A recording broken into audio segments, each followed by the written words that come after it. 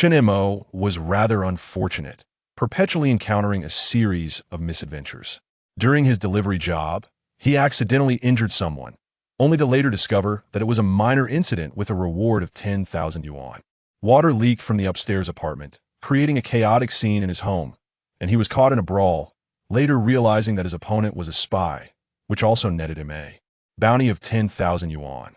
Upon purchasing a vehicle, just as he drove it out of the dealership, the brakes malfunctioned, leading to a collision and subsequent fire, although the manufacturer compensated him with 3 million yuan and a complimentary car. After heavily investing in a particular stock, the company faced a crisis, causing the stock price to plummet. Yet later, a sudden technological breakthrough resulted in a staggering 300 increase in value that a wealthy magnate offered his daughter 10 times the dowry for a prospective son-in-law. Chen Mo extravagantly presented 5 million yuan as a betrothal gift, only to have his fiancée flee on the eve of their marriage nonetheless. The magnate still granted a dowry of 50 million yuan. Who says misfortune is undesirable? Years later, achieving financial freedom, Chen Mo leaned back with an air of nonchalance, hands in his pockets, exclaiming, "This misfortune is truly splendid." Chapter 1. The more unfortunate. The more fortunate at the foot of the girls' dormitory at Mo University. Lu Yu, I am Zhangde, and I am fond of you. Chen Mo held a lavish bouquet of vibrant roses, boldly professing his feelings to the lovely girl before him.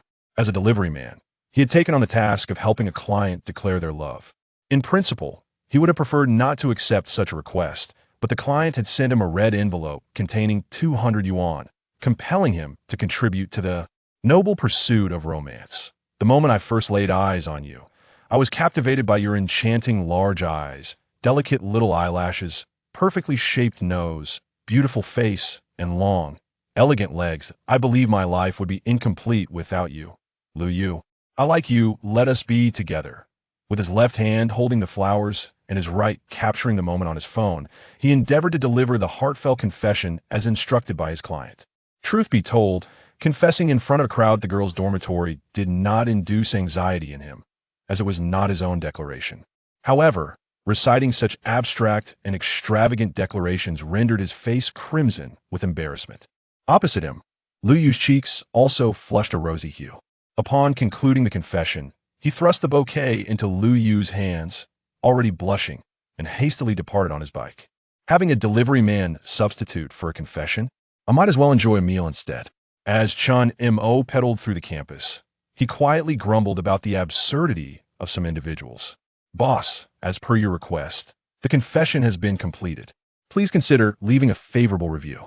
A few minutes later, Chen Mo returned to the girls' dormitory at Mo University, this time to deliver a cup of taro bubble tea ordered by another girl.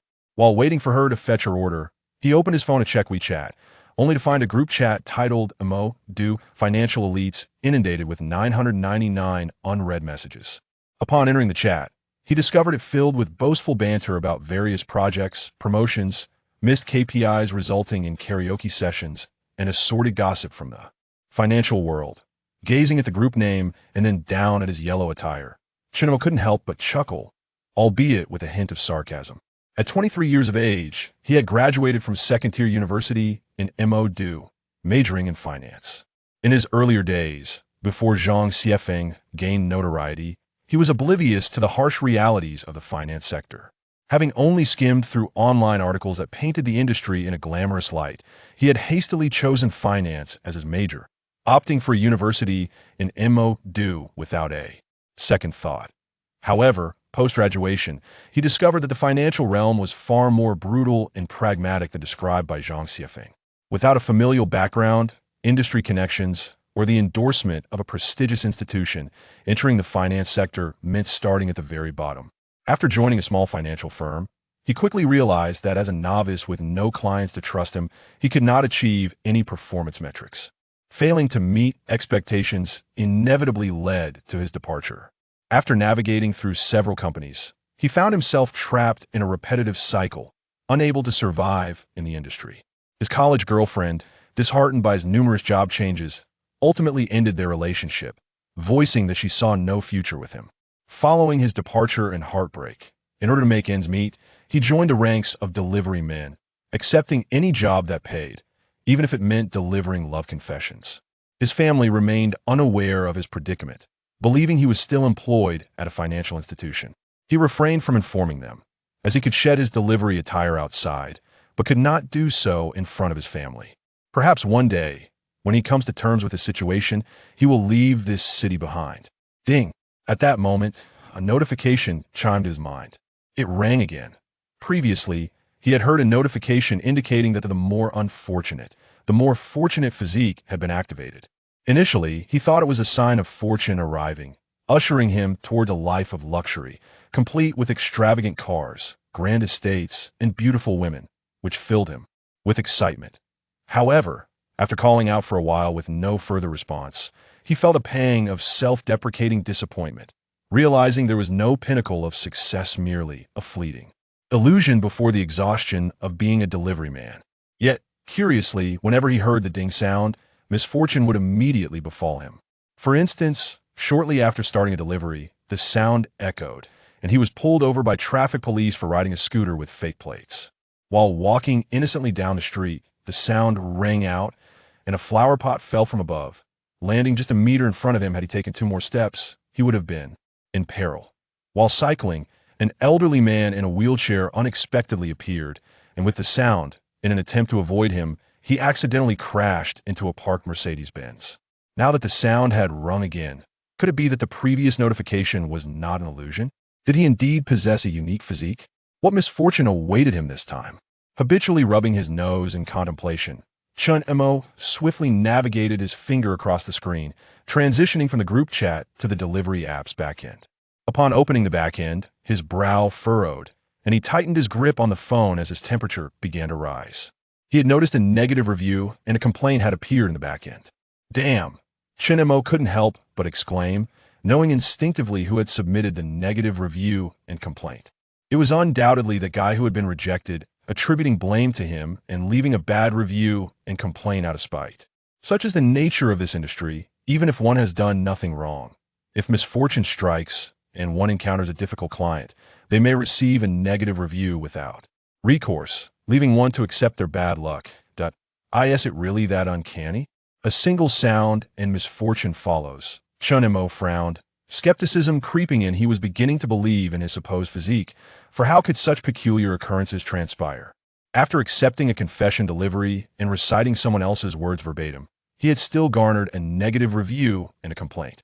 Each negative review cost him 50 yuan, and each complaint amounted to 200 yuan, totaling a loss of 250 yuan. Watching couples in the campus park, hand in hand with flowers, preparing to head to a hotel, Chen Mo momentarily lost himself in thought, a distant look in his eyes. After a long day, receiving a negative review and a complaint meant he had effectively worked for free, truly becoming a loss of 250 yuan.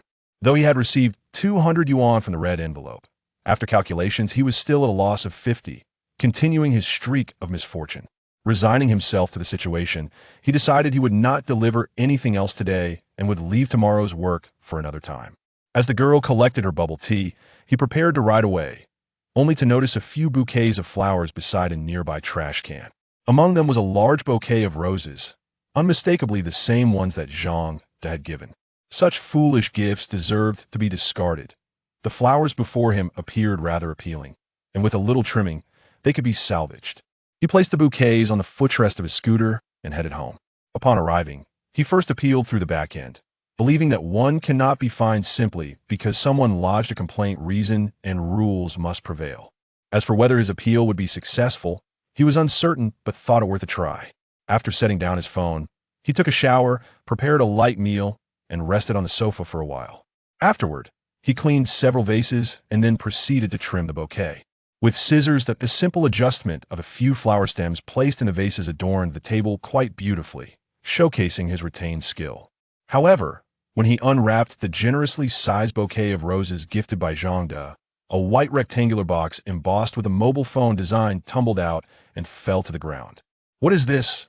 Chen Mo paused momentarily, picked up the box, and upon glancing at the information inscribed on it, was instantly taken aback. iPhone 16 Pro Max, 1 terabyte white titanium.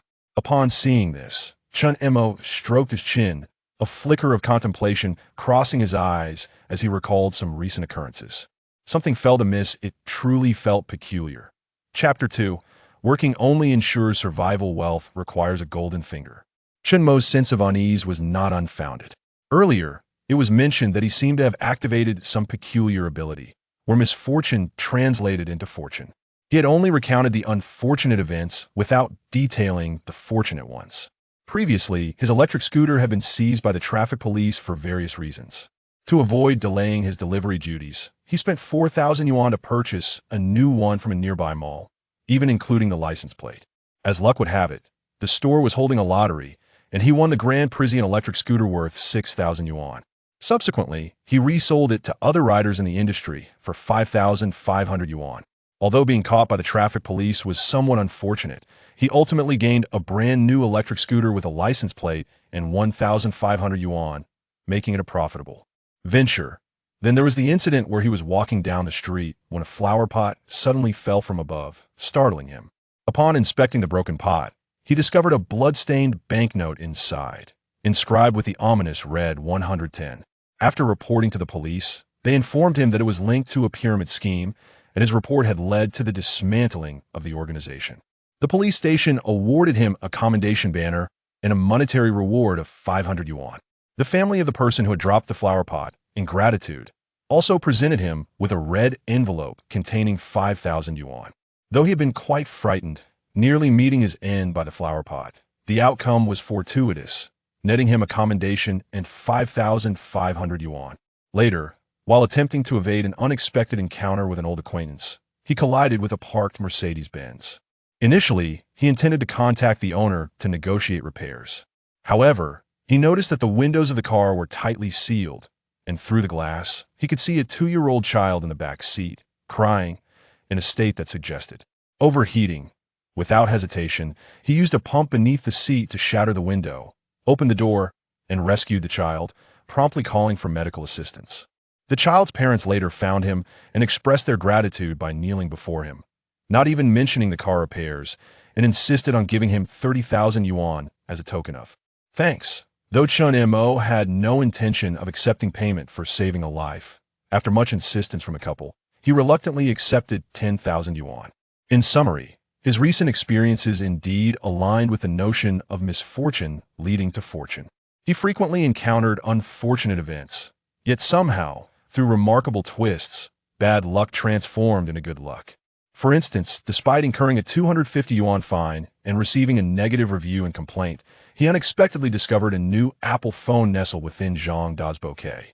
There was no room for doubt. He undoubtedly possessed a golden finger. Upon realizing this, Chen Mo's facial expression faltered, revealing an indescribable look as his heart raced with excitement. Beep beep! Simultaneously, his Xiaomi wristband emitted an alarm, indicating an elevated heart rate. Hearing the alarm snapped him out of his joyful reverie, and he rushed to the bathroom to splash cold water on his face, striving to calm his exhilarated spirit. While he had confirmed the existence of his golden finger, he was still uncertain about how to leverage it for personal gain, requiring further contemplation. After regaining his composure, Chen Mo weighed the phone box in his hands, discovering that it was not empty, which made him smile. This phone was no trifling matter. The top-tier version retails for 13,999 yuan. After deducting the 250 yuan fine from his negative review and complaint, he was left with 13,749 yuan. However, keeping this phone for personal use feels extravagant. I should sell it. Considering the situation, Chen Mo reflected on his lack of understanding regarding how to utilize his golden finger and decided against unnecessary extravagance, opting instead to save some funds. That he took photographs of the phone box from both sides, then opened WeChat to craft a post for his moments. Rejected while confessing to the goddess, selling a brand new, unopened iPhone 16 Pro Max, 1 terabyte white titanium. If interested, contact me. Slight negotiations welcome. After finalizing the text and adding 2 photos, he shielded the post from family members and promptly published it. After a long day of deliveries, he was fatigued, so he lay on his bed, indulging in some wilderness construction gameplay before drifting off to sleep. The following morning, Chen Mo's biological clock woke him up on time. Upon opening WeChat, he noticed a red notification indicating 99 interactions in his moments. Silent, gifting such an expensive phone. Have you found true love? Bro, give it to me. Let's go live in Chengdu together. I'll offer 100 yuan. Numerous university classmates commented, some offering words of consolation. Noticing several private messages in the chat bar, he saw that many were interested in purchasing his phone. Among them were offers of 13,500 yuan and 13,000 yuan, which were reasonable. However, one individual offered only 10,000 yuan, prompting Chen Mo to delete him immediately. He opened the chat from the individual offering 13,500 yuan. It was a university classmate. He typed, 13,500. Are you sure you want it? Okay. Chen Mo agreed. They arranged a time and place to meet, and after freshening up and having a bite to eat, he set out on his scooter. On his way, he noticed police officers pasting wanted posters on the walls, prompting him to stop and take a look. A level wanted notice, reward XXX, photo.jpg, description. Reward 200,000 yuan. 200,000 yuan. Chen Mo's eyes widened slightly, focusing on the information regarding the wanted individual. This was no trivial matter. However, if the police couldn't locate the individual using their advanced systems, it would be even more challenging for an ordinary person to do so. Earning that 200,000 yuan seemed a daunting task. Upon arriving at the agreed meeting spot with his classmate, they exchanged pleasantries before getting straight to the point. The other party inspected the goods, transferred the money to Chen Mo, and then unwrapped the box to check the device information. Okay, no problem. Let's grab a drink next time. With the transaction completed and both parties having their own commitments, they did not linger in conversation. As Chen Mo glanced at the funds in his bank account, he calculated his earnings. After 2 months of delivering food, he had lost a considerable amount due to his inexperience, ultimately earning close to 10,000 yuan after accounting for various deductions. However, thanks to his ability to turn misfortune into fortune, he had instead accrued 30,500 yuan and acquired a new electric scooter. Working only ensures survival. Wealth requires a golden finger. Chen Mo came to understand this principle. Days swiftly passed, and Chen Mo continued to strive to activate and utilize his golden finger. Finally, one evening, while delivering food as usual, he heard the long-awaited sound echoing in his mind. This area was an old district filled with narrow streets and alleys, making navigation complex and the lighting poor, which meant his pace was neither fast nor slow. Ding! As he approached the intersection of a small alley, he heard the ding sound just as a man wearing a baseball cap with a brim pulled low and a mask covering his face stepped out from the alley. Both Chen Mo and the man were taken aback, and before either could react, they collided, both tumbling to the ground. The electric scooter toppled over, and naturally, the meals he was delivering scattered everywhere. Not only will there be a penalty for exceeding the time limit, but also a negative review, and one must bear the expense of reordering for the customer. Most importantly, the man who collapsed appears to be of considerable age. One wonders if he has sustained any injuries from the collision. Should there indeed be any complications arising from this incident, preparations for bankruptcy will be inevitable. As he surveyed the scene of chaos before him, Chen Mo was filled with apprehension and could not help but lament that the significance of ding was only increasing with every sound. Misfortune would surely follow. Yet, what kind of twist might occur this time? Chapter 3. The Walking 200,000 Ah! At that moment, the man who had collapsed nearby let out a blood-curdling scream, interrupting his train of thought. Chen Mo's meal from the vehicle was a bowl of Lanzhou lamian, and the steaming hot soup had just spilled all over the man's face. To make matters worse, the soup, being extremely spicy, flowed into his eyes, leaving him in excruciating pain and struggling to breathe as the soaked mask clung to his face. In his agony, he instinctively removed the mask, revealing his features to Chen Mo. In the dim light, Chen Mo could see the man's face clearly, illuminated by the glaring headlights of the fallen vehicle. Chen Mo's expression turned to one of astonishment. Though he did not recognize the man, he felt an unsettling familiarity, as if he had seen him before. It quickly dawned on him that this was the individual from the wanted posters he had encountered in recent days. This was no mere fugitive. This was a walking bounty of 200,000. Just moments ago, he had pondered the nature of fate's twists and turns. And now he understood. 200,000 in reward. It was his. Who said misfortune was a bad thing? This misfortune was splendid. With thoughts racing, Chen Mo's eyes sparkled with desire for wealth as he swiftly dialed 110. Meanwhile, as the man writhed in pain, Chen Mo righted the fallen vehicle, pushing it onto the man, pinning him down and preventing him from escaping. Uncertain of the man's intentions, he firmly pressed his foot on the vehicle to ensure the man could not roll away. He remained vigilant, watching the man's hands closely. Should the man reach for any weapon, Chen Mo would flee without hesitation. Although 200,000 was a substantial sum, personal safety was paramount. He had no desire to become wealthy at the cost of his life. With his exceptional abilities, he had a bright future ahead. "Officer, I'm here. I've found him and temporarily subdued him. Please send immediate assistance." As the call connected, he quickly explained the situation. "Understood. Assistance is on the way.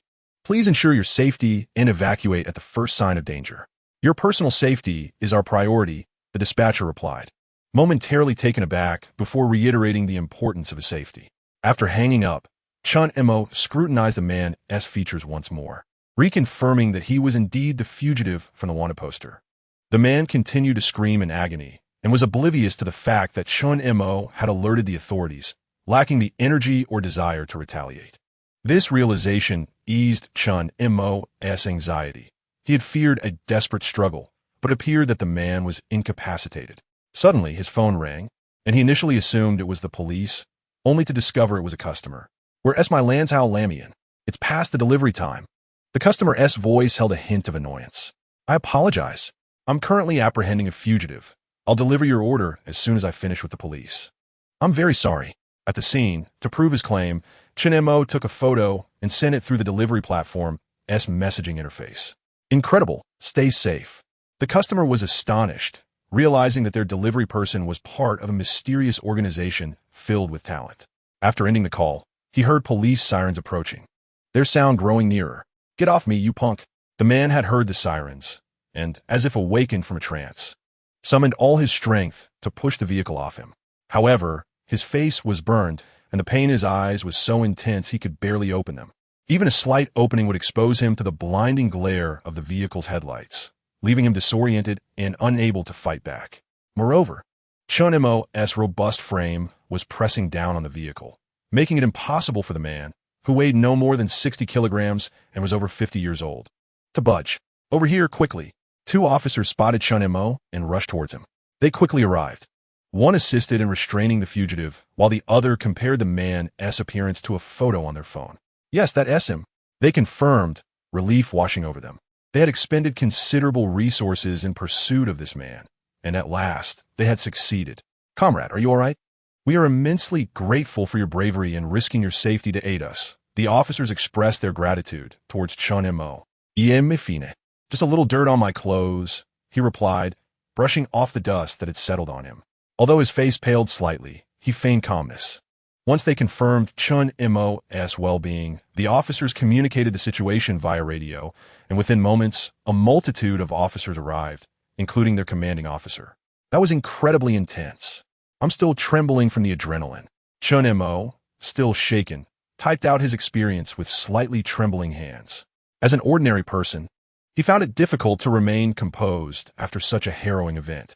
The allure of the bounty had momentarily clouded his judgment, but now, in the aftermath, he felt a wave of trepidation. A female officer inquired about the details of the bounty. Initially hesitant to bring it up, Chen Mo was quick to agree when she mentioned it. "Of course," he replied, smiling, trying to maintain a stoic demeanor in front of the police officers. Though the prospect of the 200,000 reward was difficult to suppress, he filled out his basic information, contact details, and home address, and provided a brief statement about the incident, how he encountered the fugitive and subdued him. Chen Mo spoke openly about everything. "We may hold a commendation ceremony soon. We will invite you to attend," the female officer added after recording his information. Chen Mo waved his hand, signaling that he needed no further accolades. After completing the paperwork, Chen Mo righted the vehicle and noticed it had suffered some scratches and chips in the paint. "You've earned your stripes. These marks are a badge of honor." Subsequently, he visited the Lanzhou Lamian shop and purchased a bowl to deliver to his customer. "Did you catch the fugitive?" the customer asked, curiosity evident in his tone. "Yes, I did," Chen Mo replied, raising his head slightly with a hint of pride, his hands resting in his pockets. "I I heard there's a reward for capturing fugitives. How much is it? The customer inquired. 200,000. Wow. Chapter 4. 798 buys Chen. The rest can't stand cilantro after completing his deliveries. Chen Mo exited the food delivery app. Following a period of unemployment, he found himself short on funds to survive in the bustling metropolis. Yet he was reluctant to ask his parents for assistance. Thus, he sought a job that offered flexibility and decent income to sustain himself. Food delivery seemed the perfect choice. However, he soon realized that the industry favored those devoid of individuality and thought. Although Chen Mo had only been delivering food for about 2 months, he felt his personality had been dulled, his edges softened. To meet the demands of punctuality and avoid negative reviews, he had to endure and accept many things. Some things, once tolerated the first time, can be endured a second time. If one can accept excessive demands, they may find themselves accommodating even more unreasonable ones. Previously, for the sake of survival, he had no choice but to accept the transformation of himself. However, now with tens of thousands in cash and an imminent reward of 200,000 yuan, he was single and found sufficient resources to thrive in MO without resorting to gambling, drugs, or other vices, thus freeing himself from continuing down that path. Moreover, he had acquired a unique advantage, waiting to be explored. At merely 23 years old, Chen Mo felt it was time to cultivate his individuality and thoughts. In the following days, Chen Mo refrained from logging online, opting instead for a period of rest at home. He ventured out for breakfast, bought some groceries, cooked lunch, played video games, and caught up on stock market news, sleeping whenever fatigue set in. Shedding the burdensome yellow robe, he felt as though shackles had been removed, allowing him to breathe freely. Walking along the streets, time seemed to slow, no longer in a rush. He could patiently wait at red lights without concern for others' opinions. No longer would anyone be able to criticize him. A genuine smile spread across Chen Mo's face, his demeanor remarkably relaxed. Despite receiving roses from her, he had indeed not spent the night with her. At that moment, his phone rang. The new ringtone was a testament to his overly relaxed state lately. Hello, is this Mr. Chen Mo? This is Feng. You can call me Xiao Feng, the one who registered your information. Upon answering, a familiar voice greeted him. Hello, Officer Feng. What can I assist you with? A flicker of anticipation crossed Chen Mo's eyes. Could this be about his reward? After verification, the criminal suspect had been identified, and through interrogation, the case had been successfully resolved. The higher-ups decided to hold a commendation ceremony tomorrow. Would he be able to attend? As expected, Xiao Feng's call concerned the case. I merely contributed a modest effort. I don't believe I'll attend the ceremony. The accolades belong to the hard-working officers. After some contemplation, Chen Mo declined the invitation, finding such formal occasions too serious for his liking. Additionally, he was aware that media coverage would be inevitable, leading to exposure of his identity. Even if the culprit was apprehended, one could never be certain if accomplices or relatives remained at large, seeking revenge. Since you cannot attend the ceremony, your reward will be transferred to you after the event concludes. The reward is exempt from individual income tax, so please keep an eye on your banking information. Additionally, a commemorative banner will be presented to you once everything is settled. Xiao Feng did not press the matter further, simply mentioning the reward and the banner. After expressing his gratitude, Chen Mo hung up, glancing at the banner hanging on the wall with a bemused smile. It seemed there were to be 2 banners after all. The next day, Chen Mo came across news online about the commendation ceremony, where the police publicly announced the resolution of a significant case, crediting a delivery worker from a certain platform with playing a crucial role. According to the previously released wanted notice, this delivery worker would receive a reward of 200,000 yuan and a commemorative banner. The news quickly ascended to trending status. Remarkable, the delivery worker truly seems capable of anything. A 200,000 yuan reward, along with a hammer for delivery. Chen Mo mused that were he to obtain this reward, he would purchase a Chen for 798 and spend the rest avoiding coriander. In such situations, it was indeed the delivery workers who acted. They traverse every street and alley. A walking 200,000 yuan, regrettably not in his possession. Regretful? The lives at stake were not his. Could he surpass that? This particular delivery service had saved itself $1 million in advertising costs. Discussion érupted, as many envied Chen Mo's fortune. Even with a monthly salary of 10,000, it would take nearly 2 years to accumulate 200,000. You might not believe it, but that delivery worker was bringing my food when I called to inquire about the delay. He mentioned he was on a call. At that moment, a highly rated comment caught everyone's attention. The individual shared a screenshot of the chat log from a certain delivery platform, showcasing Chen Mo's conversation with the delivery worker. 666. 11 calls, yet he had time to snap a photo. This guy is impressive. The delivery worker remarked, just a casual call, easily managed with one hand. He exceeded the time limit. You wouldn't dare leave a bad review, would you? Of course not. I'm giving him a good review. He knows my address. I worry he might take matters into his own hands. Reading the comments online, Chen Mo couldn't help but smile broadly, nearly laughing out loud. Was this what it felt like to be a celebrity, basking in adoration? It seemed quite delightful. Ding dong. While continuing to peruse the comments, the station manager sent him a message. Chen Mo, the headquarters called.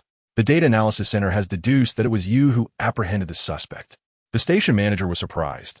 Chen Mo hadn't logged in for days, and he had assumed something had occurred, only to discover he had quietly captured suspect. The headquarters, upon viewing the news, utilized data analysis to identify the delivery workers active in the vicinity, discovering that only Chen Mo's location had lingered there for several minutes. Given Chen Mo's absence from the platform for days, they preliminarily identified him as the individual involved. That's me. A hint of astonishment flickered across Chen Mo's face. He hadn't anticipated that the headquarters would recognize him. However, considering their phone tracking was always active, it was indeed easy for them to ascertain. In light of your courageous actions that provided crucial assistance to the police and positively impacted the company's image, the headquarters has decided to award you a cash reward of 30,000 yuan. Our station will also grant you an additional 3,000 yuan. The station manager promptly sent another message. Is this for real? Chen Mo replied, astonished, feeling somewhat skeptical. The company was usually stringent with commissions and deductions. When have they ever been so generous? It felt foreign. Is there any doubt? Just check the announcement. The station manager sent a screenshot of the company's official social media post, which stated, our delivery worker displayed extraordinary bravery, disregarding personal safety to assist the police in apprehending criminals. This not only showcased individual heroism, but also exemplified our company's commitment to fostering a positive energy team culture. Therefore, we have decided to award this delivery worker a cash reward of 30,000 yuan to encourage such noble behavior. Indeed, the station manager had not exaggerated. The headquarters had indeed granted him a reward of 30,000 yuan. Yet, since screenshots could be fabricated, he decided to open Weibo to verify the company's official post for himself. Upon opening it, the pinned post matched the one in the station manager's screenshot, confirming the existence of the 30,000 yuan reward. Incredible, this delivery worker directly secured a 203 in data. A total of 230,000 yuan. With a monthly salary of 10,000, it would take 2 years to earn that. He envied it immensely. The delivery service had finally accomplished something noteworthy. It was not entirely their own merit, as they had borrowed significant recognition from others to enhance their reputation. As for the self-promotion, as long as they were willing to pay, it was acceptable. Chen Mo glanced at the comments with a casual smile, unfazed by the situation. The company was leveraging his circumstances for publicity while he received 30,000 yuan, a win-win situation with no downsides. Even if it didn't compensate him, the company could still utilize this incident to enhance their image, leaving him powerless to object. However, he anticipated that this stroke of bad luck would lead to further fortunate developments. Chen Mo, please come by the station shortly, the station manager messaged him. He was not surprised. There would undoubtedly be a ceremonial aspect to the reward, necessitating his presence as the main character. After all, the company would likely continue to publicize the reward. Coincidentally, he had some matters to attend to at the station. Beep. At that moment, Chen Mo received another notification on his phone. Your debit card account 1234 received an income of 2,000,000 yuan via online interbank transfer on August 14th. Leaving a balance of 243,264.36 yuan. Chen Mo squinted his eyes, meticulously counting the figures in the message several times before finally feeling at ease. Although this 200,000 yuan was practically guaranteed, it was the moment it officially arrived that his anxious heart finally settled. Previously, when he joined the Huangpao army, he could barely muster 10,000 yuan in his account. Now, with an additional 30,000 yuan from company rewards and 3,000 yuan from a station, his balance had swelled to approximately 276 million yuan, nearing 300,000.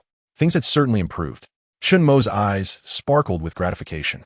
He sent a message to Xiao Feng to inform him of the money's arrival. After having lunch at home, he hopped on the little electric scooter that had lain unused for several days and made his way to the familiar station. Xiao Chun, congratulations. You've been quietly achieving great things. No wonder we haven't seen you around lately. Brother Chen Mo, I believed in your potential for a long time. Later, let me treat you to dinner. We should celebrate together. As soon as Chen Mo arrived, familiar colleagues at the station congratulated him, jokingly.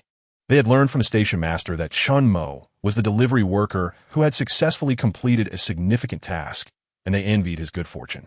After exchanging greetings with everyone, Chen Mo went directly to the station master.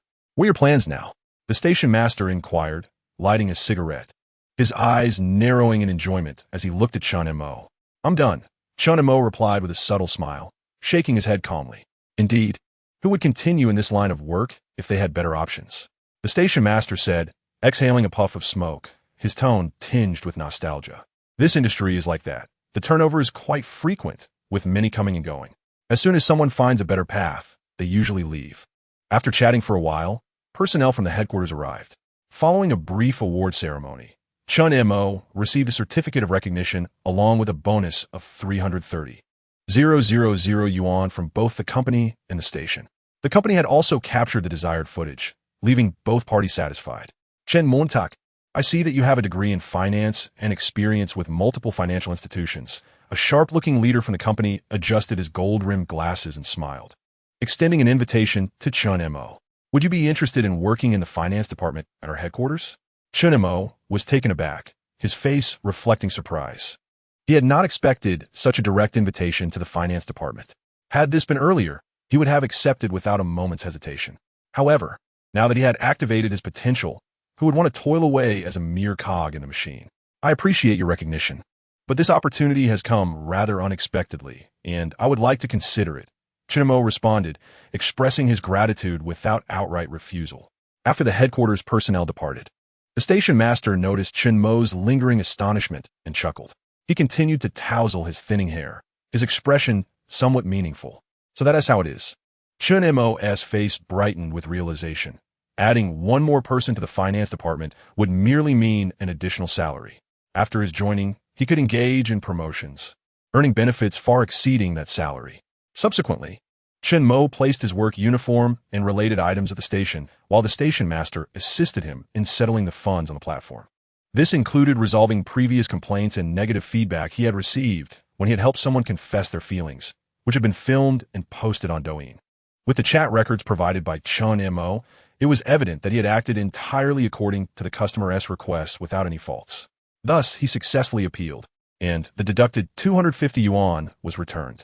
In the end, he was left with the electric scooter that had weathered storms alongside him.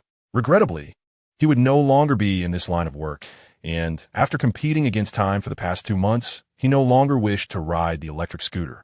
If it were to remain by his side, it would only gather dust downstairs, which seemed a waste. However, realizing that the scooter was meant to roam through wind and rain, Chen Mo felt he could not restrict its future and thus decided to sell it. Who wanted a nearly new electric scooter? It was instrumental in bringing down Tong and capturing him. Do you see these scratches? Each scar is a badge of honor and achievement. A good steed possesses spirit. An electric scooter is still a donkey at heart. And perhaps its spirit can help you find your next Tong.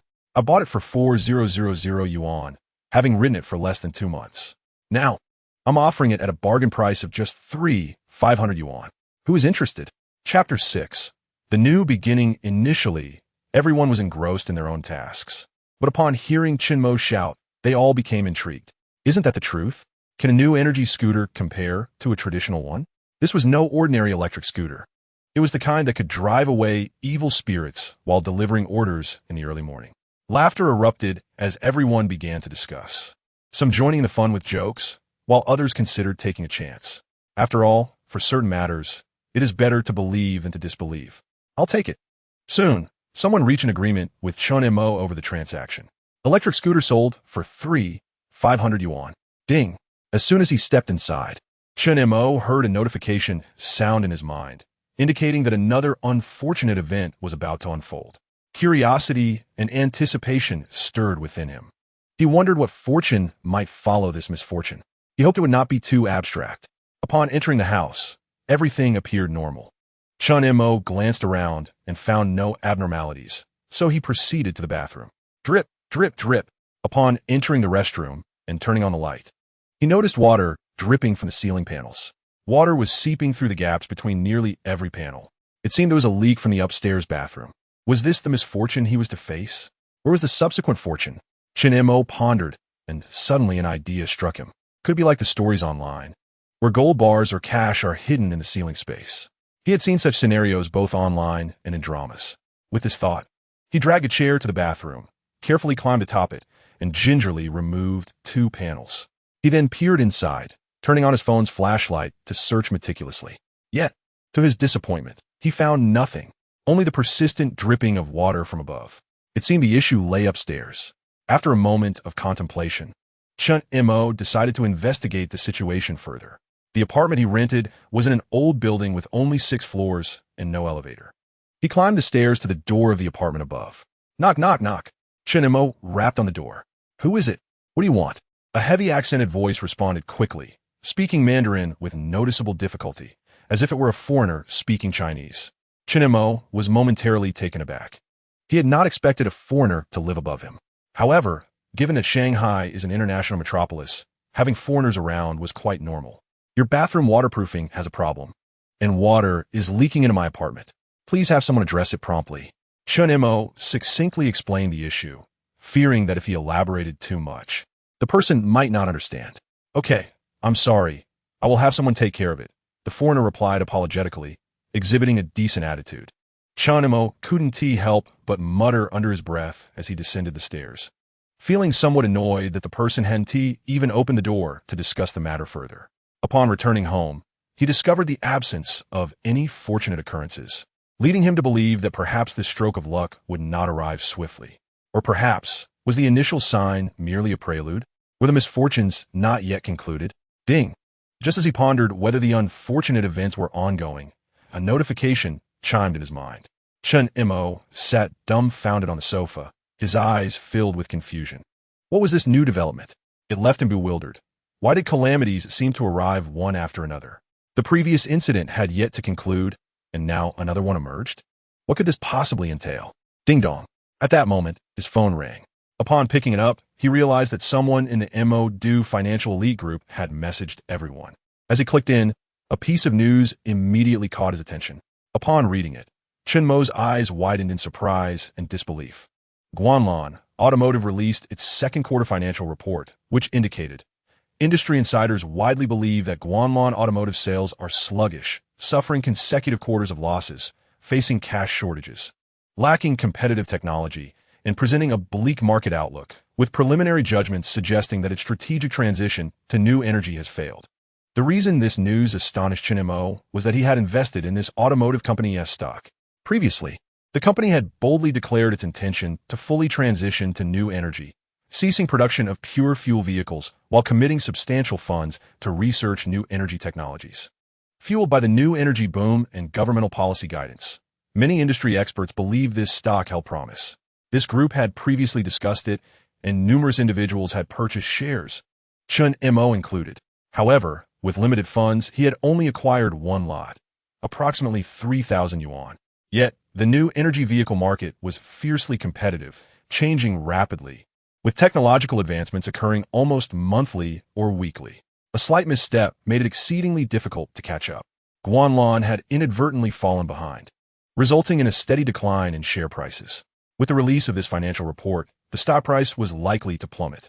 Chen Mo opened his stock trading software and, indeed, saw that his holdings in Goldmine Automotive were marked in a vivid green tint. Including today's losses, he had nearly lost 30% on this stock. Could that previous notification have been due to this stock? Chen Mo stroked his chin, a glimmer of contemplation crossing his eyes. Just after the notification, his phone rang, leading him to this news and that alarming green 10. Clearly, the unfortunate event had already transpired. The pivotal question remained: how would the ensuing fortune materialize? Was it possible that this stock would soon experience a significant turnaround? Chen Mo's eyes sparkled with realization as a possibility dawned upon him. He possessed a unique advantage. His extraordinary disposition seemed almost supernatural.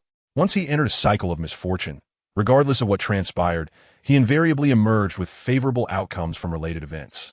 The misfortune linked to this incident involved Goldmine automotive stock. Thus, a subsequent reversal was likely to occur within this stock as well. If he were to purchase shares now, wouldn't he reap substantial rewards after the turnaround? Chen Mo's eyes gleamed brighter. He felt as if he were gradually uncovering a method to maximize his profits through his inherent abilities. Chapter 7. Miraculously, your emperor has returned. Should he refrain from purchasing and simply observe? Once a turnaround occurred, the stocks he had initially bought would undoubtedly surge. This was the benefit he would gain by remaining uninvolved. However, if he acquired more shares, he would benefit even more once a significant turnaround unfolded.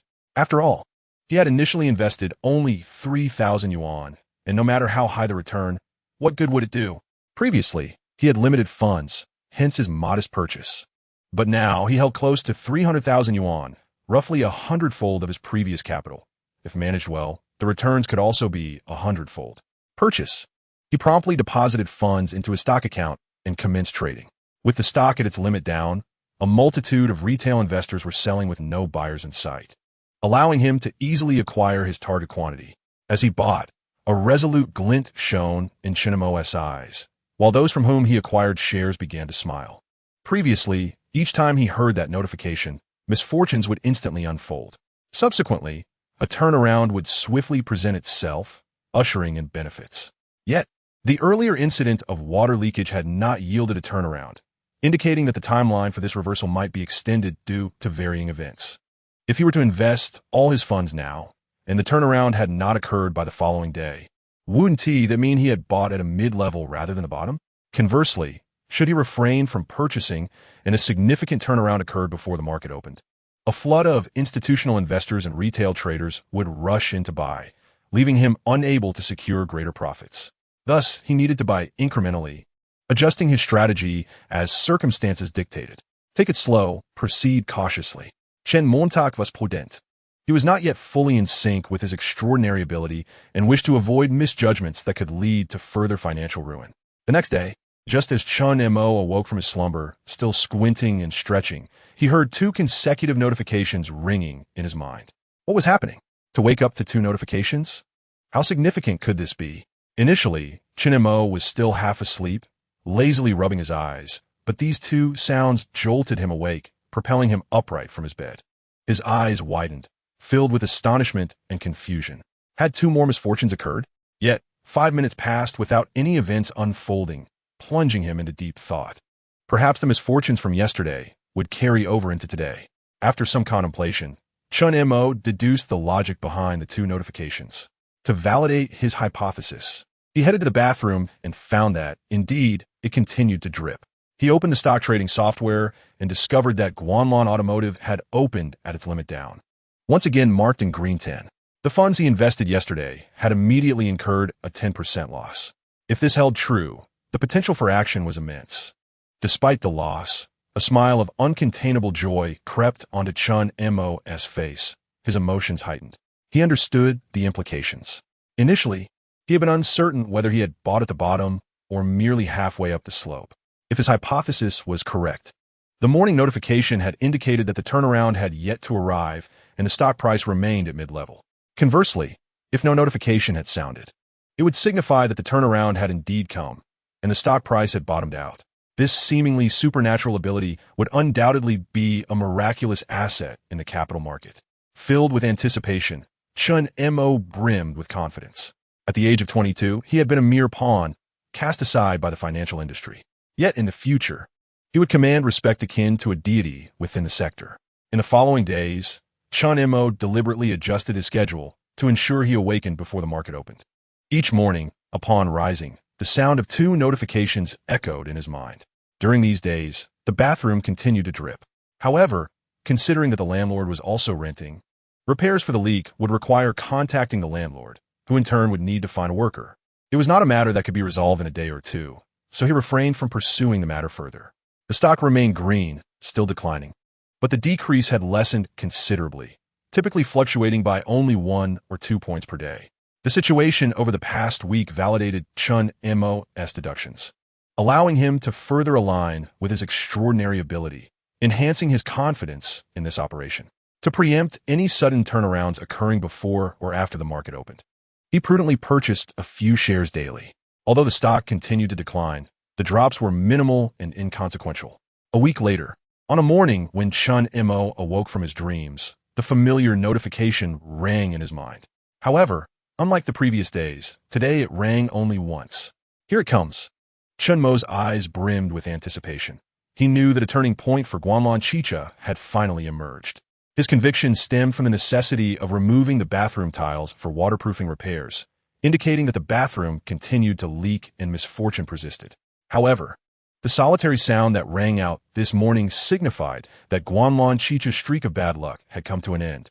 In other words, the stock price of Guanlan Chicha had reached its nadir, and he could seize the opportunity to buy at the bottom. With a bit of time remaining before the market opened, he washed up and prepared a light breakfast. Subsequently, he accessed the stock of Guanlan Chicha, where numerous comments filled the discussion section, yet the prevailing sentiment was one of despair. Many sought to exit their positions, but there were no buyers willing to step in. After a week without any positive news regarding Guanlan Chicha, the prospect of a recovery seemed distant. Thus, retail investors would always find themselves outmatched by institutional players. Chen Mo shook his head, reflecting on the stark reality. Retail investors faced far greater challenges in obtaining insider information compared to institutions, which often had scouts everywhere and were privy to critical information well in advance, consistently staying a step ahead. How could retail investors compete in such an environment? While they operated on the first level, the institutions were already on the 5th. Yet, he mused, he was in the stratosphere. A subtle smile graced Chen Mo's lips. Before long, the clock struck 9:30 and the stock market opened. Guanlan Chicha began trading in the red, but after a week of decline, the downward trajectory had considerably lessened. Without further hesitation, Chen Mo commenced his purchasing spree. At this juncture, with sufficient capital, one could acquire as many shares as desired. The stock price of Guanlan Chicha stood at 20 yuan per share, and Chen Mo retained only a modest sum for personal emergencies, channeling the rest into the stock.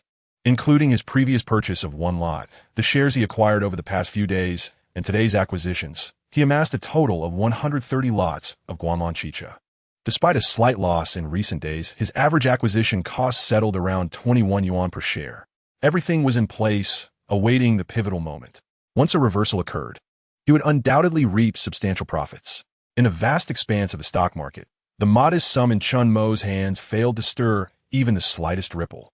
Even within Guanlan Chicha, his activities went unnoticed, save for the occasional observation of a completed transaction.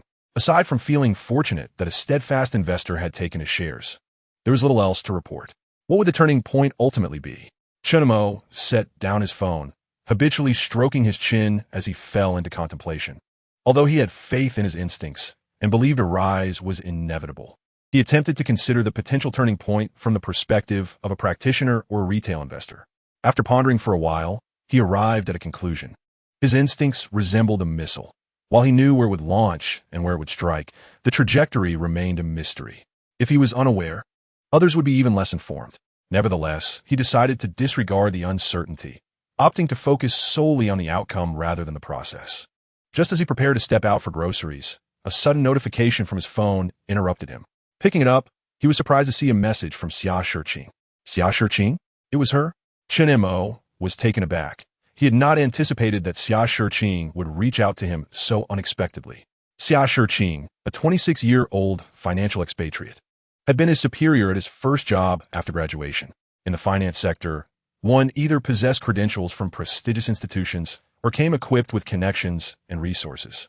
Xia Shiqing graduated from a renowned overseas university, with relatives among the partners of a prominent firm, and swiftly ascended to the role of supervisor due to her capabilities and family backing. Initially, Colleagues expressed some discontent regarding her rapid promotion, yet her stunning beauty rendered such grievances trivial. Although she was not aloof in the workplace, her striking appearance often created a barrier, leading to limited interactions outside of work-related matters. While Chen Mo had worked under her supervision, their relationship remained strictly professional, devoid of personal ties. Now, having left the company for over half a year, Chen Mo wondered why Xia Shiqing would suddenly send him a message. Chen Mo, I noticed you've heavily invested in Guanlan Chicha. Do you have any insider information? Upon opening the message, a look of realization crossed Chen Mo's face. It was indeed about this matter. No wonder she reached out to him. He was not surprised that she was aware of his trading activity, as his account had been activated upon joining the first company, with all transactions processed and executed through institutional channels. For risk monitoring purposes, the institution could also view every transaction record. Thus, Xia Shiqing, as a supervisor, had the legal authority to access his trading history. However, he had not expected her to take notice of his relatively minor transactions. Furthermore, given her final comment, did she suspect he had insider information? I simply wanted to experiment with the Wang Duyu stock trading method. I am unaware of any other factors, Chen Mo replied, his fingers tapping rapidly on the screen. He was certain of a rise, but could not articulate the reasons behind it, which hardly constituted insider knowledge, did it? In a tall, elegant office building in Lujiazui, a spacious room illuminated by sunlight through glass walls revealed a stunning woman seated before her computer. As she read Chen Mo's message, her delicate fingers danced lightly across the desk, a glimmer of contemplation flickering in her captivating eyes. She had a vague recollection of Chen Mo, average qualifications, no connections, and adequate abilities. His demeanor was steady, rarely taking risks. Given the recent trading volume, price fluctuations, and the company's reported losses, she had kept a closer watch on Guanlan Chicha, ultimately discovering Chen Mo's account in the company's trading records, where he had been gradually accumulating shares, particularly following the market's opening. He had invested over 200,000 yuan in total. Knowing Chen Mo's financial situation, she surmised that this was likely his entire fortune. Industry consensus suggested that Guanlan Chicha had almost no chance of recovery, rendering the stock unworthy of investment, something even retail investors recognized. Retail investors would not dare to engage with a stock under such circumstances, let alone someone like Chen Mo, a professional in the field. Especially considering her recollection of his cautious trading style, such an unusual decision could only imply one thing: insider information. Well, let's not get too carried away and waste money, Xia Shiqing thought as her slender, fair fingers danced gracefully over the keyboard. She understood that Chen Mo grasped her implication, yet it was evident he was unwilling to divulge more. As for the notion of emulating the Wang Duyu trading method, she dismissed it outright. Do you have 10 billion? Then you could try. She did not doubt that Chen Mo had insider information regarding Guanlan Chicha. His lack of connections in finance did not preclude him from possessing valuable insights from other industries. Sometimes, even a regular member of a key project team could provide information of immense value. Her only uncertainty lay in the veracity of this insider information. Given her position as a department supervisor, any investment she made would involve substantial sums, and if the rumored insider information proved false, the consequences could be severe. Especially considering the considerable pressure she faced recently, she could not afford to make mistakes. Perhaps I should give it a try. Perhaps it was the sixth sense of a woman at play, leading her to ultimately decide to take a chance. After all, there is no profession devoid of risk. However, she intended to purchase a small amount herself, ensuring that even if the information turned out to be false, the loss would be minimal. As a manager within the institution, she was required to submit a written application to the compliance department before buying stocks, detailing the target of the transaction, quantity, timing, and rationale, which needed approval prior to execution. Having gone through this procedure numerous times before, she promptly acquired 130 lots, matching the amount purchased by Chen Mo. If he was willing to gamble such funds, she too was ready to do so, especially since she was wealthier than him and could absorb the loss. He was aware of Xia Shiqing's intentions, yet such valuable information could not be casually shared with an acquaintance. Although the news would likely become common knowledge soon, its value lay in the timing. The sooner one received the information, the sooner one could act and reap greater rewards. As the clock struck 5, the stock market had already closed. At that moment, Chen Mo finally came across the eagerly anticipated news. On Saturday morning, the following day, a world-renowned telecommunications giant from the south would personally lead a delegation to the headquarters of Goldmine Automobile to discuss potential collaborations regarding new energy vehicles. Big developments were on the horizon. Upon reading this news, Chen Mo could not help but take a deep breath, his excitement palpable. In the past, he had envisioned numerous scenarios, such as Goldmine Automobile being acquired by a major international traditional car manufacturer. While Goldmine's new energy technology might be considered mediocre domestically, it held value in the eyes of some foreign traditional car companies, potentially compensating for their shortcomings in this area. Alternatively, a revolutionary breakthrough in technology could restore Goldmine's competitive edge, or new investors could emerge. However, he never anticipated that the outcome would be the unexpected collaboration with a telecommunications giant from the south. Who else could it be but Huazi? Who would have imagined such a partnership? Chen Mo found himself at a loss for words. A telecommunications giant collaborating with an automotive company? What an abstract notion. Though he did not fully comprehend this collaboration, he could not deny that the news was indeed monumental. With Huazi's brand appeal and robust technical expertise in both hardware and software, coupled with a formidable influx of traffic, the future of Goldmine Automobile was difficult to predict. Even without considering the long-term implications, it was certain that in the short term, this would lead to substantial benefits, and the stock price would undoubtedly soar. He was poised to reap the rewards. Chen Mo felt elated. The prospect of profit from the stocks was one aspect, while the other was that he had once again aligned with his golden finger, correctly discerning some of its operational mechanisms. At that moment, his phone chimed. Upon opening WeChat, he discovered a message from Xia Shiqing. "Hello, President Wang." Seeing those words nearly caused him to lose his composure. He had never realized how humorous Xia Shiqing could be. It seemed she had received the news and was aware that Goldmine stock would rise. It was all just a coincidence. He believed it. The screenshot revealed that Xia Shiqing had purchased Goldmine Automobile shares after their conversation, and he noticed that she had, like him, acquired 130 lots. Chen Mo paused, momentarily stunned, and then his face was filled with astonishment and surprise. He could not ascertain the veracity of the information, yet she had boldly invested over 200,000. This woman was remarkably intelligent and audacious. Moreover, she was indeed affluent. However, Xia Shiqing had indeed placed a successful bet. On Monday, he would register an account with another institution. If he continued using this account, every transaction would be monitored by Xia Shiqing. Would his financial secrets be entirely exposed to her?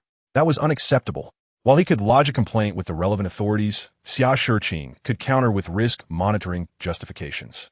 In short, if he wished to keep his financial secrets from Xia Shiqing, the best course of action would be to switch to another brokerage firm and open a new account. At Lujiazui, within a certain financial institution, Xia Shiqing sat in her office before the computer, leaning back in her chair, her eyes glimmering with curiosity. Previously, she had suspected Chen Mo of possessing insider information. Yet she only partially believed it, which is why she had only purchased a small amount.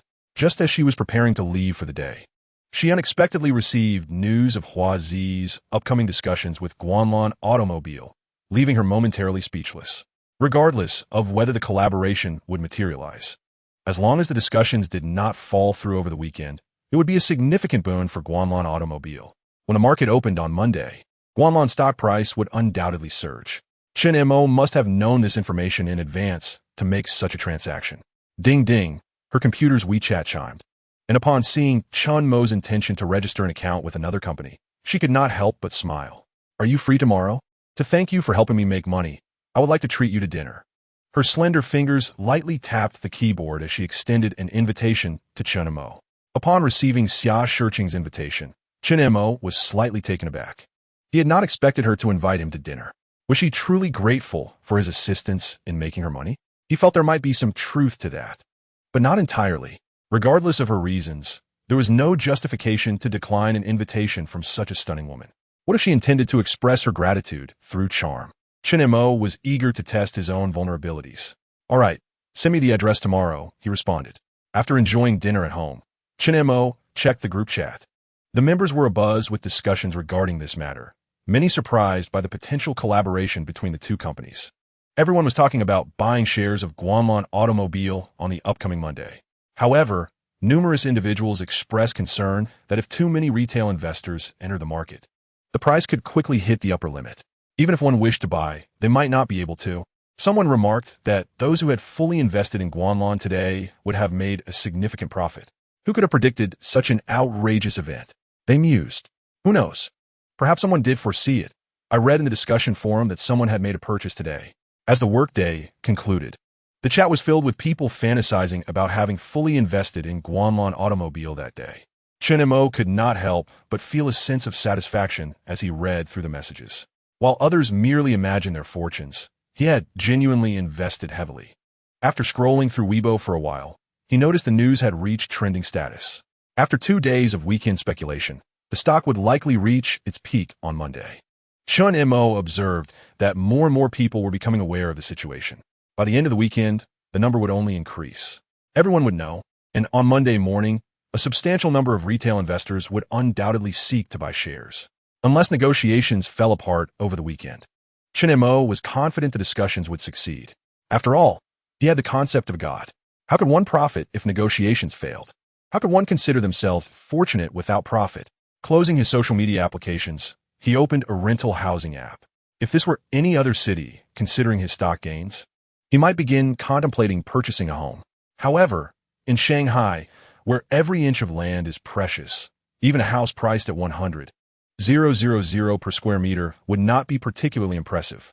His funds were still insufficient in the Shanghai real estate market. Renting would be the best option for now. Chen Mo felt no dismay. In the future, he would be able to afford even the most expensive properties. After browsing for a while, he saved a few promising listings and then began watching short videos. A night passed without incident. The following day, Xia Shiqing sent him the address. Chen Mo took the time today to study fashion and refine his hairstyle. Before stepping out, he made a point to glance in the mirror. Indeed, he looked exceptionally handsome. Gazing at his reflection, Chen Mo felt certain that he was the most dashing figure on the street. Every young man, before leaving home, believes himself to be the most handsome in the vicinity. However, upon venturing out, one often discovers they may appear rather ordinary. In Chapter 10, Apologies Are Human Nature, Chen Mo recognized this phenomenon. In the fashion capital of Mo, the streets were filled with trendsetters and stylish individuals. With every few steps, he encountered street photographers. Compared to these fashionable professionals, his carefully curated outfit seemed remarkably mundane. At that moment, Wang Yanbing realized that the distinction between a standout ensemble and an ordinary outfit lies deeper than mere appearance. A profound sense of disappointment washed over him, affecting everyone who passed by. Once his stock holdings were liquidated, he resolved to revamp his wardrobe. Following the address provided by Xia Shiqing, Chen Mo hailed a taxi directly to the location. He had seen online that it was a Chinese restaurant with an average cost of 1,500 per person.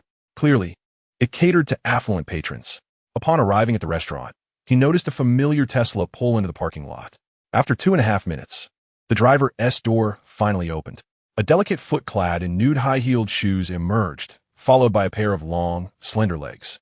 Then, Chen Mo beheld the long-awaited Xia Shiqing disembarking from the vehicle. After several months apart, she remained as radiant as ever. Her stature, akin to a towering bamboo, exuded an inherent charisma at 172 centimeters tall. She wore a beige silk blouse paired with a custom navy blue skirt suit. As she walked towards him, her movements were both light and powerful, embodying the elegance of a professional while retaining a uniquely feminine grace. Her lustrous black hair cascaded down her shoulders, the ends styled in cascading tea-colored waves, framing her face beautifully. Soon, Xia Shiqing stood before Chen Mo. Given her height of 172 centimeters, enhanced by high heels, they were nearly eye to eye, making it necessary for Chen Mo to look directly ahead to appreciate her flawless visage. Her face, a quintessential Eastern oval, seemed as though it had been sculpted with precision, devoid of any imperfection. With only a hint of makeup, she exuded an otherworldly beauty. "I apologize for keeping you waiting. I was just changing shoes in the car," Xia Shiqing said with a slight smile, her eyes sparkling like a crescent moon. "It's quite all right, I just arrived myself." Chen Mo replied, waving his hand dismissively to mask his astonishment. At that moment, he recalled a saying from Tong Jinsheng: "When observing a woman, begin with her eyes." If you find she isn't looking at you, then it is permissible to admire her legs. Glancing into Xia Shiqing's eyes, he noticed she was engrossed in her phone, seemingly checking reservation details. Consequently, his gaze shifted downward to her long, fair legs, flawless and smooth, a stark contrast to the artificial images often seen on social media. Do you find them appealing? Xia Shiqing teased, playfully waving her handbag in front of him, her beautiful eyes casting a light-hearted glance his way. Chen Mo acknowledged that he had indeed changed. He would not have dared to admire her legs so openly in the past. My apologies, Chen Mo said, feeling a twinge of embarrassment. There's no need for that, Xia Shiqing replied, lightly covering her mouth with her delicate hand, laughing softly. She sensed that Chen Mo remained fundamentally the same, still quite the earnest individual. I apologize not for the gaze, but for the impure thoughts that crossed my mind. Chen Mo clarified. Xia Shiqing blinked in surprise, quickly grasping the essence of his statement, unable to suppress a smile. It was evident to her that Chen Mo was no longer the steady and straightforward subordinate he once was. Shall we head inside? She suggested. Together, they entered the restaurant, where a waiter escorted them to their reserved table. After sitting down, Xia Shiqing placed her handbag on the adjacent chair. From his vantage point across the table, Chen Mo couldn't help but notice her hidden talents, which were truly impressive. They perused the menu and casually ordered several signature dishes. As Xia Shiqing had driven, she opted not to drink alcohol, and Chen Mo, who rarely indulged, agreed. Instead, they chose a pot of rose tea, which pleasantly surprised them with its fragrant aroma reminiscent of the Yunnan flour cakes he had tasted before. While waiting for their meal, they sipped tea and engaged in light conversation. Which company are you with now? She casually inquired, leaning back in her chair and fiddling with her Van Cleef Arpels black onyx clover necklace. I'm currently unemployed, a free agent, Chen Mo replied, taking a sip of tea with a relaxed demeanor. Regardless, I must thank you for the wealth code you provided. Xia Shiqing raised her teacup, her eyes sparkling. A toast to you, in place of wine. Most would hesitate to use such a code. Chen Mo lifted his teacup in response, alluding to their shared profession. Isn't our line of work characterized by greed and fear? Those who are greedy profit, while those who are fearful may suffer losses. I can afford to take the risk.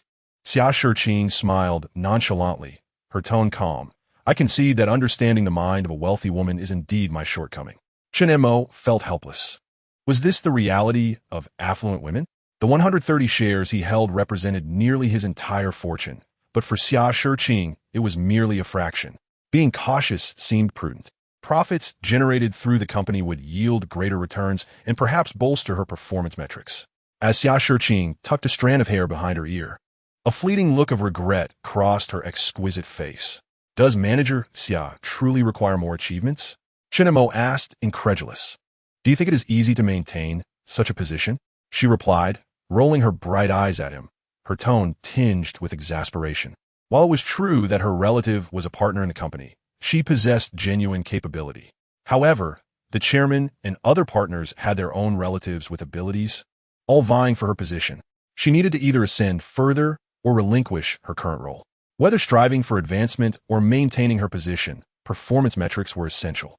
Thus, the pressure to deliver results weighed heavily upon her. Indeed, I once considered the prospect of surpassing you, but alas, upon hearing this, Xia Shiqing couldn't help but smile. Those under her command all harbored aspirations of claiming her position. If you happen upon another wealth code, do let me know. I would be grateful.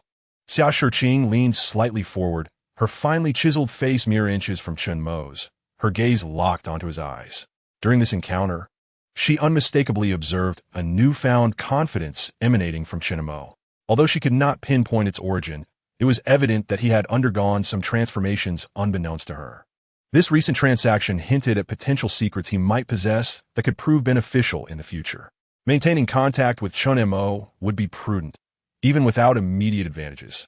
It was a worthwhile pursuit. Moreover, she felt an instinctual sense that Chen Mo could bring her fortune, a hunch that had proven reliable in the past. As Xia Shiqing's alluring presence drew near, even the rhythm of Chen Mo's heartbeat quickened. Fortunately, he had removed his Xiaomi bracelet before stepping out. Otherwise, it might have been incessantly beeping, a rather embarrassing prospect. Are you employing the charms of beauty to ensnare me? Chen Mo adjusted his emotions and met Xia Shiqing's gaze without flinching, asking with a hint of intrigue, Chapter 11. Can it be paid in installments? I like to try the art of seduction. Xia Shiqing leaned back against her chair, a strand of hair brushing behind her ear as she took a delicate sip of tea. That depends on the value of the wealth code you provide, she replied, neither confirming nor denying her intentions. While she had never employed the art of seduction, she was open to the idea, especially since she possessed a certain charm herself. It all boiled down to whether it was worth it. Of course, there was Lao Deng, who was a different matter altogether. Though he had shown interest in her before, she couldn't be bothered with him. She despised those who disrupted others' families and would never engage in such behavior herself. Besides, did those like Lao Deng even have the capability? If Chen Mo could truly offer her irresistible value, why would she refuse? If he could not, then they could simply remain good friends and let things be. Upon hearing this, a flicker of surprise crossed Chen Mo's eyes. Was Xia Shiqing serious? She seemed to sense his thoughts, perhaps feeling that Chen Mo had helped her earn money, or simply in a good mood that day, or maybe because she found him to be a pleasant listener. She intended to share some things she had never revealed before. Let me tell you a story, Xia Shiqing began. Both her parents were finance scholars, regarded as the golden couple of their university. After graduation, they married and entered the finance industry. Not long after, she was born, prompting her mother to resign and become a full-time homemaker. Initially, their family of 3 was very happy. However, as time passed, perhaps due to the monotony of their relationship or the overwhelming temptations of the finance sector, her father had an affair, which ultimately led to their divorce, with her father willingly relinquishing custody.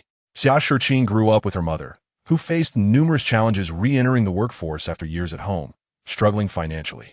Her mother's experiences and her own childhood hardships instilled in her a profound understanding. Love is the most unreliable thing. Only money can be depended upon. Additionally, her studies abroad and subsequent entry into the finance industry further reinforced this belief.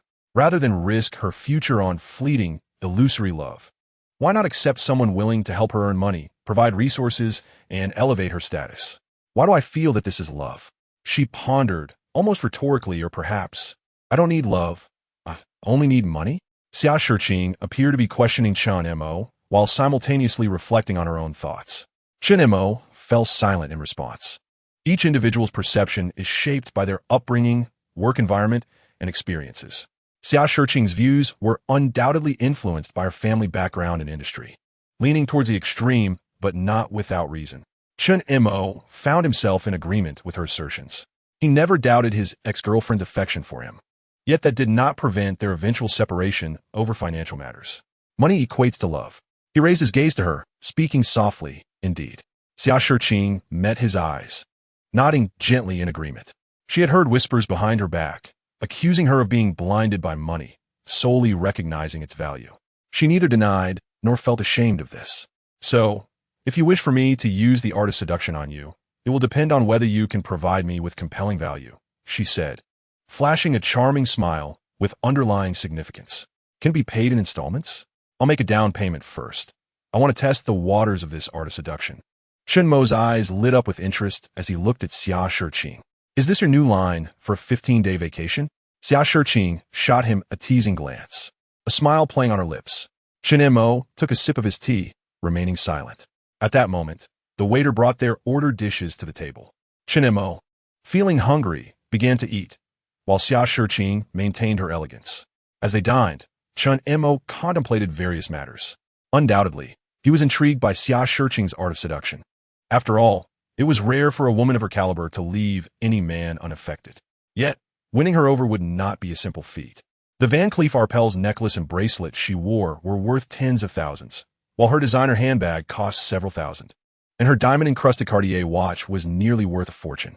The total value of her attire was staggering, not to mention the properties she undoubtedly owned. Moreover, she was astutely aware that mere gestures of concern, flowers, gifts, or companionship would not win her heart. Even if one were as handsome as a peak-era star, there would be no hope. She was no naive newcomer to society. To capture her heart, one could only follow her advice, help her earn money, substantial sums, and provide her with resources and platforms to soar higher. Without this capability, one should not even attempt to approach her. Why do I feel my desire to conquer is awakening? Chen Mo admitted to himself that he was indeed somewhat captivated, Xia Shiqing's thoughts resonated with his own. After his breakup, he had resolved never to pursue another woman in his life. However, a friend from Hangzhou had once remarked that while one can remain indifferent to women in their heart, one should not be without women in their proximity. There is no need to invest emotions or sincerity. Simply providing the wealth code would suffice, making it an ideal match for him. Moreover, he was confident in his ability to do so. Following his recent success in navigating the market, he had formulated plans for future ventures in the capital market. The wealth code was not a rare commodity for him, reflecting on the failures he faced in his youth. From losing to Huang Mao in middle school to being outperformed by athletes in high school and beyond, he realized that while such experiences are part of life, he did not wish to lose again, nor could he afford to. During their meal, they shifted topics to industry gossip rather than dwelling on their previous conversation. Working overtime on weekends? Xia Shiqing asked, applying lipstick using a small mirror she pulled from her bag. There's pressure to perform. Someone is eyeing my position. I have to keep up. Chen Mo shrugged, recalling how he had wondered why Xia Shiqing wore a suit on a weekend. It appeared her position at work was indeed precarious, leading to significant stress, compelling her to work overtime voluntarily. They arrived at the restaurant entrance. Then I won't see you off, Xia Shiqing said, waving as she strode toward the parking lot. Wait for me to send you a mysterious code. Chen Mo replied with a smile, watching her graceful silhouette. One code is not enough, he thought as she entered her car. Chen Mo called for a taxi without needing her suggestion. He understood that one mysterious code would certainly not suffice, but that was all right. There was plenty of time ahead. Time flew swiftly, and before long, Monday arrived. In the early morning, Chen Mo rose early to prepare breakfast.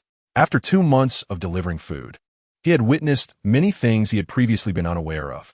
Thus, he now rarely ordered takeout, and when he did, it was only from places he had personally verified for hygiene. As the clock struck 9:30, the stock market opened. Chapter 12. Are you here with me? Although the market officially opened at 9:30, the real competition commenced long before that. Prior to opening, the stock market engaged in collective bidding to determine the opening price based on participants' bids.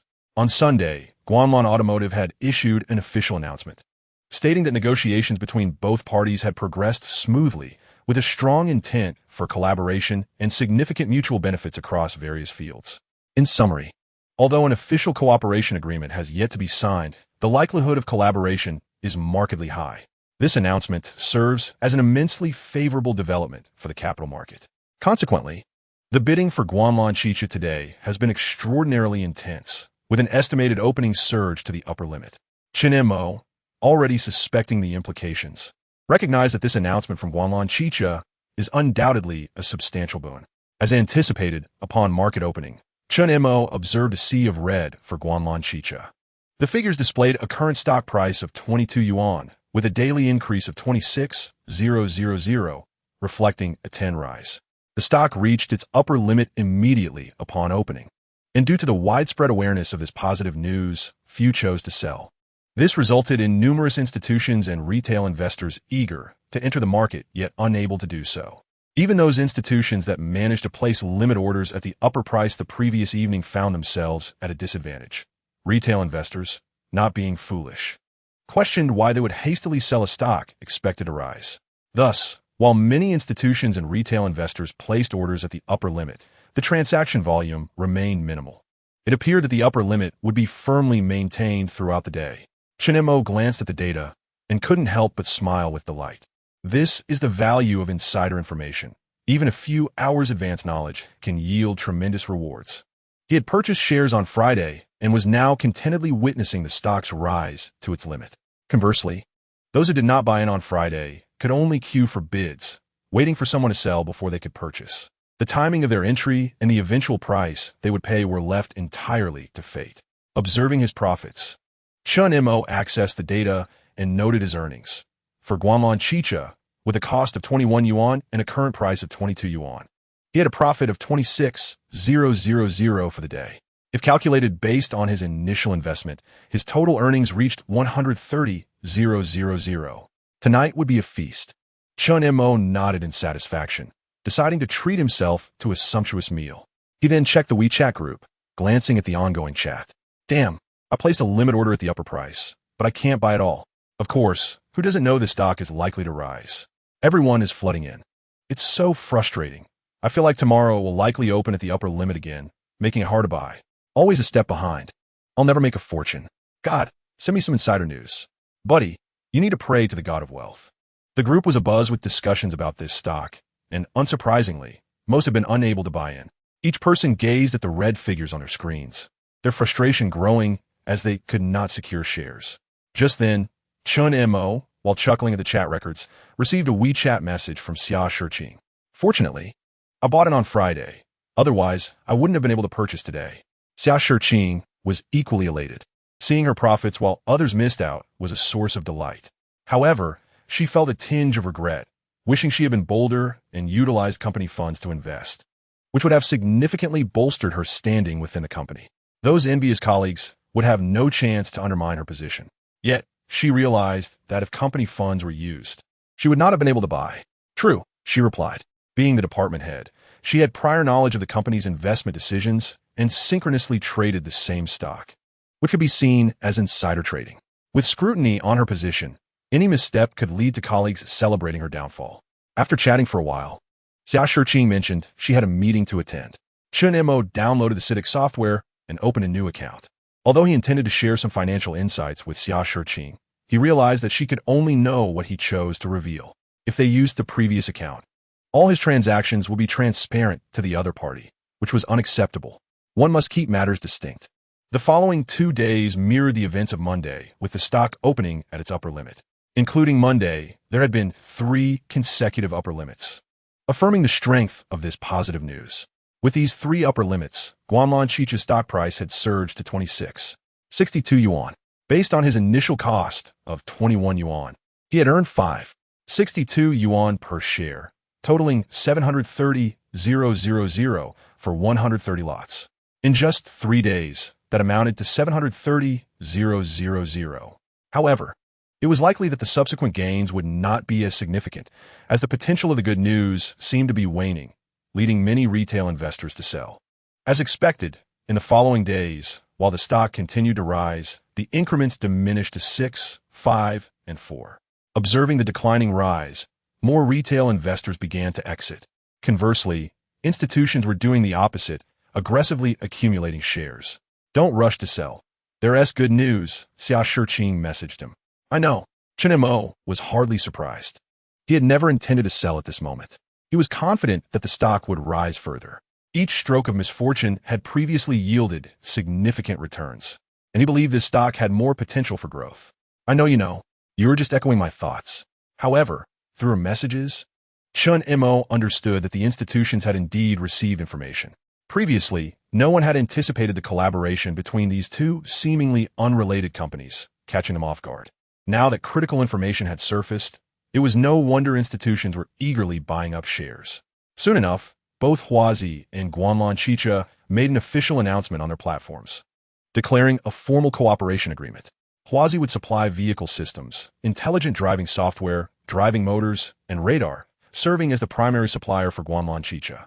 Moreover, Huazi would manage exterior design, advertising, and terminal sales, while Guanlan Chicha would provide factory facilities, chassis, and vehicle manufacturing technology. Together, they would produce mid to high-end new energy vehicles. With this announcement, Guanlan Chicha's stock price predictably surged to its upper limit once more.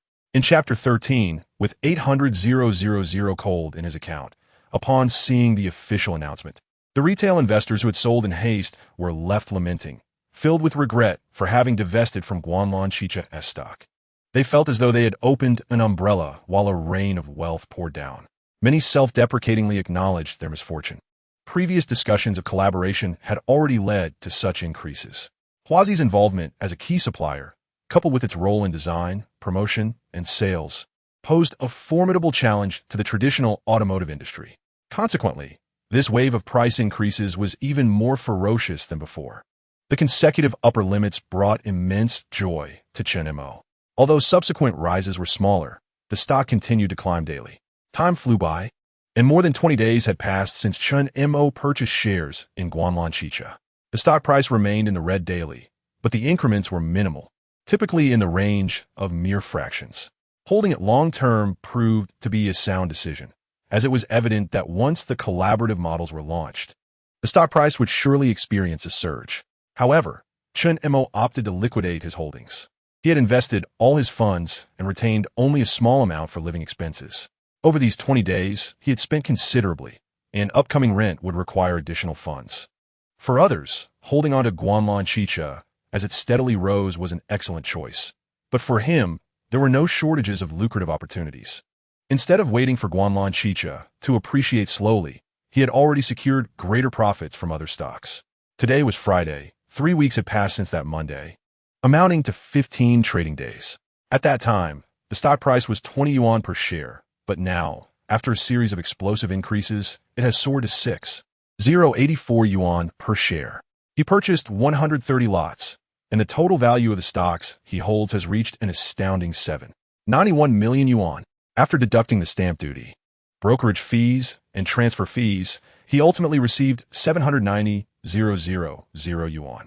His initial investment was 273 million yuan, which means his profit amounts to 517 million yuan, yielding an astonishing return rate of 190. This is a significant windfall. Chen Mo could not contain his excitement and raised his fist, his eyes sparkling with joy. Although he could see his profits every day, the feeling of actually cashing out was entirely different. Just over 20 days ago, including the recently credited bonus of 200,000 yuan, his account had barely reached 300,000 yuan.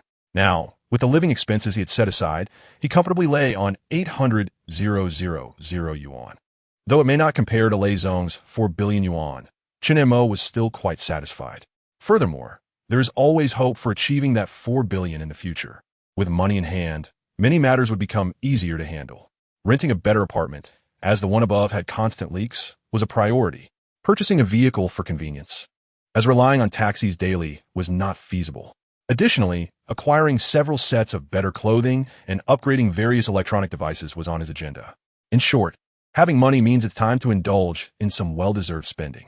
At that moment, his phone rang. Without a doubt, it was a message from Xia Shiqing. Have you cleared your stocks? Sure enough, upon opening WeChat, it was a message from Xia Shiqing. Are you stalking my account around clock? Chen Mo felt a bit speechless. The message came immediately after his transaction. As the department head, couldn't she focus on more serious matters? It seemed that his prior registration at another securities firm had indeed been a prescient move. It shows I care about you. Let's have dinner tomorrow, and I have a small gift for you. Upon receiving Xia Shiqing's invitation, Chen Mo did not decline. In the afternoon, he contacted several real estate agents to discuss viewing apartments in the next couple of days. Suddenly, his phone rang again, and he saw the caller ID, officer phone. Hello, Mr. Chen. Upon answering, he recognized the familiar voice. I apologize for the inconvenience. I'm at home. Chen Mo had almost forgotten about the banner he was to receive. Time had slipped his mind. All right, I'll come over now. After hanging up, Chen Mo quickly tidied up his home. About 10 minutes later, there was a knock on the door. Upon opening it, he indeed saw Officer Feng in her uniform, holding a banner that read, "Courageously capturing fugitives, guarding peace." Officer Feng, thank you for making the trip. Chen Mo warmly invited her inside, unlike the foreigner above who lacked basic etiquette. Mr. Chen, this is your banner. We appreciate your significant contribution in the previous case. Officer Feng respectfully handed the banner to Chen Mo with both hands. Even without the 200,000 yuan reward, I would have done the same. Chen Mo received the banner with a serious expression. Officer Chen, what is that on the wall? Officer Feng suddenly noticed the other banner hanging on the wall, which read, Reporting Pyramid Schemes Protecting Families, Intelligent and Courageous. This was issued by the police station for reporting the Pyramid Scheme Organization. Chen Mo glanced at it and smiled. With this, I now have two banners. One is more business-oriented, while the other leans toward sports. Officer Feng compared the two banners earnestly and remarked, Officer Feng, you are quite humorous. Chen Mo nearly lost his composure. Officer Feng had another task to complete. Just as Chen Mo was about to fetch a phone stand, he saw someone walking by outside and immediately called out, Excuse me, could you help us take a photo? As soon as he spoke, he realized the person was a foreigner. He was momentarily taken aback, quickly recalling that this foreigner was likely from above. Upon being called, the foreigner paused, and upon hearing the word photo, instinctively clutched his backpack. However, when he noticed Officer Feng in uniform behind Chen Mo, his pupils dilated and his entire demeanor instantly tensed. Hello, Could you please help us take a photo? You have a camera. Chen Mo observed the lens peeking out from the foreigner's backpack and smiled, realizing he was a professional photographer. The foreigner glanced at Officer Feng, hesitant to act unusually, and nodded in agreement. Soon, Chen Mo and Officer Feng stood side by side, holding the banner, while the foreigner positioned himself across from them and snapped several photos. Please send them to me. I will forward them to you, the foreigner said, glancing at Chen Mo but unable to meet Officer Feng's gaze. You can keep this officer's contact. Just send it directly to her, Chen Mo replied, not wanting to act as a middleman. Give me yours. We are neighbors, so let's exchange contact information. The foreigner shook his head, reluctant to ask for Officer Feng's email. All right, Chen Mo conceded and provided him with an email address. Have you resolved the leak in your bathroom yet? Chen Mo inquired, recalling the leak issue.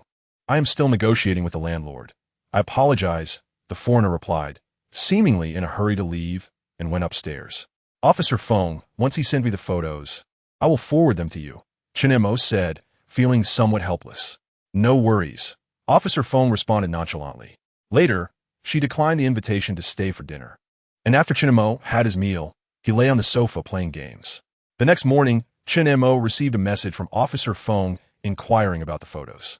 Thus, he logged into his email to check if the foreigner had sent anything. Upon entering his inbox, he discovered a new email sent that very morning. Opening it, he found over 100 photos. Did he really take that many yesterday? Chen Mo pondered, confused, as he expected only a few photos. Why so many? Or had he sent them by mistake? Curiously, he began to browse through the photos. As he did, his eyes widened in disbelief. What on earth did you capture? Chapter 14. The Walking 500,000. This is not right. Who on earth considers you a friend? Just by looking at these photos, even dogs would keep their distance, fearing they might catch something unpleasant. As he scrolled through the images, he was astonished to see an array of high-definition photos of large naval vessels taken from various angles. Although the distance seemed considerable, the quality of the photographs was remarkably high, likely due to the advanced lens used. Furthermore, he discerned an important piece of information from some of the photos: the location where they were taken, the Jianin shipyard in Mo. He even recognized the large vessel, the Fuji, which he had seen in the news. Both the shipyard and these vessels were of high confidentiality, representing significant national assets at sea. Why would that foreigner take such photos? What was his purpose? Who exactly is he? Could he really be a walking 500,000? Chen Mo could not help but speculate, as it was the only explanation for why the foreigner would risk taking such photos. Is this what they call luck after misfortune? Randomly, Chen Mo recalled the sound of a bell in his mind during the leak incident. Previously, he had been unaware of what luck after misfortune might mean. He never expected that it would manifest in such a manner. However, this 500,000 seemed rather dim-witted, sending the wrong photos, no less. Chen Mo began to doubt that the foreigner had indeed sent the photos to him by mistake. Yet, if he had not made that mistake, he would not have caught this big fish. Another 500,000 was on the way. How delightful. Chen Mo cheerfully picked up his phone and dialed Officer Feng. Since she had personally delivered the banner, it was only fitting to reciprocate her kindness. Hello, Mr. Chen. Have the foreign friend sent you the photos yet? Xiao Feng connected the call, thinking it was about the photos. In fact, Chen Mo was indeed inquiring about the photographs. Officer Feng, it seems you might have to work overtime again, Chen Mo jested. What does that mean? Xiao Feng appeared perplexed. Is it convenient for a video call now? I have something explosive to show you. Chen Mo believed that a video call would be more effective, as some things are better understood visually rather than verbally. All right, you can call me. Soon, the video connection was established. Chen Mo directed the camera toward his laptop screen. This morning, the foreigner sent me some photos, but he might have mistakenly sent them to the wrong person. Take a look at these images. All the photos are here. I haven't saved or forwarded any. Chen Mo briefly explained the situation, emphasizing that he had neither saved nor forwarded the images. This statement was crucial. Thank you very much for the information, Mr. Chen. I will report it to my superiors immediately. Please keep a close watch on the activities upstairs.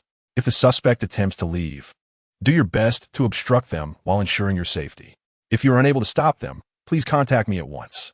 Xiao Feng finally understood Chen Mo's initial remark about having to work overtime again.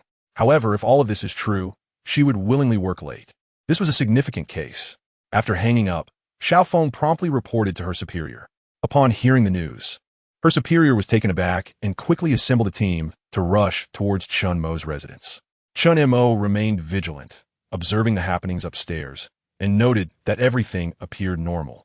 Normally, if someone realizes they have sent the wrong photos, they would not linger at home, as that would be tantamount to waiting for disaster. Could it be that the foreigner has not realized his mistake? Chen Mo felt a twinge of doubt. Otherwise, he seemed too composed. Perhaps it was better that he remained unaware, as it would save him the trouble of needing to escape and potentially taking risks to obstruct him. Why take risks when there is an easier way to earn money? A few minutes later, Chen Mo received a call from Xiaofeng, informing him that the team had arrived and had sealed off the entire building. The suspect was still at home, seemingly unaware of the photo mishap. Chen Mo provided an update on the situation. "All right, please do not come out. We are preparing to breach the door." Xiaofeng advised Chen Mo to stay inside to avoid alarming the suspect. In a case with such solid evidence, there was no need for elaborate tactics to trick him into opening the door. They would simply barge in and resolve the matter. A group of officers surrounded the foreigner's door, equipped with tools to force entry. With a command from the leader, they commenced the breach. Bang, bang, bang. Downstairs, Chen Mo heard a series of loud thuds as the door was struck, followed by the sound of it breaking open. Immediately, a cacophony of footsteps filled the upper floor, startling everyone in the building. Officers had already been assigned to patiently explain the situation to the residents. A few minutes later, through the peephole, Chen Mo saw the foreigner being escorted away, along with several computer towers and numerous documents. Knock, knock, knock. At that moment, Xiaofeng knocked on his door. Upon opening it, he was greeted by Xiaofeng's uncontainable excitement and joy. "Mr. Chen, thank you immensely for your report." Xiaofeng smiled at Chen Mo, her eyes filled with gratitude. Although Chen Mo could have directly alerted the authorities, he chose to inform her first, allowing her to report to her superiors, thus ensuring her significant credit for the case. Chen Mo waved his hand, suggesting that greatness need not be spoken of. "Congratulations. It seems you will likely receive a hefty bonus and a commendation banner for this." Xiaofeng subtly hinted at some information. They had just discovered numerous items upstairs. The computers and cameras contained many sensitive photographs, along with some documents pertaining to other matters. In summary, with this evidence, it could be preliminarily concluded that the suspect was essentially a walking $500,000. As the whistleblower, naturally, the 500,000 yuan reward would belong to Chen Mo. Although he had mentally prepared himself, hearing that he was about to receive a 500,000 yuan bonus still stirred excitement within him. 500,000. That is no trivial sum. An annual salary of 100,000 would require 5 years of relentless toil to accumulate. Yet here he was, merely having made a report, earning this money with such ease. However, if this money were to arrive, it would push his bank savings over 1 million, officially crossing into 7 figures. The funds in his bank account felt even colder now. Could 3 commendation banners equate to a 2-star commendation? Chen Mo felt elated and joked with Xiaofeng. "A 2-star commendation might not be possible, but I can help you apply for the Model Citizen Award in Mo. Xiaofeng pondered seriously for a moment before responding. With the Model Citizen Award, having it would be beneficial for residency points, medical treatment, and education. "Thank you so much." Chen Mo was slightly taken aback and hurriedly expressed his gratitude. He had mentioned it casually, not anticipating that she would genuinely take it to heart. Regardless of whether it materializes, at least she was willing to lend a helping hand, and this goodwill should be remembered. Chapter 15. Is this what a rich woman looks like? Our technical staff needs to examine your computer and phone. Do not worry. It's merely a routine check and will be quick. Xiaofeng informed Chen Mo about the matter at hand. Although Chen Mo had claimed he neither saved nor forwarded the images, procedures still needed to be followed. This was not to cause Chen Mo trouble, but rather to assist him. Should any of these photos leak in the future, he could be suspected. However, as long as the procedures confirmed that Chen Mo did not save or forward anything, he would not be implicated in any future issues. "I will cooperate." Chen Mo willingly handed over his computer and phone. Subsequently, the technical staff thoroughly deleted the emails sent by the foreigner, conducted a routine check, confirmed everything was in order, and then departed. After closing the door, Chen Mo drank a few sips of water and sat on the sofa to rest for a moment, allowing his emotions to settle. Although he had merely made a phone call, The subsequent major operation, sealing off the building, breaching doors, and conducting inspections, was quite impactful for an ordinary person. Ding ding. I'm heading out. At that moment, his phone rang. Xia Shiqing had sent him a location. I'm also leaving. As he descended, he noticed the elderly residents of the building gathered together, discussing the earlier events. However, due to the police's confidentiality, they only mentioned an arrest operation without explaining the reasons, leaving everyone somewhat baffled. The elderly began to speculate wildly, their theories becoming increasingly absurd. Chen Mo nearly lost his composure as he passed by. Arriving at the entrance of the community, he hailed a taxi and made his way to the address provided by Xia Shiqing. Yangfang Hot Pot. He had dined at this establishment before, finding both the ingredients and flavors quite commendable. The cost was also not trivial, averaging around 1,000 yuan per person. Of course, his last visit had also been with Xia Shiqing, although there were some colleagues from the company at that time. During that occasion, Xia Shiqing had brought her team out to celebrate after successfully completing a project. He recalled there being about 10 people, and the final bill had exceeded 10,000, which was certainly not cheap. It seemed like she wanted to treat him to hot pot again. Chen Mo pondered this further and began to feel increasingly convinced. Are you there? At that moment, Xia Shiqing sent him a message. I am at the table. Seeing the message, Chen Mo immediately entered the restaurant. Guided by a waiter, he soon spotted Xia Shiqing. You've arrived, please take a seat. Upon seeing him, Xia Shiqing smiled and stood to invite him to sit. Today, Xia Shiqing had not worked overtime, so she was not in her usual suit. She wore a simple, plain black shirt on top, paired with fitted jeans and slightly worn shoes. This casual ensemble, while simple, could not conceal her stunning appearance and figure. The basic shirt did little to hide her remarkable attributes, while the fitted jeans accentuated her curves. Standing at a height of 172 centimeters, even without high heels, she remains strikingly tall. Has it been long? Chen Mo awkwardly inquired as he pulled out a chair and sat down. It felt somewhat inconsiderate to keep a girl waiting for dinner. I just arrived. Let us order. Xia Shiqing nonchalantly shook her head and called the waiter to take their order. Her appetite was modest, so she didn't tea order much. Chen Mo, having skipped breakfast earlier that day, was quite hungry and ordered a bit more. They chose the signature matsutake clear soup for the hot pot base, which was quite delightful. Are you hungry? Xia Shiqing teased, glancing at him. I intentionally skipped breakfast just to enjoy a meal with you. Chen Mo joked as he sipped his tea. Xia Shiqing shot him a playful glare with her beautiful eyes. I had some matters to attend to this morning. I reported a spy and only left after it was resolved. Chen Mo briefly recounted his morning's events. Xiao Fenghan Ti told him to keep it confidential. So it must be fine since the suspect had already been apprehended. As long as it's not spread online, there shouldn't be any issues. A spy? Xia Shiqing was momentarily taken aback, her eyes blinking in surprise, her stunning face reflecting astonishment. Isn't that something from television or the news? How is it related to Chen Mo? Since the dishes hadn't arrived yet, Chen Mo briefly explained the photo incident to her. You truly have remarkable luck. After hearing this, Xia Shiqing gazed intently at Chen Mo, her expression captivating. I remember their essay reward for reporting such things, right? She then casually tossed her hair and asked curiously. It said to be 500,000, but I have to wait until the case is concluded.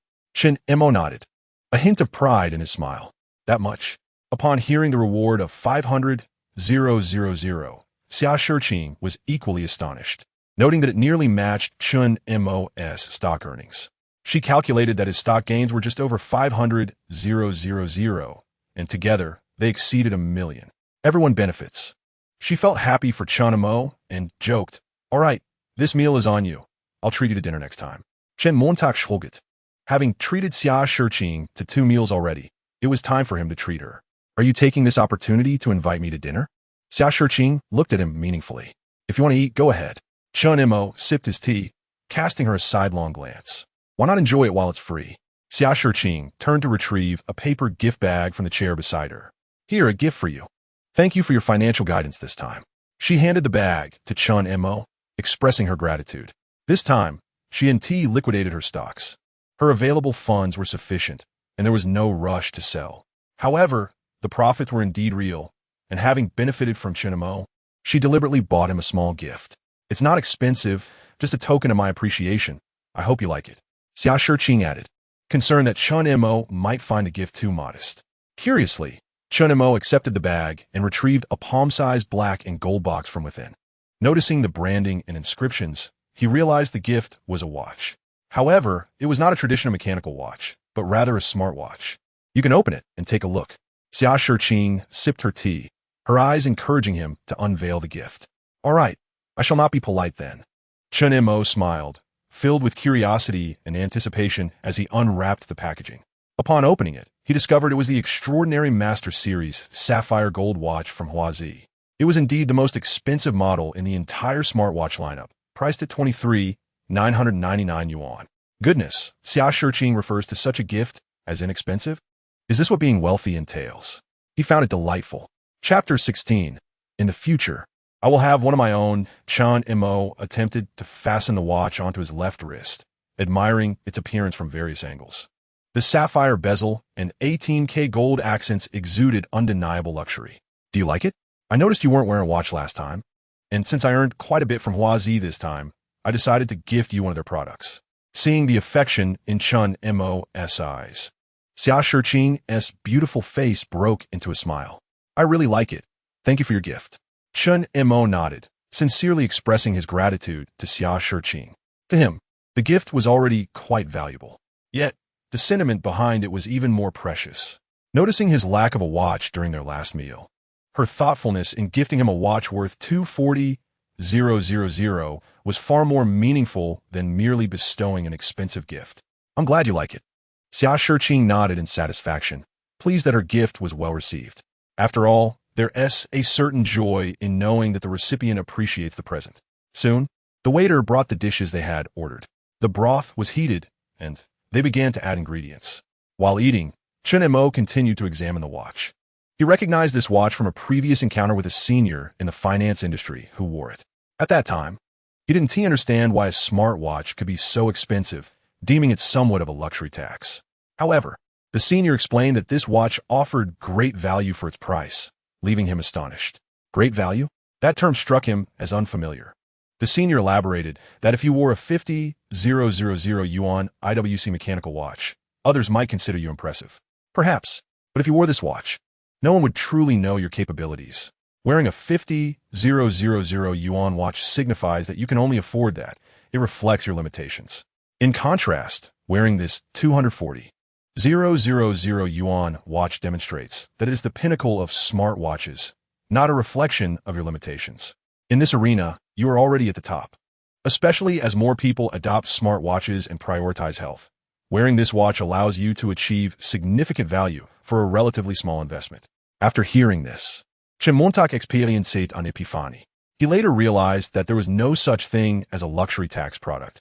It merely meant you were not the target audience. This shrimp paste is quite good. Chen Mo sampled a piece of cooked shrimp paste, finding it delectable, and used a ladle to scoop out 2 pieces for Xia Shiqing. Let me try. Xia Shiqing tucked a strand of hair behind her ear with her left hand, using chopsticks to pick up a piece of shrimp paste. After tasting it, she nodded in satisfaction. The flavor is indeed delightful. Waiter, do you have any hair ties? Please bring one over. Noticing her repeatedly adjusting her hair, Chen Mo waved to the waiter. He recalled that many restaurants now provide hair ties for women. Certainly. The waiter quickly brought over a hair tie. Tied up, it'll be easier to eat. Chen Mo smiled as he handed the hair tie to Xia Shiqing. Thank you. Xia Shiqing set down her chopsticks to take the hair tie, skillfully tying her hair up before teasingly glancing at him. You're not as much of a typical guy as I imagined. Speaking of which, hot pot is indeed more enjoyable when shared with others. The two engaged in light-hearted banter, having nearly finished the dishes they had ordered. Do you have any plans for the afternoon? Chen Mo suddenly recalled something and asked. He intended to buy a few outfits to enhance his wardrobe, but lacked direction. If Xia Shiqing accompanied him, wouldn't she be a ready-made fashion consultant? I have no plans. I was thinking of going shopping. Why do you ask? Xia Shiqing wiped her mouth with a napkin, her gaze fixed on Chen Mo. Then let us go together. I also need to buy some clothes. Your taste is good. Help me choose. Chen Mo's eyes brightened. This aligned perfectly with his intentions. Assisting you in selecting outfits is not an issue, but I have a few requirements. Upon hearing this, Xia Shiqing blinked her eyes, not refusing. Go ahead. First, I don't want to hear the phrase, "Are we done yet?" Today.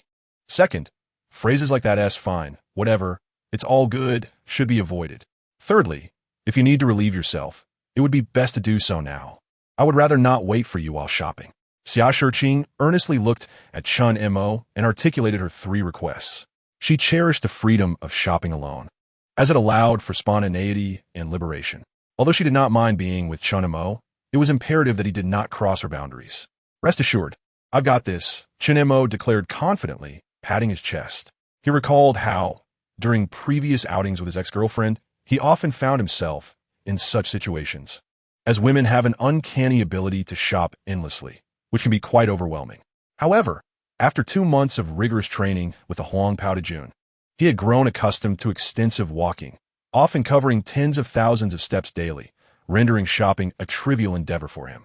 After finishing their hot pot meal and settling the bill, Xia Shiqing applied a fresh coat of lipstick, and the two prepared to venture out for shopping. Xia Shiqing took the wheel, while Chen Mo occupied the passenger seat of her car. In a few days, he resolved to purchase his own vehicle. He silently vowed that relying on a girl's car was not a sustainable practice, especially when considering future dates. As Xia Shiqing concentrated on driving, Chen Mo found himself somewhat bored, his gaze wandering around the interior of the car. He noticed that Xia Shiqing's vehicle was remarkably tidy, in stark contrast to some girls' cars cluttered with various trinkets. The only adornment was a small circular frame hanging from the central rearview mirror, containing a photograph of 2 strikingly similar women embracing each other. One was undoubtedly Xia Shiqing, while the other, exuding grace and elegance, was likely her mother. It was no wonder Xia Shiqing was so stunning. Her genes were undeniably formidable. As they halted at a red light, Xia Shiqing, sensing the quietness within the car, casually selected a song on the car's audio system. Glancing at the screen, Chen Mo was surprised to find that the song was Yu Jian Shui Yin, a classic by Teresa Teng released in 1978. He marveled at the presence of such an old song in Xia Shiqing's playlist. The lyrics spoke of poetic sunsets and picturesque dusk, conveying a sense of beauty that resonated deeply within him. Gradually, he began to comprehend the significance of the song. It was his mother's favorite, a cherished tune that marked her romantic journey. Though Xia Shiqing did not look his way, she seemed to intuit his thoughts and offered an explanation. If everything were perfect, perhaps I would have a sister named Hua Yi. She smiled, her tone a blend of sarcasm and wistfulness. I could always name my future child Hua Yi, Chen Mo blurted out impulsively. That would be impossible. I could never have children, Xia Shiqing replied with a calm shake of her head. The song was brief, lasting just over 2 minutes. Yet it was evident that the music of that era was truly remarkable, a stark contrast to the songs of today. Chapter 17. Chen Mo. I want to be a charismatic gentleman enjoying the music and observing the flowing traffic outside. Xia Shiqing soon navigated into the underground parking of the Guijin Center in the bustling metropolis. Since their purpose was shopping, they headed directly to the first floor, where the international luxury boutiques were situated on the 12th floor, showcasing an extensive array of brands. Do you have any specific preferences for your attire? Xia Shiqing inquired as they strolled through the mall. It doesn't necessarily have to be high-end. I just wish to create an ambience that highlights my charm. Chen Mo reflected thoughtfully. It was not that he lacked funds or was reluctant to spend. Rather, he believed that pursuing high-end brands without consideration for overall coordination could easily evoke a vulgar impression, even when adorned in designer labels. Conversely, a well-coordinated outfit could captivate attention, even without luxury brands. I understand your perspective, Xia Shiqing remarked, her eyes appraising Chen Mo as she scrutinized his physique and proportions. Once I finish coordinating your outfit, we can also style your hair. I guarantee you will become a charismatic gentleman, and I assure you that beautiful women will approach you for your WeChat. A confident smile graced her stunning face. Chen Mo's physical attributes were commendable. Standing at 180 centimeters and weighing 75 kilograms, he possessed a standard physique with favorable proportions. His features were appealing, albeit slightly tanned, yet still within the realm of handsome. However, his current wardrobe undoubtedly required a significant makeover. Let us proceed, he declared, already envisioning himself transformed into a charismatic gentleman under Xia Shiqing's guidance. They began exploring various stores, selecting outfits in accordance with different styles for diverse occasions: casual, business, athletic, and more. Each style came with its own approach to coordination.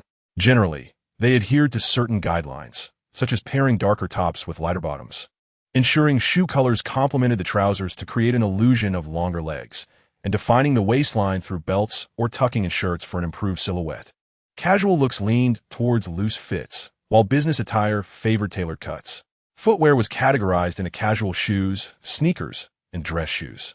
After over an hour of trying on numerous outfits, they also considered accessories such as jewelry, belts, and wallets. Although Chen Mo found the continuous fitting somewhat exhausting, he felt a profound sense of satisfaction within. As they exited the final store, Chen Mo found himself burdened with an array of bags, over a dozen in total. Even Xia Shiqing assisted him with some of the load. The substantial purchases naturally amounted to a considerable expense, although they had not intentionally sought out high-end brands. The stores residing within the Guijin Center were far from inexpensive, with prices typically starting in the thousands rather than hundreds. The bags he carried collectively represented nearly 10 outfits, costing several tens of thousands. Nevertheless, Chen Mo felt no regret. Money was meant to be spent, as long as it contributed to self-improvement and personal satisfaction. It was undoubtedly worth it. Otherwise, what was the purpose of earning money? For instance, the outfit he had just donned was a significant improvement from his previous attire, which he could only describe as woefully outdated. In retrospect, he deemed every penny spent to be well worth it. Let us place these in the car. Otherwise, we want to be able to continue shopping, Chen Mo suggested. Agreed. Xia Shiqing nodded in agreement. Although Chen Mo had completed his shopping, she had yet to begin hers. Allow me to carry your bag, he offered, naturally taking it from her hands to spare her the inconvenience during her fittings. Xia Shiqing accepted without hesitation, demonstrating her trust in him. Generally, a girl would not entrust her bag, containing personal items and a phone, to someone she did not fully trust. Chen Mo proved to be a competent shopping companion. Xia Shiqing cast him an appreciative glance, her eyes conveying approval. Thank you. You've been immensely helpful today, she said with a smile, as he casually slung her bag over his shoulder. From then on, Xia Shiqing primarily explored the high-end boutiques. Unlike Chen Mo, who focused on clothing, she perused everything: pants, dresses, flats, heels, bags, and accessories, leaving him utterly dazzled. Yet, with her impeccable fashion sense and model-like physique, Xia Shiqing was the epitome of a perfect clothes hanger. Each time she emerged from the fitting room, Chen Mo was unable to conceal his astonishment. Accompanying a woman on a shopping spree did not seem tiresome after all. A sudden realization dawned upon him. Envisioning a stunning beauty with an enviable figure frequently trying on exquisite outfits right before him was a visual feast. Furthermore, she was generous, willingly covering her own expenses regardless of the quantity of her purchases. If one could still feel fatigued in such a scenario, they would indeed be a marvel. Let us move on. This season's new arrivals are rather unimpressive, Xia Shiqing remarked, having tried on numerous outfits yet only purchasing a few, expressing her dissatisfaction with the current season styles. Chen Mo took the shopping bag from her hand, and the two of them continued into the adjacent store, a fictional brand. Welcome, the enthusiastic sales associate greeted them at the entrance. I'll look around myself, Xia Shiqing remarked, not fond of having a sales associate follow her. Sure, if you need anything, just call me, the associate replied professionally and promptly stepped away. Xia Shiqing began to browse the bags, while Chen Mo scanned the shelves filled with these extravagant items, each priced at tens of thousands. It was no wonder they said bags could cure all ailments. He noticed that some bags cost as much as 80 or 90,000. If such an expensive gift couldn't cure one's troubles, it might as well be buried. Who would gift him a computer worth 20,000? That would certainly be a remedy. Yet, he couldn't discern whether it was his taste or the designer's fault. Some bags appeared quite appealing, while others he simply could not comprehend. Chen Mo, could you pass me that bag? Xia Shiqing seemed to have fixed her gaze on a particular one beside Chen Mo, pointing with her delicate fingers. He retrieved the bag and handed it to her. After trying on 2 bags, Xia Shiqing furrowed her beautiful brows, displaying a conflicted expression on her exquisite face. Which one looks better? She asked, seemingly genuinely torn. However, as soon as she posed the question, she couldn't help but shake her head, realizing she had asked Chen Mo for his opinion. Chen Mo was momentarily taken aback and scrutinized both bags thoughtfully. One was more business-oriented, while the other leaned toward a sporty aesthetic. My suggestion is to buy both, he began to say, but recalling Xia Shiqing's earlier mention of 3 essential factors, he quickly adjusted his response. Xia Shiqing shot him a disapproving glance, remaining silent. She chastised herself for even asking. Could you grab that one for me? She pointed to another bag with her slender fingers. Chen Mo shrugged and prepared to retrieve it for her. However, whether due to a miscalculation or a slip, the bag suddenly fell from his grasp. With a resounding thud, it hit the ground, and the sound echoed in the quiet store, suggesting a metallic piece had clinked against the floor. Ding! At that moment, a familiar prompt resonated in Chen Mo's mind. Upon hearing it, he felt a spark of anticipation. Was misfortune about to befall him? Chapter 18. Store Manager. It looks a bit off. If others were aware of impending misfortune, they would undoubtedly lament. However, when Chen Mo sensed his own misfortune, it ignited a flicker of excitement within him. While others might face true misfortune, his implied that someone else would soon face a similar fate. He pondered the forthcoming twist that might arise from this bag itself, or perhaps it was a counterfeit. He had heard news about counterfeit goods being sold in boutiques, so it was not beyond possibility. The bag's drop had attracted the attention of everyone in the serene store. Xia Shiqing, already focused on Chen Mo, witnessed the bag plummet to the ground. Yet, she thought little of it. Bags were not that fragile and wouldn't break from a mere fall. The sales associate, having heard the noise, hurried over. Upon seeing the fallen bag, she instinctively knew what had transpired. Several customers had dropped bags before. Sir, we need to inspect the bag. The associate politely informed Chen Mo. Of course, he responded without hesitation, acknowledging that the incident was indeed his fault. If damage had occurred, he would accept the responsibility. As he was not unreasonable, the associate gently picked up the bag and began to examine it closely. After a thorough inspection, she noticed a slight dent on the metallic component. Sir, there is a minor scuff mark here, resulting in slight damage. She pointed out the imperfection to Chen Mo. Xia Shiqing glanced over, her eyes wide with surprise. It's astonishing that it got damaged from just that fall.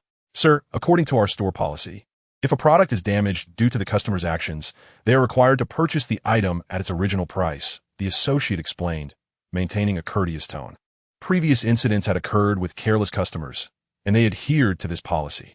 Most customers accepted this without issue, though some escalated matters to law enforcement, which was rather undignified.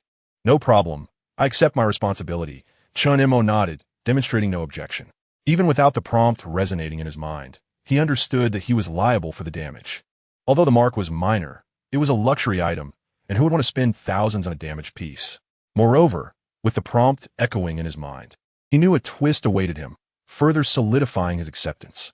This bag is our Heijinyo, medium size, valued at 84,000 yuan. The associate succinctly introduced the bag's model and price. Chen Mo's eyebrows raised in astonishment. A top-of-the-line 4,090 graphics card costs just over 10,000. This mere leather creation was priced at 84,000. No wonder it was labeled a luxury item. The price was indeed extravagant. All right, let us settle the bill. Although surprised, Chen Mo maintained a composed expression, calmly preparing to make the payment. He deduced that the issue lay with the bag, so he needed to acquire it first. With a receipt and invoice in hand, he could later capitalize on any potential opportunities. Let me handle this. You don't need the bag. At that moment, Xia Shiqing intervened, offering to pay for it herself. This matter had nothing to do with Chen Mo. He was merely accompanying her and assisting with the bags. Naturally, the responsibility for the loss should fall on her. Though there was a slight imperfection, it would only affect resale value. For personal use, it was hardly a concern. That's not acceptable. I must buy it, Chen Mo insisted, shaking his head vigorously. Xia Shiqing attempting to take over was out of the question. If he paid, he would be the one facing misfortune. Yet he anticipated a subsequent twist.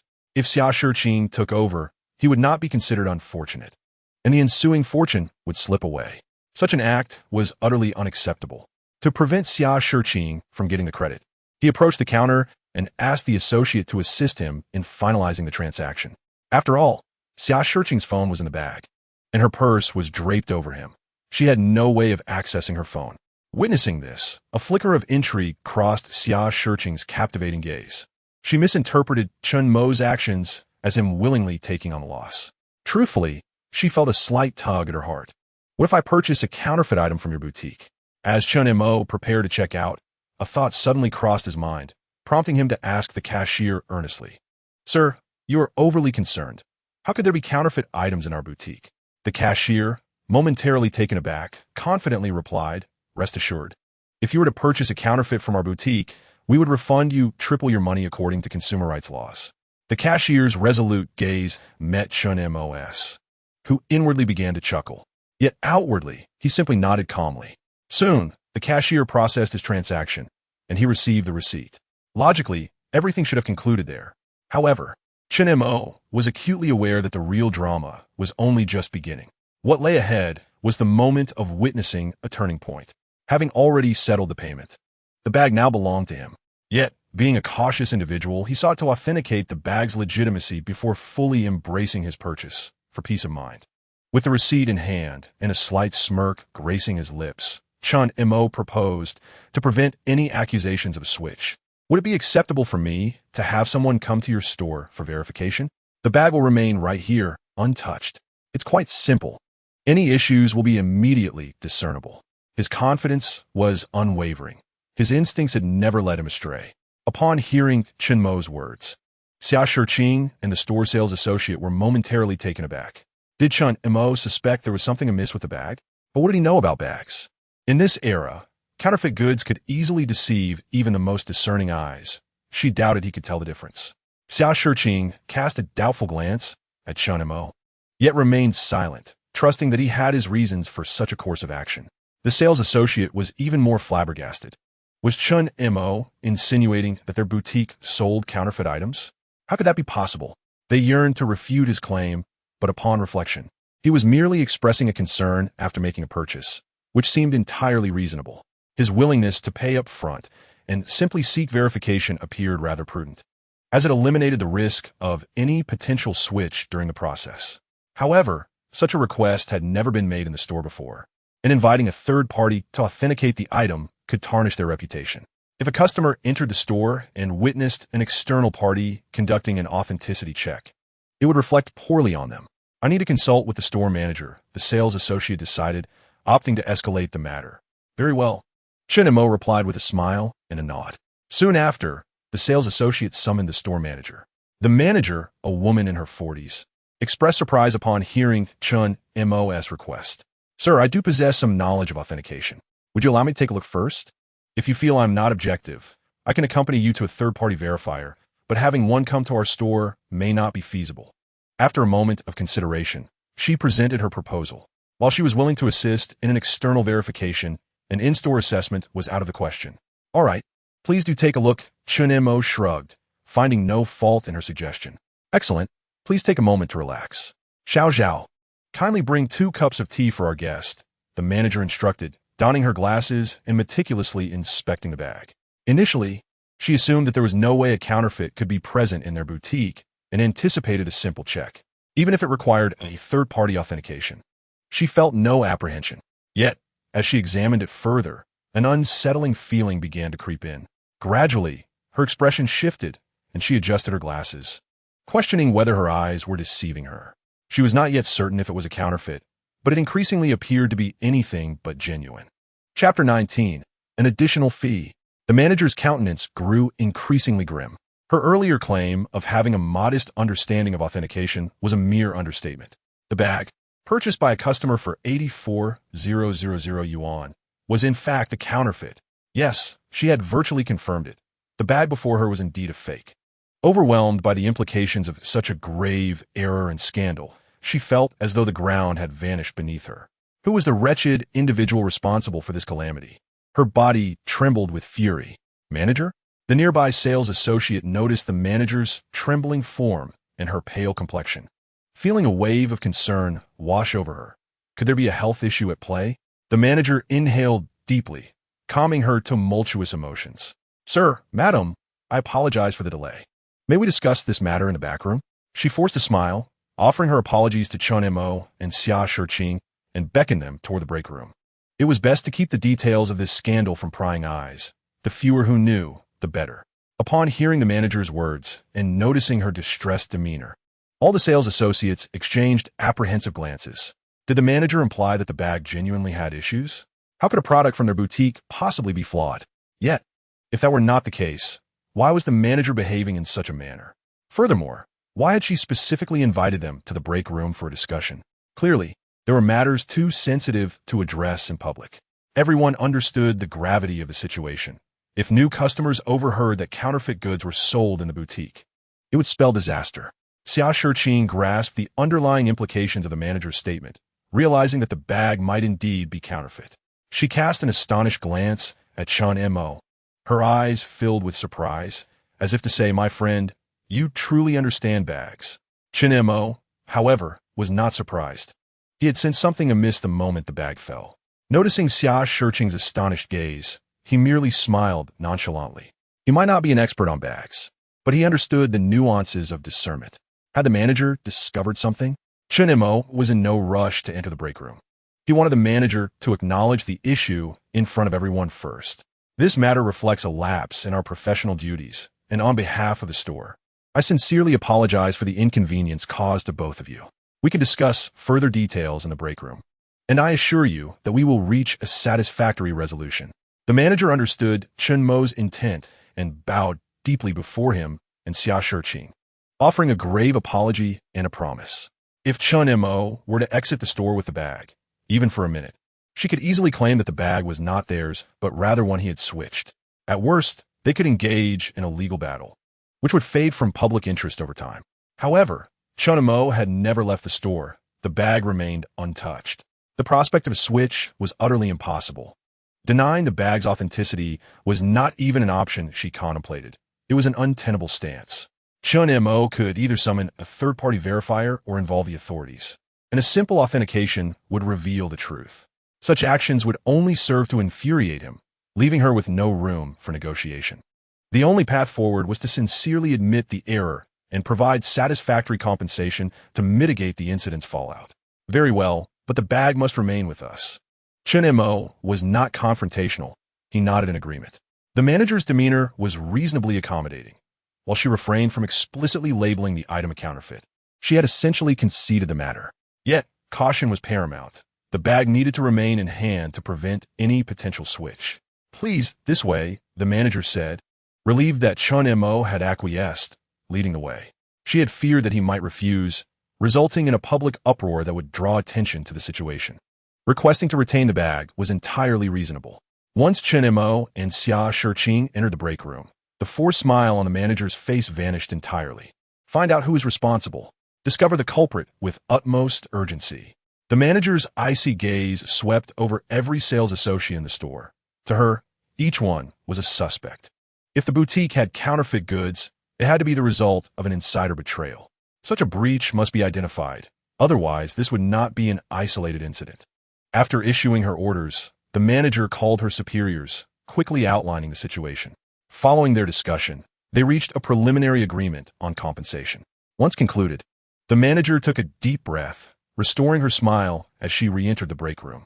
Meanwhile, the sales associates wore grave expressions as they began to comb through records, scrutinizing item numbers, inventory data, and more. Even their glances toward one another were tinged with suspicion. Simultaneously, they were mentally cursing the traitor, pondering how someone could be so reckless as to engage in such deceitful practices. "Mr. Chen and Ms. Xia, please allow me to extend my sincerest apologies once more." The store manager bowed deeply to the two of them during her break and reiterated her apologies. After careful consideration, she proposed a compensation plan. Although we did not wish for such an incident to occur, it is our responsibility to address it, and we shall not shirk from it. In accordance with the Consumer Rights Protection Law, for every counterfeit item, we will refund you threefold, resulting in a total reimbursement of 84,000 yuan for your losses, along with an additional compensation of 840,003 yuan, amounting to 52 million yuan. Furthermore, to alleviate the negative shopping experience you endured, our store will offer you 200,000 yuan as compensation for emotional distress, hoping to resolve this matter internally. The manager expressed her thoughts and looked at Mr. Chen and Ms. Xia. "What do you both think?" Her gaze primarily rested on Mr. Chen, as he was the one who purchased the bag. Ms. Xia blinked, remaining silent. Since it was Mr. Chen who received the counterfeit item, she felt she had no right to voice an opinion. All decisions were to be made by him. Upon hearing this, Mr. Chen stroked his chin, deep in thought. He was quite satisfied with the manager's attitude. She neither evaded responsibility nor made excuses. He could sense her sincerity in wanting to resolve the issue. Consequently, he had no intention of being overly aggressive or demanding. Nevertheless, he understood the importance of asserting his claims. He was not a saint, and a mere apology would not suffice. The proposed compensation was reasonable, including the standard threefold refund for the counterfeit item and an additional 200,000 yuan for emotional distress. The so-called emotional distress compensation was, in essence, hush money. Mr. Chen chuckled inwardly, fully aware of the true implication behind this compensation. Otherwise, the manager would not have added the statement about hoping to keep the matter confined to the store. This implied that they wished for him to remain silent about it after receiving this sum. However, the proposal was not something that could be taken at face value. Negotiations were necessary. He trusted that they had some leeway in their budget and were waiting for him to negotiate. Starting with a slightly lower figure would allow them to increase their offer later. This was a familiar strategy.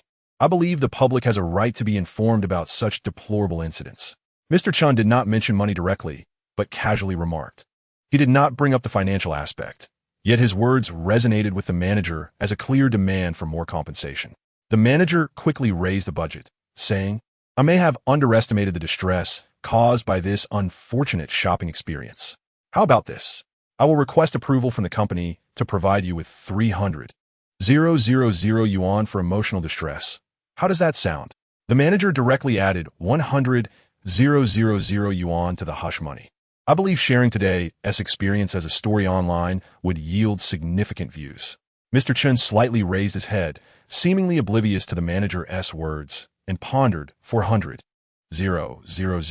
I will visit the store later and chat with their sales assistants to see their perspective on 500,000. As the ancient said, knowing one's wrongs and correcting them is of utmost importance. I concur with their wisdom.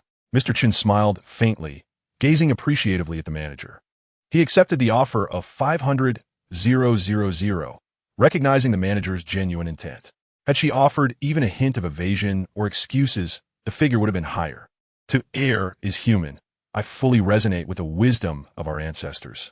The manager, equally pleased, smiled and visibly relaxed, her gaze towards Mr. Chen filled with gratitude. Clearly, she recognized that he was not being unreasonable. Ms. Xia, witnessing the exchange, felt an urge to laugh but restrained herself, fearing it would be inappropriate. Her beautiful face flushed slightly from the effort, adding a charming allure. "Ms. Xia, although you did not suffer any loss in this incident, we have prepared 100,000 yuan for you as well, hoping that today's affair remains confined to our store." The manager also turned to Ms. Xia, offering her the hush money. After all, Ms. Xia had not purchased the counterfeit bag, had no payment records, and lacked an invoice. Even if she were to speak out about today's incident online, there would be no evidence. However, should it gain traction, it could still harm the brand and store. Spending an additional 100,000 yuan to resolve the matter entirely was a prudent decision. After all, the headquarters has the funds. One bag could fetch that amount. Very well, Ms. Xiao was somewhat surprised to find herself included in this arrangement. However, when money was being offered, she naturally would not refuse. Yet again, she had benefited from Mr. Chen's influence. Let's draft an agreement. The manager swiftly prepared 4 copies of a confidentiality agreement. This agreement stipulated that Mr. Chen could not disclose or imply to anyone that he had purchased a counterfeit item in the store. He was also prohibited from discussing this matter on any social media or online platforms. Should he violate the agreement, he would be liable to compensate them 3 million yuan. The agreement also included the voluntary compensation of 52 million yuan and the additional 500,000 yuan for emotional distress. Mr. Chen reviewed the confidentiality agreement, finding no issues. As he examined the document, Ms. Xia glanced at her own agreement, noting it was largely similar, with a penalty of 1 million yuan. For her, the penalty was not beyond her means, but it seemed unnecessary. The agreements were signed, and the manager took a photo to send to her superiors, calling the finance department to initiate the transfer. Soon, Mr. Chen's phone chimed 3 times, indicating the arrival of 3 messages. The bag he carried also vibrated slightly, and Ms. Xia's phone rang as well. Truly, as an international brand, their payment processing speed was impressive. He handed the bag to Ms. Xia for her to check the information. Your debit card account 1234 has received a deposit of 84,000 yuan, with a balance of 722,431. 32 yuan. Your debit card account 1234 has received a deposit of 2,520,000 yuan, with a balance of 974,431. 32 yuan. Your debit card account 1234 has received a deposit of 500,000 yuan, with a balance of 1,474,431. 32 yuan. Mr. Chen opened the bank messages, noting that the first was a refund, while the latter two represented the threefold compensation for the counterfeit and the hush money. Seeing his balance surpassing 7 figures brought a broad smile to his face. Including the 500,000 yuan bonus for reporting the counterfeit, his balance was nearing 2 million. It seemed that misfortunes brought swift fortunes. With the funds received, Mr. Chen also handed over the shopping invoice to the manager. Both parties felt satisfied. On one side, they felt they had effectively extinguished a public relations crisis for less than 1 million, potentially preserving the manager's position. It was a remarkable gain. On the other side, Mr. Chen felt he had enjoyed a delightful shopping trip while pocketing 752 million yuan. With his savings approaching 2 million, it was indeed a great profit. Everyone benefited, but there had to be a scapegoat. Knock, knock, knock. Manager, we found the culprit. At that moment, the door to the break room was knocked upon, and a sales associate announced. Indeed, the unfortunate individual had been located. The manager, who had been in good spirits, felt her mood sour upon hearing that the insider had been discovered. Had it not been for this insider, none of the subsequent events would have transpired. Someone recounted the complete sequence of events to the manager. Genuine bags were sold outside at prices lower than retail, thus generating profit. The counterfeit bags were stored in the stockroom and were never displayed on the sales floor. When a customer selected a bag, they would discreetly replace it with a counterfeit from the stockroom when the customer was not paying attention. This way, customers would never suspect they were purchasing a fake item. The distinction between counterfeit goods and authentic items is so minimal that it is nearly impossible to discern the two without expert knowledge, leading to a situation where few people notice the deception. Even if discovered, it is often dismissed as a case of a customer swapping items in order to extort the store.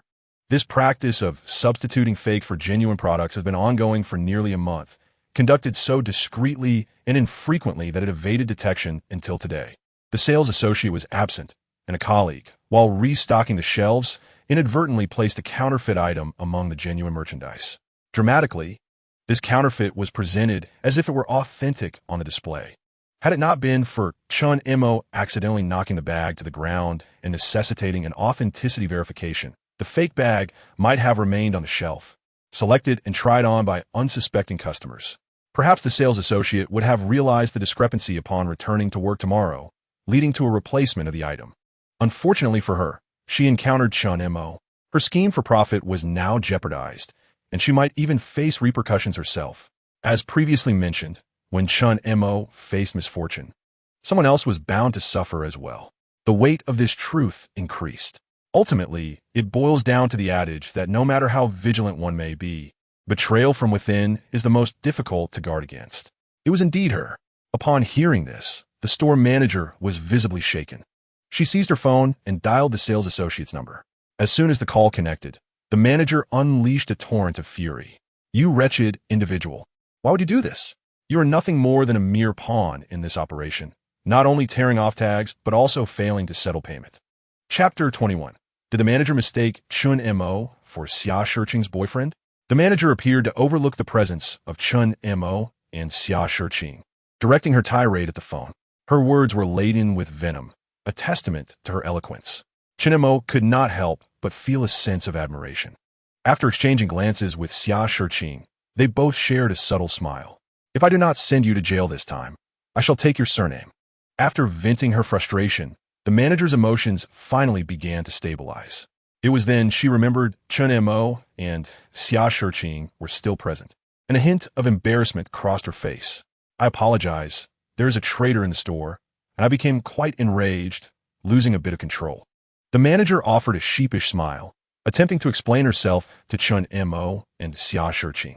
"It's all right, we understand," Chen Mo replied with a nod of comprehension. After years of diligent work, he had achieved his current position, only to have it nearly jeopardized by an internal saboteur. Such a situation would be intolerable for anyone. With the matter resolved, Chen Mo prepared to leave, aware that the store likely had pressing issues to address. "Mr. Chen, please hold on a moment." The manager seemed to have a thought, contemplating briefly before arriving at a decision. She turned and went to the stockroom, quickly returning with a gift box. "As an apology for the disruption to your shopping experience, I would like to present you with a small gift." The manager retrieved a bag from the box and instructed the nearby sales associate, "Xiao Zhao, please assist Mr. Chen with the transaction. I will cover the cost." She felt fortunate that it was Chen Mo who uncovered the counterfeit bag, as without his intervention, the issue might not have been resolved so smoothly. When she contacted management regarding the incident, they expressed satisfaction with her handling of the situation, ensuring her position remained secure. Grateful to Chen Mo, she wished to offer a token of her appreciation from her own pocket. "You are too kind," Chen Mo said, taken aback by the manager's generosity, and he smiled politely. It was no wonder she was a store manager. Her social acumen was impeccable. Soon, the transaction was completed, and the manager handed the bag and receipt to Chen Mo. They exchanged WeChat contacts, with the manager assuring him that she could procure even limited editions for him in the future. Chen Mo acknowledged the value of expanding his network, as it could facilitate future needs. "Thank you. I will take my leave now." Chen Mo, carrying the bag gifted by the manager, departed the store alongside Xia Shiqing. "Please take care." The manager bid them farewell, her expression quickly shifting back to one of cold determination. In front of the sales associates, she promptly dialed the police. The trader must be held accountable, or else there would be no lesson learned. Upon exiting the store, Chen Mo glanced at the receipt the manager had given him. The small golden ball had a price of 23,900 yuan. It dawned on him that the bag the manager had gifted him was worth over 20,000 yuan. It was a popular item, typically requiring a purchase of additional goods to obtain. Xia Shiqing turned her head to explain. "The term package deal means you must buy this bag along with other items, even if you have no desire for them." Chen Mo realized that the manager had indeed put thought into her gift. "Here, take it," he said with a smile, offering the gift box to Xia Shiqing. If she had given him a smartwatch valued at 23,999 yuan, the bag priced at 23,900 yuan was a perfect return gift. "I already have this bag," Xia Shiqing replied with a charming smile, declining his offer. "I've already benefited from your generosity with the 10,000 yuan hush money. You should keep the bag for pursuing other girls." "Fair enough," Chen Mo nodded, recognizing the wisdom in her words. She already possessed the same bag and had no need for another, but other young ladies might not. This way, he could avoid unnecessary purchases when trying to impress someone new. He had no intention of using the bag to pursue Xia Shiqing. She was not one to be won over through material means. As long as he could provide her with the wealth that would captivate her, she would naturally employ her charms. After leaving the mall, Chen Mo decided it was time for a haircut to complement his new look. After all, enhancing one's image is a holistic endeavor, and having a polished hairstyle was just as important as a well-coordinated outfit. Xia Shiqing drove him to a high-end chain salon she frequented. The establishment was expansive, and even from the entrance, the stylish and sophisticated decor was palpable. "Welcome. Please come in." A young attendant in a uniform greeted them warmly upon their arrival.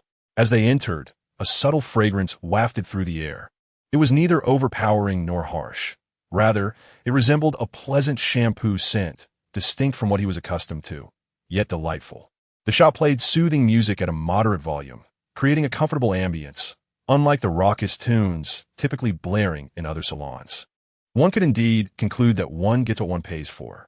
Chen Mo quietly assessed the situation, arriving at this conclusion. "Do you have an appointment with a stylist?" The young attendant inquired with a smile. "We arranged this beforehand," Xia Shiqing replied with a nod. "Very well. Please take a seat and wait a moment," the attendant said politely before turning to leave.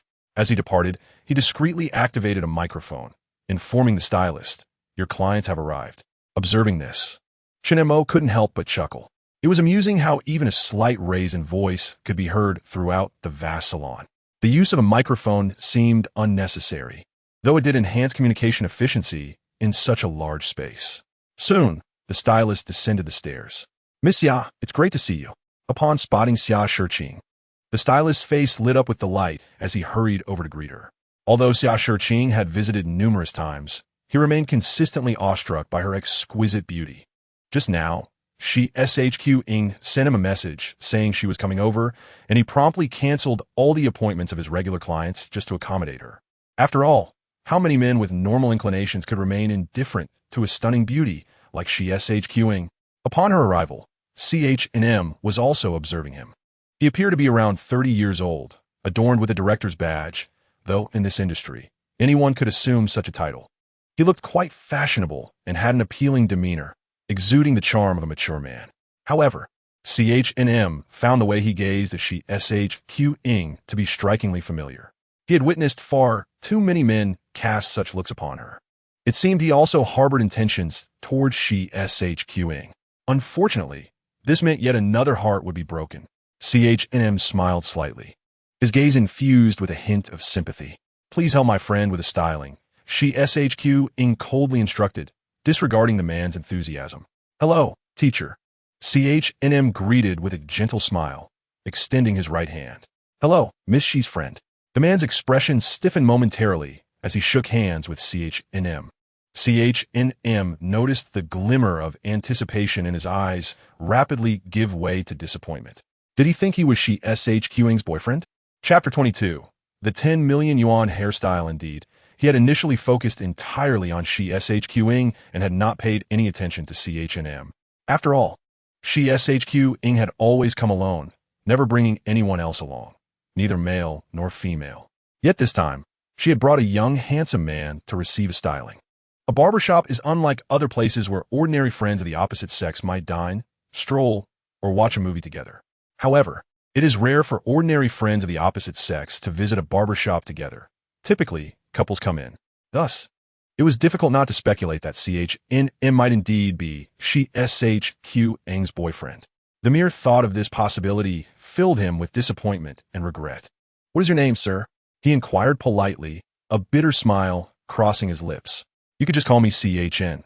Mr. CHN, please follow me.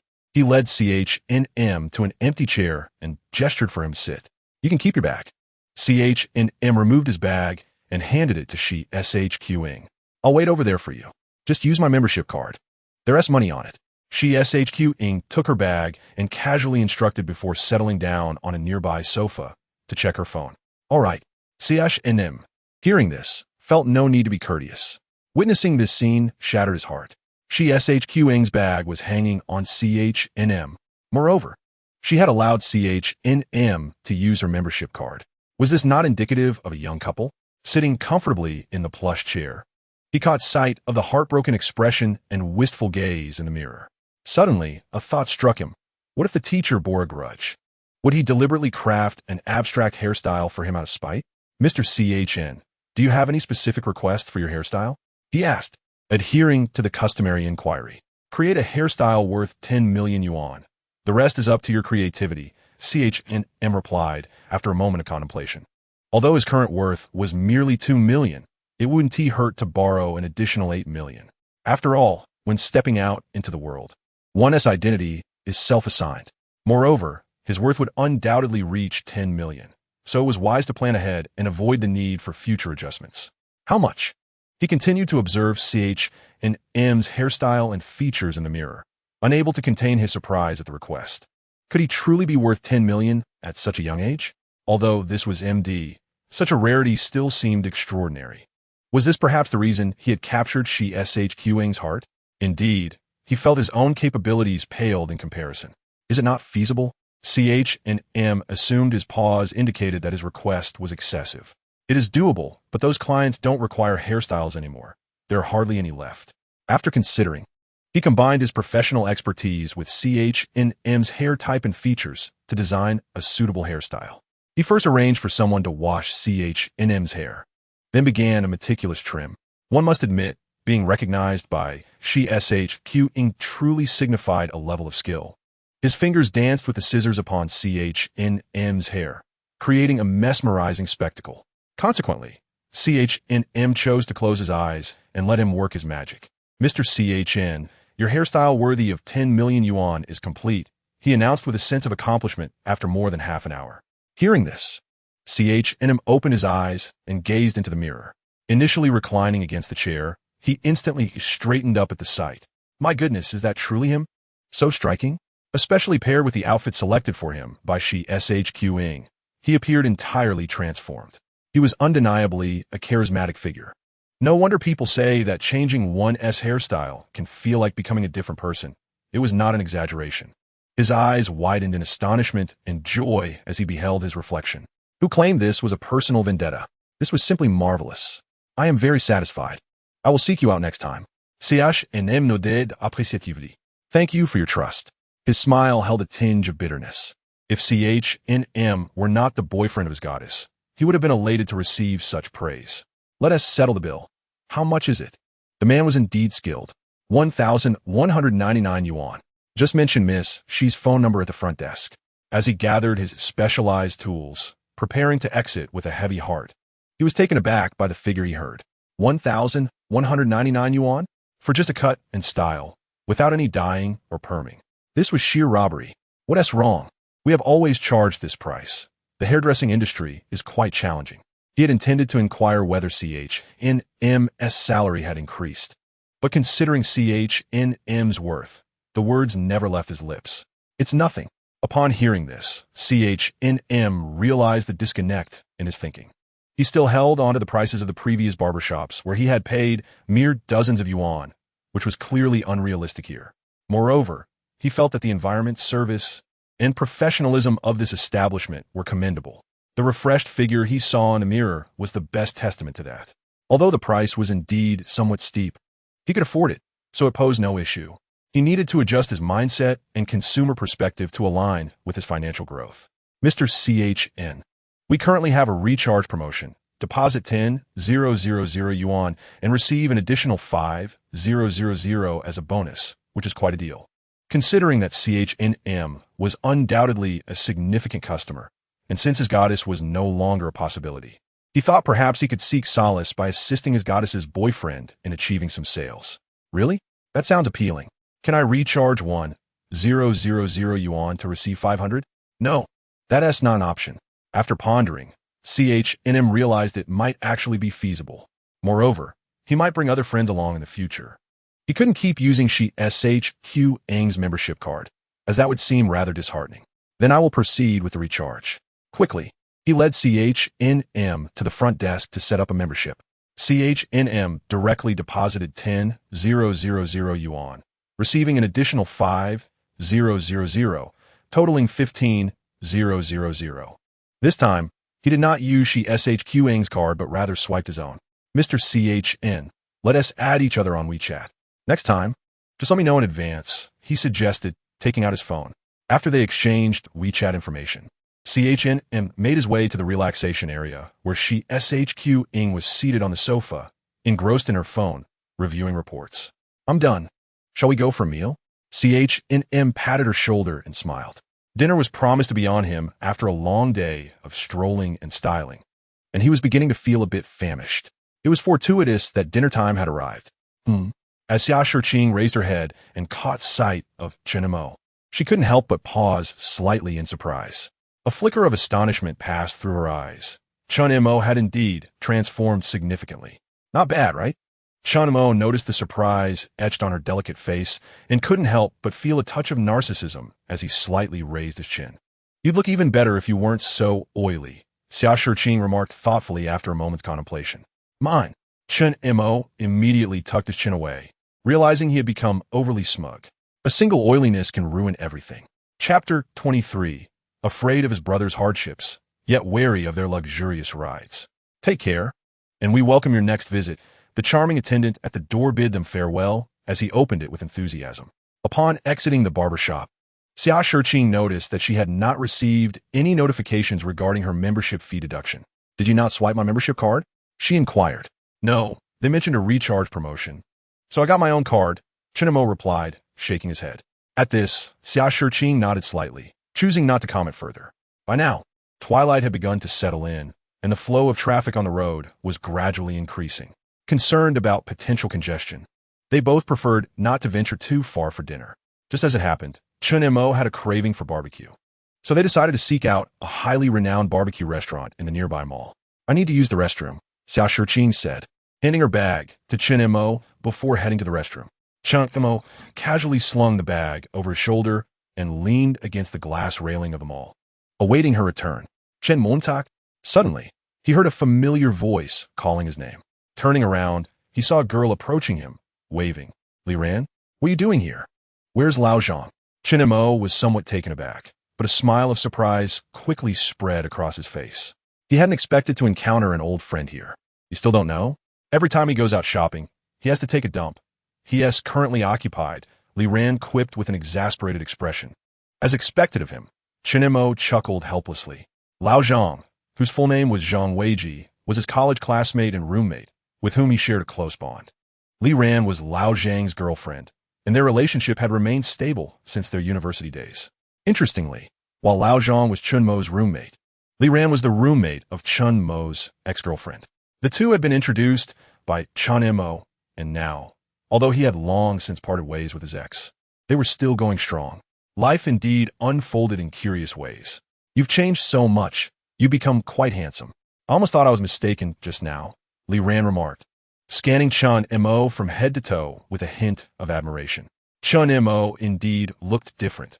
He exuded confidence, and his fashion sense and hairstyle had undergone a significant transformation. It's all right, Chen Mo modestly waved his hand. By the way, was that beautiful girl your girlfriend? Li Ran inquired, casting a complex glance at Chen Mo's bag, her tone slightly probing. When Chen Mo had broken up with her friend, she had felt a twinge of regret. However, there was little she could do, as it was a personal matter. Seeing Chen Mo with such a stunning beauty, merely 3 months post-breakup, stirred a complex mix of emotions within her. She felt happy for him, but also conflicted when thinking of her friend. Chen Mo, is this your friend? To Chen Mo's astonishment, Xia Shiqing gently linked her arm with his, looking at Li Ran with a radiant smile. Chen Mo was momentarily taken aback.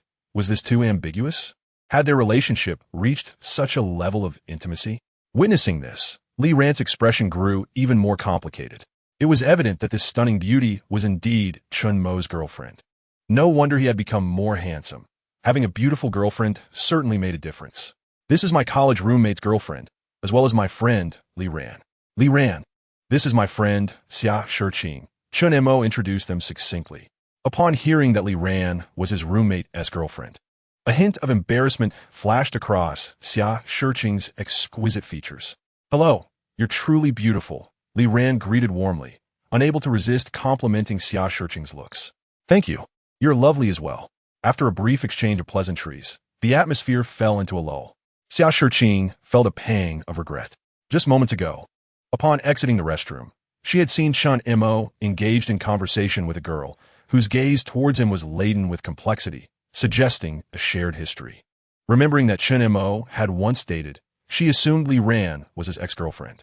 Reflecting on stories she had encountered in novels where an ex-girlfriend would appear, only to be overshadowed by a new beauty, she had thought to lend Chen Mo a small favor, which led to the events that unfolded earlier.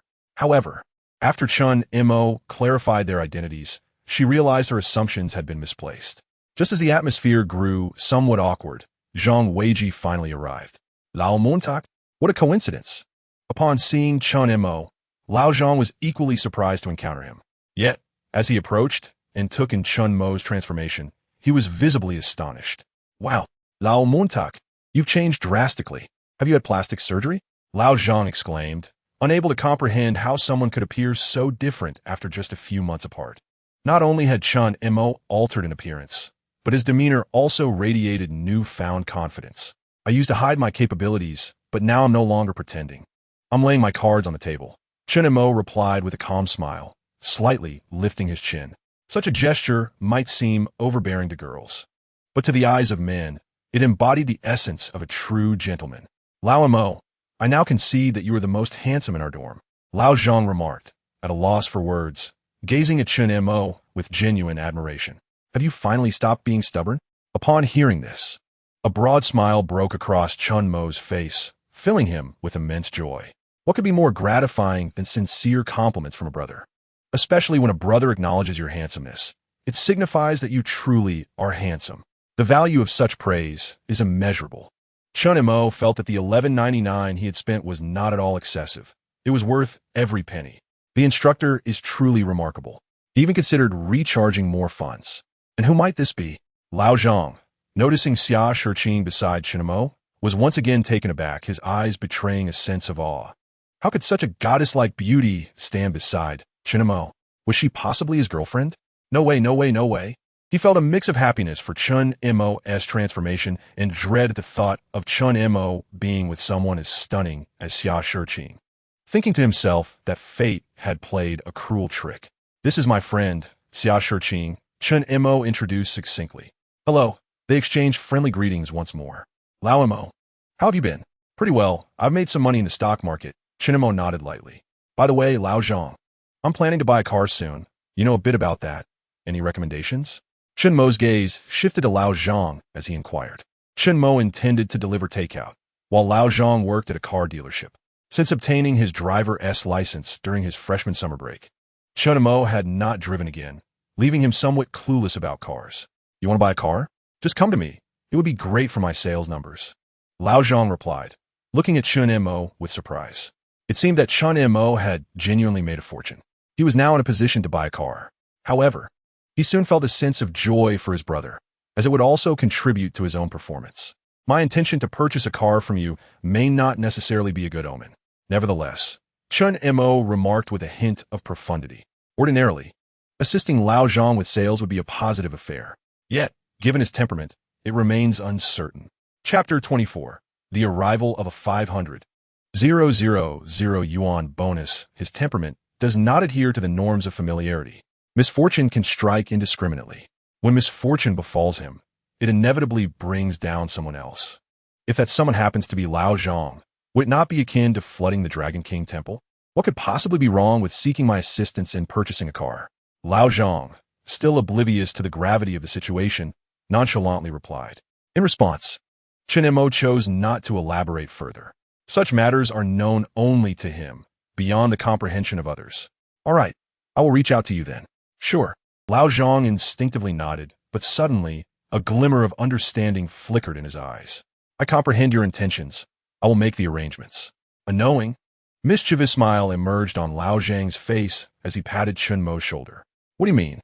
Chen Mo queried, somewhat perplexed, sensing that Lao Zhang's grin did not align with the meaning he had conveyed. Surely, Lao Zhang could not have misinterpreted? Is it not the case that now that he has achieved success, he seeks to flaunt it at a class reunion? Lao Zhang offered him a knowing glance, leaning in to whisper, Of course, I understand you. Brother, I will assist in organizing it. From Lao Zhang's perspective, Chen Mo must be doing quite well now. His attire was composed of high-end brands, and he was accompanied by a goddess-like companion, undoubtedly a person of considerable means. With such prowess, how could a classic class reunion be overlooked? To possess wealth, yet neglect a reunion, would be akin to wearing fine garments in secrecy. Chen Mo's sudden mention of gathering was undoubtedly a subtle hint towards the class reunion. Imagining the scene of his good brother, Chen Mo, attending the reunion with Xia Shiqing, showcasing his achievements, surrounded by envious peers, he could hardly contain a smirk at the thought. Should Chen Mo's ex-girlfriend also be present, the spectacle would be remarkable. Merely contemplating it had him humming in anticipation. Good brother. Chen Mo patted Lao Zhang's back, exchanging a glance that spoke volumes.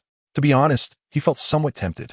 Yet, there was no rush. He would wait until his friends had gained a little more standing. After some contemplation, Chen Mo deemed the class reunion to be a matter for another time. Although he had attained a modicum of success in the bustling metropolis of Mo, his achievements were still modest. Among his former classmates were many from affluent backgrounds. He felt he still lacked the requisite stature to make a grand entrance. Lao Zhang understood. What are you two whispering about? Li Ran observed them with suspicion, sensing that their smiles were somewhat off-kilter. It's nothing. Both Chen Mo and Lao Zhang shook their heads in unison. After a brief exchange, Li Ran glanced at Chen Mo and Xia Shiqing, hesitating before asking, It's mealtime. Shall we dine together?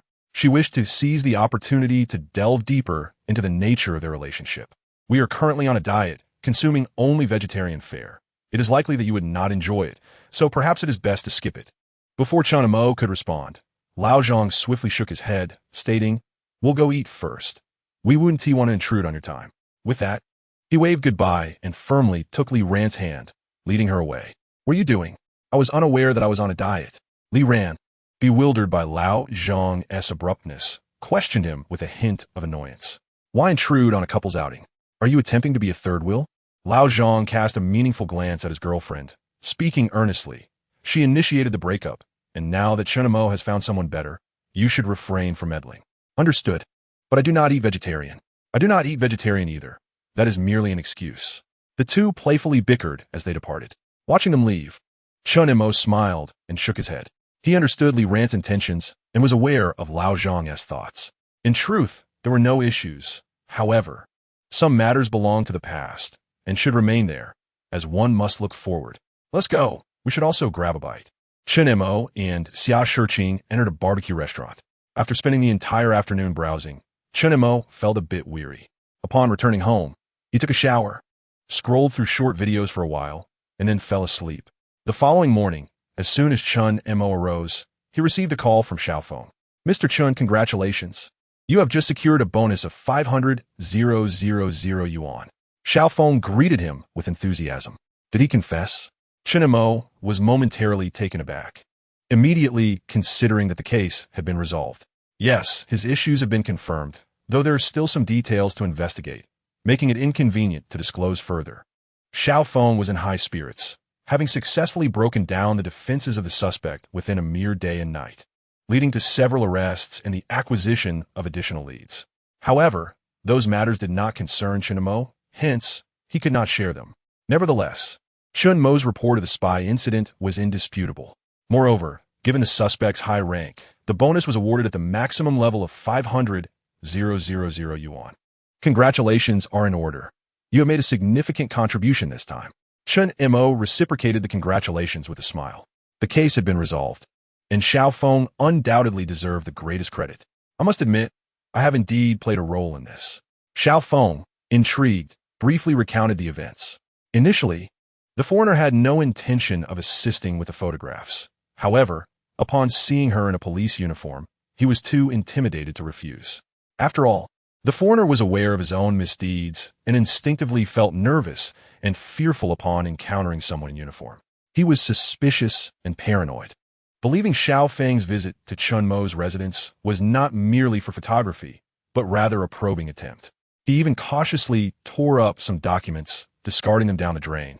The following morning, having spent a sleepless night in anxiety, he remembered to send Chen Mo the photographs. Perhaps due to exhaustion or overwhelming anxiety, he mistakenly sent the wrong photos without realizing it. It was only when he was apprehended and shown the very photographs he had taken the day prior that he realized his error. The police recovered a multitude of documents and photographs from the main computer in his residence, which he had not had time to process. These tangible pieces of evidence were pivotal in dismantling his defenses. I had suspected that a spy could make such a blunder. It appears he was merely a frightened bird. Upon hearing this, Chen Mo's eyes lit up with understanding. The mysteries that had clouded his mind were finally resolved. Fortunately, it was indeed the case of a startled bird, which allowed him to effortlessly secure the 500,000 yuan bonus. The fund should be transferred to you today, and the bonus is also exempt from personal income tax. Xiaofeng beamed as he spoke. This case now comprises two parts. The foreigner has confessed, thus concluding this segment. The remaining part will be handled by other departments, as it does not fall under their jurisdiction. With their portion of the case concluded, it is only natural that payments, bonuses, and promotions follow suit. After hanging up, Chen Mo, in high spirits, prepared a breakfast for himself. Not long after finishing, his phone buzzed. Your debit card account 1234 has received a deposit of 500,000 yuan. Your balance is now 1,963,852. 32 yuan, Bank of China. The speed of the transaction is indeed impressive. Upon seeing the notification, Chen Mo raised an eyebrow and sighed, a joyful expression gracing his face. Following the inflow of 752 million yuan yesterday, today he received an additional 500,000. All of this was achieved through his own effort and sweat, without relying on his parents. Chapter 25. In business, beauty is merely the threshold to my door. Today is a splendid day. Chen Mo stood before the mirror in the bathroom, meticulously styling his hair as he hummed a cheerful tune. It was evident that he was genuinely in a good mood. After all, who would not feel elated upon receiving a 500,000 yuan deposit first thing in the morning? Ready to view properties? After finishing up, Chen Mo stepped out. He had arranged with the agent yesterday to view the property today. The benefits from the upstairs neighbors had already been exhausted, so it was time to enhance his living environment. After descending the stairs, he noticed several elderly individuals gathered below, discussing events from the previous day. They claimed that the foreigner who had been apprehended was a vampire. This information came from a friend of the boyfriend of the daughter of Old Wang's nephew, who was supposedly an insider. He had seen that foreigner before. The skin on his face was paler than the putty on his walls. Clearly someone who had never seen the sun. It matched, for vampires cannot bask in sunlight. Quite alarming, given that his father suffered from anemia. As he passed by, Chen Mo overheard the elder's conversation, nearly losing his composure. He had anticipated that the final version of the story would be outrageous, but he never imagined it would be so abstract. Vampires were now part of the narrative. Who had taught them such things? How could they claim that someone's skin was paler than wall putty? The individual was a Caucasian. Having fair skin was entirely normal. Besides, considering how old their house was, could one even discern the color of the putty on the walls? Chen Mo shook his head in exasperation, his eyes reflecting disbelief. Dad, what nonsense are you spouting? The police have issued an announcement stating they arrested a spy, not a vampire. A middle-aged man supported the old man, equally bemused. Seeing this, Chen Mo couldn't help but chuckle. Upon reaching the entrance of the community to hail a taxi, he recalled hearing the police announcement and promptly checked Weibo. There was no need to search. He simply clicked on it to see that the incident was trending. Recently, the police had successfully apprehended a spy thanks to a report from a vigilant citizen who was rewarded with a bounty of 500,000 yuan. Citizens were encouraged to report suspicious individuals in sensitive areas, and verified reports would also be rewarded. Indeed, once the announcement with its blue background and white text was released, everyone was aware. Such audacity, truly, some had no fear of death. A walking 500,000 yuan. Why wasn't he at me who stumbled upon him? If spies could be recognized so easily, would they have remained undetected until now? He envied the individual who reported it. A bounty of 500,000 yuan could buy a house back in his hometown. What house? He could simply use 250,000 to buy a car, and the rest to find something without coriander. What's wrong with not eating coriander? Do you think you're worthy? Would a beautiful girl even glance at you? In business, beauty was merely the threshold for encountering him. Friends had told him that opportunities to earn money in the Magic City were plentiful, but he hadn't realized that they meant opportunities involving spies. Just how abundant were these opportunities? Chen Mo observed the comments from netizens below, a smile emerging in his eyes. Some comments were indeed quite amusing. Surprisingly, he found himself agreeing with the notion that there were ample chances to make money in the Magic City. After all, with his involvement in espionage, he had already earned 700,000 yuan. While he was reading the news, his taxi arrived. He boarded and soon reached the location he had arranged with the agent. The apartment featured 2 bedrooms, a living room, a kitchen, and a bathroom. It was quite comfortable for a single occupant. The agent led him upstairs and briefly showed him the interior decor of the house. It was quite nice. Chen Mo noted that the renovations were relatively new, likely completed in recent years. There were no unpleasant odors, and the furniture and appliances were adequately equipped. The lighting and ventilation were excellent, and the floor was at a mid-level, not too high and not too low. As for the surrounding amenities, this was the core area, so everything was certainly well developed. What is the rent? Chen Mo was quite satisfied with the apartment. After all, it was a rental, not a purchase, so he was flexible. The rental price here is a bit on the higher side. If you wish to rent this unit, it would be 600 yuan per month with a 6-month lease, requiring a deposit of 1 month's rent and 3 months' rent in advance. This price was not exorbitant. The owner had purchased an underground parking space that could be used for free, just requiring registration with the property management. The agent conveyed the price to Chen Mo. Can you lower it a bit? I'll rent it. Chen Mo nodded in understanding. 500. The agent asked tentatively. All right. Chen Mo was too lazy to negotiate further. After all, it was merely a matter of 100 or 200 yuan. He wasn't too sure on this amount and didn't want to waste too much time on the rental process. If you're certain about renting, we can sign the contract today. The owner is free since it's Sunday. Sure. The agent appreciated clients like Chen Mo, who were decisive and not overly concerned about money. As long as the property was satisfactory, they could proceed directly to the contract signing without unnecessary delays. Before long, the agent contacted the owner, who lived nearby and arrived shortly.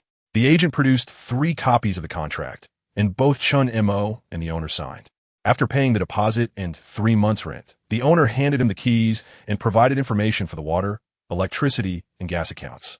They exchanged contact details in case anything needed to be addressed later, and then the owner and agent departed. After tidying up, Chen Mo realized the apartment was quite well furnished. He merely needed to bring in his luggage and daily necessities to move in. He first contacted a cleaning service to help tidy up, then called a moving company to assist him. As a single man, he did not possess many belongings.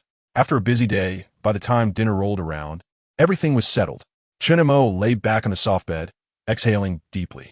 After a day filled with house hunting, moving, and shopping, he could finally take a break. Tired and disinterested in cooking, he ordered takeout, finished his meal, and lay down to watch short videos before drifting off to sleep early. The next morning, feeling rejuvenated, he bought some breakfast downstairs and headed straight to the bank. He took a number and queued up. He must admit, the number of people at the bank on a Monday morning was staggering. After waiting through a dozen individuals, it was finally his turn. "Hello. What service can I assist you with?" The bank clerk politely inquired. "I would like to make a transfer." "You can do that through mobile banking." "I need to transfer 500,000 yuan." Chen Mo smiled politely at her. He was well aware that mobile banking in China only allowed for a cumulative transfer of 100,000 yuan per day. Why else would he have made a special trip to the bank on a Monday? "Is this for a corporate or personal account?" The clerk raised an eyebrow, then asked. "Personal. May I ask who you are transferring to?" "There have been many recent cases of fraud," she inquired, as per protocol. "To my parents." Chen Mo, unperturbed, responded with a calm demeanor. "All right, please fill in the recipient's account details, name, and transfer amount." Hearing this, the clerk had no further questions. Soon, Chen Mo received a text from the bank confirming that his account balance was now 500,000 yuan. Yet, he felt no pang of regret. Stepping out of the bank, he was just about to call home when his phone rang. Glancing at the incoming call, a smile brighter than the one he had received upon learning about the 500,000 yuan bounty spread across his face, accompanied by a hint of longing. This call was from home. Chapter 26. Even an emperor must share half of his powers in divorce. As soon as the call connected, a familiar voice came through. "Mo, did you send 500,000 yuan home?" Chen Mo's mother asked, uncertainty and skepticism lacing her tone. "Yes, I just left the bank." Chen Mo replied with a smile. "Where did you get so much money?" "Your father and I have money, but you mustn't do anything illegal." Upon hearing his confirmation, both Chen Mo's parents became frantic. Just moments ago, his mother's phone had pinged with a message indicating a transfer of 500,000 yuan. Initially, she was stunned, thinking it was a mistake. Chen Mo's father advised her to log into the bank to check the transfer details, only to discover that the account belonged to Chen Mo himself. This revelation startled the elderly couple. They were well aware of Chen Mo's financial situation. It had only been a little over a year since he graduated from university, and his salary was not substantial. Living in the Magic City entailed rent and utility expenses, alongside the costs of daily life and socializing. Essentially, he barely made it through each month. Yet, transferring 500,000 yuan at once? Their initial thought was, could Chen Mo possibly be involved in some nefarious activity? After all, only those heinous acts enshrined in criminal law could yield such a fortune in a brief span. "Mom, Dad, what are you thinking? Don't you know your son?" Upon hearing this, Chen Mo could not help but feel a tinge of helplessness, offering a wry smile. As Chen Mo spoke, his parents considered the matter and seemed to agree. They were well aware of their son's character. Although Chen Mo's academic performance was not the pinnacle of excellence, he had always upheld strong moral values, at least in matters of great significance. They still had faith in their son. "Then where did you acquire such a sum?" Chen Mo's parents inquired, their tones slightly less urgent, yet still filled with confusion. "Have you seen the trending topics on Weibo? I sent a message to Dad's phone. The police reported that they apprehended a spy, and their SA reward of 500,000. Chen Mo shared a screenshot from Weibo with his father via WeChat, adding, "I am the one who made the report. This 500,000 is the reward." "Let me see." His father quickly opened WeChat and beheld the screenshot sent by Chen Mo. Incredible. After reading it, His father exchanged a glance with his mother, nodding in disbelief. Though subconsciously he found it hard to accept that his son had such fortune. The official announcement in blue and white left no room for doubt. Knowing that this money was not the result of Chen Mo's wrongdoing, they finally released a sigh of relief, their previously anxious hearts now at ease. You should keep this money. Living in Mo is costly. Save it for your own expenses. Your father and I have our incomes and R&T at the point where we need you to support us. Am I really supposed to send you money and end up impoverished myself? Is this for real? You must express your gratitude to your superiors. Buy a gift for them and remember to be thankful. His parents continued to admonish him. Despite the lecture, Chen Mo bore no trace of impatience on his face. Rather, he radiated a warm and blissful smile. After all, in this world, only parents can love you unreservedly. Although his family's financial situation was modest, the familial atmosphere was truly wonderful and happy. Is there really a need for you to remind me? Chen Mo conversed with his parents as if he were at home. Yet, he was merely fabricating stories about his superiors guiding him in stock trading. In reality, it was he who had led them astray, as his former superior was the one adept in trading stocks. As for buying gifts for his superiors, his former superior had gifted him a watch worth over 20,000. However, he would never disclose such details to his parents, lest they scold him for being ungrateful. Use the money as you wish. Dad's Wooling van has been in use for many years. It's time for a new car. You can also purchase some quality fishing rods and tackle. And Mom, Aunt Lou next door wants you to play mahjong. Indulge in that more often without worrying about expenses. If you like certain clothes and shoes, buy them. In matters concerning his parents, Chen Mo became somewhat verbose, reminding them with care. After all, the purpose of earning money is to ensure a better life for oneself and one's family. How could one squander it recklessly? Save it for your wedding.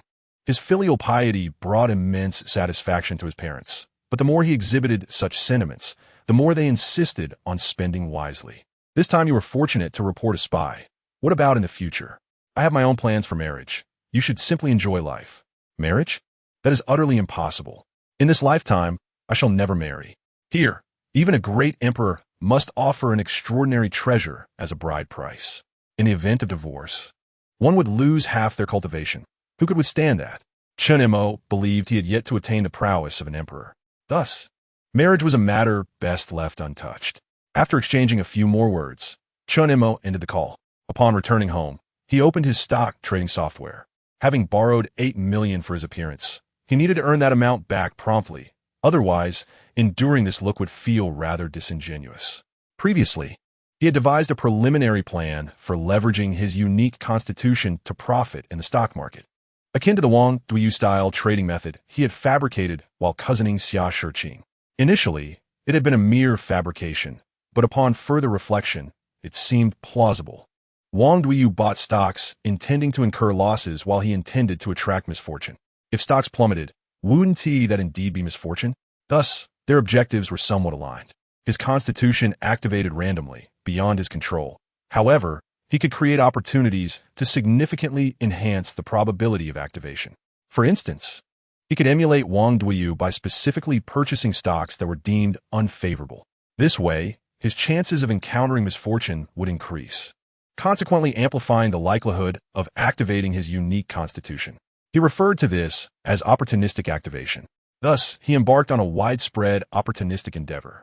Chen Mo chuckled as he began to seek out stocks that retail investors recognized as lacking potential. This stock looks promising. It has declined over the past month. This one is also decent. There has been considerable news coverage, albeit scandalous. Let us acquire a share of this. He observed those stocks with dismal performances, with days of continuous decline, akin to a cat drawn to the scent of fish. While others avoided these lackluster stocks, Chen Mo resolutely bought them. Since he intended to cast a wide net, he could not limit himself to a single stock. The activation probability would be too minuscule. Instead, he purchased 10 different stocks in one go. Naturally, he only acquired one share of each. The primary objective was to attempt to activate his unique constitution, awaiting the notification chime. Once he heard the chime, he would scour the internet for news regarding the 10 stocks. If it chimed, it would undoubtedly plummet. A significant drop would necessitate negative news. By staying attuned to the news, he would ascertain which stock had activated his constitution. He already had a plan in mind for the next steps, and perhaps it was even conceivable that multiple stocks could chime simultaneously. There had been instances of dual misfortunes occurring before.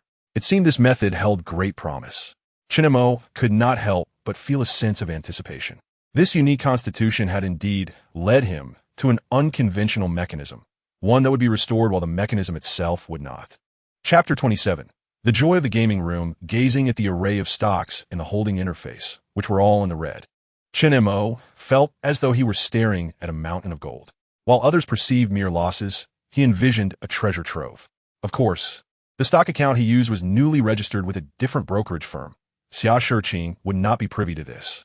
Had he utilized his previous account, she would undoubtedly have discovered his purchase of these 10 stocks.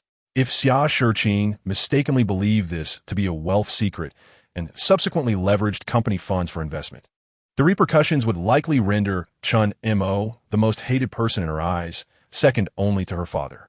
After exiting the stock trading software, he opened a shopping platform. He promptly searched for computer hardware, unveiling a plethora of options, including graphics cards, motherboards, and other products. He had rented a 2-bedroom apartment, and his initial plan was to designate one room as a bedroom and the other as a gaming room. However, what good is a gaming room without equipment? Thus, he intended to assemble a superior gaming rig and purchase a monitor.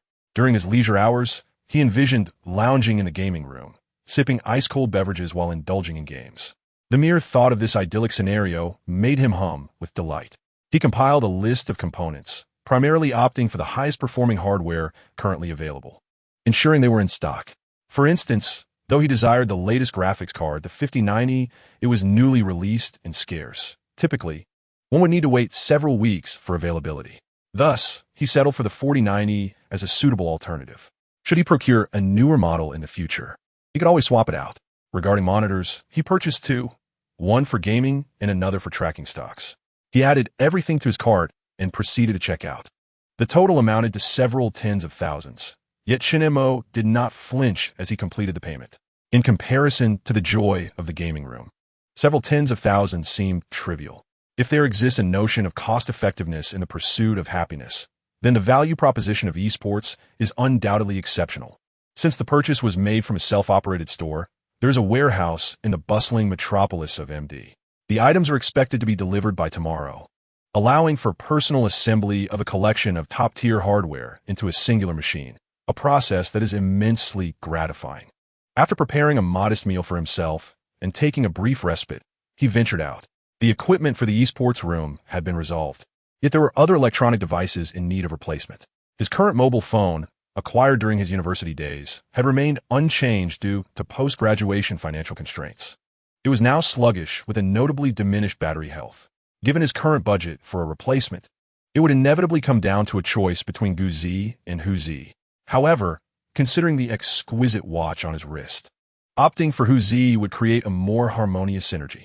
Supporting their products by purchasing would also be a commendable choice. He hailed a taxi to the flagship store of Huzi on North New Jersey and G Road, renowned as the largest establishment in all of MD, boasting a vast array of merchandise. Opposite the Huzi store stood another prominent establishment, with the 3 major brands strategically situated together. Upon entering the store, a flicker of astonishment crossed CH&M's eyes.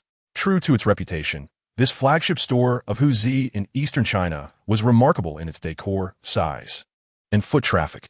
Inside, not only mobile phones, computers, and wearable devices were on sale, but a dedicated area had been reserved for the future collaboration with Gu-in-L in Automotive for new energy vehicles. It appeared that Gu-in-L in Automotive had significant potential for growth. CH&M realized the strength of this sales channel. It was a veritable powerhouse in the mobile phone industry, an overwhelming presence. Welcome. All products are available for experience. An enthusiastic sales representative greeted him as he approached the counter. He picked up a foldable smartphone on display to test it. He found it quite impressive, with a refined aesthetic and craftsmanship, and the crease was barely perceptible. In bright screen mode, it was nearly unnoticeable. Only under black screen conditions could it be seen slightly, though it was of little consequence.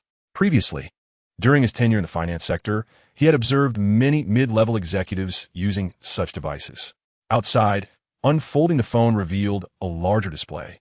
enhancing the clarity of data visualizations, truly a necessity in the industry. Do you have it in stock? Ch&M inquired directly. Yes. We currently have it in 3 colors: starry white, starry gray, and deep sea blue, while cosmic red and obsidian black are temporarily out of stock. The sales representative quickly informed him of the inventory.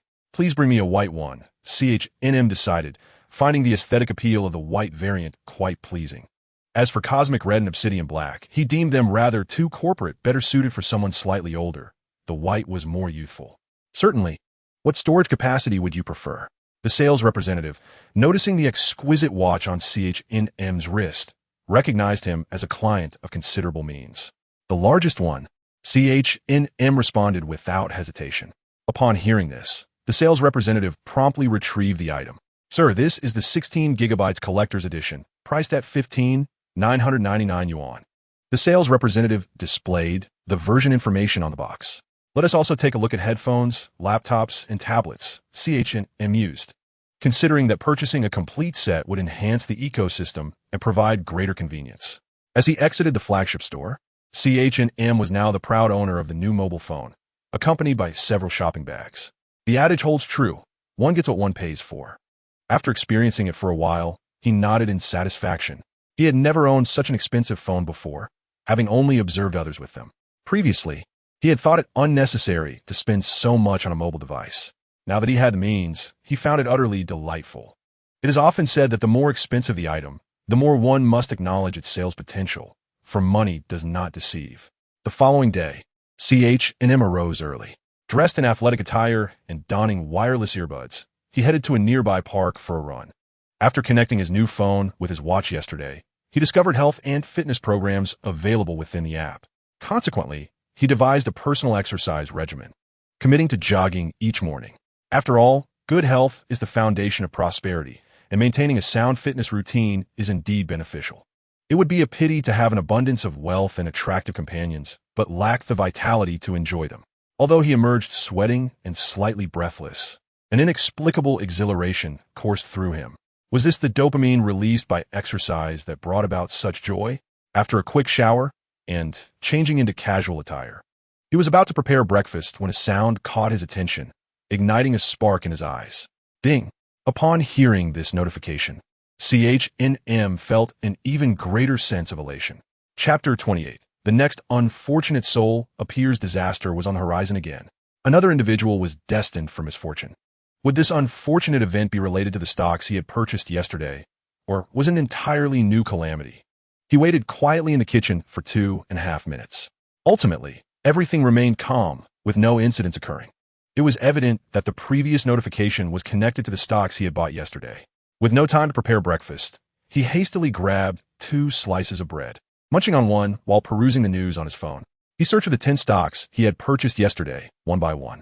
After several searches yielded no significant news, he stumbled upon a company named Shingzhyo, where he quickly found a fresh report. According to insiders at Shingzhyo, a substantial investment had been made in the development of a medication for depression, but its clinical trials yielded unsatisfactory results. In a double-blind study, the effects of the drug were compared to those of a placebo, leading Shingzhyo to halt further development of the medication. With the research team now facing dissolution. After reading the news, Ch&M immediately formed a judgment. Given such negative news, the stock of Shingzhyo would undoubtedly plummet. Since he had invested in Shingzhyo, a significant decline would certainly be unfortunate. This aligned perfectly with the previous notification. Unable to contain his excitement, Ch&M clenched his fists and threw a few punches into the air. The activation through serendipity had succeeded. His eyes gleamed with anticipation, and he felt an exhilarating rush. This news signified that his serendipitous activation plan had come to fruition. In the stock market, he would no longer have to wait for random occurrences to activate his fortune. Instead, he could take proactive measures, leveraging mechanisms to induce activation. It seemed that Shingzhyo was on the brink of a significant turnaround. Ch&M understood that having activated his fortune, the period of misfortune would soon give way to good luck. Based on previous experiences, he knew that favorable news for Shingzhyo was forthcoming. He simply did not know what it would be. I do not need to know the specifics. I only need to be aware that the stock will rise. He mused with a smile, showing no concern for the underlying reasons. Following his experience with in automotive, he was aware that the ultimate reasons might be quite abstract, beyond what a regular person could fathom. Thus, he decided not to overthink it, avoiding unnecessary mental strain. However, this time, it seemed prudent to consider making a final purchase. Chen Mo habitually stroked his chin, a contemplative expression gracing his face. He was inclined to take a gamble. Instead of buying in earlier, he would wait until the day when the notifications ceased to ring before making a bold move. The risk in this strategy lay in the possibility that the turnaround might occur before the market opened. In such a case, the favorable news would be widely known, and, compared to institutional investors, he would hold no advantage.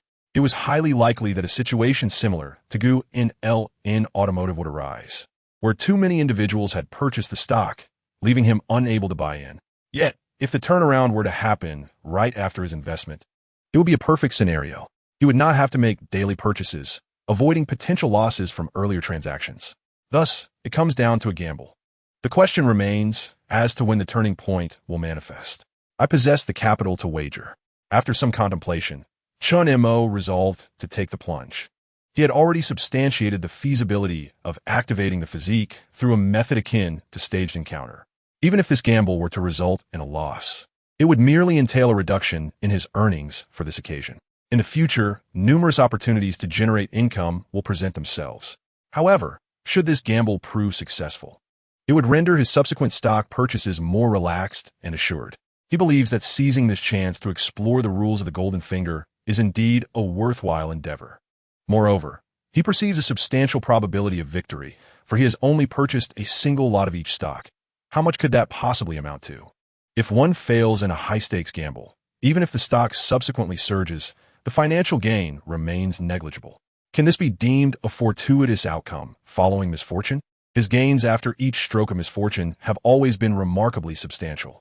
He decided to further investigate the news regarding the remaining stocks, ensuring that he did not make any erroneous judgments. For the sake of prudence, Chen Mo continued to search on his mobile phone. After completing his search, he only encountered news pertaining to Xiao, confirming that this unfortunate incident was indeed linked to the company. The subsequent steps became straightforward. He merely needed to pay attention each morning upon awakening to the notifications. A notification indicated that misfortune had not yet concluded, suggesting that the stock would continue to decline.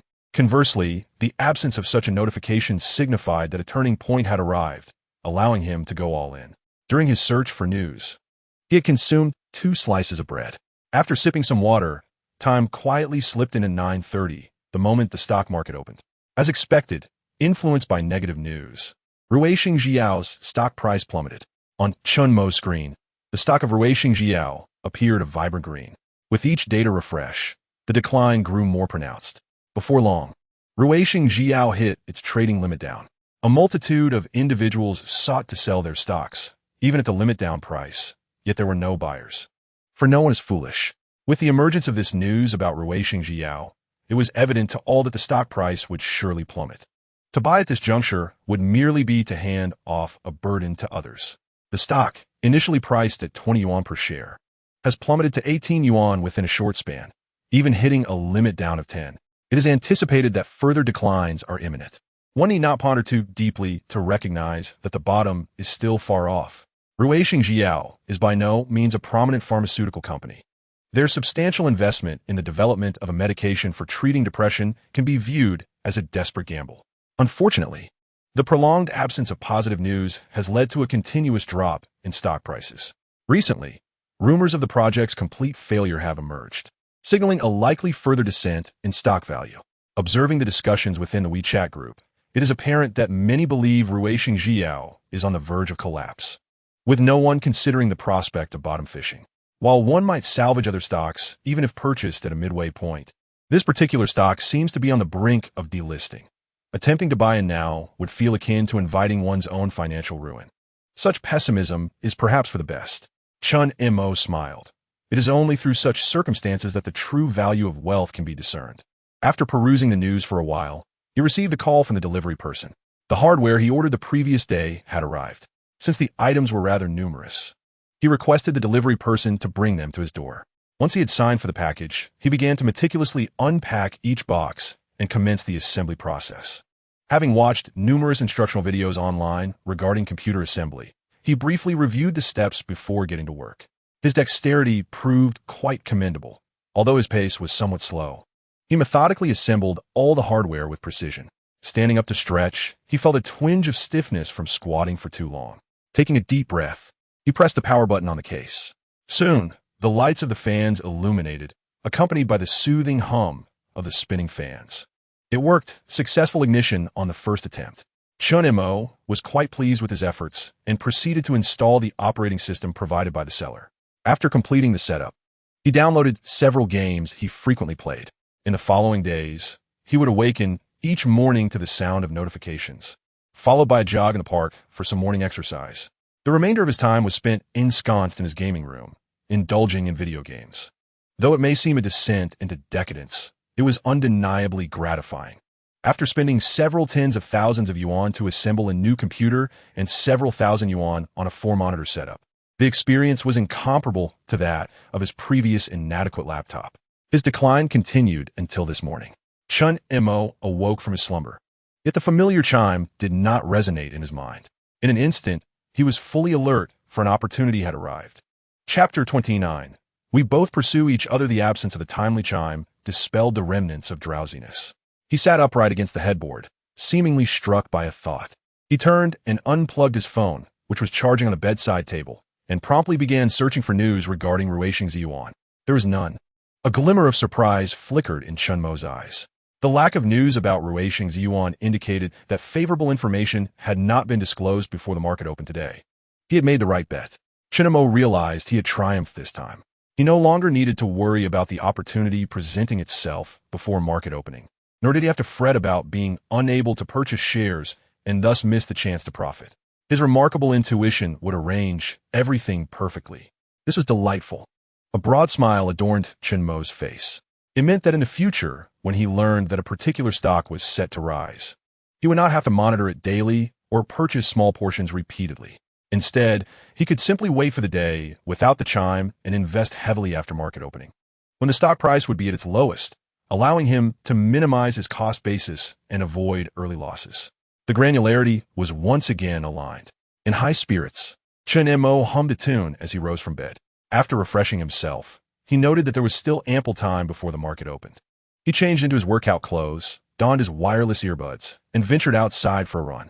After a while, he checked his running statistics on his phone, heart rate, distance, calories burned, and so forth. Setting a daily goal provided him with a sense of achievement upon completion, thus fostering better adherence to his routine. Upon returning home, he quickly showered and tossed his clothes into the washing machine. While enjoying breakfast purchased from a nearby eatery, he glanced at the stock price of Ruixing's yuan. After several days of decline, the stock had plummeted from an initial limit down price of 18 yuan to its current level of 1,209 yuan. It seemed likely to drop further today. Chen Mo took a sip of water, observing the plethora of sell orders, and pondered whether he might gamble once more. Chen Mo's gaze sharpened as he contemplated testing the limits of his constitution once more. Previously, on the day when the market opened without any prior indication, he had invested all at once. Nevertheless, the market experienced a slight decline that day, resulting in a minor loss. This time, he resolved to refrain from rushing into purchases immediately after the market opened. Instead, he intended to wait until the stock price of Ruixing Yao fell to a point of stability before making his move. This approach, too, bore its own risks. Should favorable news emerge during trading, he would undoubtedly not be the first to receive such information, potentially facing the prospect of purchasing at inflated prices or even missing out entirely. After all, trading stocks is fundamentally a gamble, and he was willing to take the risk. Chen Mo wore a nonchalant expression, a subtle smile playing at the corners of his lips. No one understood the art of opportunism better than he. Having resolved to take a chance, he did not rush to make purchases. He remained calm, attending to other matters while first ensuring his account was sufficiently funded. This time, he utilized the account associated with Xia Shirqing's company, considering it a trial of her financial acumen. Whether she would reciprocate and in what measure would depend on her forthcoming responses. As the afternoon market opened, He observed that the stock price of Rui Sheng Ji Yao stabilized at 4. It was then that he decided to act. The market was replete with numerous sell orders, allowing him to easily acquire a substantial amount. He retained approximately 100,000 yuan as pocket money, while committing the remainder to a high-stakes investment. At that moment, the stock price of Rui Sheng Ji Yao stood at 116 yuan per share. He purchased 100 lots, investing a total of 76 million yuan. Chen Mo's modest capital entered the market without making even a ripple, leaving the stock price utterly unmoved. He patiently awaited an upward trend. Holding 100 shares, he remained as steadfast as an old dog, quietly anticipating favorable news. Suddenly, he recalled that he was still waiting for Xia Shiqing's bewitching scheme. So he switched to WeChat and opened their chat page. Just as he prepared to type, a message from Xia Shiqing arrived. Received, thank you. Seeing those 4 words, Chen Mo was momentarily taken aback. Are you really monitoring my account around the clock? Chen Mo found himself speechless. Had it not been just a minute since he made the purchase? The message arrived almost instantaneously, as if she were keeping a constant vigil over his account. When we were together, you were always watching me too. I watch your account. You watch me. It's a mutual pursuit. I assent it. Chen Mo fell silent, unable to refute her. I have a meeting to attend. We will talk later, Xia Shiqing stated before preparing to leave. With the market closing soon, he needed to act quickly. Chen Mo chuckled and shook his head before entering the esports room to begin monitoring stocks on his computer. Once the gains from this wave of stocks were realized, he planned to purchase a car, something of quality. As the thought of buying a car crossed his mind, he sent a message to Lao Zhang, reminding him that if he had spare funds, he could invest in Ruisheng pharmaceutical stocks. After all, Lao Zhang had been the one to help organize their class reunion, a good brother who deserved some consideration. In Lujiazui, Xia Shiqing sat in her office, a flicker of contemplation passing through her enchanting gaze. She had seen the transaction records from Chen Mo's account.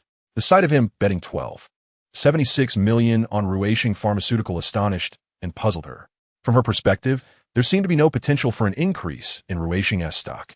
Yet, Chen Mo had made the investment, and not just a small one. This mirrored his previous gamble on Guanlan Automotive, which he had also doubted, only for it to skyrocket soon after, resulting in substantial profit for both of them. Was this situation to unfold similarly? After a brief moment of contemplation, her gaze steel with resolve, she chose to trust Chen Mo rising. Xia Shiqing exited her office, surveying her team. 3 minutes later, the meeting commenced. After stating her intention, she was the first to head to the conference room. 2.5 minutes later, everyone was seated, with no one absent. I have decided to invest in Ruisheng Pharmaceutical, she declared, cutting to the chase as the closing bell approached. Ruisheng Pharmaceutical? I recall it has dropped significantly in recent days.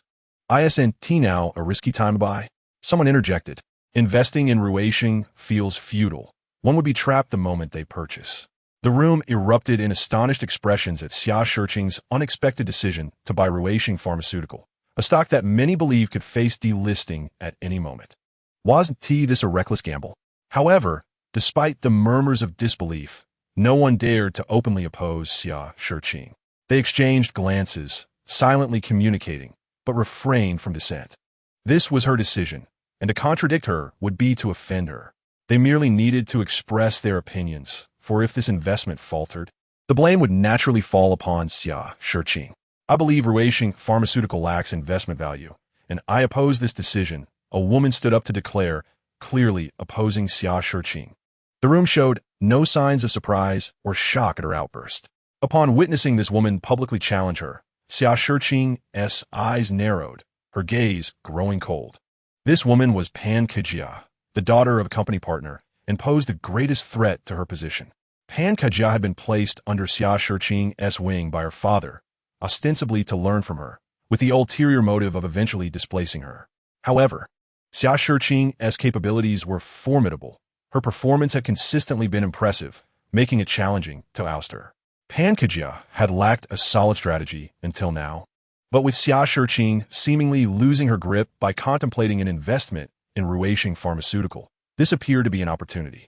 Director Xia, as the head of your department, every investment transaction must prioritize the company's interests.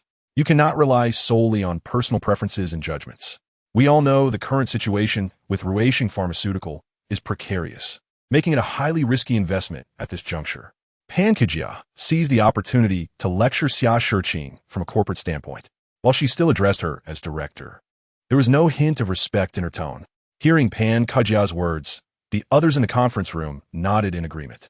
The risks associated with Ruishing Pharmaceutical were apparent to any discerning observer. Risks? Xia Shiqing scoffed. If you fear risks, perhaps you should consider career change. Every transaction carries risk. If we are to avoid risks, we might as well stop working and go enjoy the wind in the Northwest. Risk is indeed an integral aspect of investment, yet Pan Kejia remained resolute in her opposition, despite realizing Xia Shiqing's determination would not waver. She knew that Xia Shiqing would persist in her decision once she set her mind to it. However, she felt compelled to voice her dissent clearly, as the meeting would be recorded. If Ruishing Pharmaceutical faced a downturn, her opposition would be documented, potentially paving the way for her to usurp Xia Shiqing's position. That is not for you to instruct me. I have confidence in Ruishing Pharmaceutical, Xia Shiqing replied, her gaze cold as she asserted. We will mobilize funds to invest in Ruishing Pharmaceutical. It must be completed before the market closes today. Should this investment falter, I will take full responsibility. She issued the directive, willingly accepting the burden of accountability. If things went awry, she would bear the consequences alone.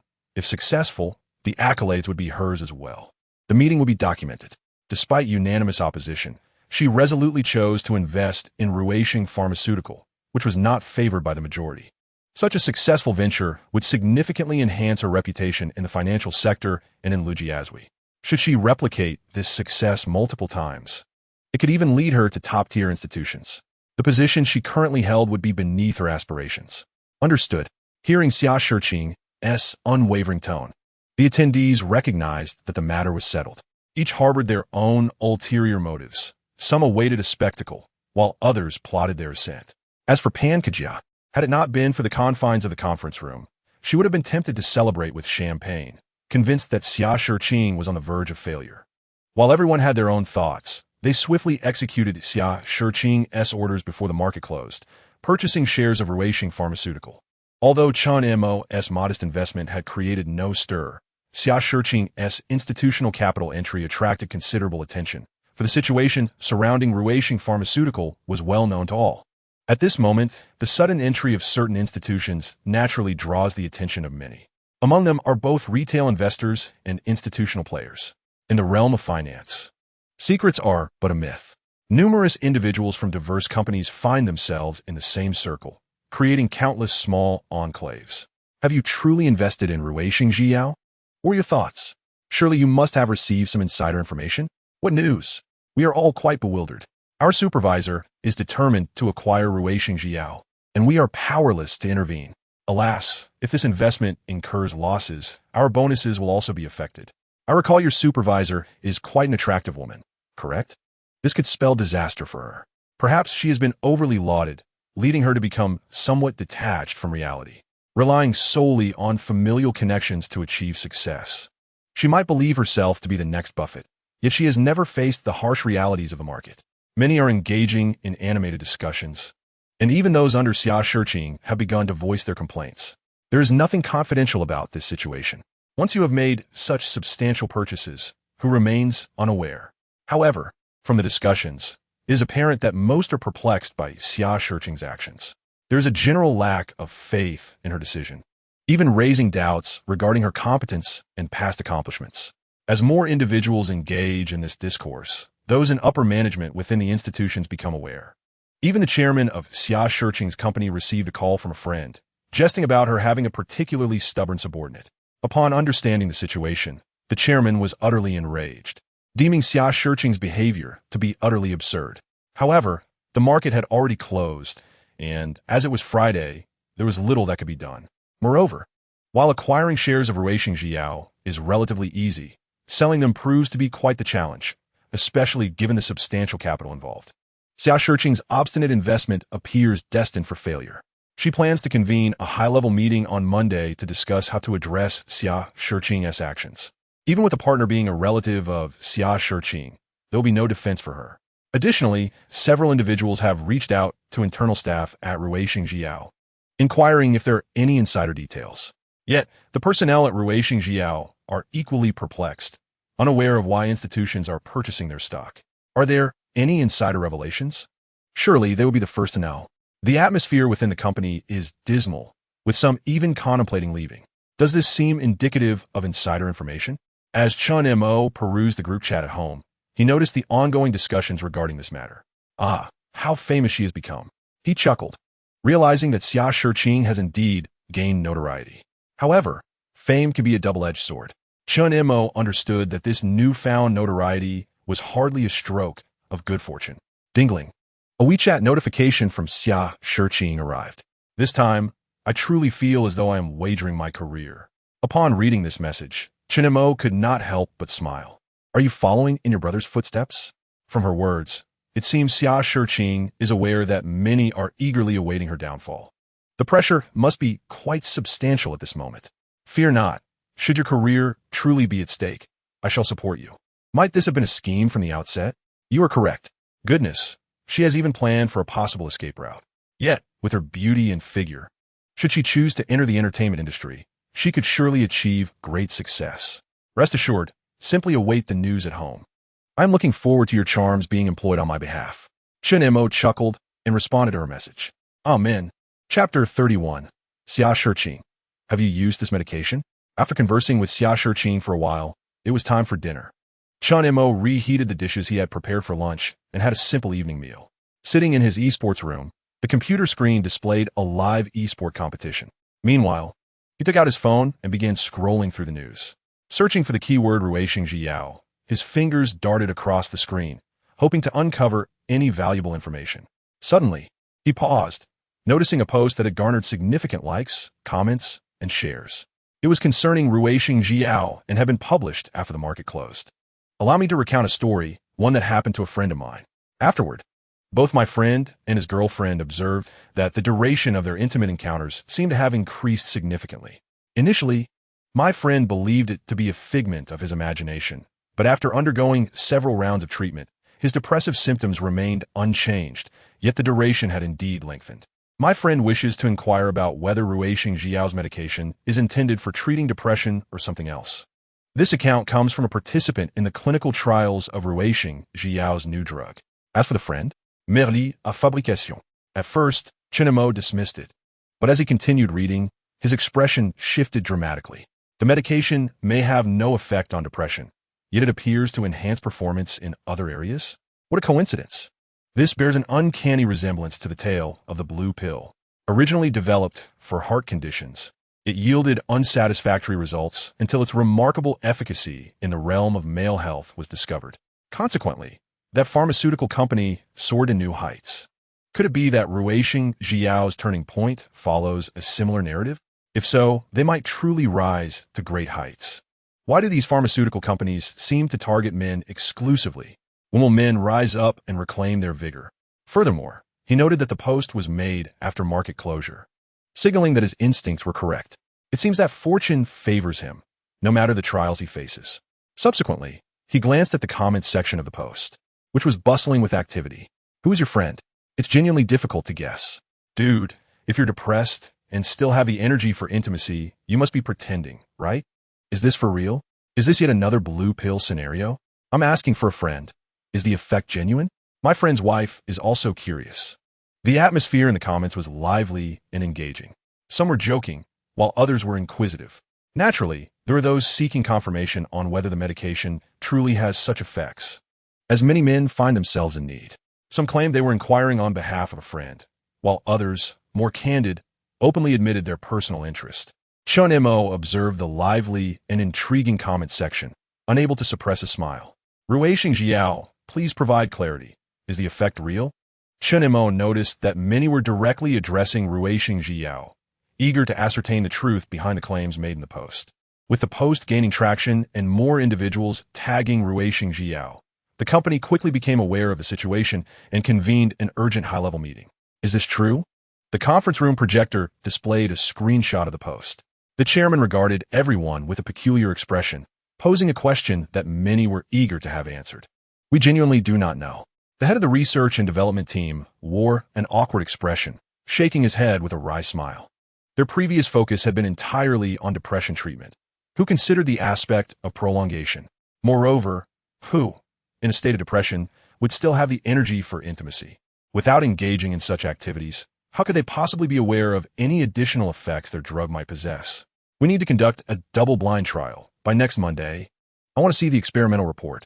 This medication is crucial to the company's future, and we must ensure the trials are rigorous, with absolutely no errors in data. The chairman shot him a stern look, his expression grave as he addressed everyone, his tone resolute.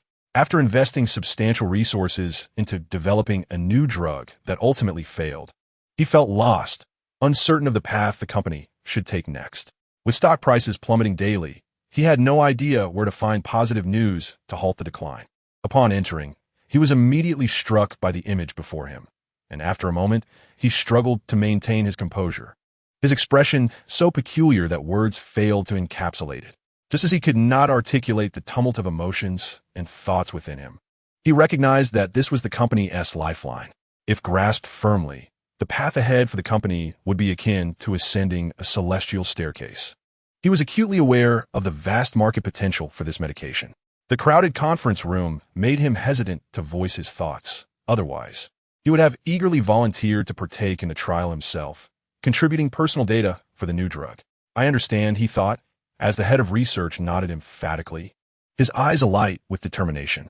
If the medication he developed truly yielded such results, he would indeed secure a place in history. Thus, he began reaching out to potential trial participants, recruiting them for a double-blind study. In his eagerness to obtain data swiftly, he offered generous compensation, ensuring a smooth recruitment process. Of course, the criteria for participation were clearly defined. First, candidates must be either married or in a relationship. Single individuals would not suffice for the study. Furthermore, it was preferable that participants were skilled performers, capable of effortlessly executing rapid and precise actions under pressure. However, this proved somewhat challenging, as most were reluctant to acknowledge their abilities. In the esports room, Chen Mo shared the post with Xia Shiqing. After an extensive 2.5 minutes, she finally finished reading. Your career is secure, Chen Mo typed with a smile. Do you mean to say you were aware of the drug's efficacy beforehand? Have you used it? What are you implying? Do you look down on me? Are you depressed? Or is it something else? Xia Shiqing seemed to overlook his inquiries and continued. Why don't you come over now, and we can test it together? Chen Mo decided to showcase his flair. In Xia Shiqing's home, she smiled charmingly at the message from Chen Mo, making her all the more enchanting. It was no wonder he had gone all in on Ruishing Pharmaceuticals today. He must have known in advance about the new drug's effects. As for whether Chen Mo had personally tried it, she was indifferent. She had heard that men over 25 could only provide companionship, and Chen Mo was approaching that age at 23. Chapter 32. The jester was indeed myself aside from Chen Mo and Xia Shiqing discussing this matter. Many others had either stumbled upon the post or were directed to it through group shares. Consequently, the news that Ruishing Pharmaceuticals' new drug might have significant effects spread widely. Ordinary netizens merely enjoyed the spectacle, reveling in the jest. However, those in the financial sector harbored different thoughts. Isn't it ironic? We just discussed the stock today, and now news breaks tonight? Who could have anticipated that? These pharmaceutical companies are always up to something. They can misstep even in drug development. If this is true, Ruishing Pharmaceuticals might just take off. But who knows? What if someone from Ruishing deliberately wrote the post to inflate the stock price for a profit? It's possible. I recall, Shihi acquired Ruishing Pharmaceuticals today. Could it be they had prior knowledge of this? Quite likely, as many were waiting to see Shihi's beautiful manager become the subject of ridicule, only to realize they were the jesters themselves. Why would a woman know about the new drug's effects? Who can say? The financial group chat buzzed with renewed excitement as everyone resumed discussions about Ruishing Pharmaceuticals. However, unlike before, when they awaited Xia Shiqing's faux pas, they now found themselves the unwitting jesters, having missed the opportunity as others had already invested, poised to reap substantial profits when a market reopened on Monday. Sunday evening arrived swiftly, following 2 days of double-blind trials conducted over Friday night and the weekend. Over 100 participants had been recruited, divided into 50 pairs for the trials, with one individual receiving the new drug and the other a placebo, neither knowing which they had taken. 5 groups were tested after 30 minutes, while another 5 groups were assessed after 1 hour, with various timings also employed. Subsequently, They switched the treatments, with those who initially received the placebo now taking the new drug, and vice versa. After the trials concluded, the data was collected. Although the time frame and sample size were somewhat limited, Ruishing Pharmaceuticals drew a preliminary conclusion. This conclusion elicited a mixture of joy and despair within their research team. On one hand, the new drug's efficacy in treating depression mirrored previous results, which was quite disheartening. Yet, on the other hand, it exhibited remarkable effectiveness in enhancing male performance. The trial results astonished and delighted them. They had never anticipated that their research would yield such a revelation. The data clearly indicated that all male participants who took the new drug, regardless of any existing performance issues, experienced a notable improvement in duration. All participants in the double-blind trial rated the new drug highly, with some even inquiring about its market availability. The prospects were promising. This new drug could elevate Ruishing Pharmaceuticals to a status rivaling that of Pfizer. Let us rephrase that, children, it doesn't sound complimentary. The researchers in the laboratory were all exhilarated, eagerly looking to Dr. Liu, the head of the research team. I am going to report this to the chairman immediately.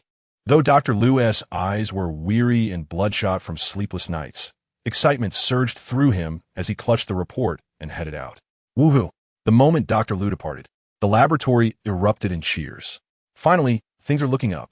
The conference room of Ruishing Pharmaceuticals was brightly lit that evening, with all senior executives, including the chairman and general manager, in attendance. Everyone's gaze was fixed on Dr. Liu, their expressions filled with anticipation and anxiety. Were the results? The chairman inhaled deeply, posing the question that everyone was eager to know. Under the scrutiny of so many eyes, Dr. Liu felt the pressure. After rigorous trials, we have preliminarily confirmed that this new drug has a significant therapeutic effect on male performance. This is the first and only medication on the market that can effectively enhance duration. Fortified by the report in hand, he did not withhold the results, directly sharing them with the audience. Here is the trial report. Numerous copies of the report were printed, and everyone eagerly seized their copies to review. Excellent. Truly remarkable. Upon reading, the chairman and other executives could not help but applaud in approval. The atmosphere in the conference room shifted from tense to lively. This new drug was indeed the company's salvation. Although the journey had been fraught with challenges, leading them to moments of despair, the final outcome was promising. Ruishing Pharmaceuticals was destined for a bright future. Immediately apply for clinical trials for this new drug, aiming for an expedited market release, the chairman commanded, regaining his composure. The previous clinical trials focused on depression. Now we must address male performance, as the applications differ and require a fresh start. However, everyone possesses confidence in this medication and is willing to wait. The official channels have announced this news to bolster the stock price. The chairman subsequently issued a directive. At that moment, an individual known for his clever ideas proposed a suggestion, but was swiftly dismissed by those with clear minds. This was undoubtedly insider trading, and should it attract penalties, it would tarnish the company's reputation, potentially affecting the launch of the new drug. After the meeting, Ruishing Pharmaceuticals' official Weibo swiftly released a formal announcement. Recently, patients have reported significant improvements in duration after using our new medication. We take this matter seriously and conducted a scientifically rigorous double-blind trial over the weekend, ultimately confirming that our new drug exhibits remarkable efficacy in treating male duration issues. We have already applied for clinical trials, and our research team is fully confident in this new medication, believing it will be available on the market soon. We urge you to stay tuned. In recent days, many have been closely monitoring Ruishing Pharmaceuticals' developments. With the release of this official announcement, it has sparked extensive discussions. Chapter 33. Do I need to bring my ID for the date? Whether onlookers or those in the financial industry, all were captivated by this announcement. The onlookers were naturally concerned about the actual efficacy of the new drug, or rather, they were inquiring on behalf of friends. Those in finance wished to ascertain the truth behind the drug's effectiveness, as this would reflect on the stock price, leading to two entirely different outcomes. Now that the announcement has been made, everyone is aware of its authenticity. They eagerly anticipate its market release, and my friends will surely support it. My assessment is that it can be compared to Pfizer, akin to a modern-day Huata. Remarkable. Now, there's an undeniable reason to support Ruishing Pharmaceutical. Alas, had it been developed sooner, she would not have left. Goodness, after reading the comments, it seems this drug has a vast market potential. Everyone, do remember the comments section and avoid pitfalls. Numerous individuals left comments beneath this official announcement. Chen Mo naturally took note of this announcement and was in high spirits. Of course, his good mood had nothing to do with the drug's efficacy. It was solely because the stocks he purchased were set to rise. He smiled, having recently set his sights on a particular car that was a bit pricey. However, as long as Ruishing Pharmaceutical's stock surged, it would be manageable. He then switched to WeChat to check the group chat. It seems that tomorrow morning, the stock may hit the limit before the market opens. Doesn't this feel reminiscent of the Guolan automobile situation? Those who could buy in tomorrow are fortunate. Our company bought in last Friday, so we need not wait for tomorrow. Just last week, you were lamenting how your beautiful supervisor's obstinacy cost you your bonus, and now you're pretending? I never said that. It wasn't me. You know, I have always held our supervisor in high regard. She is not only beautiful, but also possesses unparalleled investment insight. Life is truly unfair. Previously, I used to mock her, but now, everyone is a clown. One can only say that the biases in people's hearts are like towering mountains.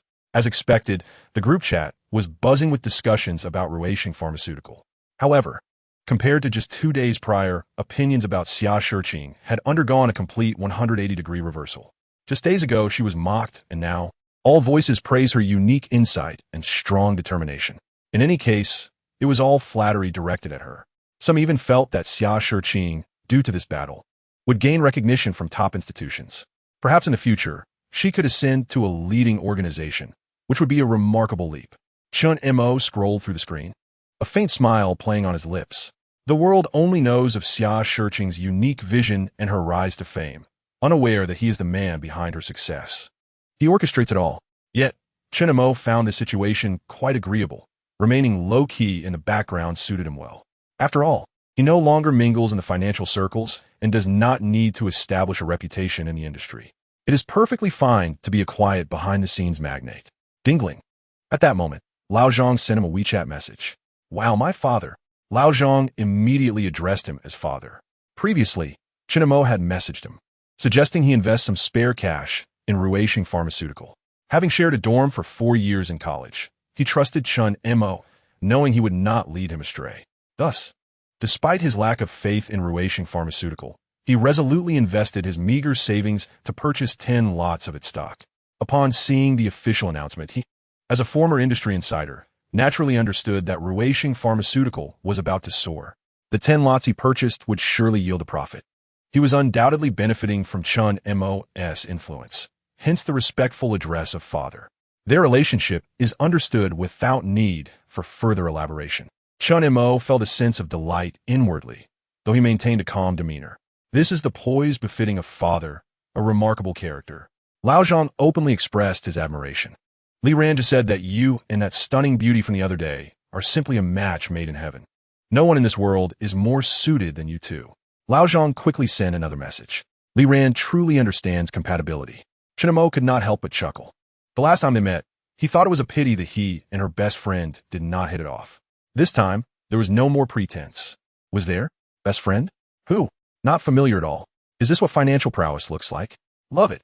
After chatting a bit, Chen Mo grew curious. Based on Xia Shiqing's typical style, news should have come out by now. Why was there still no word even after the announcement was released? Dingling. Just as he pondered this, his phone rang. I just received a call from my aunt. Guess what she told me? Xia Shiqing sent a WeChat message, teasing him. Her aunt is one of the partners at Shiha. Is Shiha planning to promote you? Chen Mo chuckled. Was there really a need to guess? Half right. On Friday evening, the chairman notified my aunt that there would be a meeting on Monday to discuss how to handle my situation. Just now, my aunt called to say that the chairman still wants to meet on Monday, but this time to discuss how to reward me. Xia Shiqing was too lazy to type, sending a voice message instead. From her tone, he could tell she was in good spirits, feeling much more relaxed than before, especially since she had been under considerable pressure recently. As she herself stated, it was no exaggeration to wager a bit of her career. Now that this announcement has been made, she felt as if she had sailed past countless mountains. Congratulations! Your position is now secure. Chen Mo found it difficult to maintain composure and replied with a voice message, acknowledging her contribution. It's all thanks to you. Xia Shiqing, however, remained grounded and sincerely thanked Chen Mo. Many had messaged her to congratulate and praise her. Yet she was clear-headed enough to know she was not as remarkable as everyone made her out to be. She recognized who the true contributor was. A simple thank you would suffice? Chen Mo raised an eyebrow and playfully inquired, "Am I truly so ungrateful?" Xia Shiqing smiled and generously invited him. "Let us go on a date next weekend." A date? Chen Mo was somewhat surprised, not expecting Xia Shiqing to be so direct. Had they become so flirtatious? Was this date genuine? "What? Have you made plans with other girls?" Xia Shiqing asked with a hint of meaning. "Not at all. I just wanted to ask if I need to bring my ID and charger." Chen Mo shook his head, adopting a serious tone. "For a date, he thought it could be a bit more flirtatious. I know you're eager, but please don't rush." The night passed without a word, and soon it was the following morning, Monday. Adhering to his disciplined routine, Chen Mo engaged in his morning exercise as usual. After finishing breakfast, he settled onto the sofa, awaiting the market's opening. As he had surmised, the pre-opening auction revealed numerous institutions and retail investors placing buy orders at the price. Yet, who would be willing to sell at such a price? Knowing that Rui Shengzhiyao was poised for a significant surge, it would be utterly foolish. As the clock struck 9:30, the stock market opened. Rui Shengzhiyao's stock price immediately reached its awash in a sea of red. The figures 1,276 yuan, 116.10 were not surprising to him. He then glanced at the earnings. Rui Shengzhiyao. Initial cost 116 yuan, current price 1,276 yuan, daily profit and loss 12.76 million yuan, 10. Upon seeing this line of vivid red data, Chen Mo closed his phone, his gaze becoming contemplative. At the age of 23, he had amassed 12.76 million yuan in the stock market in a single day. Chapter 34. It's not that I don't believe in love. It's that I don't understand it. The stock price opened at. Chen Mo was elated, yet others were far from pleased. Numerous companies placed buy orders at the price, but no one was willing to sell. They formed a queue, hoping to purchase if someone decided to sell, or perhaps try again tomorrow, despite the slim chances. Almost all who wished to invest in Rui Shengzhiyao were lamenting. A veritable treasure lay before them, yet they were unable to grasp it. It was deeply frustrating. If everyone were in the same boat, it might have been easier to bear. However, their competitor, Shihi, had mobilized funds to buy at the bottom last Friday, reaping substantial rewards today, and would continue to profit immensely. Just last week, they had mocked Shi, anticipating their downfall. In hindsight, it was clear that Shihi's actions last Friday had been nothing short of brilliant. To put it bluntly, if Shihi were bolder, they could easily proclaim in Lujiazui, "All of you here are worthless." Some companies shared the same building as Shihi. A staff member who had just gone downstairs for coffee encountered someone from Shihi. "How did you know we at Shihi bought Rui Shengzhiyao last Friday?" Before he could finish speaking, the Shihi representative approached with a smug expression. "Who asked you, buddy? Weren't you opposing your supervisor back then?" Some question his motives. "If I don't oppose, how can we highlight our supervisor Xia's unique insight and his daring to take risks and bear responsibilities? We are one and the same. If Supervisor Xia succeeds, I benefit as well. So what is wrong with that?" The Shihi representative spoke with an air of entitlement. "Your audacity is unmatched, my friend." Others from different companies were taken aback. Is there such a stock as audacity? The Shihi representative, coffee in hand, walked back upstairs confidently, leaving a group of onlookers in stunned silence. At Shihi's conference room, nearly all senior executives and middle management, along with key employees, were present. Xia Shiqing, clad in a suit, complimented her striking figure and beauty, quietly sitting there, naturally becoming a beautiful focal point. Regardless of their status, whether chairman or department heads, everyone's gaze was fixed upon Xia Shiqing. However, they were not merely admiring her beauty. They were acknowledging the great contributor to Shihi's success. Applause erupted as the chairman initiated it, followed by a cascade of enthusiastic clapping throughout the conference room. Regardless of their inner thoughts, everyone clapped vigorously. Even if Pan Kajia's eyes brimmed with envy and resentment, she could only begrudgingly clap hard. She had previously opened champagne, but who could have anticipated that Rui Shengzhiyao would suddenly announce such extraordinary good news? The stock price had made a remarkable reversal. Not only did Xia Shiqing avoid disaster, but she also rose to prominence in the finance world. Now, it was not merely a question of pushing Xia Shiqing aside. Her departure might even be inconceivable. This left her mental state somewhat destabilized. At that moment, someone's phone rang. Although it was quickly silenced, the damage was done. After the enthusiastic applause, the chairman cleared his throat, and the room fell silent. Everyone had seen the announcement from Rui Shengji Yao the previous night, and today, the stock opened with further increases expected. Competitors in the industry were scrambling to buy in. Thanks to Supervisor Xia's astute judgment last Friday, he had seized the opportunity to mobilize funds for purchasing Rui Shengji Yao, resulting in an immediate profit of 10. The upcoming returns would be highly favorable. Conservatively estimating, this single transaction could account for over 20 of the company's annual performance, a remarkable achievement for Supervisor Xia. This transaction had also propelled He into the limelight within the industry. Consequently, the company decided to appoint Xia Shiqing as the Deputy Minister of the Proprietary Investment Department, enhancing her authority to mobilize capital and granting her a percentage of the net profits as a bonus. The chairman beamed as he acknowledged Xia Shiqing's contributions. As a small to medium-sized institution, their annual net profit hovered around 300 million yuan. If operations with Rui Shengji Yao were executed effectively, this single transaction could yield over 20 of the annual net profit. This was still a conservative estimate. In sales terms, Xia Shiqing was undoubtedly this year's sales champion. Promotions and salary raises were a given, and bonuses would certainly follow suit. Thank you, Chairman, for your trust and recognition. I will continue to strive for even greater achievements for Xia Shiqing said, rising slowly to express her gratitude in a calm tone. Given her contributions to the company, her promotion and raise were well-deserved. Moreover, the stark contrast between the chairman's demeanor last Friday and today made it difficult for her to express genuine gratitude. If there was someone to thank, it would be Chen Mo. Pan Kijia was initially quite unwilling to accept the situation. However, upon hearing about Xia Shiqing's promotion, her spirits lifted. With Xia Shiqing promoted, her position would become vacant. Did this not present an opportunity for her?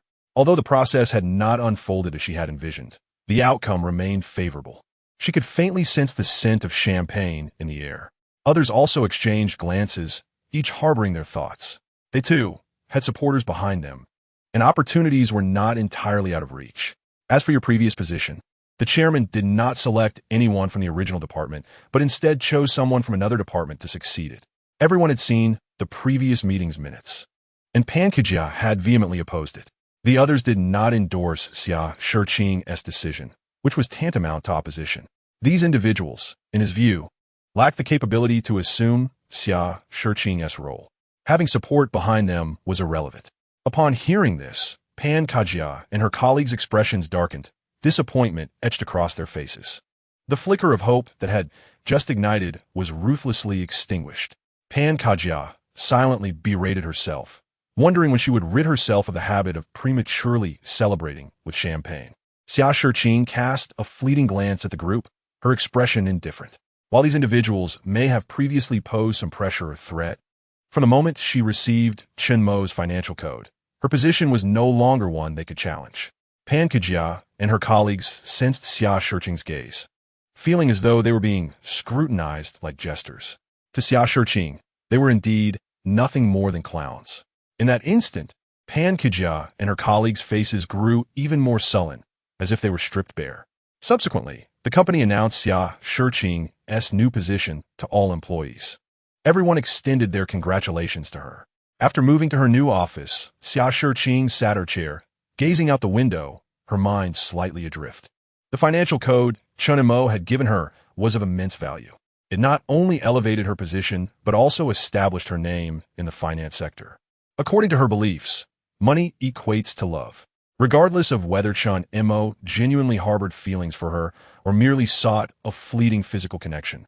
Upon receiving such a valuable fortune code from him, she implicitly accepted that his affections were sincere, an affection so profound it could scarcely be more authentic. In light of this, she felt compelled to provide positive feedback. After all, she merely held skepticism towards love, not an ignorance of it. Had she never been in a romantic relationship or witnessed others in love, she would wait for the weekend. Xia Shiqing's beautiful eyes flickered with a hint of contemplation, seemingly pondering where to go on their date.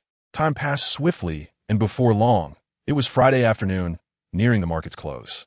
Following a limit up on Monday, the stock had soared for 3 consecutive days. From Monday to today, in 5 trading days, it had hit the limit up 4 times. Only today, Friday, did it refrain from reaching the limit. Yet it still boasted an impressive increase of 8. At this moment, the stock price of Ruishing Pharmaceutical had risen to 1,834 yuan after 5 days of growth, with an initial cost of 116 yuan, resulting in a gain of 674 yuan per share. With 1,100 shares, that amounted to a staggering 14 million yuan. Over the course of 5 trading days, he had pocketed over 740,000 yuan. Chen Mo gazed at the vibrant red figures, a satisfied smile gracing his face. With an increase in capital, the experience was markedly different. When he previously purchased Goldmine Motors, although the rise was comparable to Ruishing Pharmaceutical, the same percentage return meant that a larger principal yielded greater profits. The favorable momentum had not yet concluded. He speculated there would be further surges next week. Chen Mo stroked his chin, a vague suspicion forming in his mind. Previously, Goldmine Motors had nearly achieved a 200 return, whereas this stock's yield stood at only 58. Thus, he anticipated a significant increase ahead, undoubtedly spurred by more favorable news. Ding-ling, an alert chimed. Lao Mo, should we continue holding Ruishing Pharmaceutical? At that moment, Lao Zhang messaged him. I'll let you know when it's time to sell. The human heart changes too swiftly. Last time, he still referred to me as a godfather. Respect. Are you free tonight? I'll treat you to dinner. Let us have a few drinks together. Lao Zhang quickly followed up with another message. Send me the location. Send what? Same old place. In the evening, Chen Mo arrived at the familiar venue mentioned by Lao Zhang, a bustling eatery they frequented during their university days, renowned for its delectable barbecue and grilled fish. Upon his arrival, Lao Zhang was already seated at a table waiting for him. Lao Mo, over here. Seeing him, Lao Zhang immediately stood and waved. Li Ran didn't he come? Chen Mo inquired with a smile upon noticing Lao Zhang alone. Ah, she's working overtime. I'll grab her some takeout later. Lao Zhang shook his head helplessly. The chosen ones toil away. It's unavoidable. Let us order. Chen Mo and Lao Zhang called over the waiter. They both knew the menu by heart after numerous visits. They ordered a Wanzhou grilled fish, along with several barbecued items and cold dishes. Of course, on a hot summer evening, chill beer was a must. Before long, their orders arrived, and the two indulged in their meal while chatting, occasionally clinking glasses, thoroughly enjoying the moment. Last time you mentioned buying a car. Have you settled on one? Lao Zhang asked while munching on edamame. I found a few. Once I sell these stocks, I'll purchase one. Chen Mo replied, clinking glasses with him and nodding. What kind of car are you planning to buy? Full payment or financing? A fictional model, full payment. Wow. Lao Zhang downed a gulp of beer, gazing at Chen Mo with envy. A luxury electric car worth over $1 million, purchased outright. It seems you've genuinely made a profit. No wonder he was using a top-tier phone. It wasn't cheap. It's a pity I didn't get the blue plate. I had to settle for this. Chen Mo sighed, revealing a hint of regret, as he had a car he preferred even more, but it required a blue plate since it was a gasoline vehicle. No choice then, just wait patiently. As Lao Zhang savored his skewers, a thought struck him. Lao Mo, what do you think about me joining fictitious brand now? Afterward, you can help me buy a car, and once I earn that commission, I'll resign. Sweet potatoes, chicken gizzards, your cauliflower. Chen Mo regarded him with admiration. Ha ha, just kidding. Lao Zhang clinked glasses with Chen Mo, as true friends share everything, even the unrealistic. Buzz, buzz, buzz. Lao Zhang's phone vibrated on the table, indicating an incoming call. It's Li Ran. I'll take this. Lao Zhang picked up his phone and swiped across the screen. I'm drinking with Lao Mo. Probably be a while, just the two of us. What's on your mind? After exchanging a few words, he switched to speakerphone and looked at Chen Mo. Lao Mo. Say something. Li Ran, is your check-in so strict now? Chen Mo laughed into the phone. Upon hearing Chen Mo's voice, Li Ran chuckled, playfully responding. Your concerns seem a bit excessive.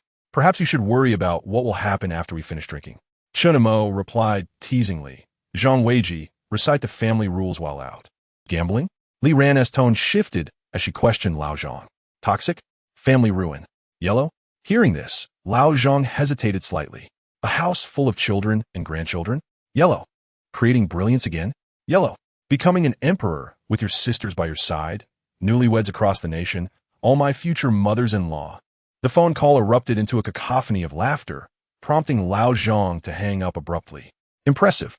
Chen Mo raised his glass in admiration. You introduced her. Lao Zhang shot him a glance, his eyes tinged with melancholy. Did you break up? Not a chance. The two continued to drink, skewer, and converse. Ding-ling. At that moment, Chen Mo's phone chimed. He glanced over to see a WeChat notification.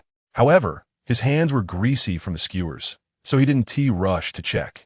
Soon, the phone buzzed again, indicating several messages. Who is it? He wiped his hands with a napkin, picked up his phone, and discovered it was a message from Xia Shiqing. He opened it to find several voice messages. Have you had dinner yet? I just got off work and ate the dinner my mom made. The self-investment department is overwhelming. I'm busier than when I was a small supervisor. Those who once aspired to my position now avoid me at the company. Tomorrow is Saturday, and the weather looks nice. Shall we go out on a date? I'll drive to pick you up. He listened to each message, his expression growing increasingly peculiar. Something was amiss, very amiss. He sensed that since this past Monday, Xia Shiqing had been acting strangely. Their previous interactions had been strictly platonic, limited to friendly exchanges. Their conversations never delved into personal lives. Yet in recent days, Xia Shiqing had altered her demeanor, sharing snippets of her daily life with him. It was as if she were a girlfriend confiding in her boyfriend. This was decidedly unsettling. He merely sought a physical relationship. Was she genuinely developing feelings for him? However, upon reflection, he found this inconsistent with Xia Shiqing's character. She was a pragmatic woman who believed in wealth rather than love. How could she possibly fall for him in such a brief period? It seemed implausible. Thus, he found himself unable to decipher Xia Shiqing's true intentions. Due to the noise at the eatery, Chen Mo switched to speakerphone, allowing Lao Zhang to overhear the voice messages. Wait bro, what is this? Lao Zhang gaped in disbelief, unable to fathom what he was hearing. He suspected he was hallucinating. The voice was unmistakably that of the stunning woman who had accompanied Chen Mo that day. How could such a woman appear so forward in front of him? Even the date was arranged by a beautiful girl, and I have to take the initiative to drive and pick up Chen Mo? This is quite a reversal of roles. How much time has passed for Chen Mo to evolve into this? Is this still the brother I shared a dormitory with for 4 years? Chapter 36. You can't possibly have developed feelings for me, can you? If you were as handsome as I am, Li Ran would feel the same way about you. Chen Mo brushed aside his bangs and raised an eyebrow. Although he did not fully comprehend Xia Shiqing's thoughts, it did not hinder him from flaunting in front of old Zhang. That's impossible. Upon hearing this, old Zhang shook his head with a resolute expression. What do you mean impossible? I am as handsome as the Peak Wu, and she is also a Chuan Yu Baolong. That cannot be changed. Old Zhang spoke with deep conviction. Indeed. Chen Mo nodded in agreement.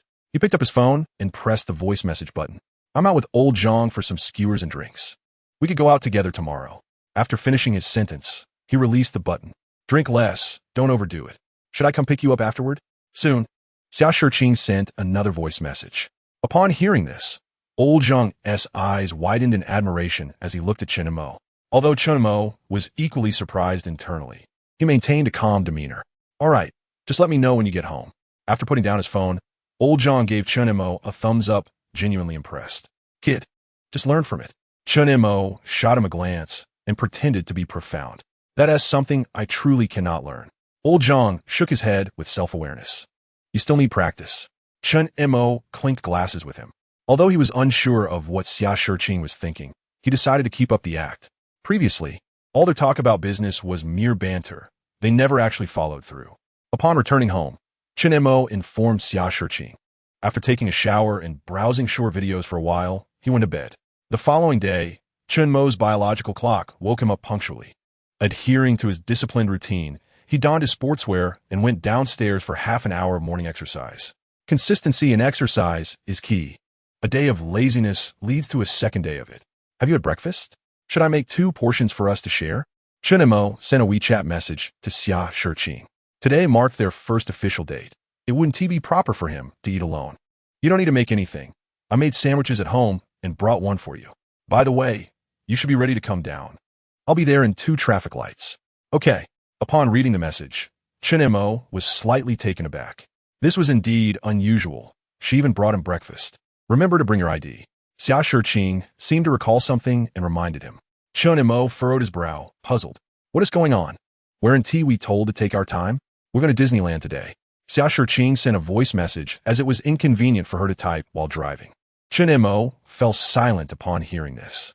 The ID is only needed for hotel registration and ticket purchases. He realized his perspective had been too narrow. After checking himself in the mirror and tidying his hair and outfit, he went downstairs. Just as he reached the entrance of the community, he spotted the familiar car approaching. Once she parked, Chen Mo opened the passenger door and took a seat. As soon as he got inside, he was greeted by a subtle yet pleasant fragrance. Good morning. Upon seeing him, Xia Shiqing's stunning face broke into a captivating smile. Morning. Chen Mo looked at Xia Shiqing with surprise, noting that she had put significant effort into her makeup today. While she usually wore light makeup, today it was evidently more elaborate, a full face, which is the highest etiquette for a girl when going out. It seems Xia Shiqing placed great importance on their date today. Here, that's the sandwich I made. Let me know how it tastes. Xia Shiqing presented a pink lunchbox, opening the lid to offer it to Chen Mo. Thank you. Chen Mo accepted the sandwich wrapped in plastic, glancing at the tidy interior of the car, hesitating. He was aware that many people dislike having others eat in their cars, especially those that are kept immaculate. Why don't you wait a moment? I'll eat it before coming up. He was quite considerate, reaching for the car door. It's fine. Xia Shiqing shook her head nonchalantly. For others, it would be unthinkable to eat in her car. But Chen Mo and she shared a unique relationship, allowing him this privilege. All right, if I make a mess, I'll pay for a car wash. Since she was unconcerned, Chen Mo ceased his reluctance. He took a bite and found it quite tasty. How does it taste? Xia Shiqing turned slightly, her beautiful eyes filled with anticipation as she gazed at him. It's quite delicious. Chen Mo nodded while chewing. I was worried you might not like it. Upon hearing his approval, Xia Shiqing's expression brightened significantly, revealing a smile he had never seen before. Why does it seem a bit sweet? This was unusual. She handed him a bottle of milk. It might be a bit dry with a sandwich. Drink this. Thank you. Chen Mo accepted the milk and took a couple of sips through the straw. At that moment, Xia Shiqing started the car, and they were on their way. The sandwich was small, and Chen Mo finished it in a few bites. After finishing, he tidied up a bit and began observing Xia Shiqing. She wore a black shirt on top and high-waisted denim shorts below, with the hem of her shirt tucked in. On her feet were panda-themed sneakers. This simple outfit looked striking on her. Moreover, since they were heading to Disneyland, this attire was also convenient for enjoying various rides. Most importantly, from Chen Mo's perspective, he could perfectly see her long, fair legs. Her skin was exceptionally smooth and flawless, nearly blindingly white. Xia Shiqing might not have noticed his gaze while driving, or perhaps she was graciously allowing him to look. In any case, Chen Mo thoroughly enjoyed the view throughout the journey. Upon arriving at the Disneyland parking lot, they both exited the car. Chen Mo first found a trash can to dispose of the breakfast waste. Should I carry the bag? Xia Shiqing cheerfully handed him her bag. It is often said that women buy bags for men since they end up carrying them. Chen Mo smiled as he accepted the bag, slinging it over his shoulder. Then my bag is for you. Xia Shiqing winked and naturally linked her arm with his. Shall we go in? With a charming smile, Xia Shiqing led the way toward the entrance of Disneyland. Their bodies were in close contact, and Chen Mo could smell her refreshing fragrance. From her conversations over the past few days to the breakfast she brought him this morning, and now her casual act of linking arms with him and sharing intimate physical contact, he was eager to understand what Xia Shiqing truly thought, not one to overthink. He directly asked, "What is going on? You can't possibly have developed feelings for me, can you?" He tilted his head slightly, gazing into her stunning face, bluntly questioning her. Her actions certainly felt as if she considered him her boyfriend. You may interpret it that way. Xia Shiqing stared directly into Chen Mo's eyes, offering no denial. Chen Mo tilted his head, a confused expression on his face. Chapter 37. Offering her the wealth code is truly a beauty trap. What does you may interpret it that way mean? If you provide me with such a valuable wealth code, I believe you genuinely have feelings for me. Therefore, I must reciprocate towards those who sincerely care for me. As Chen Mo's face displayed a look of confusion, Xia Shiqing candidly provided an explanation. She did not believe in love, and as such, did not develop romantic feelings for the opposite sex. In her understanding, since Chen Mo genuinely liked her, she could simply accept the role of his girlfriend. Whether she would be his only girlfriend or one among many depended on Chen Mo's abilities. If he could only date her, then she would be the sole girlfriend. If he could manage multiple relationships, she would be one of several girlfriends, or perhaps one of his lovers. She was indifferent to such labels.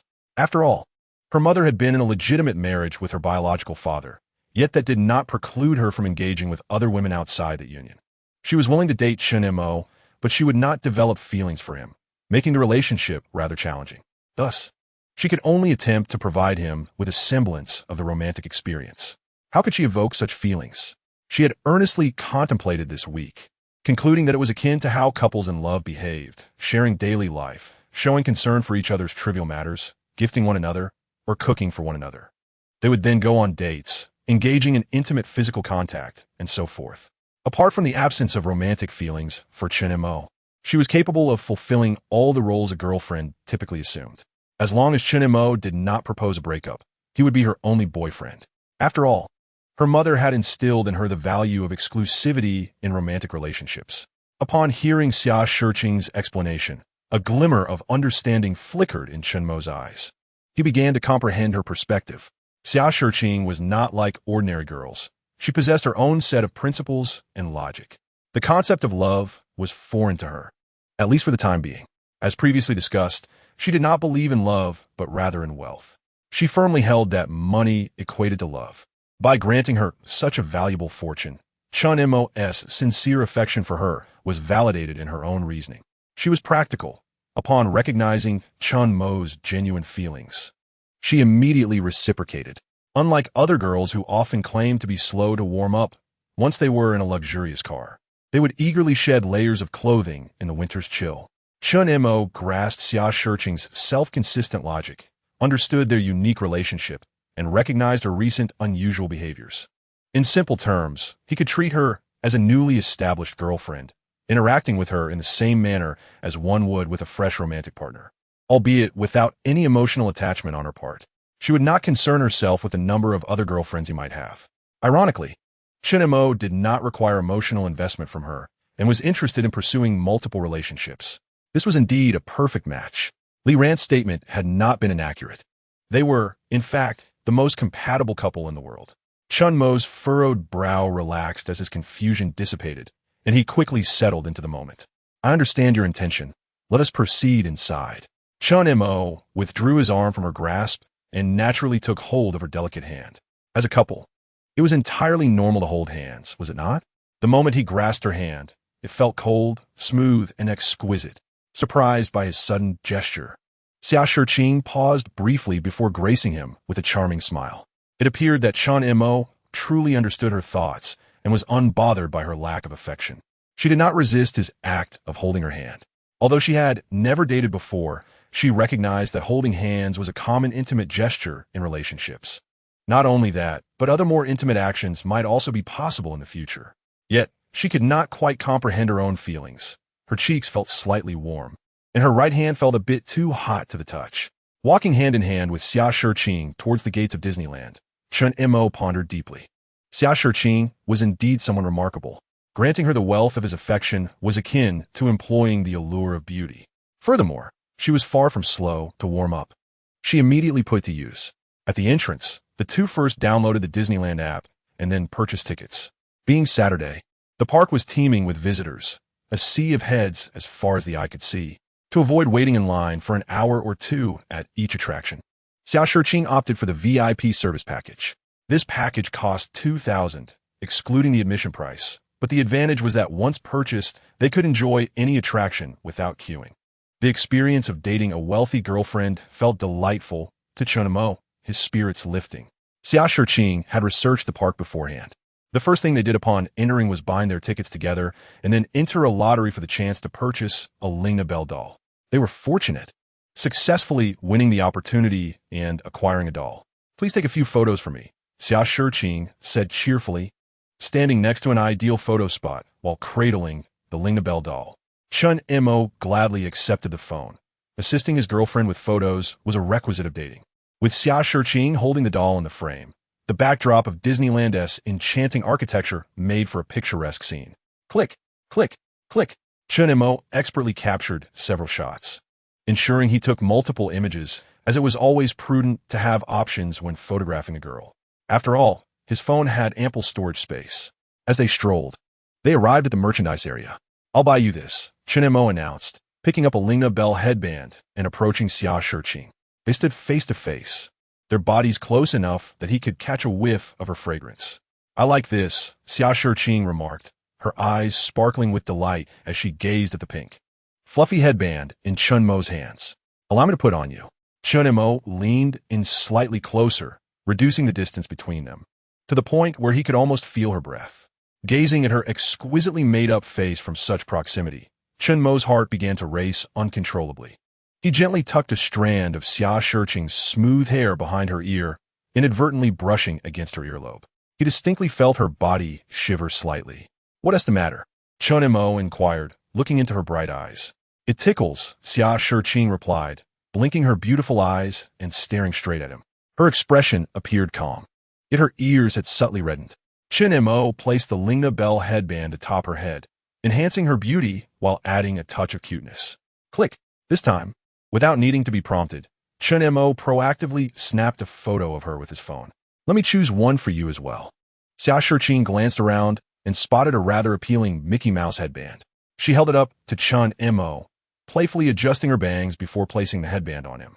"Not bad," she assessed, giving him a satisfied nod after appraising him from head to toe. Chen Mo checked his reflection, although the headband leaned towards a feminine style. It did not look out of place on him. It was not overly effeminate. He took a selfie in the full-length mirror, and upon seeing this, Xia Shiqing drew closer. In response, Chen Mo wrapped his right arm around her slender waist while his left hand pressed the shutter button on his phone. Xia Shiqing did not resist. Instead, she leaned her head, adorned with the headband, gently against his shoulder. The image reflected in the mirror became more harmonious and sweet. The shop bustled with patrons, and anyone observing would perceive them as a couple deeply in love. Yet, unbeknownst to them, affection could indeed be performed. After checking out, the two strolled out of the shop hand in hand. "Let's head to the Flying Over the Horizon ride. I would like to experience it." Chen Mo was quite intrigued by a project he had previously seen online.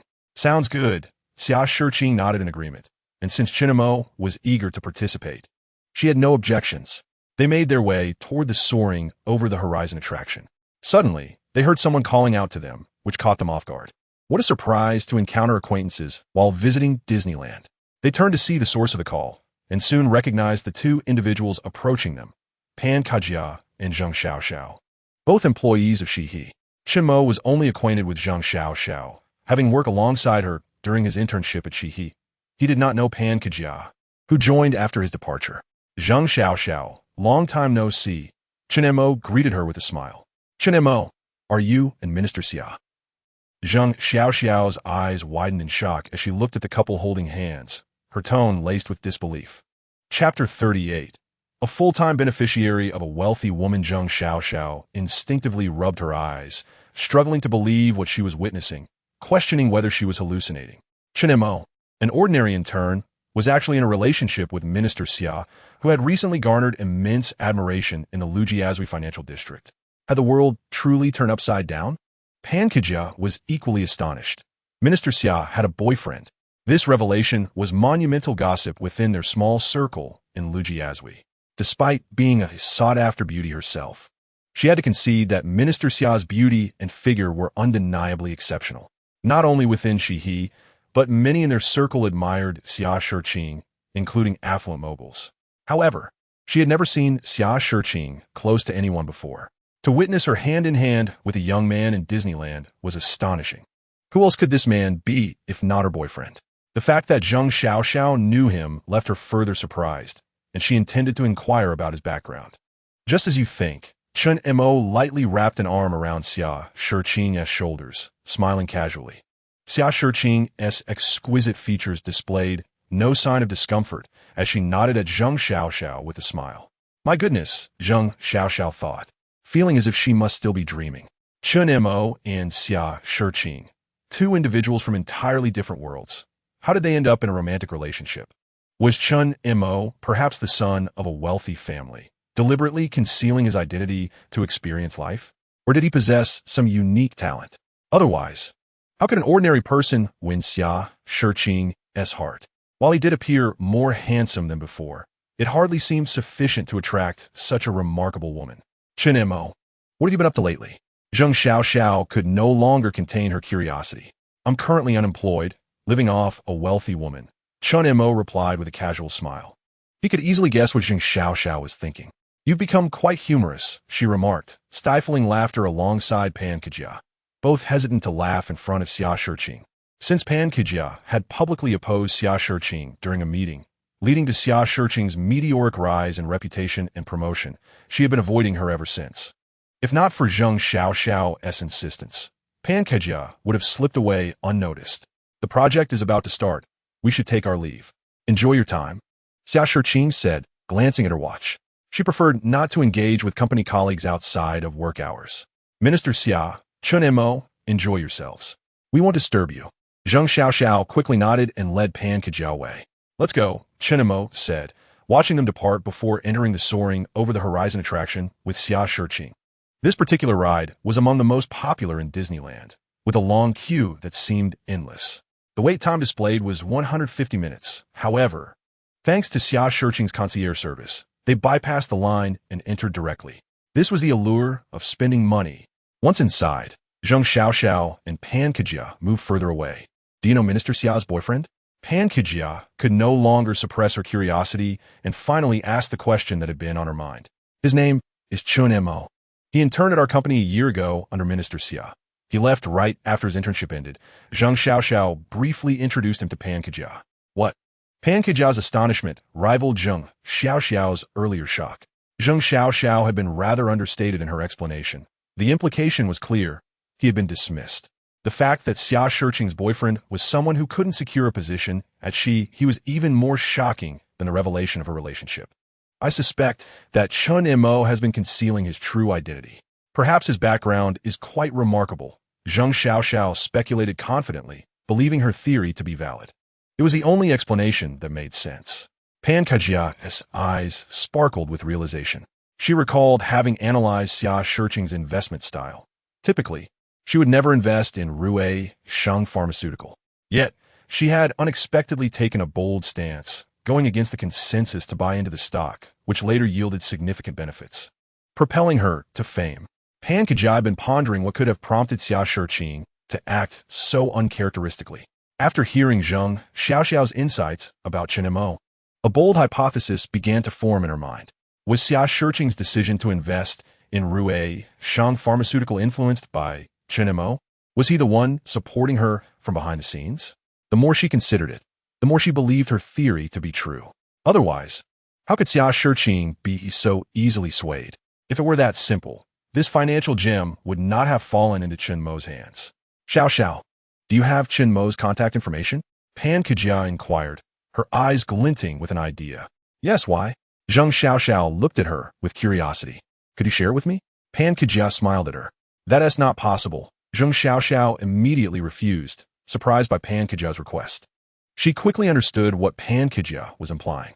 Such situations were not uncommon in their circle, but Chen Mo was Xia Shiqing's boyfriend. If she were to share his contact details and something went awry, would Xia Shiqing not hold her accountable? Moreover, Chen Mo had not consented to this. Forget it.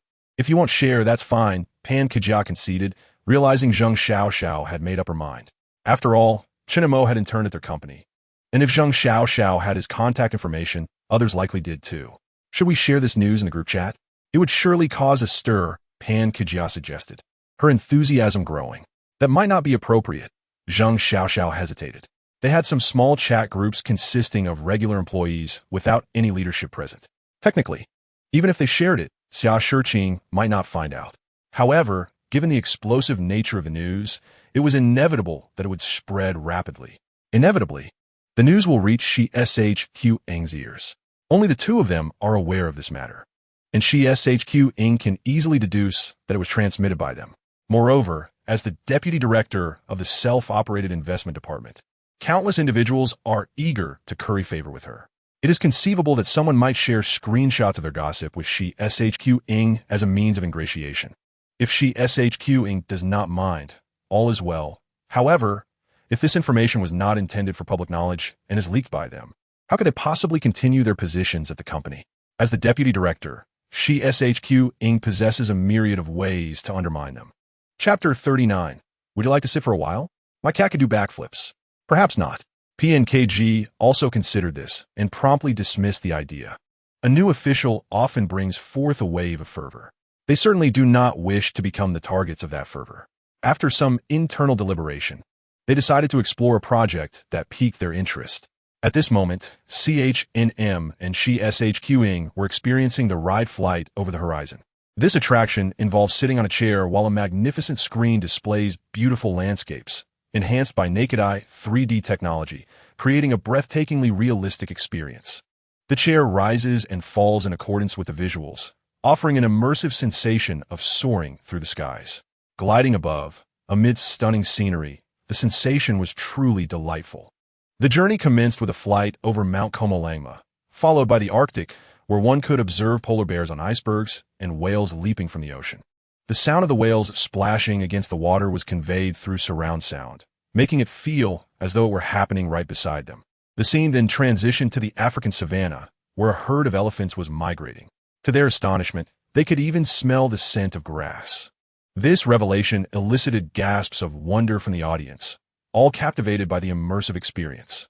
Following this, they journeyed past the Great Wall and the pyramids, among other world cultural heritage sites.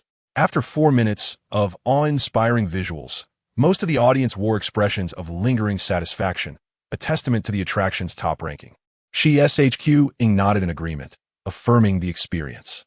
Subsequently, the pair indulged in several other popular attractions, such as Tron Lightcycle Power Run, which resembled a roller coaster yet offered a distinct experience. Riding on glowing motorcycles, they were enveloped in an atmosphere of sci-fi adventure, enhanced by dazzling special effects. The experience was equally remarkable. They also enjoyed Pirates of the Caribbean, The Curse of the Black Pearl, which involved sitting on a boat while watching a grand video display through naked-eye 3D technology. Given their willingness to spend, they bypassed the queues and sampled all the enjoyable attractions. At noon, they dined at a specialty restaurant within the park. The food was distinctive, albeit pricey and lacking in variety. In the afternoon, they attended some themed performances exclusive to Disney. They deliberately waited until evening to witness the fireworks and light show at the castle entrance before concluding their day of amusement. Exiting the park and arriving at the parking lot, Chen eagerly declared, "Let me drive." He seized the keys from She SHQing's hand, eager to test his driving skills. Though he had not driven since obtaining his license, he was determined. "Sounds good," She SHQing replied, blinking innocently as she settled into the passenger seat, blissfully unaware of the potential ramifications. Her car was an older model with a conventional gear shift, which she found manageable. It was said that the new model featured a complicated screen-based gear shift, which many found difficult to adapt to. As they navigated the roads, CHNM, despite his years away from driving, maintained a steady hand, albeit at a somewhat cautious pace. They first stopped for a meal outside before he safely drove them to his home. "Would you like to come in for a while? My cat could do backflips," he suggested, tilting his head toward his house. "Let us sit for a bit, then have a snack, and finally relax. When you were dating your ex-girlfriend, did you invite her to bed on the first day?" She SHQing inquired with a playful glint in her eyes. CHNM shrugged, greeting her before stepping out of the car. The chemistry between them seemed lacking, as if the ties of affection had not yet been fully woven. Time passed swiftly, and soon Monday arrived. In the office of XH, employees trickled in. In the coffee room, PNKG was pouring coffee while a female colleague washed cups beside her. Having witnessed CHNM and She SHQing's outing at Disney on Saturday, she yearned to share this sensational news in their group chat. However, fearing She SHQing's wrath if she found out, she kept the information to herself. The anxiety of holding on to such news was unbearable. "I have some major news to share, but only with you. Please, do not tell anyone else," PNKG whispered, stealing a glance at her colleague. "What major news?" The colleague replied, intrigued. "You don't know? I'm the tightest-lipped person in the entire company," she boasted. The moment the colleague heard gossip, her eyes sparkled, abandoning the cup she was washing to lean in closer. "I went to Disney on Saturday, and guess who I ran into?" PNKG feigned mystery. "I encountered Director She and her boyfriend." "Who? Director She and her boyfriend?" the colleague exclaimed, stunned by the revelation. "Shoo, keep your voice down," PNKG urged, glancing around nervously. "Is this for real?" the colleague questioned, skeptical. I was with ZH Ing Xiaoxi when we ran into them. And do you know who her boyfriend is? You know him, she continued, seeing the disbelief etched on her colleague's face. You know him? He interned at our company last year. CHNM. Remember? It's him. CHNM? No way. The colleague's eyes widened in disbelief. He managed to win over the beautiful leader, but couldn't secure a full-time position? Rumors about CHNM's impressive background began to circulate. Stories of him being the son of a wealthy individual who interned merely for the experience and to connect with Director Shi. The colleague absorbed these tales, her expression a mix of shock and awe, feeling a sense of relief and satisfaction. PNKG hummed a tune as she exited the coffee room, leaving her colleague to continue washing cups. Soon after, another colleague entered to pour coffee. The female colleague hesitated before divulging. I have some explosive news, but you must promise not to tell anyone. PNKG just told me thus. The news spread like wildfire, and within 10 minutes, everyone at XH was aware that she SHQ not only had a boyfriend, but that he was none other than CHNM, who had interned at the company last year. All morning, the sound of shattered glass echoed through the office, reverberating with the heartbroken laments of she SHQ's admirers. Additionally, CHNM's background was revealed, leaving everyone astonished. Regret swept through the crowd as they lamented why they had not cultivated a better relationship with him, wondering if they might have benefited from his connections. After a while, she SHQ arrived at the office, clad in a suit and high heels. Instantly, she was met with a flurry of astonished, curious, confused, and disheartened gazes. Recognizing the unusual attention, she quickly understood the cause. Upon reaching her office and setting down her bag, she sent a message in the company WeChat group. Meanwhile, PNKG was glaring daggers at the female colleague, furious that she had failed to keep their agreement to keep the news under wraps. Now, the entire company was privy to the information. PNKG. Director, she is looking for you in the group chat. She wants you to come to her office. At this moment, a colleague maliciously informed PNKG of some news that was equally sensational. What? Upon hearing this, PNKG's expression changed dramatically, and she hastily picked up her phone to check WeChat. PNKG, please come to my office. When she saw the message sent by Xia Shiqing, she felt a wave of numbness wash over her. Under the watchful eyes of her colleagues, who relished her misfortune, she took a deep breath and entered Xia Shiqing's office. A full 5 minutes passed before the door to Xia Shiqing's office opened once more. PNKG emerged, her head bowed and her face a portrait of distress. What did she say? A curious colleague inquired. This quarter's performance has tripled. PNKG gritted her teeth and replied with resentment. The room fell into a hush of surprise. A threefold increase in performance was no small feat. It seemed the new leader had ignited her first fire, and it had burned PNKG. Xia Shiqing was aware that she could enlist her father's assistance to achieve her targets. Yet she chose this route deliberately to undermine PNKG, painting her as incapable and reliant on parental support, thus bringing her shame within the company. If that is the case, then don't blame me. PNKG clenched her phone tightly, recalling the WeChat contact of Chen Mo she had acquired from a colleague that morning. A glimmer of determination flashed in her eyes. If Xia Shiqing was intent on sabotaging her, she would approach Chen Mo instead. Although Xia Shiqing was more attractive and possessed a slightly better figure, she was determined. After all, who among men does not stray? Moreover, dealing with a young, capable man like Chen Mo, who had a girlfriend, would be easier than competing against an unknown number of suitors should he be single. If Chen Mo had a girlfriend, she would only need to contend with that one person. The challenge would be significantly less daunting. Even if Chen Mo's girlfriend was Xia Shiqing, so what? She would go all out. If that did not suffice, she would employ more persuasive tactics. There must be a way. You want me to achieve a threefold performance? I refuse to seek help from my father. I will go after your boyfriend instead. PNKG gazed at the WeChat message from her colleague containing Chen Mo's contact, and a spark of resolve ignited within her. Taking a deep breath, she sent a friend request. Chapter 40.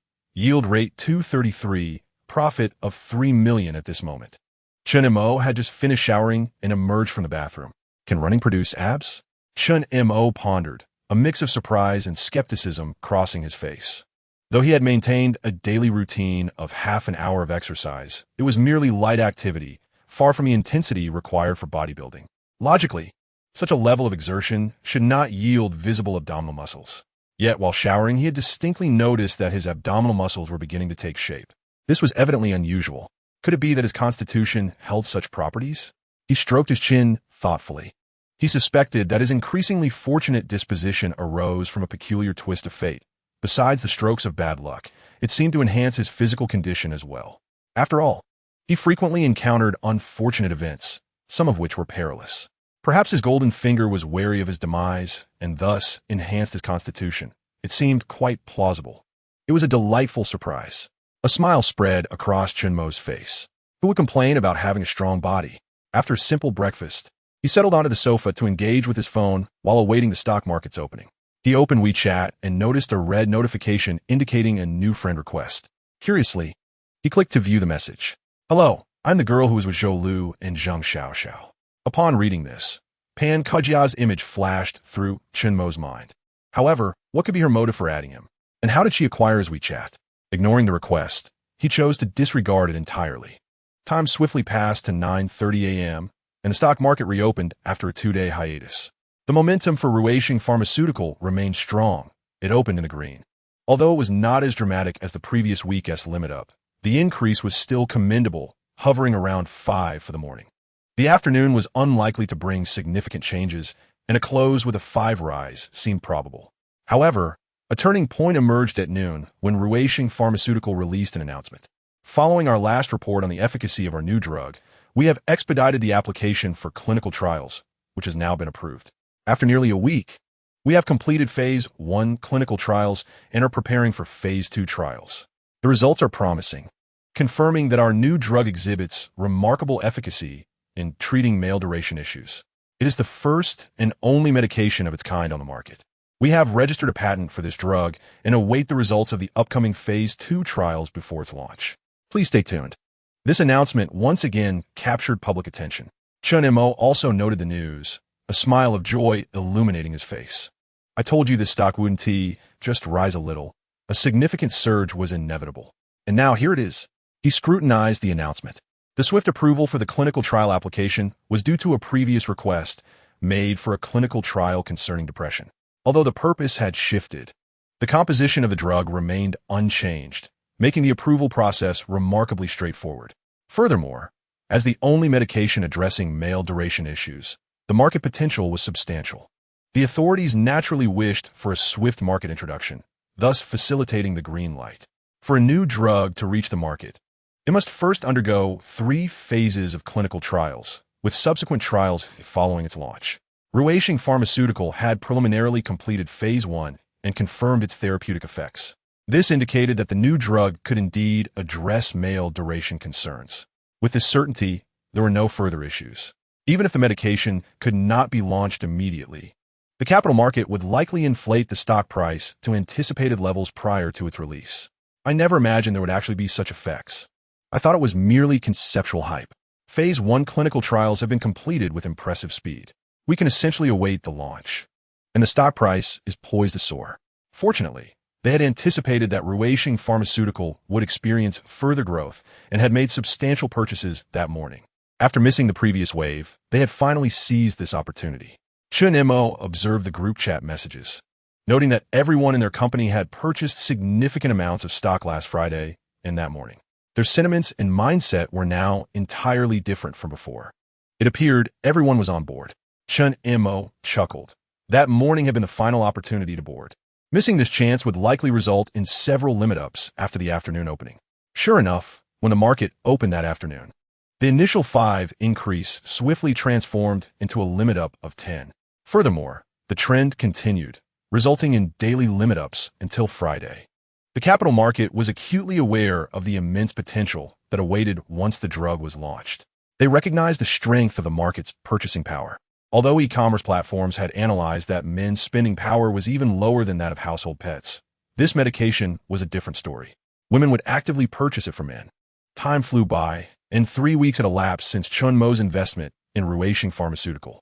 After 15 trading days, as of this Friday noon, the stock price had risen by 4. Compared to the earlier days of consecutive limit ups, the increase had diminished significantly but remained steady. The stock price had surged from its purchase price of 116 yuan to an astonishing 386 yuan. Each share had climbed by 27 yuan. Having bought 100 shares, he had earned a remarkable profit of 297 million yuan in just 15 trading days.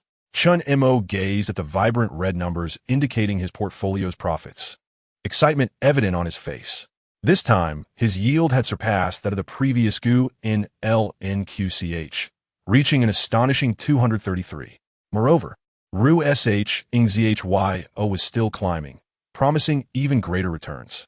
A glance at his total assets revealed they had soared to 46 million yuan. With a little more effort, his fortune would soon surpass 5 million. He was merely half a million away from the 10 million he had boasted about during a haircut. It was time to sell a portion and retain the rest for future gains. Chen Mo contemplated this decision, acknowledging the need for funds to purchase a car. Although the daily increases were not as significant as before, even a modest rise of 3 would yield 30,000 yuan. Furthermore, maintaining some liquidity in his account was prudent for nurturing it. After all, to unlock margin trading privileges, certain account requirements must be met, including maintaining a daily average balance over several consecutive days and meeting trading frequency criteria. Once the account was well established, leveraging it would allow him to earn greater profits with less capital. Chen Mo proceeded with his transactions, knowing that RU-SH-ING-ZHYO was bound to rise. His sell orders were quickly met. He offloaded 400 shares, and after deducting transaction fees, he netted 42 million yuan. This would suffice for his car purchase. Satisfied, he glanced at his bank balance, a smile spreading across his face. Tomorrow, he would go for it. Chen Mo promptly messaged the online sales representative to arrange a viewing for the next day. Every young man dreams of owning a luxury car, and he too had a model in mind. However, due to licensing restrictions, he had to settle for a more affordable alternative. Nonetheless, this would be his first car, and he was eager to drive it. After all, as the saying goes, one should not dwell on the quality of the choice, but rather focus on whether one has a choice at all. Day by day, he had dismissed this and that, only to find himself still single after all this time, while others had long moved on. That evening, Chen Mo found himself gaming in the esports room. He was currently engrossed in a game of W. He noticed that many younger players seemed repressed, often fawning over female gamers regardless of their skill level. This made him occasionally unable to hold back from commenting, only to be met with retaliatory attacks from his teammates. He could only suggest they take a moment to refresh themselves, as it might open new horizons for them. However, these observations were merely relayed to him by Lao Zhang. He had never ventured into such territory himself. After concluding a match and witnessing yet another defeat, he shook his head in disappointment. Back in high school and college, his reflexes and gameplay were top-notch, effortlessly mastering games even on a subpar computer with considerable lag. Yet just over a year after graduating, he felt his abilities had significantly declined. Indeed, once one acquires a smoother running computer, one realizes how much they have started to lag. Suddenly, Chen Mo's phone buzzed, breaking his reverie. It was a message from Shi SHQing. "Have you had dinner?" He quickly typed back, "I have, and you?" "I have too. I bought a new lipstick today. Do you think it looks good?" She sent a selfie showcasing her new lipstick, her alluring red lips captivating. Chen Montauk replied, "It looks wonderful. Come over and let me give you a kiss." He blinked playfully and sent a message. Sure, he thought, shaking his head at his own lack of sincerity. He closed his phone and launched into another game. 20 minutes later, he emerged victorious as the opposing base exploded. "I'm downstairs at your building," She SHQing messaged, accompanied by a photo clearly showing the building number. She really came? Chen Mo was pleasantly surprised. Having mentioned it casually, he instructed her to wait, then descended the stairs. Just 2.5 minutes later, he spotted her waiting in the lobby, oblivious to his descent. She was delicately applying lipstick while holding a small makeup mirror in one hand. "No need for more. You already look beautiful," he complimented as he approached, genuinely taken by her exquisite features. Today, she wore a pink silk blouse paired with a white pencil skirt and elegant white heels, perfectly suited for her professional look. The pearl necklace around her neck added an air of sophistication. "Thank you," she beamed, putting away her cosmetics as she focused her mesmerizing gaze on him. "I'm here," as she approached for a kiss. She felt it was her duty as Chen Mo's girlfriend. Chen Mo, captivated by her beauty, stepped forward, wrapping his arm around her slender waist and pulling her into an embrace. She had willingly come to him, so there was no hesitation. She SHQ Ing did not resist. Instead, she tilted her head slightly, her eyes sparkling with innocence. "The color of your lipstick is lovely. I'd like to taste it," he murmured, cradling her head gently as he leaned down to meet her inviting lips. In stark contrast to her cool hands, her lips were warm. The moment their lips met, Chen Mo was lost in the sweetness of the kiss, oblivious to their surroundings in the lobby. Meanwhile, as the kiss deepened, Shq's mind went blank. Her eyes widened, losing their usual spark, as if she had momentarily short-circuited. She had thought it was just a simple peck, nothing significant, yet the sensation was far beyond her expectations. After what felt like an eternity, he finally released her. Noticing she appeared dazed, her eyes unfocused and her lashes fluttering slightly, giving her an adorably bewildered look. Unbeknownst to him, her arms had instinctively wrapped around his waist and had yet to let go. Is there a disparity in her demeanor? Chen Mo musit. Though Shqing had always seemed composed and unbothered, even when he playfully urged her to kiss him, he realized she, too, was a novice in romance. This was not apparent in her everyday demeanor, but a little intensity revealed her vulnerability. While Chen Mo had initially felt a desire to conquer her, he now found himself intrigued by the notion of guiding her through these uncharted waters. After all, who does not appreciate a contrast? After being embraced by CHNM for several seconds, Shq's eyes gradually regained their sparkle. She blinked, her eyelashes fluttering slightly. Her mind had been a blank slate moments ago, devoid of memory. Have we finished? Shall we go upstairs to continue? CHNM smiled, his gaze holding a deeper invitation. If I go up, will you let me leave afterwards? Perhaps another time, she replied, her clarity returning as she shook her head with a smile. According to the relationship advice she had researched online, the timing for love's applause had yet to arrive. CHNM felt a tinge of regret, pondering that he should have taken her upstairs while she was still in a daze. After a brief conversation, Shqing glanced at the time and prepared to depart.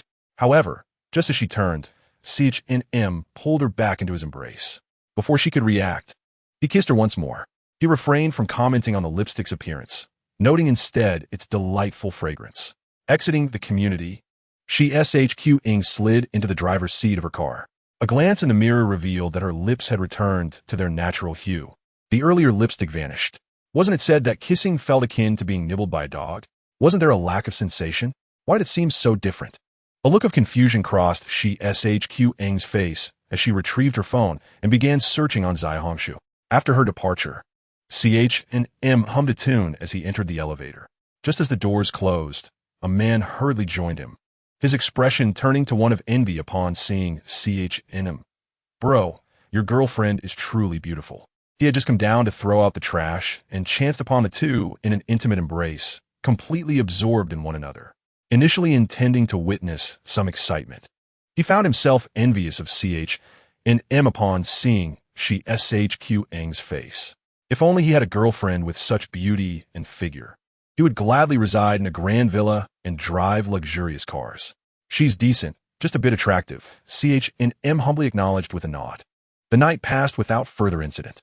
The following morning, CHNM, disciplined as ever, completed his workout and had a light breakfast before heading out. He hailed a taxi to the dealership where he had arranged to meet a sales representative. Upon arriving at the store, the sales representative, a man in his 30s clad in a suit, with a polite smile, greeted him. "Mr. CHN, as you mentioned your desired specifications, we have a vehicle that meets your requirements. The only difference is the color, but that can be changed with a wrap later. Would you like to take a look?" The sales representative inquired with a courteous smile. "Absolutely," CHNM replied, intrigued by the availability of a vehicle. Soon, the representative led him to a corner of the showroom, where a deep green car waited. "Mr. CHN, this color is rather appealing. It is officially named Mamba Green." The sales representative elaborated. "What color? Mamba Green? Is it the Mamba I'm thinking of?" CHNM was slightly taken aback. "Which Mamba Green?" he inquired nonchalantly. "The Mamba, of course." The sales representative, understanding the reference, exchanged a knowing glance with CHNM. This is rather inappropriate, CHNM thought, considering his own physique and the color's name. A flicker of suspicion crossed his eyes. Could this car truly be what he feared? Chapter 42, Break Failure, Mamba Green. Mamba Green? That color is quite ominous. CHNM had previously dismissed superstitions. However, Since his own physique had been activated, every occurrence felt uncanny, compelling him to believe. He sensed that misfortune was about to make its entrance. Mr. Chen, what are your thoughts on the appearance of this vehicle? The sales representative inquired with a smile. It's impressive, even more so than in the videos and photos, CHNM noted as he circled the Mamba green car. The vehicle featured a low-slung body, sleek lines, 4-point daytime running lights, and continuous tail lights, embodying the design ethos of its lineage. The signature low and wide body shape, paired with a closed grille, appeared far more attractive in person than on screens. Although it was merely a substitute, he was quite satisfied. You may take a seat and try it out. The representative encouraged. Thank you. CHNM settled into the driver's seat, his gaze sweeping over the interior. His eyes were immediately drawn to the horizontally oriented dashboard. The 168-inch curved all-digital instrument cluster, the 109-inch central control screen, and the 84-inch touchscreen. He touched the seat material, which appeared to be genuine leather. A glance at the trim revealed carbon fiber and metallic buttons, exuding a sense of luxury befitting his profession. The model you are experiencing is the dual-motor all-wheel drive version. With a maximum power output of 515 to 700 horsepower and an acceleration time of 0 to 103 seconds. It boasts a comprehensive range of 662 kilometers, powered by a large battery of 105 kilowatt-hours and supports 800V high-speed charging, allowing it to reach 80 charge in just 30 minutes. The sales representative slightly bowed, standing beside the driver's door, meticulously detailing the vehicle's specifications and features. Very nice. After a period of static evaluation, CHNM nodded in satisfaction. The vehicle's exterior, interior, and performance specifications were indeed commendable. Most notably, the Shield logo on the front and steering wheel grew increasingly appealing with each glance. CHNM conceded that he was purchasing the emblem. After all, who hasn't fantasized about one day driving a car like this? How much is this vehicle? CHNM pondered. Having made his decision, he would go for the Mamba Green. The base price for this version starts at 298 million yuan, and we currently have a discount of 100,000 yuan. However, this particular vehicle has some optional features, bringing the final price to 36 million yuan, including taxes, insurance, and registration. The total comes to approximately 47 million yuan. The sales representative produced a clear breakdown of costs and total price. CHNM glanced over it. Finding no issues, everything was transparent. If I decide to purchase today, can I take it home today? CHNM nodded at the sales representative. That should be fine.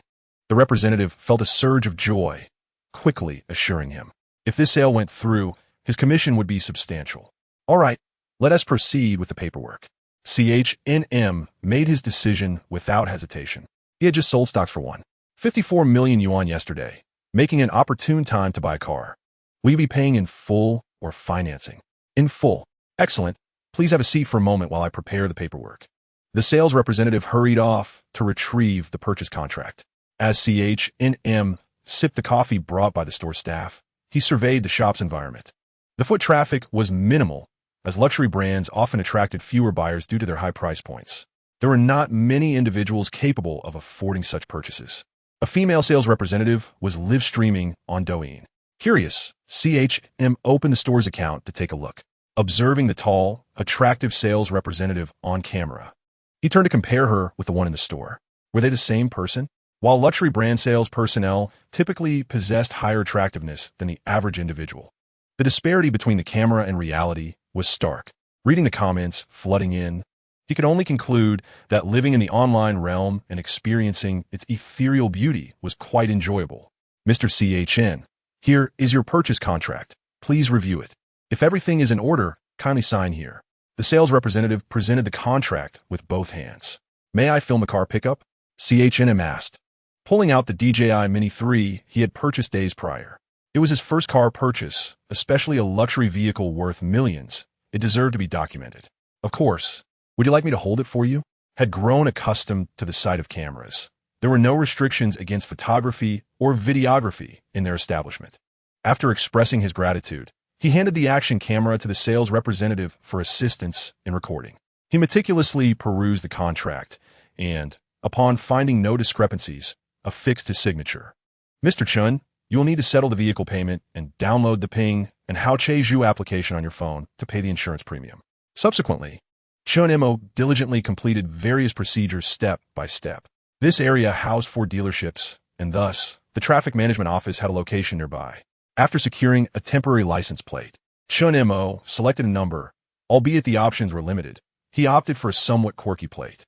Mr. Chen, we have moved your vehicle to the delivery area, where we will conduct a delivery ceremony.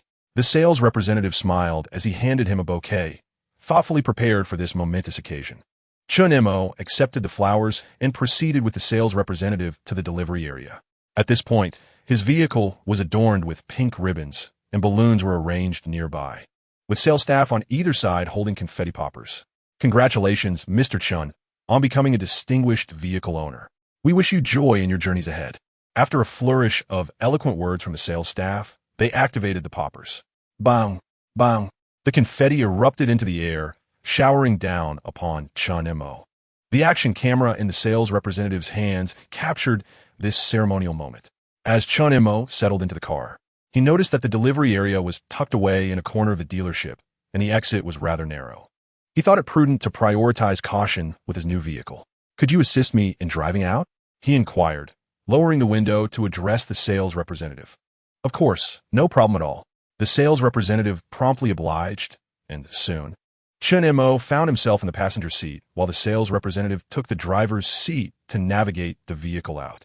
The action camera continued recording. With a confident push on the accelerator, the sales representative swiftly propelled the car forward, and Chen Mo immediately felt the exhilarating thrust of acceleration. However, as the wall loomed ever closer, Chen Mo sensed a troubling urgency.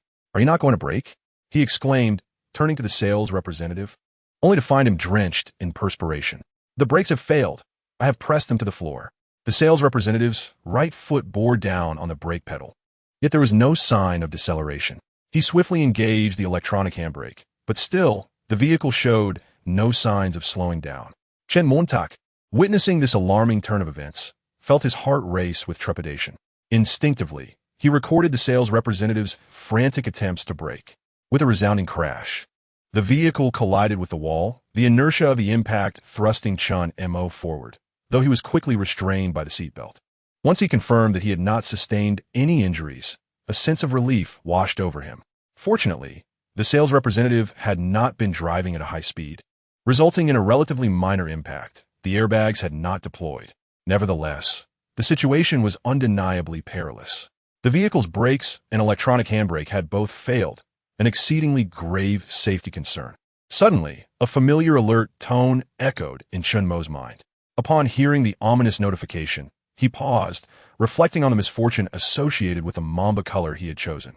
His intuition had warned him of potential trouble when he first heard the name, and now it seemed his premonition had manifested. Chapter 43. I have the video. How will you respond? The sound of Chen Mo's vehicle crashing into the wall drew the attention of the sales staff within a dealership. As they turned to witness the shocking sight of Chen Mo's new car impacted against the wall, they were rendered speechless. They hurried over, anxiously rapping on the car windows. "Mr. Chen, are you all right? Old Lu, are you okay? Quickly, open the door." The anxious voices called from outside. Old Lu, the sales representative, heard the commotion and opened the door, allowing Chen Mo to unbuckle his seatbelt and exit the vehicle. "Mr. Chen, are you uninjured?" The sales supervisor regarded Chen Mo with concern. "I am fine, but your vehicle has issues, serious issues." Chen Mo shook his head, his expression grave and his voice heavy with gravity. Although the incident had ultimately resulted in no harm, he was incensed and apprehensive about the significant and basic safety failure in the new car he had purchased for $1.47 million. He was relieved that the incident occurred before exiting the dealership and at a low speed. Otherwise, the consequences could have been dire. If the dealership did not provide him with a satisfactory compensation plan, he would not hesitate to share the video online. He was grateful that he had instinctively captured footage of the attempts to brake. With evidence in hand, he felt emboldened. What issues could there possibly be? The sales supervisor's eyes narrowed with skepticism, questioning the reliability of Chen Mo's claims. This was a brand new vehicle. Surely there could not be a fault. Did he fear that Chen Mo's operational error might lead him to deflect blame onto them? "You may doubt my words, but let your sales team clarify what transpired." Chen Mo replied, recognizing the doubt in the supervisor's gaze. He preferred to let the sales staff recount the events. He was unafraid of old Liu misrepresenting the truth. The evidence from the action camera would speak for itself. Old Liu, what exactly happened? The sales supervisor, sensing Chen Mo's confidence, felt an unsettling premonition and turned to old Liu. Supervisor Zhang, the foot brake has failed and the electronic handbrake is also ineffective. Old Liu hesitated, but ultimately disclosed the significant safety issue with the vehicle. He understood the potential ramifications for their brand and dealership. Yet the gravity of the brake failure compelled him to be honest. Concealing such a matter could lead to dire consequences should an accident occur later. What? The astonished expressions of Supervisor Zhang and the surrounding sales staff reflected their disbelief. Their eyes widened in shock. A failure of both the foot brake and the electronic handbrake? How could this be possible? This was a brand new vehicle, having just transitioned from the showroom to the delivery area without incident. How could both braking systems suddenly fail? This was an extraordinarily severe safety defect. Should this matter be substantiated and disseminated, it would pose a monumental public relations crisis for their brand and dealership, with incalculable repercussions. Are you certain that you pressed the brake and experienced no deceleration, or did you not press it at all? The supervisor's eyes narrowed as he scrutinized old Liu, his expression grave and tone-laden with implication. He needed to devise a strategy to mitigate this public relations crisis. Otherwise, they would all face dire consequences. Upon hearing the supervisor's inquiry, old Liu instantly comprehended the implications. Similar incidents had occurred in the past, and recalling the dealership's methods of handling such situations, he grasped the supervisor's intent. His expression shifted slightly, and he became conflicted and hesitant. Old Liu, feigning composure, rubbed his forehead and muttered, I recall that Chen Mo was recording, but it was just before the impact. He wouldn't be drenched in sweat, focused solely on the imminent crash. It's likely the footage is shaky and unclear. He probably didn't capture it. Without evidence, they could easily claim it was a matter of negligence on Chen Mo's part in failing to brake. Meanwhile, a cold smirk flickered across Chen Mo's lips. The two individuals played such petty tricks before him. Did they truly consider him a fool? Supervisor Zhang's insinuation to Lao Lu was crystal clear to Chen Mo essentially. He was being urged to alter his narrative, insisting that he merely forgot to apply the brakes. This way, the responsibility would rest solely on Lao Lu, who would then be accountable for compensating Chen Mo's losses. Although in the end, the shop would undoubtedly bear this cost. It served to extinguish a significant crisis in its infancy. A clever calculation indeed. However, in the face of irrefutable evidence, the situation could shift dramatically. Otherwise, with the overwhelming number of adversaries, should they harbor malicious intent, they might snatch the sports camera from his hands and destroy it, leaving him without proof. He never tested human nature, for it cannot withstand scrutiny. Upon disembarking, he promptly pocketed the three and sent a WeChat message to Feng Yu, also known as Xiao Feng, who was en route at that moment. Only with Feng Yu present would he unveil the video evidence. Otherwise, revealing it now would be akin to delivering a meal for others. Mr. Chen, you've heard it too. Lao Lu is uncertain whether he applied the brakes. However, it seems he likely forgot to do so, as he has been quite busy lately and may have been distracted. Rest assured, while Lao Lu's oversight caused your loss, our shop is willing to cover all your expenses, including repair costs. Supervisor Zhang smiled amiably at Chen Mo, effortlessly brushing aside the matter of brake failure and attributing it directly to Lao Lu's negligence. I recall that the vehicle is equipped with a driving computer, correct? Wouldn't checking it reveal whether or not the brakes were applied? Chen Mo inquired, his expression impassive, yet his tone revealing a hint of skepticism. Each vehicle is equipped with a driving computer, akin to an aircraft's black box. This device records a plethora of detailed data regarding the vehicle's operation, such as the precise moments the accelerator is pressed and the extent to which it is depressed, as well as the timing and degree of brake application, along with speed metrics, among other specifics. A simple inspection of the driving computer would unequivocally disclose whether the brakes were engaged at the time in question. Rest assured, Lao Zhao, please arrange for an engineer to check the driving computer. Supervisor Zhang responded, momentarily taken aback, yet quickly nodded to a colleague. Chen Mo understood that the mention of the driving computer caught him off guard, though he was not surprised. Many male vehicle owners are well informed about such devices, while their female counterparts generally possess less knowledge. The data within the driving computer is indeed available, yet could be modified. He trusted that Lao Zhao comprehended his implication. This vehicle is now mine. No one shall touch it without my express permission. I will seek an independent professional inspection. Chen Mo filmly gestured, his tone grave and resolute as he addressed Supervisor Zhang. You are the referee, and you're also the athlete. What are your intentions? After all, the opposing party consisted of an officially authorized dealership and repair facility, possessing the authority to modify the driving computer. Did they truly believe him to be Navi? Mr. Chun, we are an officially authorized dealership, more professional than any third party. Supervisor Zhang stuttered, his voice tinged with urgency. He had not anticipated that Chen Mo would insist on having the vehicle examined by an independent agency. If the inspection occurred within their shop, he could guarantee that all would be well. Any issues could be conveniently rectified. However, if it were to go to a third party, it would be beyond his control. I place my trust solely in independent agencies. Chen Mo noticed the growing anxiety in his counterpart, just as his phone vibrated. He glanced at it to see a WeChat message from Feng Yu, indicating her arrival. I have already reported the incident. The police are here. Chen Mo looked outside to see Feng Yu approaching alongside an officer. He waved, and upon her noticing him, she hurried over. Officer Feng, I purchased a new vehicle from this shop, and before I could even exit the premises, the brakes failed, causing me to crash into a wall. Chen Mo succinctly relayed the situation to Feng Yu. Mr. Chun, you mustn't speak carelessly. It was our sales error for forgetting to engage the brakes that led to the collision. Supervisor Zhang interjected, his face slightly paling as he hastily corrected Chen Mo. However, I have clearly recorded the process of him applying the brakes and engaging the handbrake. I possess video evidence. How do you intend to address this? Chen Mo produced the three from his pocket, a sardonic smile gracing his lips as he gazed at Supervisor Zhang. With Feng Yu present, they would not dare to seize his sports camera. Upon hearing Chen Mo mention the video evidence, Supervisor Zhang and Lao Lu were left dumbfounded. Why didn't you mention it earlier? The 44th chapter. Is it truly that astonishing? Supervisor Zhang and Lao Lu felt like fools. All their subtle glances and unspoken agreements had led them to believe they could manipulate Chen Mo. Yet, he had countered with a police report and video evidence, leaving them speechless. Is there such a situation? Feng Yu expressed her surprise. Chen Mo's new vehicle had not even left the dealership before the brakes failed. Thankfully, it was within the shop. Had it occurred on the road, it could have been perilous. Why must I be so unfortunate? Chen Mo shrugged helplessly. Mr. Chun, may we view the video you recorded? Supervisor Zhang hesitated momentarily before asking. Given the gravity of the situation, they needed to confront it directly. It was prudent to review the video first. Of course, Chen Mo replied, no longer inclined to refuse now that Feng Yu was present.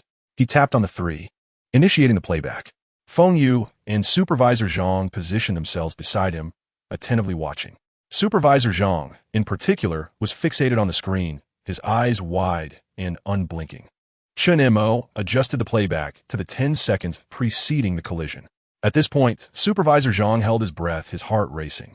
Soon, the footage vividly displayed the moment Chen Mo's vehicle crashed into the wall, with Lao Lu repeatedly pressing the brake pedal and engaging the electronic handbrake, all captured in striking clarity. In the 41:20 frames, Lao Lu pressed the brake pedal to the floor, yet the vehicle's speed remained unchanged, crashing straight into the wall. After watching, Supervisor Zhang's heart, which had been suspended in uncertainty, plummeted. It feels as though I have dropped from the 30th floor to the ground floor, shattered. Lao Lu, is your memory clearer now? Chen Mo asked with a hint of amusement directed at the sales representative. Having been momentarily stunned, Lao Lu now seemed to recall the events more clearly. He looked abashed, unable to meet Chen Mo's gaze.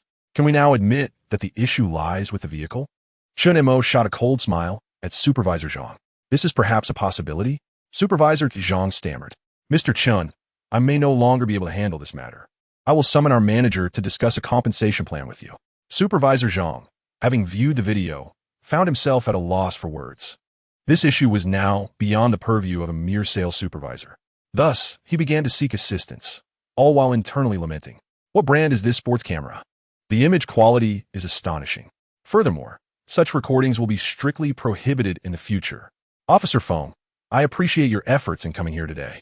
With the supervisor occupied, Chen Mo turned to Feng Yu, expressing his gratitude with a smile. He also nodded at her colleague in acknowledgement. although assistance would arrive regardless due to his report. Feng Yu's presence provided a stronger sense of security. Familiarity brings comfort. It's merely our duty. And thanks to you, I've gained an additional star on my shoulder. Feng Yu beamed, waving her hand dismissively before gesturing towards her shoulder with her fair chin. In truth, she had reason to thank Chen Mo as well. The last time, the spy on the upper floor was reported by her. In this case, she has made a significant contribution and was recently promoted a level. Congratulations to her. Considering her age, her future is boundless. By the way, the matter regarding the 3 banners and the 2-star banner that you mentioned last time has been resolved. You should receive the certificate in a few days. Feng Yu seemed to recall something and said to Chen Mo, "Thank you very much. I will continue to uphold the spirit of bravery in the future." Upon hearing this, Chen Mo displayed a broad smile. Feng Yu had previously discussed this matter with him, helping him apply for an award as a model of bravery in Mo due at that time. He did not pay much attention, not expecting it to actually come to fruition. Feng Yu must have put in considerable effort, which likely involved some complexities behind scenes. Given this recent event, it seems he ought to treat her to a meal as a token of gratitude. Mr. Chen has been doing quite well lately. This car is quite an expensive one. Feng Yu glanced at the vehicle that had crashed into the wall, her eyes revealing a hint of surprise. Previously, when Chen Mo was apprehending criminals, he was still delivering takeout. Now he has purchased a luxury car worth millions. Isn't there a reward or two? I also made some gains in the stock market. Chen Mo smiled subtly at Feng Yu. Today, I intend to make another profit. Feng Yu replied with a smile that held deeper meaning. Hearing this, Chen Mo smiled without saying a word. They shared an unspoken understanding. Soon, Manager Zhang arrived with a middle-aged man sporting a Mediterranean hairstyle. This man was the manager of the establishment. "Mr. Chen, Officer Feng, I apologize that the new car you purchased from our store has encountered such a serious issue, and we have failed to meet your trust in our brand. We could discuss this in the conference room, and please trust that we will provide you with a satisfactory compensation plan." The manager took a humble stance and spoke sincerely to Chen Mo and Feng Yu. He had already learned all the circumstances from Manager Zhang.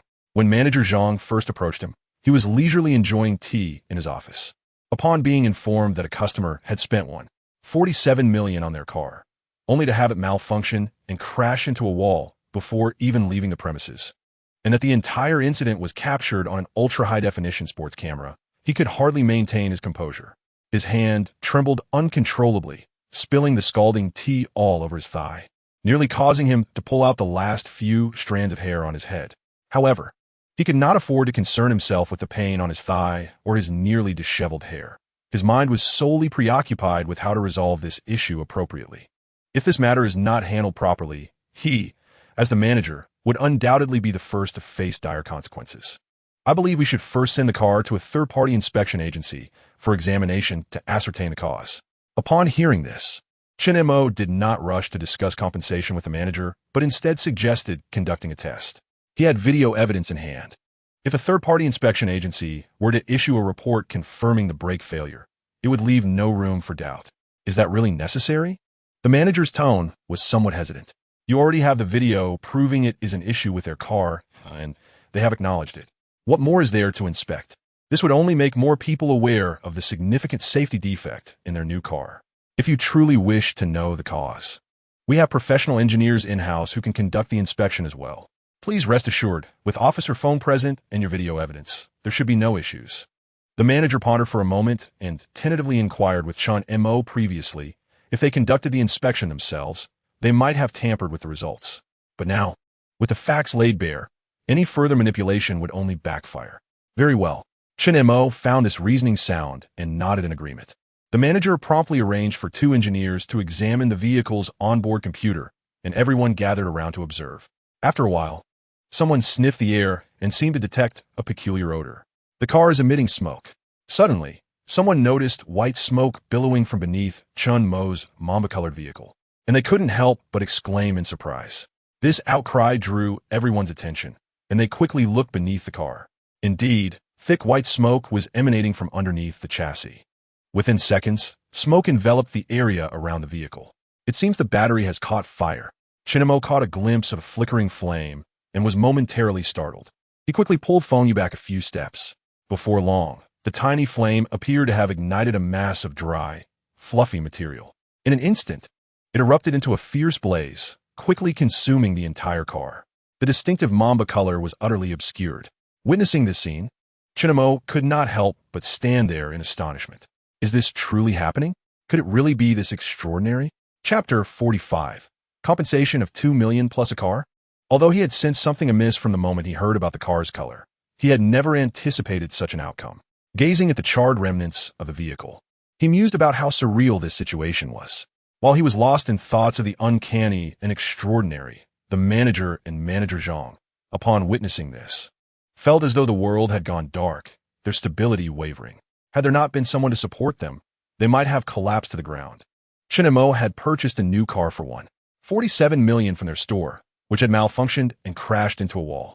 That was already outrageous enough. Yet, who would have thought that the battery would ignite as well? The combination of these two calamities left them with only one overwhelming feeling. The sky was falling. Quickly, call the fire department. At this critical moment, Feng Yu remained composed and immediately instructed her colleague nearby. Understood. The colleague took out their phone and promptly dialed 119. Feng Yu scanned the area and spotted the fire safety equipment on the wall. Without hesitation, she decisively opened the glass door and skillfully connected the water hose to the outlet. Her actions were fluid and decisive. For the first time, Chen Mo witnessed the embodiment of grace and valor in a woman. I will help you. Observing this, Chen Mo rushed over to assist Feng Yu. They turned the valve and aimed the water hose at the roaring flames, a powerful jet of water gushing forth. However, the force of the water created a significant recoil. Being lighter, Feng Yu found it challenging to maintain her footing due to the backlash. You stand behind me. I will take the front.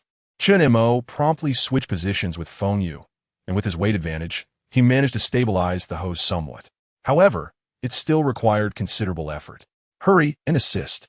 At this point, the manager was finally able to stand unaided and, witnessing the difficulty faced by Chen Mo and Feng Yu, he waved his hand and shouted loudly to the staff.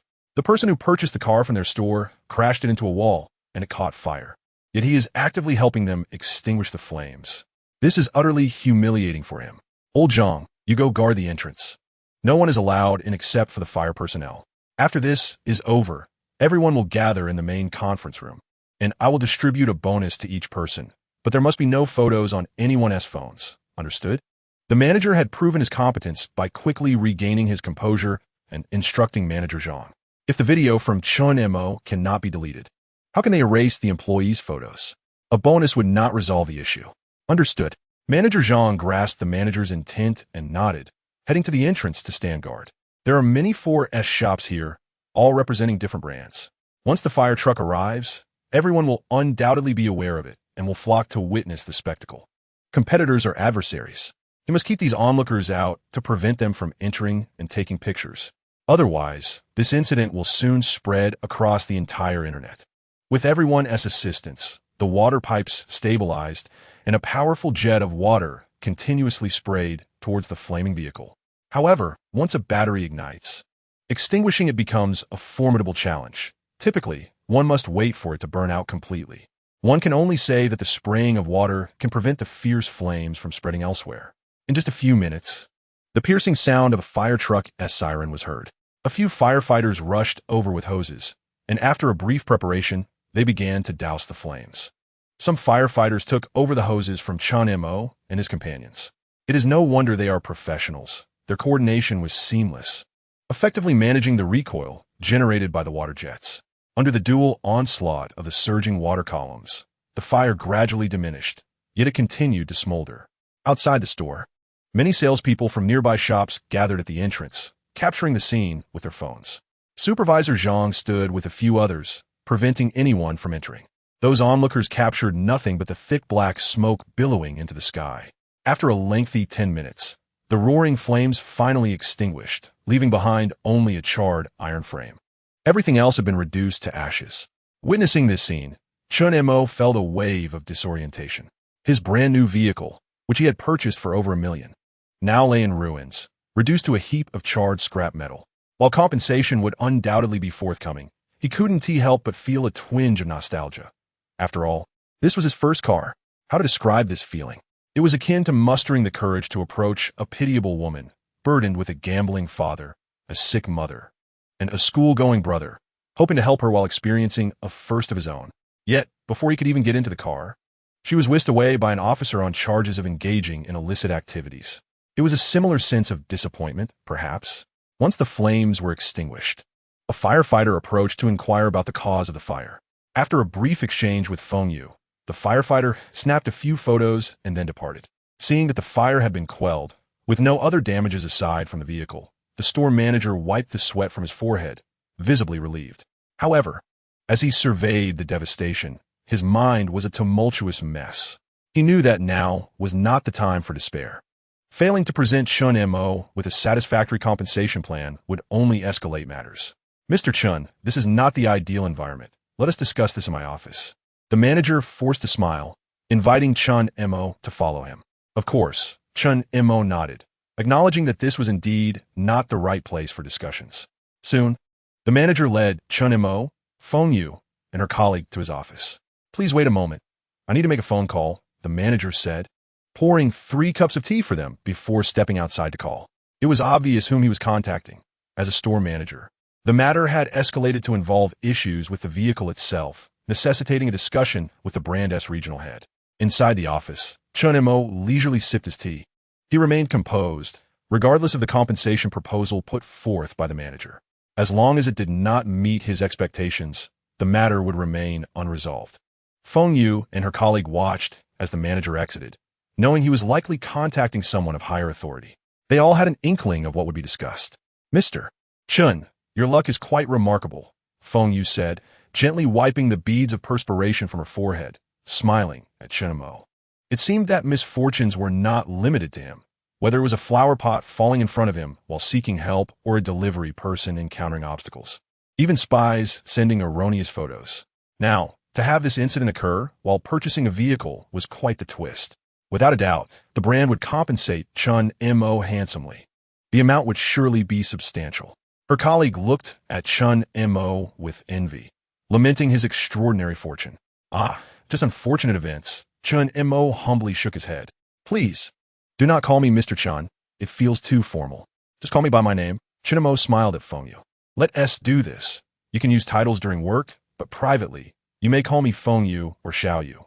Feng Yu nodded in agreement, feeling that referring to him as Officer Feng was indeed overly polite. "All right, Feng Zhuwu." After a few minutes of conversation in the office, the door swung open. The manager took a deep breath and walked back in. "Mr. Chen, I sincerely apologize for the dreadful experience you have had while purchasing your vehicle. We truly regret the situation. We acknowledge that there were unexpected issues with the brakes and battery of your car, but we assure you that we had no prior knowledge of any problems with this vehicle. Please believe us. Nevertheless, the issues are objectively present and entirely our responsibility. We will not shirk from it." After communicating with the head office, the manager presented a compensation proposal for Chen Mo to consider. "First, we will refund the entire purchase price of 36 million yuan without deduction. Additionally, we will cover the 110,000 yuan in taxes and insurance, totaling 47 million yuan. Furthermore, to compensate for the unfortunate experience you endured, we voluntarily offer you 2 million yuan for emotional distress. Hoping you could delete the videos on your camera. Considering your affinity for our brand, we will also gift you a vehicle of your choice, fully customized with any configuration you desire. We will place the order immediately." The manager eagerly relayed his compensation proposal to Chen Mo. He believed this offer demonstrated considerable sincerity. He still had some leeway in the budget, anticipating that Chen Mo might negotiate. After all, he did not want to reveal his bottom line right away. Regardless, he aimed to ensure Chen Mo's satisfaction. While making the phone call earlier, an employee had informed him of a revelation. Chen Mo was recognized as a model citizen in Modu. With this in mind, he dared not take Chen Mo lightly. Otherwise, Chen Mo might simply upload the video online, adding a caption about a certain brand and store, causing a hero to suffer. Just the thought of it sent chills down his spine. So much. Upon hearing the manager's compensation proposal, both Feng Yu and her colleague displayed expressions of astonishment. They quietly calculated the total compensation in their minds, a refund of 47 million yuan for the vehicle, 2 million yuan for the hush money, and an additional fully equipped vehicle worth over 100,000. Adding it all up, it amounted to a windfall for Chen Mo. who ended up receiving a fully equipped vehicle at no cost, along with 2 million yuan in cash compensation. The total value approached 4 million yuan. Their initial reaction was that the compensation seemed excessive, but upon reflection, they realized it was not unreasonable. After all, Chen Mo had spent 47 million yuan on a new car, only for it to experience brake failure and battery ignition before he even left the dealership. Any one of these incidents could have resulted in a catastrophic safety issue. The fact that both occurred simultaneously was a testament to the severity of the situation. Thus, the brand's decision to offer such compensation was entirely justified, and perhaps even insufficient. After considering the manager's proposal and comparing it to his own expectations, Chen Mo shook his head. It seems the manager believes your brand's popularity in China has waned and requires a boost, Chen Mo remarked lightly, a smile gracing his lips as he addressed the manager. To resolve this matter, Mr. Chen, you might as well be content with the arrangement, allowing him to assist others and gain some recognition. The store manager's expression stiffened, and his facial muscles twitched slightly as he forced a smile. This year, their brand sales were already down over 30% compared to the same period last year. Should this incident be further exposed online, the consequences were unfathomable. Let's proceed this way. Mr. Chen, please share your thoughts, and we shall accommodate any reasonable requests. The store manager, recognizing that Chen Mo was deviating from the expected script, decided to let Chen Mo present his demands. As long as they could fulfill his requests, even if it meant exceeding the budget slightly, they were willing to comply. Firstly, the full amount of 47 million for my vehicle must be refunded without any deductions.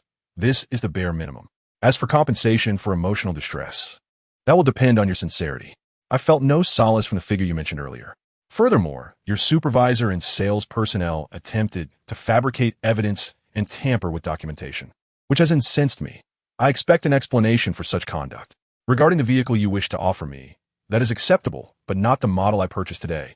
While I believe the issue with the car is likely an isolated incident, I still find it rather unsettling. Mr. Chen, we have no objections to your first demand. It is indeed fundamental. As for the compensation for emotional distress, if you find 2 million insufficient, we can certainly increase it. The figure of 5 million is rather unappealing. How about 6 million instead? Regarding your assertion that our sales supervisor and sales personnel attempted to commit perjury and destroy evidence, I must confess my ignorance of such matters. I firmly believe that our employees uphold a commendable level of professionalism that would preclude them from engaging in such behavior. Nonetheless, it is possible that their actions may have led to misunderstandings on your part, causing you distress. I am prepared to extend my sincerest apologies on their behalf and offer you compensation of 300,000 yuan. Should this not be to your liking, we are willing to provide you with a fuel-efficient vehicle, contingent upon availability in our store, and we will also cover the purchase tax and insurance. Alternatively, we can offer a cash settlement of 5 million yuan if you prefer. Concerning insurance, however, the store manager expressed some trepidation. The vehicle insurance acquired by Chen Mo is indeed valid, and filing a claim is a standard procedure. However, once a claim is submitted, the insurance company will become aware of the incident. Insurance payouts are documented, and should this information be disclosed, all their efforts would be rendered futile. Furthermore, the insurance company may reassess the risk associated with their vehicle upon learning of this incident. In summary, involving the insurance company would not be in their best interest. Therefore, Mr. Chen, I propose that you refrain from filing an insurance claim.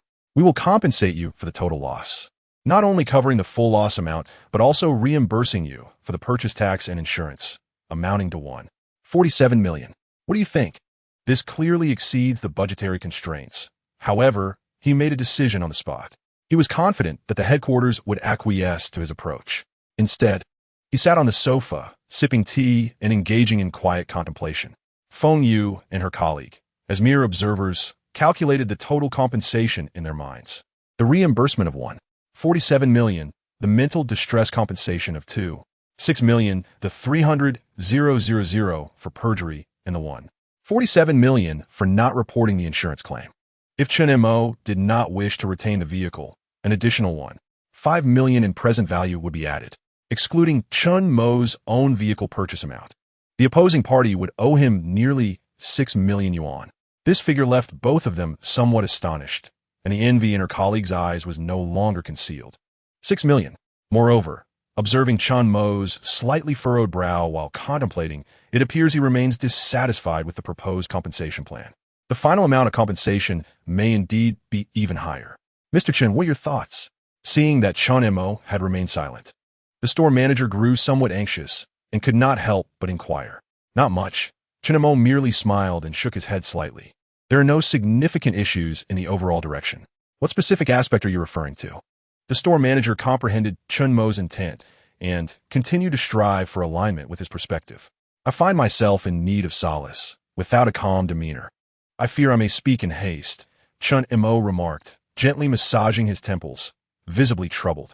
Witnessing this scene, Feng Yu could not help but chuckle softly, finding Chen Mo quite intriguing. Upon hearing Chen Mo's words, the store manager's mind was as clear as a mirror, grasping the underlying meaning. Indeed, one must maintain composure. Therefore, we are willing to offer you 3 million yuan as compensation for your emotional distress, along with 500,000 yuan in lieu of the sales supervisor's compensation. In total, that amounts to 47 million. Let me round it up for you. How does 5 million sound? The store manager pondered for a moment, concluding that when faced with uncertainty, one should simply offer more money. Should there be any dissent, he would increase the sum further. However, he was already exceeding the budget significantly and found himself at a limit. If CH&M remained unyielding, he would have no choice but to escalate the matter to his superiors. At this moment, I felt an unprecedented calmness. A smile graced CH&M's face as he extended his hand to shake the store manager's. One should not sacrifice financial gain for the sake of pride. Although there might have been previous conflicts and issues, we are now all friends. Chapter 47. Do not contact me for fear of misunderstanding by 9116. 5 million. This compensation amount slightly exceeded his expectations. It represented his largest single income to date, surpassing his entire net worth. It effectively doubled his wealth. When factoring in stocks, he was merely a step away from a net worth of 10 million. In less than 2 months, he had transformed from being unable to gather even 10,000 from his account to now possessing nearly 10 million in cash.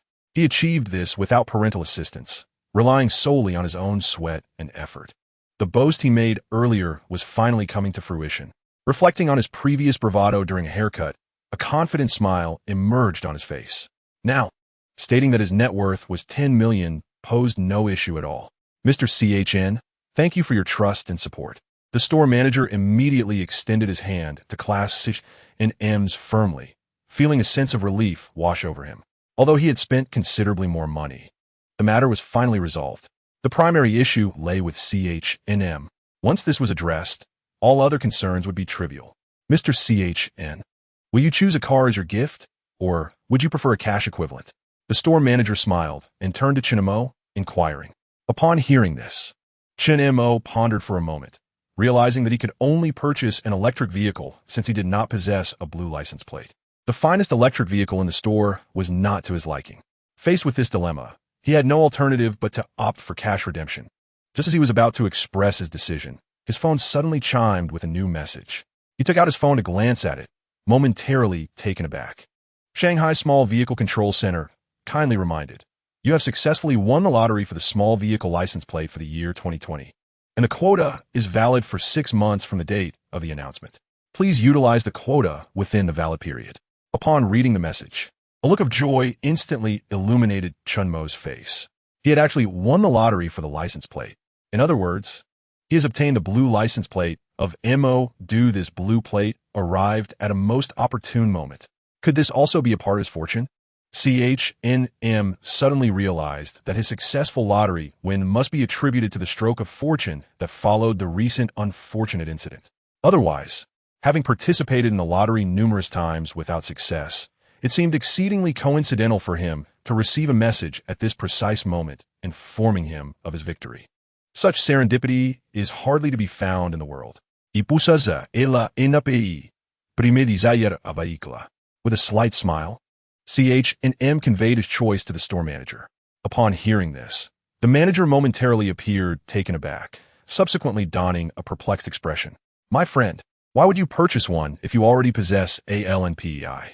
In the store filled with numerous classic models, had you chosen any other vehicle, you would have avoided these troublesome matters. The store manager felt a slight relief in his temples, only for the pain to return. Chen Mo was unaware of the manager's thoughts. Had he known, he would surely have remarked, "Child, my troubles have nothing to do with the car I purchase." When his physique exerted itself, it was of legendary caliber, unstoppable by anyone. Upon hearing that Chen Mo had secured a license plate, Feng Yu could not help but gaze at him in astonishment. She was well aware of how challenging it was to win a blue plate in a magical city. What extraordinary luck did Chen Mo possess? She pondered that with such fortune, it would be a waste for him not to become a police officer. If she had his luck, perhaps in a few years, Chen Mo would greet her as Director Feng. "Do you have a preferred model? If we have it in stock, we can complete the paperwork today. Otherwise, you would need to place an order," the manager inquired. "When I was still in high school, one day after class, my classmates and I saw a red 911 gracefully cruising past the school gates. Though it was not speeding, that image remains etched in my memory. From that moment on, I envisioned that once I had the means, I would undoubtedly acquire a 911. Most boys harbor a dream car in their hearts, and for Chen Mo, it was indeed the 911. He had initially chosen it for the glimmer of its essence. Now, with a blue plate in hand and the opportunity to select a car gifted to him, why hesitate? It had to be the 911. As for what? He was not familiar. "Do not contact me.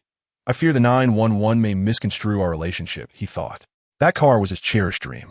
"Indeed, we have a red one available right now," the manager said, a bittersweet smile flickering on his lips. He had initially assumed that since Chen Mo lacked a blue plate and was uninterested, settling for a cash refund of 1.5 million would suffice.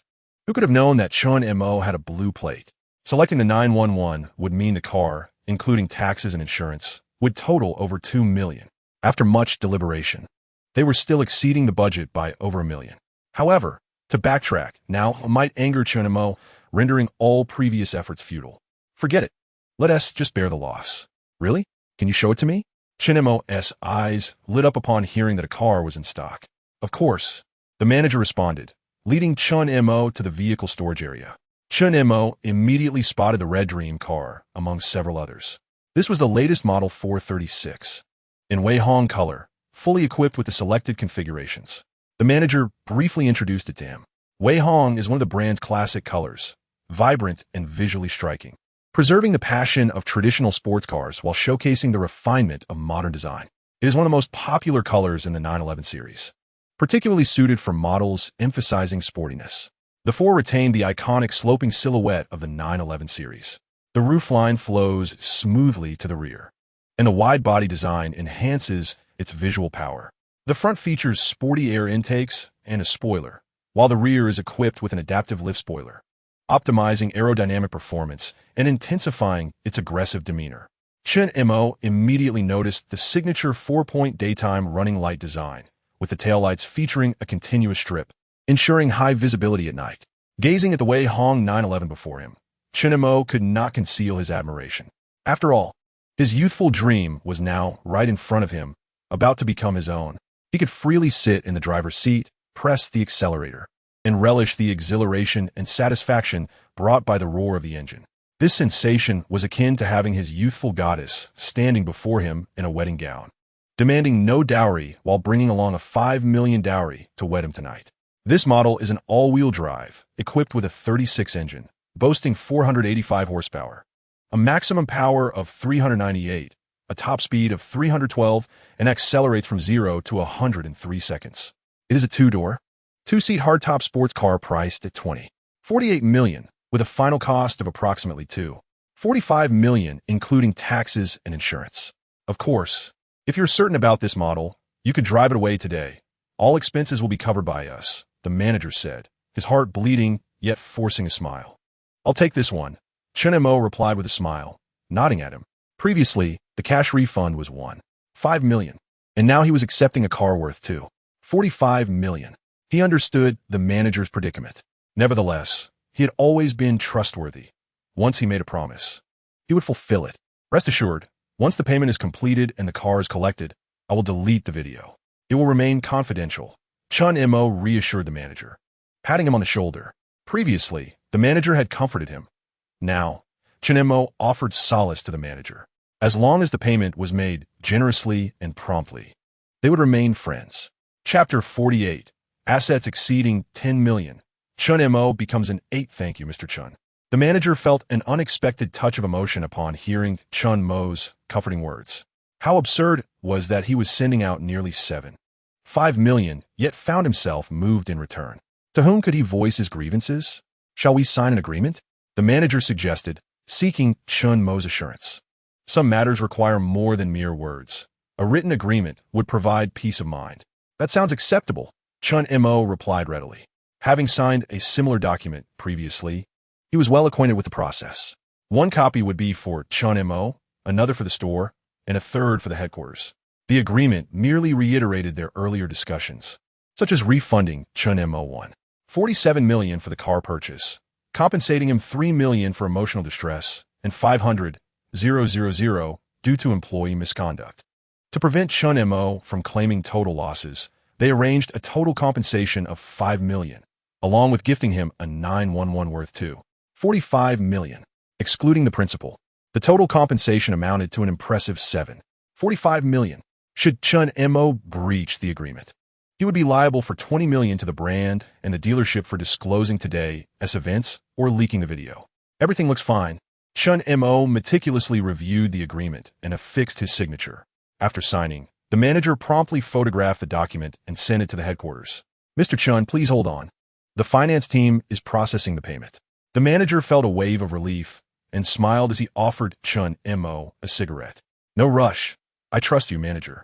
Chen Mo replied, accepting the offered cigarette with a slight smile. Hearing this, the manager displayed a polite smile, though inwardly he was lamenting. He had observed no sign of trust from Chen Mo earlier.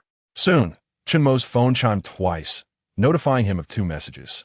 Your debit card account 1234 has received 1 renminbi for 170,000 balance. Your debit card account 1234 has received 5 renminbi 000 balance. Chen Mo glanced at the amounts, confirming their accuracy. Every detail was accounted for, down to the last cent. After all, this was an international luxury brand with considerable strength and quick payment processing. Old Zhao, personally assist Mr. Chen with the purchase paperwork for that 911. We will cover all costs, the manager instructed, delegating someone to help with the purchase process. Understood, manager. Old Zhao immediately went to prepare the necessary documents. The next steps would involve repeating the various procedures he had completed during his earlier car collection, signing the purchase contract, paying the vehicle tax, obtaining insurance, and arranging a temporary license plate, among other tasks. Due to the presence of dedicated personnel handling the procedures, all formalities were completed in merely half an hour. Chen Mo discovered his vehicle information on the traffic management platform 12123, noting that an additional Porsche 911 had been registered under his name. Interestingly, the vehicle remained in his name as well. Mr. Chen, we will find a way to assist you with that car later, so do not be concerned. The store manager promptly assured him. Since the purchase tax had already been paid, they could simply register it as scrapped at the vehicle management office later. As long as he did not file an insurance claim, the insurance company would naturally refrain from investigating how the vehicle was damaged. Moreover, the insurance company would prefer he not file a claim, given that a total loss on a new car could exceed 1 million. Chen Mo understood that they undoubtedly had a plan and nodded in agreement. Thus, this matter seemed to reach its conclusion. Before arriving, he had only a few tens of thousands left for living expenses and 1.54 million from selling stocks the day prior. Now, his bank balance had soared to 6 million, including the 2.69 million in the stock market. His liquid assets amounted to approximately 9.3 million. When factoring in the 2.45 million Porsche, his total assets officially surpassed the 10 million mark, a significant windfall. From now on, I am also part of the elite. Chen Mo smiled with a sense of newfound wealth. Although he was just beginning this journey, he was indeed an impressive figure, not someone easily trifled with. After his moment of joy, Chen Mo did not forget the matter at hand. The funds had been transferred to his account, and the vehicle's paperwork had been arranged. So he too needed to demonstrate good faith. Manager, the video is in this action camera. I have no internet access or backup. I will give this camera to you directly. How you handle the video is your concern. He handed over the DJI camera, which had cost him several thousand yuan. The camera itself was not the focal point. The videos contained within were priceless. No, worth millions. Mr. Chen, Your sincerity is commendable. The manager was taken aback for a moment before quickly accepting the camera and expressing his gratitude. Chen Mo's gesture surprised him, but it effectively eliminated any possibility of the video being leaked online. You are a magnanimous person. If you don't mind, perhaps we could become friends. Should you ever need assistance, feel free to reach out to me. The manager sincerely extended his hand to Chen Mo. Certainly. Chen Mo replied with a smile as they shook hands. In this world, there are not so many enemies. In adulthood, it is all about interests. More friends mean more opportunities. By the way, could we arrange a vehicle handover ceremony? Chen Mo suddenly recalled, grinning as he added, I want to take a few photos and share them on social media. After all, purchasing a sports car without flaunting it online would be akin to wearing fine silk without anyone noticing. That is no problem. The manager waved his hand dismissively, as if it were a trivial matter. Subsequently, he arranged for a grand handover ceremony. Previously, only 2 salespeople had been assigned to handle the fireworks. This time, he organized 10, all handsome men and beautiful women. The staff responsible for live streaming and photography were also brought in to ensure professional quality shots. Mr. Chen, these are our brand's merchandise: a suitcase, an umbrella, a water bottle, a headrest, lumbar support, and even a mahjong set. The manager presented a collection of gifts to Chen Mo. Although these appeared to be minor tokens, their value would not be insignificant if one were to purchase them, easily surpassing the cost of Chen Mo's camera. After all, they bore the brand's emblem. Given that Chen Mo had generously gifted a camera worth several thousand yuan, it was only fitting to reciprocate. Officers, these are for you. The manager also produced 2 gift packages for Feng Yu and her partner. We appreciate the gesture, but it's inappropriate. Both officers promptly declined, shaking their heads in refusal. The items were clearly branded, and carrying such paraphernalia would not be prudent for them in public. I apologize for my oversight. The manager quickly realized his mistake and offered an apology. Rest assured, we will handle the case with discretion and will not disclose any unrelated matters. Feng Yu understood the manager's intent, hoping they would keep today's events confidential. However, even without his instruction, they would never divulge information about the case. That would be a violation of protocol. Feng Yu presented a mediation agreement for Chen Mo to sign. Although he had communicated with her via WeChat, it was still officially a matter requiring police involvement. Procedures must be followed, as they were essential to their duties. Feng Yu, I appreciate your help this time. Once you're free, I'd like to treat you to a lavish meal. Chen Mo expressed his gratitude as he signed his name. I look forward to that feast, Feng Yu replied cheerfully. Chen Mo felt he had gained significantly and would certainly not refuse to treat her. Soon, Feng Yu and her colleague departed. As Chen Mo prepared to leave, an engineer who had previously examined the vehicle's onboard computer approached. Manager, we've identified the cause of the brake failure. The engineer, looking anxious, spoke urgently to the manager without acknowledging Chen Mo's presence. He had downloaded the data from the onboard computer, allowing him to analyze the information even if the car had burned. The engineer revealed a shocking and alarming issue he discovered in the data. What is it? The manager's expression turned serious as he hastily inquired. Such occurrences were unforgivable, and he wished to avoid similar incidents in the future. Previously, the car had not been powered down upon arriving at the handover area, coinciding with a system upgrade push from headquarters, which the vehicle had automatically installed. However, this particular upgrade contained significant issues affecting the brake system. The engineer swiftly explained the cause of the brake failure incident to the manager. What? Upon hearing this explanation, the manager's eyes widened in disbelief. Chapter 49. At the age of 23, the prime of exuberance as Chen Mo was about to depart, he inadvertently overheard the engineer reporting the cause of the brake failure. Learning that it was due to a problematic system upgrade, he nearly lost his composure. This was truly astonishing. He could hardly believe that the issue stemmed from the software rather than a hardware fault with the vehicle. It was no wonder there were no problems while driving from the showroom to the handover area, only to arise later. If the issue was indeed related to the system upgrade, it would likely extend beyond just his vehicle. Chen Mo recognized the manager would have much to contend with moving forward. After casting a sympathetic glance in the manager's direction, he drove away in his new car. The manager, preoccupied with the engineer's revelation, failed to notice Chen Mo's departure. He was completely taken aback by the news. If only Chen Mo's vehicle had experienced brake failure, it could have been addressed. However, if multiple vehicles were affected, particularly those speeding down highways following the upgrade, the implications were dire. Merely contemplating the potential consequences sent shivers down his spine, causing him to break into a cold sweat. The sky was falling. The manager felt unsteady on his feet, trembling uncontrollably. Without a moment to spare, he pulled out his phone and called the headquarters. Wasn't the issue resolved? Came a somewhat impatient voice on the other end. There's been a major incident. There's a problem with the system upgrade. The manager's voice trembled as he spoke. What? Soon. An unbelievable explosion of sound erupted from the other end of the phone. At that moment, Chen Mo was leisurely cruising down the highway in his striking red 911.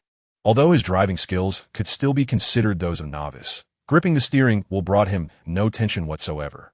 Aside from a slightly slower speed, his maneuvers, changing lanes, turning, and so forth, revealed no trace of inexperience. He felt that he had grown more adept since his days behind the wheel of Xia Shirqing's car. He resolved to practice daily, anticipating that within a month or so, his abilities would be sufficiently honed. While competing on a racetrack with Zhou Guanyu was a distant goal, he was confident that navigating the streets would pose no challenge. Mastering the art of one-handed driving in a 911 would be a personal triumph. Chen Mo set this modest goal for himself. After all, is it not often said that women are attracted to men who can handle sports cars with one hand? Moreover, they are remarkably understanding and do not care about the color of the vehicle. As he approached an intersection, Chen Mo halted at a red light. Young men and women passing by could not help but cast envious glances at his flamboyant red 911. Some even felt compelled to take photographs. It was no wonder that red was one of the most popular colors in the 911 series. Chen Mo finally comprehended the allure of such a vivid hue. It was undeniably eye-catching. However, this scene stirred a sense of nostalgia within him. In the past, he had stood at intersections, enviously watching as sports cars drove by. Now, the roles had reversed, with passers-by gazing enviously at him seated confidently in the driver's seat of a sports car. It was no surprise that people often remarked that one cannot simultaneously possess a 911 and feel inferior. If one could bask in the envious glances while seated in the driver's seat of a 911 and still feel inadequate, that would be a marvel indeed. As he pondered these thoughts, hunger struck. While dining, he scrolled through his phone and stumbled upon a few intriguing news articles. A fire had broken out at a certain dealership in the bustling metropolis, reportedly originating from the garage. An urgent statement advised car owners to refrain from upgrading their systems, and those who had already done so were urged to contact customer service.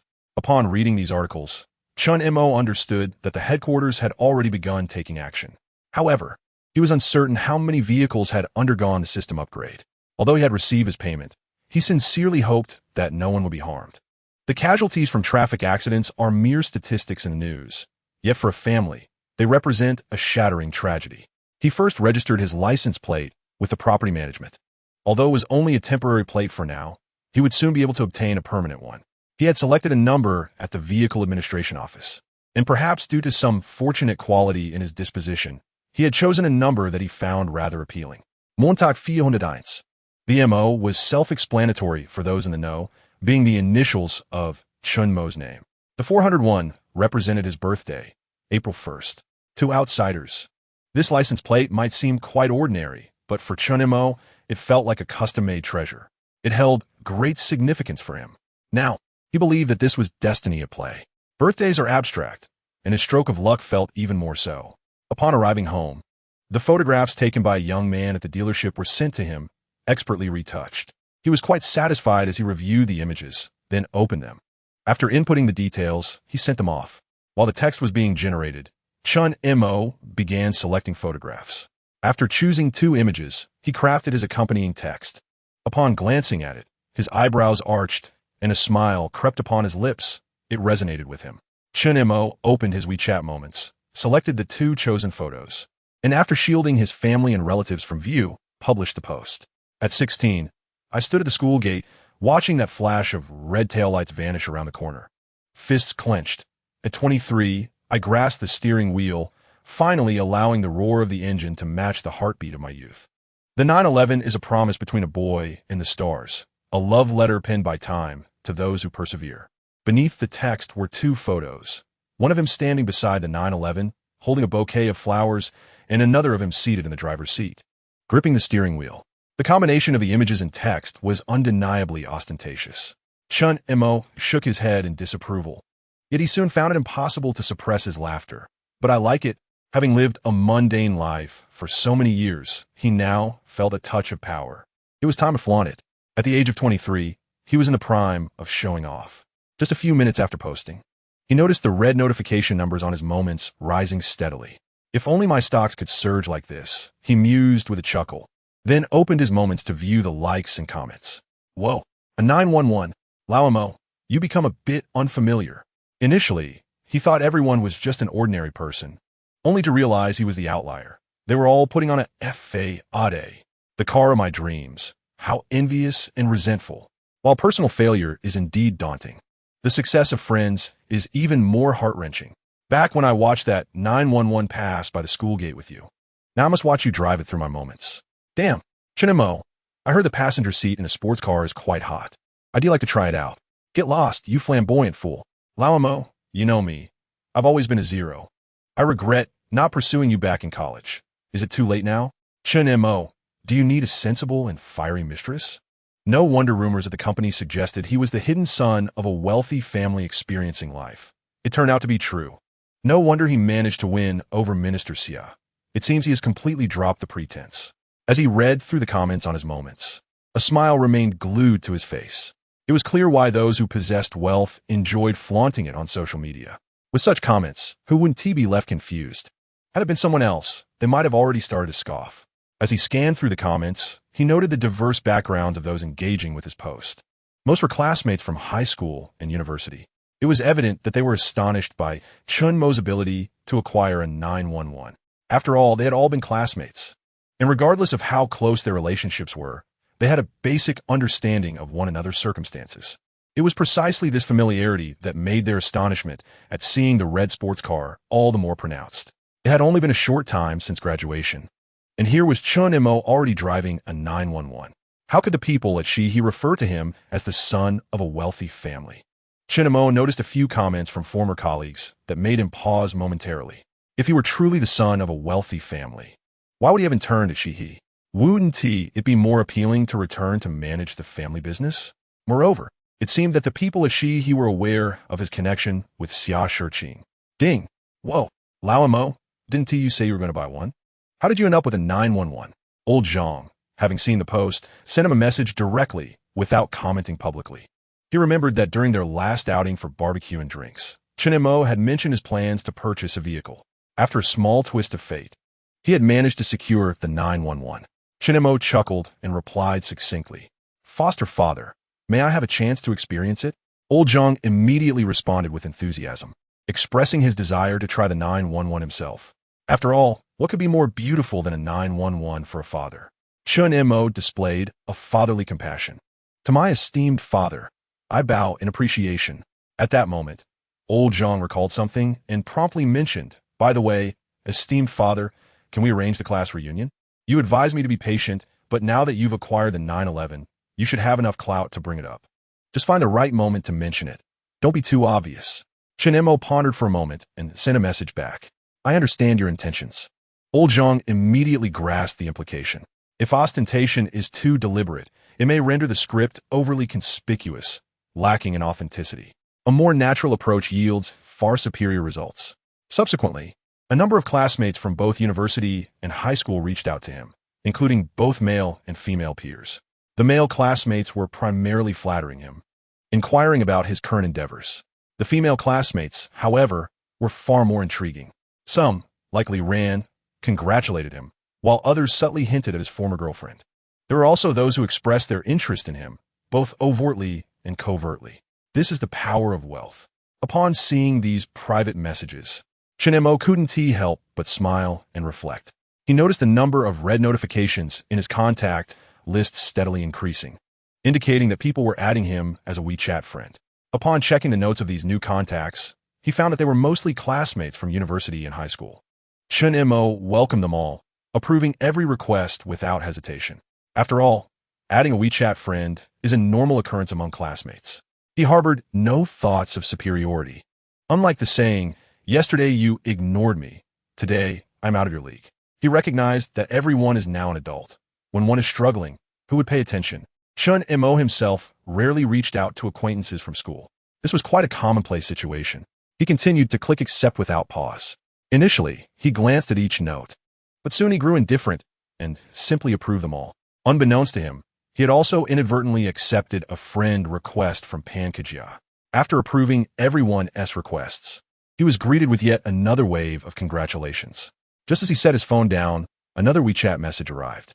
Are you going out for dinner tonight? Celebrating a new car. It was Xia Shiqing inviting him to dinner. Send me the address, and I'll come pick you up. Previously, he had no car, and Xia Shiqing always drove. Now that he owned a 911, there was no need to ride in a modest vehicle. Great. It seems I'm the first girl to sit in your passenger seat. After chatting for a while, Chen Mo found himself in his gaming room. One monitor displaying a match while the other tracked the stock market. He had previously invested in 10 stocks at once to experiment with activating his luck. Subsequently, Rui Shang Pharmaceuticals' stock surged, allowing him to profit handsomely from that particular investment. As a result, he had not paid much attention to the remaining 9 stocks. However, upon reviewing them today, he noticed something unusual. Since that day, when Rui Shang Pharmaceutical had taken off, all 9 remaining stocks had begun to rise. Although the increases were modest, typically around 2 to 4% daily, they had consistently been in the green without a single day of decline. It is worth noting that he had initially chosen these stocks based on their poor performance. If only 1 or 2 stocks had risen, it could be dismissed as coincidence. Yet, all 9 stocks climbing together was decidedly abnormal. Could it be that his misfortune with Rui Shang Pharmaceutical had inadvertently bestowed luck upon the others? Chen Mo's eyes were filled with contemplation as he instinctively stroked his chin, pondering this development. He had never considered this angle before. Looking at the sea of red data on his screen, he realized this was no mere coincidence. It appeared he had uncovered yet another beneficial aspect of his newfound luck. A smile crept across Chen Mo's face. This was undoubtedly an unexpected delight. In the future, not only would he profit from the unfortunate stock, but the others would also yield returns. Even if they did not perform as well, with sufficient capital and leverage, the gains would still be significant. He sat in his chair, momentarily lost in thought, strategizing how to leverage his good fortune moving forward. Evening soon approached. Chen Mo arrived at the residential complex where Xia Shiqing lived, parking his car by the roadside with the hazard lights flashing, drawing many curious glances. However, no one bothered to check his license plate against their phones. After all, who would use a 911 for ride-hailing? 2.5 minutes later, Xia Shiqing opened the door and took her seat in the passenger side. Upon seeing her, onlookers couldn't help but express their admiration. It was no wonder that it was often said that women in the passenger seats of supercars never disappoint. Today he witnessed this firsthand, and she was indeed stunning. With a soft click, Xia Shiqing closed the door and settled into her seat. Chen Mo turned to take in her appearance, unable to hide his astonishment. The white dress she wore made her look ethereal. Coupled with her meticulously applied makeup and lips adorned with lipstick, she was undeniably captivating. Especially while seated in the passenger seat, her long, fair legs were prominently displayed, drawing attention. Is that the lipstick you wore yesterday? I've almost forgotten the scent. Let me have another whiff. Without waiting for her to fasten her seatbelt, Chen Mo grasped Xia Shiqing's delicate hand, bringing her exquisite face closer to his. They could feel each other's heated breaths, and the atmosphere in the car quickly became charged with intimacy. Xia Shiqing seemed aware of what was about to transpire. After blinking her clear eyes, she gradually closed them. She appeared calm, but the slight tremor of her long lashes revealed her inner turmoil. Chen Mo noticed this, and with a subtle smile, he leaned down to kiss her. Last night had been a simple kiss, gentle in nature.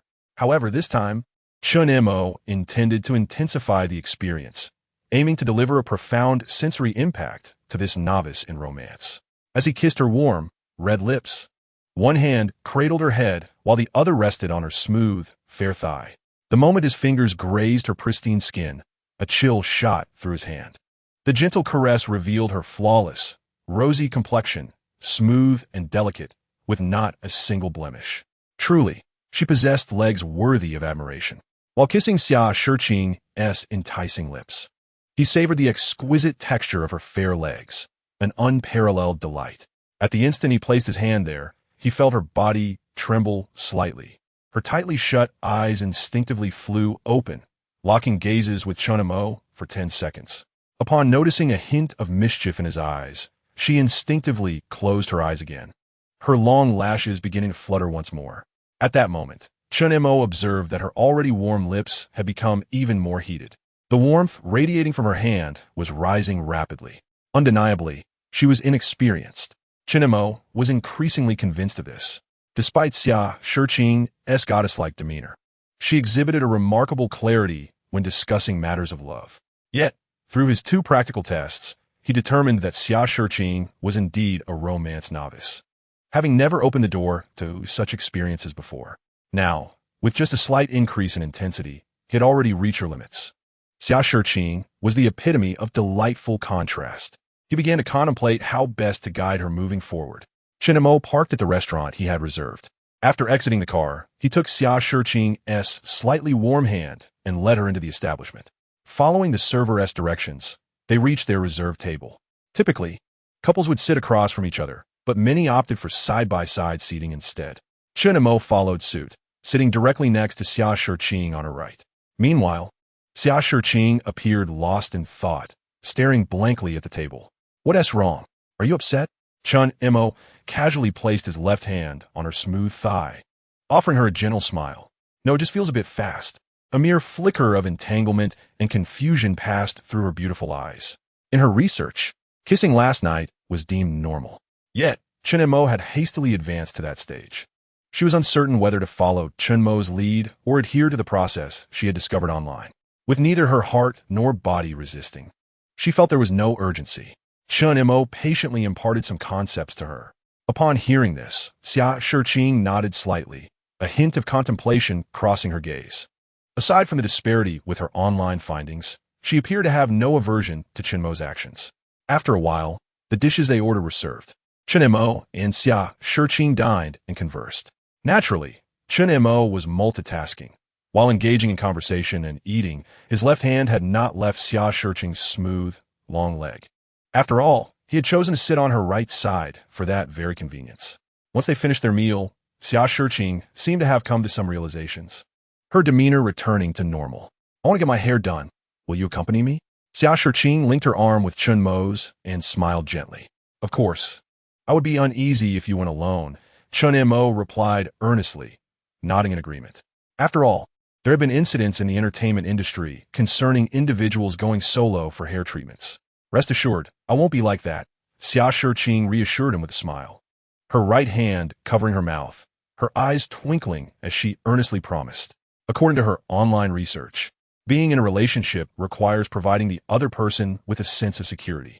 Her mother had instilled in her the importance of fidelity from a young age. Infidelity was something her mother detested, and she would certainly never engage in such behavior. "Let us go," Chen Mo said, planting a kiss on her cheek. He had merely been joking, not anticipating that Xia Shiqing would earnestly assure him. Suddenly, he found her rather endearing. However, upon meeting the teacher, it seemed the latter's eyes lacked their usual brightness.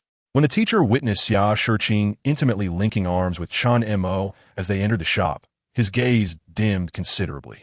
Although he had previously suspected that Chen Mo was Xia Shiqing's boyfriend, a lingering hope remained in his heart. Yet, seeing their closeness extinguished any flicker of hope he had. "Mr. Chen, Miss Xia, welcome," the teacher forced a smile to greet them.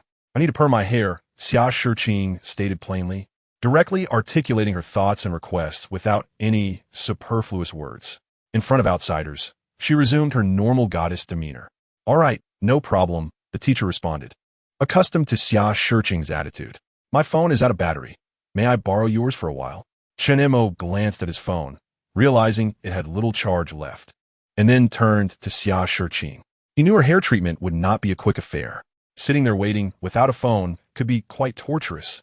Without a hint of hesitation, Xia Shiqing generously handed her phone to him. Thinking about how long her hair treatment would take, Chen Mo was willing to accompany her. According to what he had read online, he should provide Xia Shiqing with positive reinforcement at this moment. After some thought, she leaned closer to Chen Mo and gently kissed him on the lips while slightly rising on her toes. "The password is the date we got together," she said with a charming smile after the kiss, revealing the password to him. Chen Mo chuckled and took her phone to the lounge area. The teacher, witnessing this scene, felt utterly stunned. He wanted to mention that the shop had chargers for various brands, but seeing the moment before him, he chose to remain silent. I won't let you charge it. Let your phone run out of battery. Who told you to turn my goddess into this? Sitting in the lounge area, Chen Mo scrolled through short videos on his phone. Noticing that his battery was down to 20, he promptly switched to Xia Shiqing's phone. The day we got together? Chen Mo pondered, wondering from which day Xia Shiqing began her count. Was it the day he provided the financial password to Ruisheng Pharmaceutical? After some contemplation, he entered a 6-digit number. Password incorrect. 4 attempts remaining. Seeing the password error prompt, Chen Mo quickly deduced that it must have been the day at Disney. He entered another 6-digit password, and the phone transitioned from the lock screen to the main interface. He casually scrolled through a few pages, noticing that Xia Shiqing's phone contained some apps that differed from his.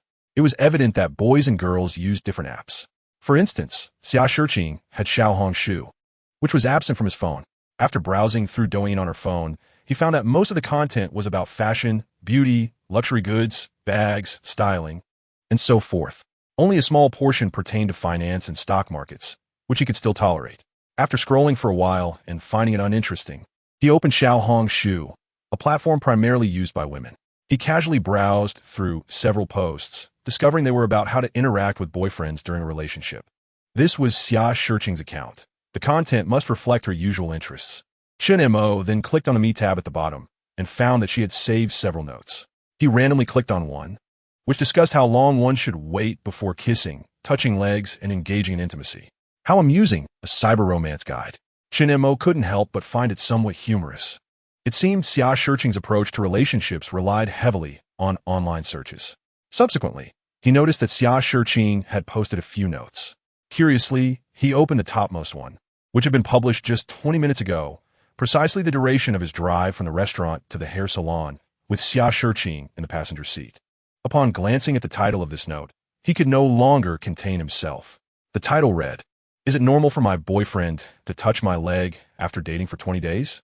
Chapter 52, Transforming Xia Shiqing with Big Data.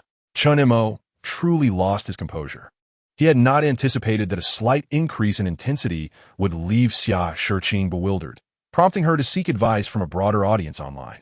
Dear friends, is it acceptable for someone to touch a leg after merely 20 days of dating? What will happen after marriage? Sleep together. This man is not worth keeping. In reality, I would say this is quite normal, but on this platform, my advice is to break up immediately. It's abnormal. If a man receives too much too soon, he will not cherish you. You must keep him on his toes. Dear friends, ignore the previous comments. Physical intimacy after 20 days of dating is entirely normal. Some have even started cooking together. Dear friends, there are no standard answers in relationships. Everything should be based on personal feelings. If you do not resist or feel aversion to the other person's actions, then it is acceptable." Chen Mo browsed through the comments beneath the note, feeling somewhat speechless. He was unsure whether some individuals genuinely believed this or were merely jesting. In any case, the sentiment was overwhelmingly conventional. What does cooking mean? Chen Mo noticed a comment mentioning cooking. He felt that in this context, the term likely conveyed a meaning beyond his understanding. Using his own phone, he inquired and discovered that on this platform, cooking referred to creating life. This was challenging to evaluate. He then perused her other notes, which primarily focused on how to interact with boyfriends. Could he perhaps alter her big data habits? Chen Mo stroked his chin, a sudden epiphany illuminating his eyes. He contemplated how to refine Xia Shiqing, yet he did not anticipate a suitable method. Could he utilize big data to assist him? By searching for notes with broader boundaries, repeatedly browsing them, and allowing the algorithm to infer his preferences, thus continuously recommending them to Xia Shiqing. Could he expose her to new ideas and practices in romance? Chen Mo's eyes brightened increasingly. He believed this was an excellent plan. Just as one feeds data to a machine, providing specific information can alter its perception, molding it into the desired form. As long as he feeds the big data surrounding Xia Shiqing to reflect what he wishes her to see, he can influence her cognizance. Casting a glance at Xia Shiqing, who was having her hair styled, Chen promptly opened the search bar and began typing. He searched for topics such as dating diaries, fastest cooking records, meaningless romances without cooking, ling in Balenciaga. My boyfriend loves to see me in black stockings, so I bought 20 pairs. My boyfriend enjoys being outdoors. My partner dislikes umbrellas, baby complimentary foods. And a private inquiry. My boyfriend likes to provide me with billions in foreign investments. After conducting these searches, each entry lingered for 1 to 2 minutes, imprinting his habits and preferences into the data. Once finished, he erased his search history while retaining Shi Shq's records. The big data had begun to take effect. Trust in big data was paramount. After completing this task, a knowing smile graced Ch's face as he anticipated the results of his adjustments. Perhaps I could register a female account to comment or message her under her notes. Another clever idea struck him. He pondered whether this method was still appropriate. Adjusting one's own girlfriend could not be deemed inappropriate, could it? Ch shrugged. After all, she was his girlfriend, and it was merely a playful aspect of their relationship. If he were to engage in such behavior with an ordinary acquaintance, it would indeed be inappropriate. Over an hour later, Shq's hair was styled. After a gentle perm, her long locks cascaded in soft waves. Each style had its charm, but with her breathtaking beauty, she would look splendid in anything that was not overly abstract. Upon settling the bill, Shq's swiped her membership card. 499 yuan. In an instant, she felt that her previous expense was no longer excessive. Ch felt relieved upon seeing the bill. What do you think of this hairstyle? Shq's asked, lightly tossing her newly styled hair, her eyes sparkling with anticipation as she gazed at Ch. It's beautiful and complements your aura perfectly, he replied with a charming platitude. Thank you, she said, beaming as she linked her arm with his. And together, they exited the salon. As Shq's opened the car door, preparing to alight, Ch gently grasped her delicate hand. Have you forgotten something? He asked, his gaze meaningful as he looked at the slightly puzzled Shq's. What is it? When I was with my ex-girlfriend, we would always kiss before parting. Ch stated matter-of-factly. Under normal circumstances, discussing an ex in front of a current partner, especially regarding intimate matters, would undoubtedly be a grave misstep. Yet, the dynamics of his relationship with Shq's were unique. She was not an ordinary girl. The more he mentioned his ex, the more she felt inclined to reciprocate similarly with him. As expected, the initially confused Shq's nodded in realization upon hearing Ch's explanation, perceiving nothing inappropriate about his mention of his past. I've noted that, she said, releasing the door handle and turning towards him. In the dim light of the car, Shq's delicate features possessed an ethereal beauty. So obedient, he could not help but gently caress her exquisite face. Feeling the warmth of his hand on her cheek, Shq's shivered slightly, then closed her eyes. Open your eyes and look at me, Ch urged with a playful smile. At his words, her long lashes fluttered, and she obediently opened her water-like, bright eyes. Don't close them, he added before leaning in to kiss her freshly painted lips. During this kiss, Shq's seemed more composed than in their previous encounters. She instinctively wanted to shut her eyes, but, recalling Ch's words, merely blinked and maintained direct eye contact with him. 10 minutes later, Ch drove the 911 away from Shq's neighborhood. While waiting at a red light, he relaxed his grip on the steering wheel, adjusting his fingers as if retracing the day's events. Meanwhile, Shq's, having exited the vehicle, walked home while retrieving her phone. She opened the app and clicked on the bottom icon. Is it normal for my boyfriend to go to high ground after dating for over 20 days? She directly posted a new note on her way. After sharing her thoughts, she touched her smooth, fair forehead, feeling a wave of heat. Since stepping out of the car, she sensed a lack of energy. Am I getting sick? She wondered. Upon returning home, she took out a mercury thermometer to check her temperature while scrolling through the app, eager to see if anyone had commented. However, after a few scrolls, she noticed that the recommended notes appeared rather unusual. Dear friends, I met my partner yesterday, and today we cooked together. Upon reading this note, a contemplative expression crossed her face. Meeting someone for just a day before cooking together seemed rather hasty. Thus, her 20-plus days of dating Ch and his high-ground pursuits did not seem excessive at all. Chapter 53, Drunk with F.Y, an obvious punishment. The night passed in silence. The following morning, Ch, adhering to his disciplined routine, set out for a half-hour morning exercise. In the bathroom, he admired his increasingly defined abdominal muscles, a satisfied smile gracing his face. He was certain that his physical condition had been enhanced by some unseen force. especially considering the incident from the previous day when he nearly crashed into a wall due to brake failure. Without a robust physique, he feared his health might falter at any moment. After a quick breakfast, he sent a WeChat message to Y. Are you free tonight? I would like to treat you to dinner. He felt grateful to her for being present the previous day without her timely assistance. Acquiring a substantial compensation would have been impossible. After work, I don't have any cases over the next few days. I'll drive to your workplace to pick you up. No, I don't want to make the news. You send me your location, and I will drive myself over. Okay, I'll send you my location shortly.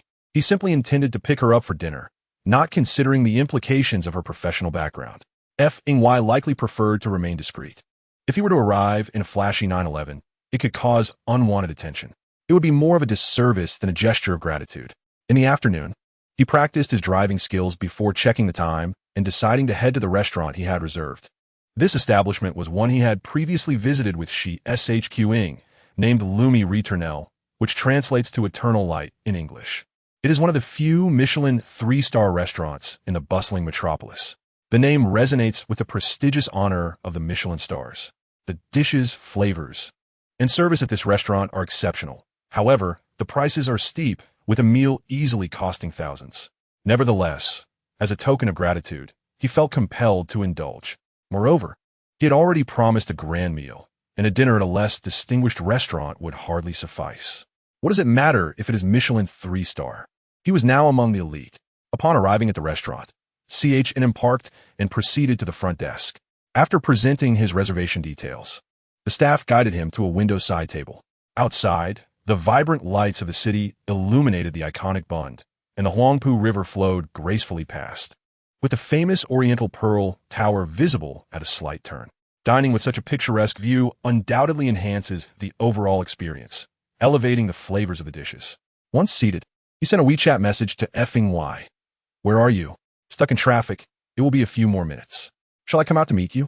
Chen Mo decided to wait for her at the entrance of the restaurant, as she would arrive in just a few minutes. Shortly thereafter, he spotted a pale pink whale eye 5 gliding into the parking lot. After parking, Feng Yu stepped out of the vehicle. Previously, every encounter with her had been marked by her uniform, exuding an air of formal authority and seriousness. However, today, having left work to dine, she donned a casual outfit. She wore a light blue shirt paired with denim jeans and sported a pair of flat sneakers. A brown backpack slung over her shoulder appeared to carry a substantial load. Her lustrous black hair cascaded down her shoulders, no longer styled in an updo, but flowing freely. This simple yet understated attire radiated an elegant charm that was particularly striking on her. Truth be told, Chen Mo was somewhat taken aback by her appearance in everyday life, as it presented a stark contrast to their previous meetings. With her uniform shed, Feng Yu now resembled the quintessential campus beauty who had just finished studying at the library. Chen Mo mused that with her looks, she would undoubtedly be a standout in the office, far surpassing the popularity of his colleagues who had gained fame on Douyin. Apologies for the delay. I was caught in traffic, Feng Yu said with a radiant smile as she approached him, a hint of apology in her tone. No worries. I just arrived myself. Shall we head inside? Chen Mo replied, waving his hand with a smile as they walked together into the restaurant. Standing at around 170 centimeters, Feng Yu was slightly shorter than Chen Mo due to her flat shoes. From behind, their figures appeared peculiarly harmonious. Chen Mo, I didn't expect the feast you mentioned would indeed be a grand one, she exclaimed, turning to him with a cheerful smile. She had anticipated a casual meal, but was pleasantly surprised that he had chosen such a renowned establishment. This restaurant boasted a Michelin 3-star rating and was quite pricey. It's just a meal. It pales in comparison to the assistance you provided yesterday, Chen Mo replied with a slight smile, noting that a dinner costing several thousand was trivial for him at this point, especially considering the commendable actions and the events of the previous day. What is a meal in the grand scheme of things? Feng Yu smiled knowingly, aware that the restaurant had compensated Chen Mo with a staggering sum of 7.5 million for his bravery. They entered the establishment, and Chen Mo led her to the reserved table. Sitting down, Feng Yu curiously glanced out the window, her eyes widening slightly at the sight of the flowing Huangpu River and the towering Oriental Pearl. This restaurant has quite the view, she remarked, taking out her phone to capture a few photos of the scenic landscape. Let's order, Chen Mo said as he summoned the waiter, and together they perused the menu, which featured beautifully presented dishes but appeared somewhat lacking in portion size and exorbitantly priced. It was no wonder that online, many mocked the extravagant offerings marketed to the affluent clientele of Shanghai. Caviar and seafood appetizers, Australian Wagyu main course, blue lobster, molecular gastronomy, creative dishes, and a dessert combo. Let's have 2 of each, Chen Mo decided after a moment of deliberation. The total for their double orders came to 1.46 million, a rather steep amount. Would you like some wine? Chen Mo inquired, glancing at Feng Yu. I drove here, she shrugged. I can call a driver later. Although he had also driven himself, he believed that blue lobster paired with red wine would be an exquisite experience. All right, but I can't drink too much. I might have to take on a task at any moment, Feng Yu replied after a moment of contemplation. Don't worry, I wouldn't dare overindulge you, Chen Mo joked, pondering why he would even consider getting her intoxicated. Even if he did, he would not dare entertain any inappropriate thoughts. Feng Yu stifled a laugh, playfully responding. You can give it a try. It could be quite the challenge. Let's have a bottle of Ramantai. Chen Mo indicated a bottle on the menu to the waiter. This bottle costs 50,000. Very well, sir, madam. Please enjoy the view while your dishes are being prepared, the waiter replied with a polite smile before departing. Shortly thereafter, their caviar and seafood appetizers arrived, accompanied by the expensive bottle of Ramantai wine. With a crisp pop, the cork was removed, and, as the sound echoed, a foreboding warning chimed in Chen Mo's mind, signaling that misfortune was afoot. Was this bottle of wine the source of his impending trouble? If there were an issue with the wine, what could it possibly be? Counterfeit? An inferior substitute? While Chen Mo pondered the potential calamity, the waiter poured some wine into a decanter to let it breathe, enhancing its flavor for their enjoyment. Please, take your time, the waiter smiled before preparing to leave. Excuse me, may I settle the bill now? Chen Mo suddenly raised his hand, addressing the waiter. Since he suspected there might be an issue with the wine, it was prudent to pay up front. Once the bill was settled, the wine would be his responsibility. If it turned out to be counterfeit, he would be entitled to compensation. Without prepayment, the restaurant could find ways to evade responsibility. Of course, the waiter replied, slightly taken aback, but quickly nodded in agreement. Please hold on. I will process the payment. Chen Mo smiled at Feng Yu before heading to the front desk to settle the bill.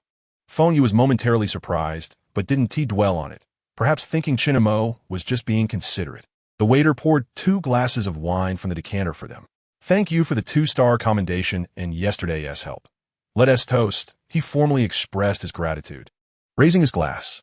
Ah, we're friends. No need for formalities, Feng Yu replied with a charming smile, lifting her glass to meet his. Chen Mo brought the glass to his nose, inhaling the fragrant aroma. He gently swirled the wine before taking a sip.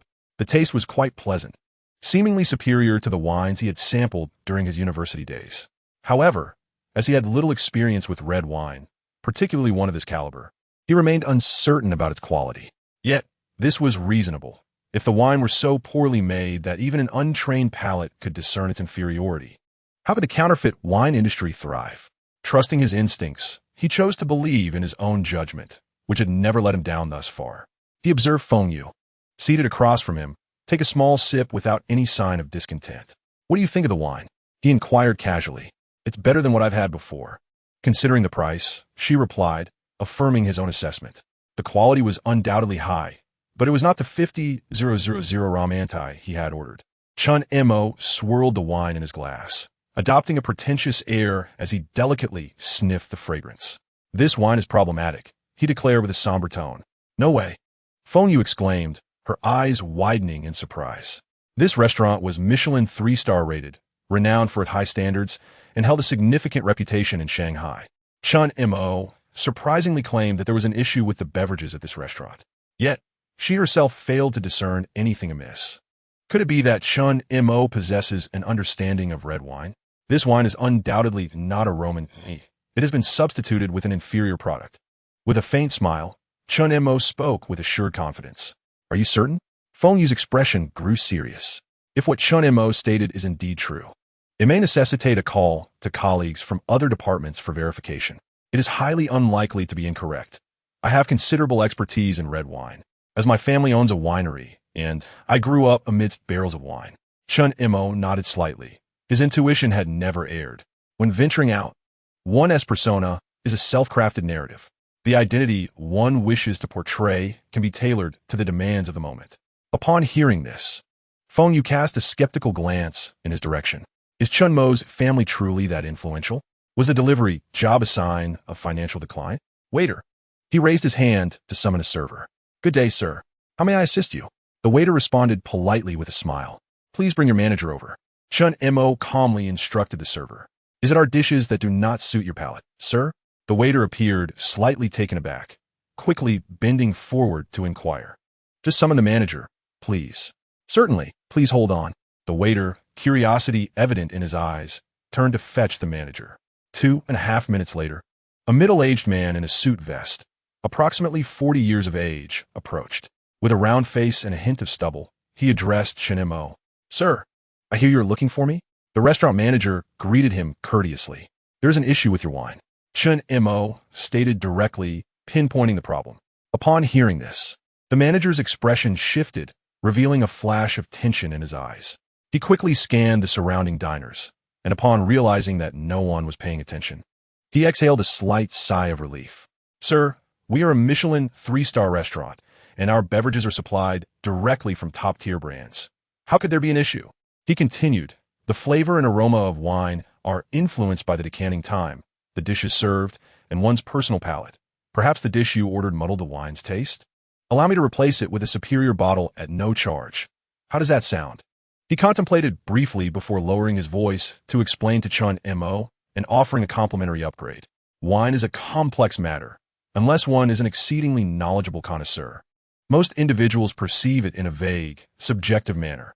The taste can be affected by numerous factors. In essence, he aimed to present several reasons to sway Chen Mo's judgment. As for the complimentary replacement, it served as ulterior motives. I am certain there is an issue with this bottle, Chen Mo asserted firmly, giving him a pointed look. Furthermore, I have already settled the bill, so there is no need for you to replace it. He waved the receipt in front of the manager. The manager's intentions were crystal clear to Chen Mo. He merely sought to exchange the current bottle under the guise of a complimentary offer, thereby eliminating evidence. Seeing Chen Mo holding the receipt, the manager grew anxious. Sir, our restaurant has a reputable standing in MD. You cannot tarnish our reputation based on personal taste alone. He continued, there have been similar incidents previously, and we opted to involve the authorities, later confirming that the accuser was attempting to extort us. While I do not presume you harbor such intentions, we shall employ legal measures to protect our reputation. The manager shifted his tone, insinuating that Chen Mo was attempting to falsely accuse them for monetary gain, and referenced the possibility of involving the police, seemingly as a threat. After this intimidation, the manager offered to waive the bill. Most individuals, lacking Chen Mo's confidence and resolve, might have been dissuaded by such remarks, given the subjective nature of taste. Furthermore, many prefer to avoid trouble and confrontation with the authorities. If you refuse to acknowledge the issue, then please summon your owner. Chen Mo discerned the manager's ulterior motives and smirked. Based on the manager's reactions and conduct, he suspected that the counterfeit wine might indeed be connected to him. Therefore, it was prudent to call the owner to resolve the matter, as he felt utterly confident in his stance. Sir, if you continue to act irrationally, we shall have no choice but to involve the police. The manager's countenance darkened, his tone growing menacing. You dare to threaten me? Call the police? Chen Montauk chuckled, realizing that the manager had yet to grasp the gravity of the situation. By the way, the exquisite lady seated across from me is the one you should be addressing. Chen Mo gestured toward Feng Yu with a sly grin. The manager instinctively shifted his gaze to Feng Yu, whom he had previously overlooked. In an instant, Feng Yu transformed from a college beauty into a stern officer. She retrieved a black identification booklet from her backpack, opened it, and displayed the credentials before the manager. His world darkened momentarily. His complexion paled as if he had witnessed a ghost. The manager stole a glance at Feng Yu, his expression filled with trepidation. Not a colleague? You are unconcerned about urgent tasks after hours? He thought, could we not simply abstain from drinking? Avoiding alcohol would mean none of this would have transpired. Chapter 55. Do you wish to report the incident? I can work overtime anytime. Can we now call the owner? Chen Mo teased the manager after Feng Yu revealed her credentials. Previously, the manager had threatened to call the authorities, but with Feng Yu present, how would he respond now? Sir, perhaps we could resolve this privately? I assure you of a satisfactory resolution. The manager was now thoroughly flustered. His face drained of color as he gazed at Chen Mo. He recognized the severity of his actions, which had crossed legal boundaries, prompting him to seek a private resolution. Noting the manager's futile attempts to salvage the situation, Chen Mo merely cast a disinterested glance his way before raising his hand. "Waiter," he called out, his voice slightly elevated. This drew the attention of several nearby tables, their eyes turning toward the unfolding drama.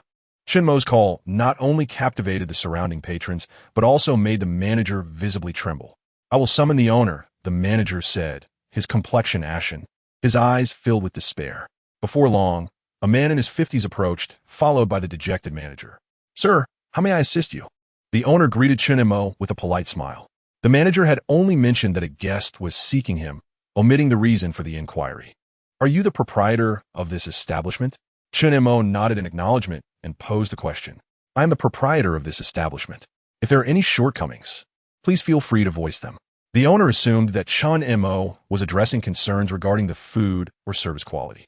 "I ordered a bottle of Roman E valued at 50,000 yuan. Here is the receipt." Chen Mo presented the bill to the owner for his examination. "You may taste it yourself and determine whether it is indeed Roman." Chen Mo gestured toward the freshly uncorked bottle of Roman E on the table, clearly labeled. The owner appeared momentarily taken aback. His pupils dilated as a troubling thought crossed his mind. Did Chen Mo suspect the wine was flawed? He glanced at the manager, whose face had turned ashen, and an ominous premonition enveloped him. "Very well, I shall taste it." The owner requested a stem glass and poured a small amount from the bottle, savoring it with utmost seriousness. As the proprietor of a Michelin 3-star restaurant, he understood the gravity of the situation. He possesses profound knowledge of the culinary delights and fine wines from various nations around the globe. Particularly in the realm of red wine, he holds a certification as a wine connoisseur, marking him as an unequivocal expert. Take, for instance, the bottle of Roman E in front of him. It is no exaggeration to say that with just a whiff and a sip, he can immediately discern the approximate vintage of the wine. As for its authenticity, that is a trivial matter. A single taste reveals the truth. He gently swirled the wine in his glass, bringing it to his nose for a serious evaluation. Taking a few delicate sniffs, the alluring aroma of red wine wafted towards him. Upon detecting the fragrance emanating from the glass, the proprietor momentarily froze. Given his level of expertise, he sensed something amiss the instant he caught a whiff of the wine's bouquet. While the aroma was indeed pleasant, rich in complexity, it bore a slight deviation from the expected scent of Roman E. This subtle difference would likely elude the average person, yet a trained sommelier would instantly recognize the discrepancy.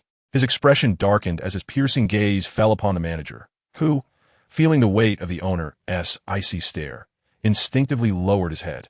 Chen Mo witnessed this unfolding scene and could not help but smile, realizing that the owner had detected the anomaly. He savored a sip of the red wine, refraining from swallowing it immediately. Within mere moments, the owner swallowed the wine in his mouth and placed the goblet on the table. "My dear sir, I apologize," he said, without hesitation, expressing sincere regret to Chen Mo. "Your manager believed I was deliberately slandering your establishment and even considered involving the authorities." Upon hearing the owner's admission, Chen Mo glanced at the manager, who was now avoiding eye contact like an ostrich. "This matter is ours to rectify. It has nothing to do with you." The owner shot a fierce glare at the manager before forcing a smile. Internally, he felt quite helpless. If he had a choice, he would prefer not to acknowledge such a situation. However, regrettably, he had no option. With his international wine connoisseur certification, he could ascertain with a single sip that the wine was counterfeit. Moreover, he was not the only one with such credentials. Chen Mo could easily find another sommelier outside who would confirm the truth with a mere taste.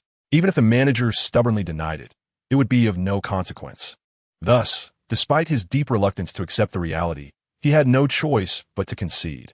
Upon hearing the owner admit to the wine's issue, Feng Yu widened her eyes in astonishment, gazing at Chen Mo. Previously, when Chen Mo confidently asserted that the wine was problematic, she had harbored some doubts. Yet now, with the owner himself acknowledging the issue, it was clear that Chen Mo possessed genuine expertise in wine. He was undoubtedly an expert. It turned out he was not speaking in vain. His family had indeed owned a vineyard, albeit now fallen on hard times. Feng Yu cast an admiring glance at Chen Mo. Mr. Chen, I sincerely apologize for the dreadful dining experience you encountered. I express my deepest regrets and kindly request an opportunity to demonstrate my sincerity. Perhaps we could discuss this further in my office? The owner lowered his posture, speaking earnestly to Chen Mo. He understood that once a mistake was made, one must face the consequences. At this moment, it was not the time for posturing. Rather, the priority was to discreetly mitigate the impact of this incident. He was willing to incur additional costs if necessary. After all, was there a greater price to pay than the complete closure of the restaurant he had poured his heart and soul into? If word got out that his establishment was serving counterfeit wine, it would obliterate everything he had worked for. That is acceptable, but I must take this bottle with me, Chen Mo asserted, nodding while stipulating his condition. Of course, the owner readily agreed. Shortly thereafter, Chen Mo and Feng Yu followed the owner to his office, with the manager trailing along under the owner's piercing gaze. I believe both of you should provide me with an explanation. How is it that counterfeit wine has found its way here? Chen Mo remarked, casting a calm glance at the owner and the manager. In response, the owner shot a grim look at the manager. The manager, visibly flustered, stammered this. Observing his demeanor, the owner glared at the manager with an intense gaze, his voice low and forceful as he demanded, "Speak." Brother-in-law, I was misguided. The manager trembled, his face contorted in despair as he pleaded for forgiveness. He proceeded to recount the entire sequence of events. It turned out the manager was the owner's brother-in-law, wielding considerable influence within the restaurant, particularly in the procurement of beverages. Recently, in pursuit of a romantic interest, he had spent significant amounts of money and found himself financially strained. Recalling that a supplier had previously approached him with an offer to exchange lesser quality wines for the restaurant's premium selections, he decided to sell the high-end wines at a price below market value. He then procured inferior wines from the supplier, allowing the restaurant to purchase them at premium prices, thereby profiting from both ends. While the quality was indeed inferior, the average person would find it difficult to discern the difference.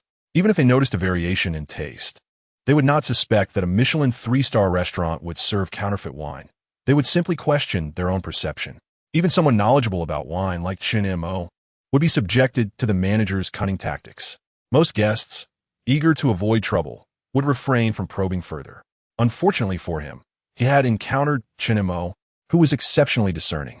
Even more unfortunate was the presence of Feng Yu, who possessed credentials. Thus, his usual tricks had proven ineffective. After listening to the story, both Chen Mo and Feng Yu could not help but admire the audacity and cunning displayed. It would be one thing to deceive others, but to exploit one's own brother-in-law. The owner of the restaurant was truly brazen. Brother-in-law, I truly was momentarily misguided. Get out. From this moment on, I am no longer your brother-in-law. The owner, having heard enough, was visibly enraged. Despite his extensive precautions, the greatest threat had come from within his own family. After a moment of simmering anger, the owner recalled that there were still pressing matters to address. He took several deep breaths to calm himself. Mr. Chen, Officer Feng, I apologize for the spectacle you have witnessed. The owner managed a rueful smile. Although the fault lay with his brother-in-law, he recognized his own shortcomings in management. Shall we file a report? I am available to assist at any time. Feng Yu scrutinized the manager with a discerning gaze before glancing at the owner, her expression eager as she inquired.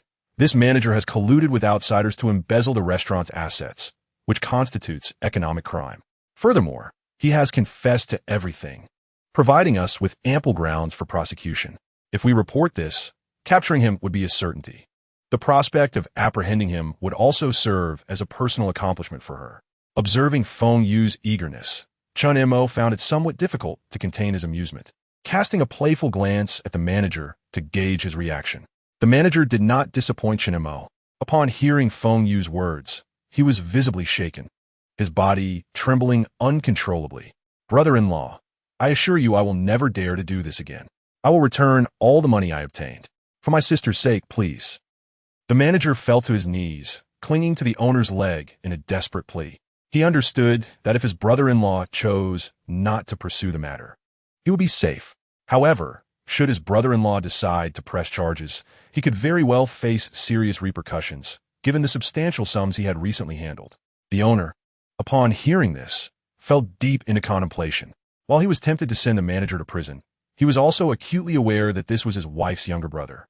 For many years, he had devoted himself to the restaurant, leaving the household matters to his wife. Moreover, he feared that if he sent his brother-in-law to jail, the latter might retaliate by exposing all the illicit activities, leading to the downfall of the restaurant he had painstakingly built. Such family disgrace should not be exposed to the public. Thus, it was best to resolve the matter internally. After a moment of hesitation, the boss managed a wry smile and addressed Feng Yu. He had no intention of reporting the matter to the authorities. However, his brother-in-law certainly needed to return the embezzled funds from the restaurant. Furthermore, it was clear that he could no longer continue working there. Understood. Feng Yu responded with a gentle nod.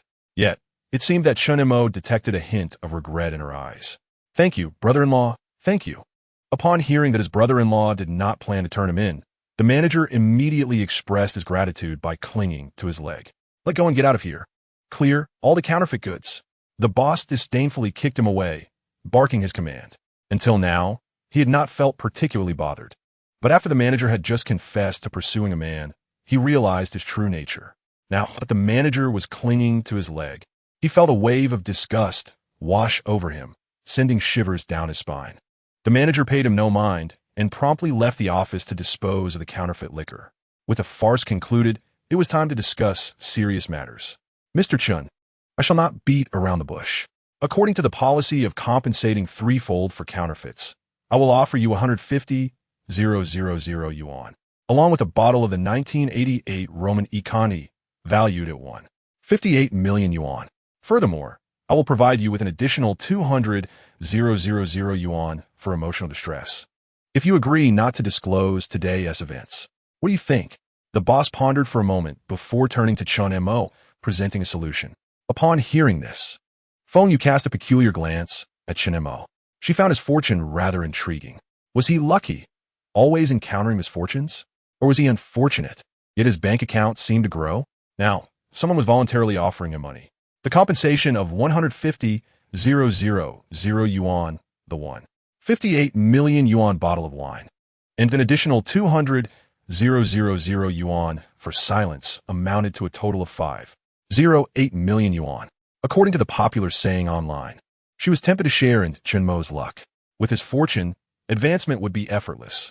However, she was uncertain if Chen Mo would accept this compensation proposal. After considering the boss's offer, Chen Mo felt there was still room for negotiation. I believe that liquor falls under the category of food products. And aside from the consumer rights protection law, we must also consider the food safety law.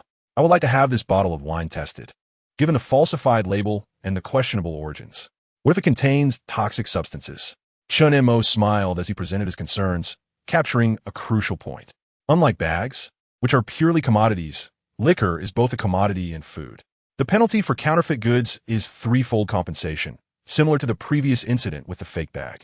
However, if it is deemed non-compliant with food safety standards, such as containing toxic elements or having a falsified label affecting safety, consumers can claim tenfold compensation. He was uncertain if this counterfeit liquor was harmful, but that did not prevent him from making this request. Upon hearing Chen Mo's words, a glimmer of surprise flickered in Feng Yu's beautiful eyes. He was quite knowledgeable. I apologize for my oversight, the boss replied, momentarily taken aback, before quickly adjusting his stance. There's no need for testing. I will compensate you according to the tenfold policy instead. Would 500,000 yuan suffice? Without hesitation, the boss decided to compensate Chen Mo 10 times. Chen Mo was unsure whether the counterfeit liquor was harmful. He too was in the dark. Who could say where his brother-in-law procured the counterfeit liquor or whether it had the proper production credentials? What if toxic substances were discovered? If word got out that his restaurant sold counterfeit liquor and that it was potentially toxic, backed by a certificate, his establishment would be doomed. It would be better to agree to the tenfold compensation and destroy the liquor, eliminating future troubles. I accept the tenfold compensation. Chen Mo nodded in satisfaction, then shifted the conversation. However, given that the quality of this liquor seems questionable, I feel a bit dizzy after having a few sips. Boss, perhaps you could take me to the hospital for an examination? Feng Yu stifled a laugh, realizing Chen Mo's true intent.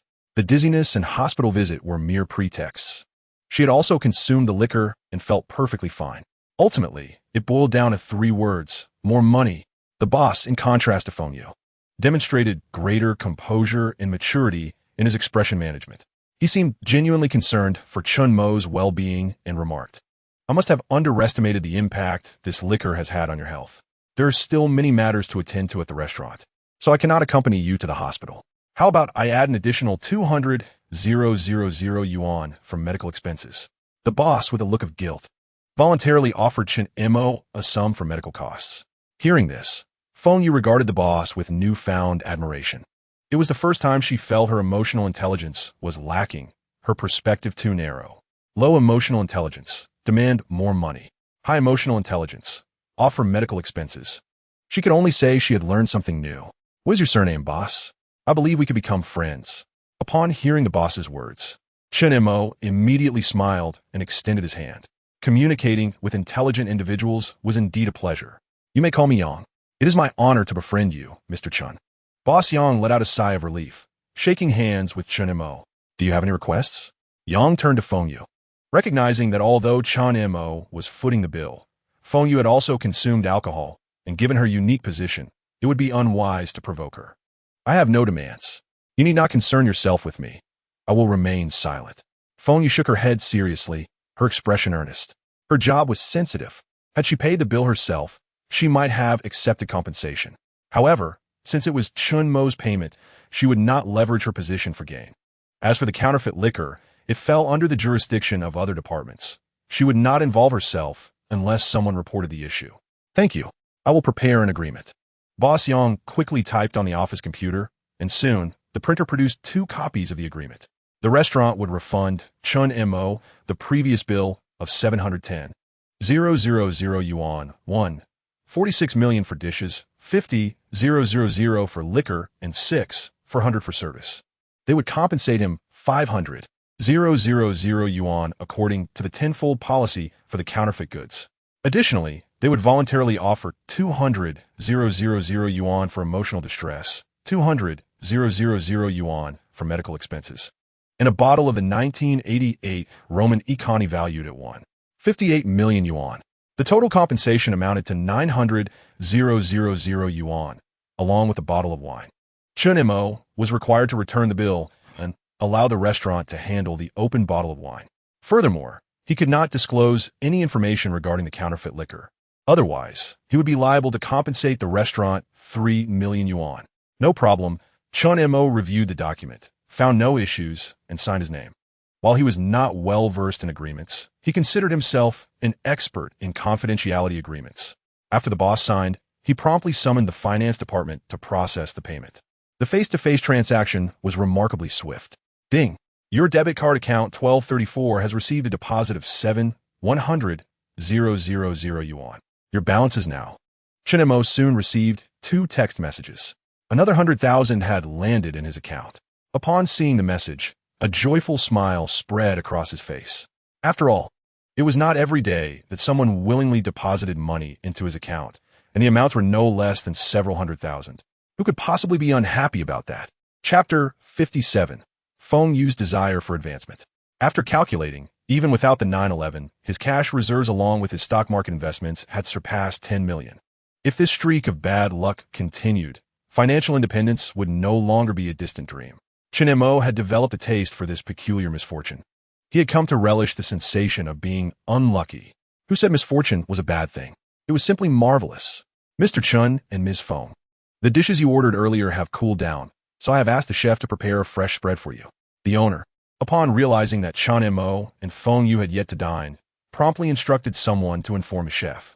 He then retrieved 2 elegantly designed black cards from his bag and presented them to Chen Mo and Feng Yu. "This is our restaurant's Hei Zhu card, Mr. Chen and Ms. Feng are welcome to dine at our establishment without the need for reservations. Any single expenditure below 10,000 yuan will be complimentary, while any amount exceeding they'll be discounted by 20. Beverages will be charged at cost, and all service fees will be waived." The owner took a moment to elucidate the privileges associated with the Hei Zhu card. He rarely distributes such cards, as each recipient is a valued guest. This card is a custom gift he provides for esteemed individuals. The waiver for amounts under 10,000 yuan is merely a pleasant phrase, and in reality, a 10,000 yuan expenditure may seem substantial, but it comprises only a few dishes. The cost of ingredients is minimal, thus not burdensome for him. Initially, he intended to offer it solely to Chen Mo, yet he feared that Feng Yu might feel slighted if treated differently in her presence. Even though he knew she would likely decline, he felt compelled to offer it. As expected, she graciously acknowledged the gesture but declined the card, stating it was not necessary as she had not considered it properly. She then mentioned that with her own card, she could enjoy a 95% discount on meals without needing a reservation. The owner, already prepared, produced a standard card and handed it to Feng Yu. "I truly cannot accept this," she insisted, waving her hand with a hint of resignation in her eyes. "In that case, should I wish to dine here again, I can simply use this card," she added. Chen Mo, aware of Feng Yu's principles and wishing to ease her discomfort, smiled and suggested to the owner that using his card would be akin to treating her, which is a trivial matter among friends. "Very well, I apologize for the inconvenience." "Ms. Feng," the owner acquiesced. Intrigued, Chen Mo examined the exquisite He Zhu in card in his hand and suddenly felt a tinge of curiosity. "Yang, do you have anyone who uses this card daily?" he inquired with a slight smile. The owner's expression stiffened at this question, and he regarded Chen Mo with skepticism. Shaking his head, "Currently, no one does," he replied. Chen Mo's mind raced, considering the implications of such frequent visits. Even if one were to dine once a day, calculating at 10,000 yuan per meal, that would total 365 million yuan annually. Even accounting solely for ingredient costs, that sum is not insignificant. "There likely won't be any such cases in the future," Chen Mo noted, observing the owner's reaction, and he chuckled softly. The card was intended as a gesture of friendship, and he certainly would not lack the social grace to exploit it for free meals daily. Moreover, the restaurant specialized in various seafood and offal, which would hardly be a sustainable diet. Hearing this, the owner finally relaxed. The meal served was far more lavish than what they had ordered previously, with upgraded beverages as well. The owner personally attended to them, pouring a glass of wine for each before filling a goblet for himself. "Mr. Chen, Ms. Feng, I toast you both," he said formally. "That's very kind of you," Chen Mo replied with a slight smile, raising his glass to clink with the owner's. Feng Yu nodded lightly, offering a subtle gesture of acknowledgement. The three shared a small sip, drawing the attention of other patrons at nearby tables. Some were regulars familiar with the owner, and they rarely witnessed him toasting guests. To see him honoring a young couple was intriguing, prompting curiosity about Chen Mo's identity. Despite their speculations, they unanimously agreed that his status was remarkable, capable of garnering such respect from the owner, especially accompanied by such a beautiful woman. "I shall not interrupt your meal further, as I have other matters to attend to." The owner excused himself and departed. His departure was not mere formality. He genuinely had tasks to manage, particularly concerning the counterfeit wines in the restaurant. Once the owner left, Chen Mo and Feng Yu continued their meal. The Michelin 3-star cuisine was undoubtedly exceptional, especially with the more elaborate dishes presented by the owner, showcasing both premium ingredients and culinary skill. Suddenly, Feng Yu's phone on the table buzzed, and the screen illuminated. Chen Mo glanced over inadvertently and, upon seeing her wallpaper, could not contain his amusement.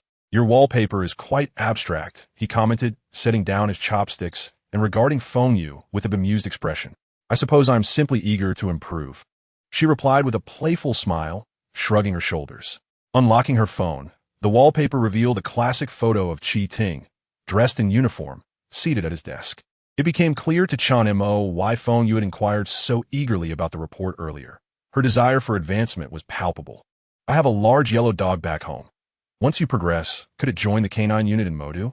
he joked, wiping his mouth. Feng Yu instantly caught on to the humor, laughing in response. Chen Mo chuckled as well, feeling a deeper understanding of her character. While she was serious and dedicated in her professional life, she had a penchant for the abstract in her personal moments.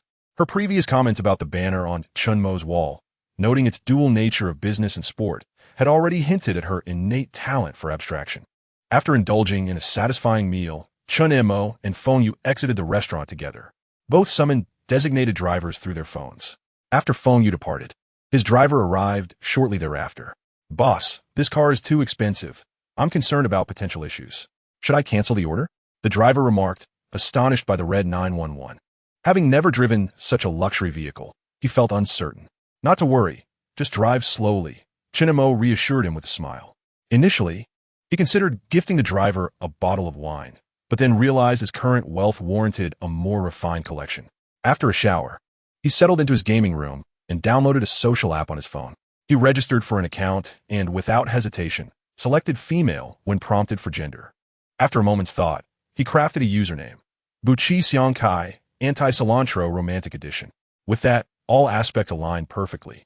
The plan to cultivate a connection with Xia Shiqing could now officially commence. Chapter 58. Chen Mo, I truly am a genius. After searching, he followed the account and entered her profile, discovering that she had posted a new entry the previous night. The topic was, is it normal for my boyfriend to touch me intimately after dating for over 20 days? Upon reading this, Chen Mo could not suppress his laughter. It seemed Xia Shiqing was seeking advice online about her relationship. He found it amusing that the content on her account stood in stark contrast to her composed, goddess-like demeanor in person. The disparity was striking. He mused that if he revealed this account belonged to Xia Shiqing, no one would believe him. With a chuckle, he scrolled through the comments below. Girl, it's only been 2 hours since your last post about your boyfriend touching your leg. Who is he at the general? This is too quick. I've always said that you shouldn't let men have it too easy. Otherwise, they take advantage. At this rate, the next step might be cooking. If anyone else had made such a statement, he would not have believed it. It is rare to find a woman who remains indifferent to her boyfriend or husband seeking companionship outside their relationship. However, when Xia Shiqing expresses such sentiments, it is evident that she genuinely believes them. One can only conclude that her father has played a significant role in shaping her views. Chen Mo stroked his chin, pondering for a moment before swiftly tapping away on his mobile device, composing a message. Dear friends, do not heed the baseless gossip in the comment section. Those are merely envious singletons. I am currently in the throes of passion and can only confess that I regret not having been more affectionate with my partner sooner. On our first day of acquaintance, we held hands. By the second day, we shared a kiss. On the third, we ascended to great heights. And by the fourth, we were cooking together. The euphoria of such experiences is simply exhilarating. There are certain matters that are best left unsaid, but those who understand will know. And for those who do not, feel free to message me privately. Chen Mo endeavored to mirror the tone and language of the users online, conveying the thoughts he wished Xia Shiqing to perceive. He refrained from elaborating excessively, opting instead for a gradual approach. He would first observe whether Xia Shiqing chose to follow him. If she did, it would facilitate a more intimate exchange of his ideas and philosophies. For instance, he could introduce her to the notion that in the year 5202, there should be no strict timeline dictating when one can engage in domestic activities with a partner. When the heart stirs, one must act. When a moment is right, one must seize the opportunity.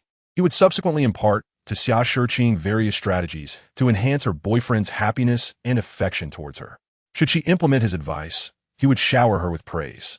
After several exchanges, Xia Shiqing would undoubtedly come to trust him implicitly, believing him to be a true connoisseur of love.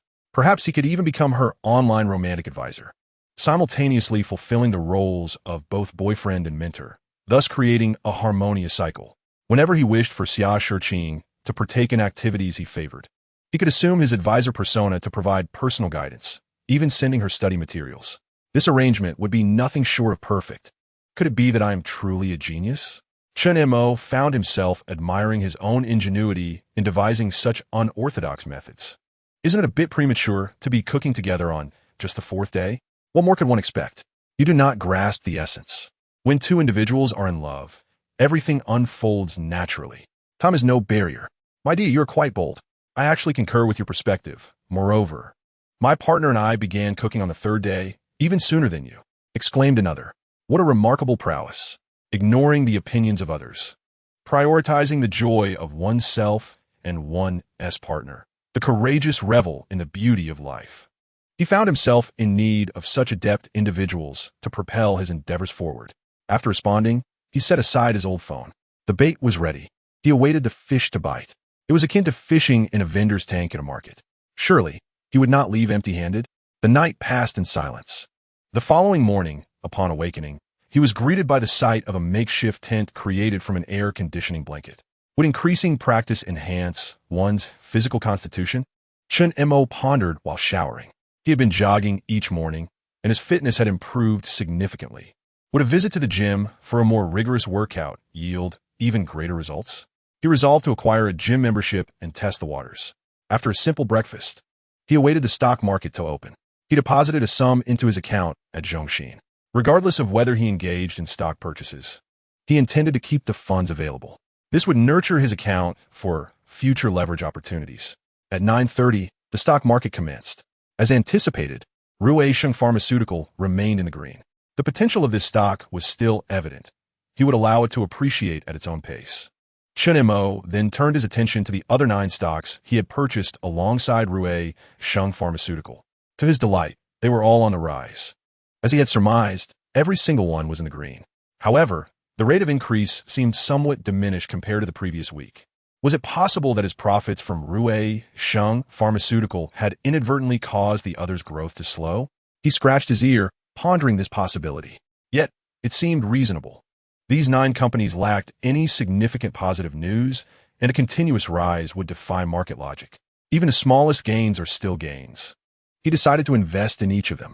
He allocated approximately 300,000 to each stock, totaling around 2.7 million across the 9. Even with an average daily increase of just 2, that would yield 540,000 in a day. This was no small sum, certainly surpassing the interest from a bank deposit. As for the remaining funds, he planned to retain them. He meticulously selected 10 more stocks, purchasing 1 lot of each. As before, these were stocks with less than stellar performance. He resolved to activate them through his unique approach once more. The retained funds were specifically set aside for this purpose. Once activated, he would be ready to invest at any moment. Ding! Just as Chen Mo completed his stock purchases, a WeChat message arrived. Hello, Chen Mo. This is the girl who was with Zhang Xiaoxiao at Disney. My name is Pan Kajia. Upon reading this message, Chen Mo was momentarily taken aback. Hadn't he overlooked her friend request? When had she added him? He clicked on Contacts and New Friends to investigate. It became clear that her request had been approved alongside those of his classmates. Realizing how she had connected with him, he wondered what she wanted. A minute later, she sent a voice message, 60 seconds long. Upon seeing the duration, he frowned, lacking the inclination to listen. He opted for text conversion instead. Hello Chen Montak. I am Pankeda. I just noticed that you accepted my request. I need to discuss something with you. That day at Disney, while with Xiao Xiao, we encountered you and Minister Xia. We kept your affair confidential and told no one. However, while making coffee at work, I inadvertently mentioned your relationship with Minister Xia during a chat with a colleague. I repeatedly urged her not to inform others, but she did. And soon the entire company was aware of the situation. After reading her messages, Chen Mo's eyes narrowed in realization. No wonder the comments on his earlier post regarding 911 referenced his relationship with Xia Shiqing. It was Pan Kajia who had inadvertently disclosed it. Buzz.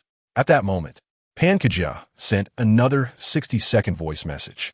He once again converted it to text. Minister Xia was quite upset upon learning of this. She called me into her office and reprimanded me, seemingly angered that her relationship had become public. While I believe that once in love, one should openly declare it, especially with someone as handsome and well-connected as you, I understand that Minister Xia may have her reasons or concerns regarding the implications of her relationship being known. I have long wished to apologize to her, but she has been unresponsive due to her anger over the disclosure. I would like to express my apologies to you in person. Please grant me the opportunity to do so. Upon reading the 2 lengthy messages from her, Chen Mo narrowed his eyes. Why did it seem somewhat contrived? It was evident that she had been the one to disclose the information. Yet she had shifted the blame entirely onto her colleague. She appeared to be as innocent as a white lotus, claiming that love should be publicly announced. She even stated that if she were to date Chen Mo, she would certainly inform everyone. Simultaneously, she emphasized that Xia Shiqing was quite upset after her relationship was made public. Yet, she feigned sympathy for Xia Shiqing, suggesting that the revelation of her romance might have affected her for some reason. The situation was exceedingly suspicious. What was her true intention? Was she attempting to sow discord between him and Xia Shiqing? However, she seemed unaware that there was no emotional bond between them. Was she merely stirring up trouble for the sake of it? Oh, as you said, it serves you right for the scorn you receive from her. He had always been direct with those who try to play games. Bang. Upon reading Chen Mo's message, Pan Kajia, who was pouring coffee in the CAF, slammed her coffee cup onto the table in frustration. Her teeth clenched tightly, her beautiful face flushed with anger, the redness evident even beneath her foundation. So, those two were colluding to bully me, were they? Chen Mo's remark about deserving it truly hit a nerve. Was being handsome and having a powerful background so remarkable? Why was he so cutting with his words? For a moment, she contemplated blocking him, but then realized her objectives remained unfulfilled. She had no choice but to swallow her indignation. She sensed that Chen Mo was somewhat difficult to handle. He did not seem easily swayed by her tactics. It appeared that she needed to bring out the heavy artillery. After some contemplation, she began typing. I understand that regardless of who spread this matter later, it originated from me, and I take full responsibility. I do not blame Minister Xia for reprimanding me, and I accept that I deserve the criticism. It is precisely because I have acknowledged my mistake that I wish to apologize to you in person. After sending the message, she selected a full-body photo taken in the elevator that day, clicked to send the original image, and forwarded it to Chen Mo Dingling. Ignoring the preceding gossip, his gaze was riveted on the photo Pan Kajia had sent. Dressed in a deep blue ensemble, complemented by a white shirt, her company badge hanging at her chest. Hinting at her ample figure, she exuded an alluring charm. Her long, slender legs encased in black stockings and adorned with petite heels, she leaned slightly against the elevator door. Her left leg teasingly raised. At first glance, it seemed like a simple photograph. It was laden with subtle intentions. From the image alone, one could hardly discern any trace of remorse. However, such details were trivial. The lady had posed enticingly for him in her black stockings. But what was her true purpose in sending this photograph? Was she intentionally trying to tempt him? Or was it a ploy against Xia Shiqing? Or perhaps something else entirely?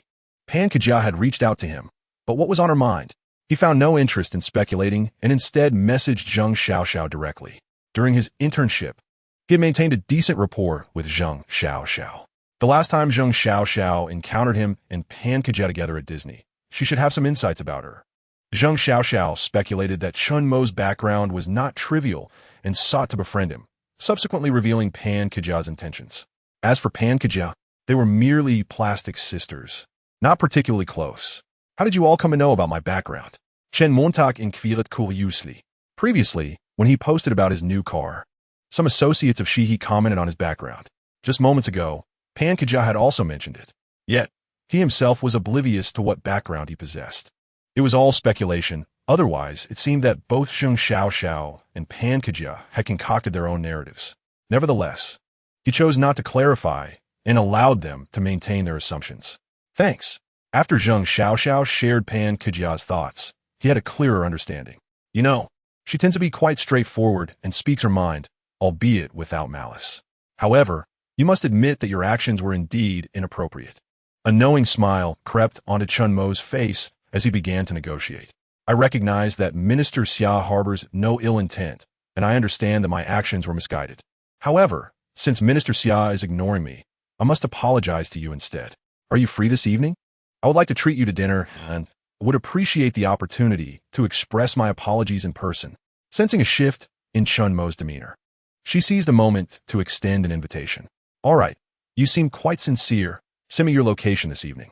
By the way, you can skip the lengthy preamble of gossip next time. Just send a photo. Chen Mo seemed to have a sudden thought and kindly reminded her. Putting down his phone, he sank into contemplation on the sofa. He recalled an old saying, do not squander the good girls and do not waste the bad ones. Thus, he was determined not to waste the opportunity. Chapter 60. You scratch my palm. Aren't you afraid I'll tell Xia Shiqing? In the afternoon, he received a message from a vehicle administration office. He could now register his license plates. Thus, around 2 o'clock, he drove to the vehicle administration office. After completing the necessary procedures, 2 brand new blue and white license plates were handed to him. MO 401. What a beautiful car. The staff, assisting him in installing the license plates, could not help but compliment the striking red 911. Having worked in Mode Du for many years, he had registered numerous luxury cars and seen an abundance of them.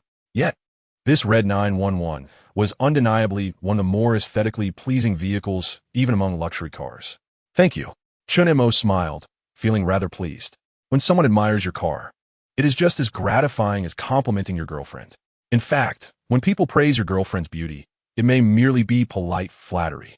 However, To praise your car's beauty suggests that the car is genuinely stunning. Once the license plates were affixed, Chen Mo drove away. Perhaps it was a matter of his aesthetic perception, but he felt that the car's appeal had diminished slightly once the plates were attached. Nevertheless, there was no choice. License plates serve as a car's identification. You cannot drive into a hotel room without identification, nor can you cruise the streets without it. As time passed, afternoon arrived. Pan Kajia also sent him the restaurant's location. Upon seeing the name of the restaurant, Chen Mo couldn't help but raise an eyebrow and smile. How fortuitous. It was the same Michelin 3-star restaurant where he dined with Feng Yu the previous day. The proprietor, Boss Yang, had even gifted him a black diamond card, allowing him to dine free of charge for bills under 10,000. Today, with someone else treating, he wouldn't need to swipe his card. Chen Mo chuckled to himself as he descended to the parking lot and drove to the restaurant, navigating the familiar route. He parked his car and sent a WeChat message to Pan Kajia. I'm at the parking lot. I'll meet you at the restaurant entrance. As he approached the entrance, he spotted Pan Kajia stepping out of the restaurant to greet him. She was still clad in the same outfit as in the photo, but in person, her figure appeared even more alluring. Her slender waist, easily encircled by a hand, was unobscured by her badge, revealing her ample bosom. Her long legs encased in black stockings were strikingly displayed, exuding an undeniable air of seduction. One could only conclude that the reality surpassed the photograph in allure. Hello, Chen Mo. Let's properly introduce ourselves. I am Pan Kajia. Upon meeting, Pan Kajia gazed directly into Chen Mo's eyes and extended her delicate, fair hand. Hello, Chen Mo. Chen Mo nodded in acknowledgement, extending his hand to gently grasp hers. Initially, he intended only a brief handshake, prepared to release her, but he felt a gentle scratch on his palm. Chen Mo discreetly glanced at Pan Kajia, observing her composed demeanor, her eyes not betraying a blink. As if it were not she who had scratched his palm, she smiled softly while maintaining eye contact with him. Upon witnessing her behavior, Chen Mo concluded that she had purposely scratched his palm. It appeared that Zheng Xiao had indeed spoken the truth. He now believed her assertion that Pan Kajia harbored feelings for him, simultaneously nursing a desire for revenge against Xia Shiqing. What do you think would happen if I were to inform Shiqing that you scratched my palm during our handshake? How do you suppose she would react? Chen Mo withdrew his hand, casting her a meaningful glance, a smile dancing on his lips as he spoke. I did not intend to scratch you. It was merely that your palm was too warm, and I couldn't help myself. My apologies. In response, Pan Kajia's tone bore an apologetic note. Yet her eyes shimmered with a hint of shyness as she glanced at him. Though her words were those of contrition, they bore the essence of flirtation. It was all deliberate on her part. These were little tricks she had crafted specifically for Chen Mo. She had prepared numerous such antics, all intended to ensnare him, convinced that Xia Shiqing would not comprehend them. Moreover, Zheng Xiao had not been mistaken. She indeed had feelings for Chen Mo and sought to utilize him as a means of enacting her revenge on Xia Shiqing. Nevertheless, the primary objective of their meeting today was to ascertain Chen Mo's background and strength. She planned to subtly probe into his origins shortly. Have you made a reservation? Chen Mo smiled, opting not to pursue the topic further, primarily wishing to avoid flirtation in the bustling restaurant's entrance. Yes, it's over here. Pan Kajia felt a slight sense of relief upon noticing his disinterest in the matter. She genuinely feared that Chen Mo might deviate from the expected script and divulge this incident to Xia Shiqing. Such occurrences were far from rare in the chaotic financial realm, where many engaged in clandestine affairs. However, such matters should never be exposed by the rightful partners. Once revealed, the reputations of those involved would be irrevocably tarnished. If Chen Mo were to inform Xia Shiqing, and she would bring the issue up at the company, her father would be unable to safeguard her reputation. Fortunately, it seemed that Chen Mo merely mentioned it casually, with no genuine intent to inform Xia Shiqing, possibly out of concern that she might misconstrue his intentions. Upon arriving at the table she had reserved, Chen Mo couldn't help but chuckle. Wasn't this the very table he had occupied with Feng Yu the previous day? After they sat down, a server approached to take their order, and, oddly enough, it was the same server from a day before. Mr. Chen, welcome. Our boss has specifically instructed that you are one of our most esteemed guests, and we shall ensure you receive exceptional service. The server slightly bowed, addressing Chen Mo with utmost respect. Boss Yang is overly courteous. Chen Mo replied with a faint smile. acknowledging that Boss Yang was indeed a person of discernment. In truth, there was no animosity between him and Boss Yang. Following the flawless resolution of the previous day's incident, both parties had emerged as friends.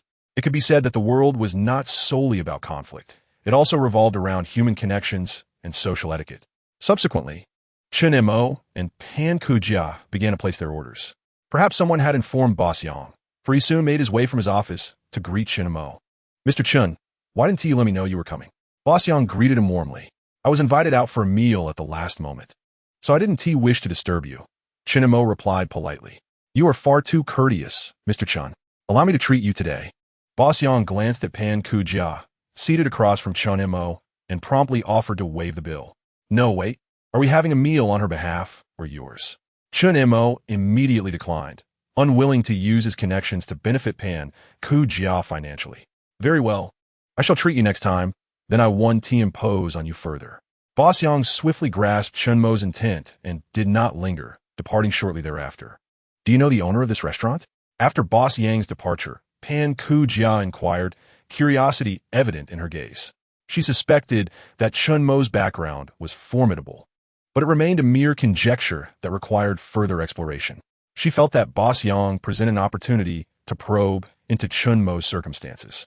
Observing Pan Kujia's inquisitive demeanor, Chen Mo contemplated how she had likely fabricated a narrative in her mind regarding his influential background. The very invitation for dinner had likely been motivated by her interest in his connections. Thus, he decided to seize this splendid opportunity to solidify that notion. Boss Yang would serve as a convenient facilitator. "Oh, he used to be our family chef. Later, my father, recognizing his talent, invested in establishing this restaurant. With my father's backing and his own capabilities, he elevated this establishment to a Michelin 3-star status. You see, a meal doesn't cost much. Yet he gifted me a black diamond card, which exempts me from charges for any bill below 10,000. Quite the arrangement, wouldn't you agree?" Chen Mo shrugged, casually handing the black diamond card to Pan Kujia, his demeanor untroubled, his tone nonchalant.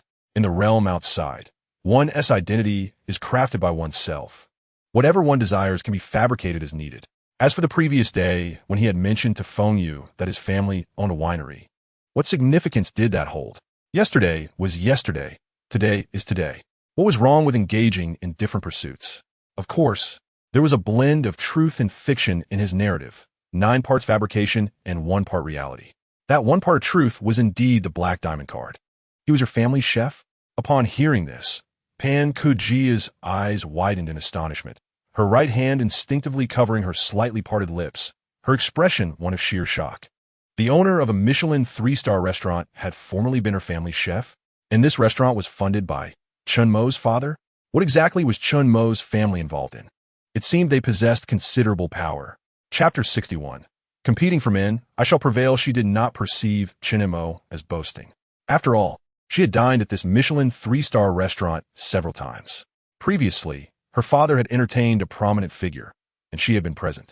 At that time, Boss Yang had approached to greet that notable individual, confirming his status as the restaurant's owner. In her recollection, Boss Yang had not been as courteous to that figure as he had been to Chen Mo. Clearly, Chen Mo's identity and background were likely more formidable than that of the notable individual. Moreover, she recalled that the notable figure had mentioned a card that exempted charges up to 10,000, but that individual had not availed themselves of it. Now, gazing at the black diamond card in her hand, her thoughts deepened. No wonder Xia Shiqing maintained an aloof demeanor at work, yet appeared so demure around Chen Mo. With such a background, who wouldn't be inclined to play the role of a delicate bird? A glimmer of realization flickered in Pan Kujia's eyes. It was evident that the person capable of winning Xia Shiqing's affection could not possibly be an ordinary individual lacking legitimacy. The reason for his seemingly humble role at he was purely to pursue Xia Shiqing. She had previously speculated about Chen Mo's influential background, and now, with this revelation, her belief in her earlier conjecture strengthened. At that moment, a woman in her 40s strolled past Chen Mo's table. Initially, she cast a casual glance, but upon recognizing Chen Mo, her expression shifted to one of surprise. "Mr. Chen, what a coincidence to find you dining here." She smiled, approaching him. "Manager Liu?" Chen Mo responded with surprise upon recognizing her. She was Liu, the manager from Wujin. Indeed, like Boss Yang, She had signed a confidentiality agreement with him and had previously incurred a financial loss due to him. What a coincidence! Chen Mo smiled and nodded, exchanging pleasantries. I'm here with an important client for dinner, and I didn't expect to run into you here. Have you ordered your meal? Manager Liu offered to treat Chen Mo previously. Chen Mo had discreetly assisted her in resolving a counterfeit bag crisis without making a fuss, and had also helped her identify a ticking time bomb in the store that she managed to address in time. The head office had been satisfied with her handling, allowing her to retain her position as manager, and she was quite grateful to Chen Mo. Thus, encountering him while dining, she felt compelled to offer to cover the bill. No need, someone else is treating for this meal. Chen Mo smiled and waved his hand in refusal. Why were the people he encountered so exceedingly polite? It could only be said that connections are indeed a valuable asset. The adage, more friends, more paths, holds true. Very well then. By the way, Mr. Chen, we have recently received a new batch of styles in the store. If anything piques your interest, do not hesitate to send me a message on WeChat. I shall reserve even the limited editions for you, and I will personally deliver them if you wish. Manager Liu seemed to recall something and chatted with Chen Mo for a moment. Manager Liu was excessively courteous. He would take a look in the next couple of days and message her if he found something he liked. Chen Mo contemplated that with the change of seasons approaching, it was indeed time to add some transitional clothing to his wardrobe. Moreover, the courtesy extended to him warranted a reciprocal gesture. Such matters are mutually beneficial. I shall not disturb you and your friend any further. Manager Liu smiled, exchanging a nod with Pan Kejia before departing. After Manager Liu left, Pan Kejia looked at Chen Mo with renewed astonishment.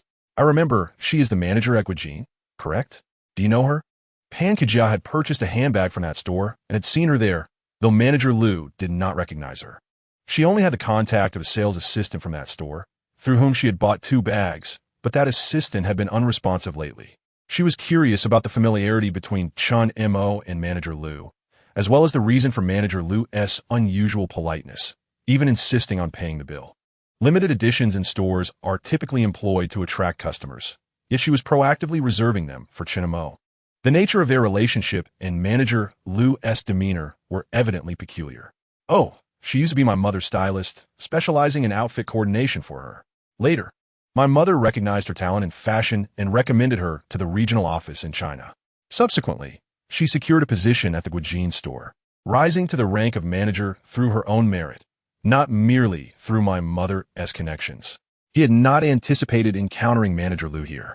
However, this was fortuitous, as it further solidified the powerful persona he had cultivated. If even Boss Yang treated him with such courtesy, there must be other reasons at play. The fact that Manager Liu extended similar courtesy indicated that he indeed possessed something substantial. Understanding now, it was no wonder Pan Kejia's eyes glimmered with realization after hearing Chen Mo's words. It explained Manager Liu's unusual deference. She had previously styled Chen Mo's mother. Chen Mo's mother must have connections with individuals at the brand's upper echelons. Otherwise, how could Manager Liu be positioned at a store of such caliber in Shanghai? It was evident that securing limited editions was merely a phone call away, thanks to Chen Mo's mother's influence. This left no room for doubt. Chen Mo's background was likely even more formidable than she had initially surmised. Pan Kejia began to indulge in her imaginative musings, increasingly convinced of her earlier assumptions.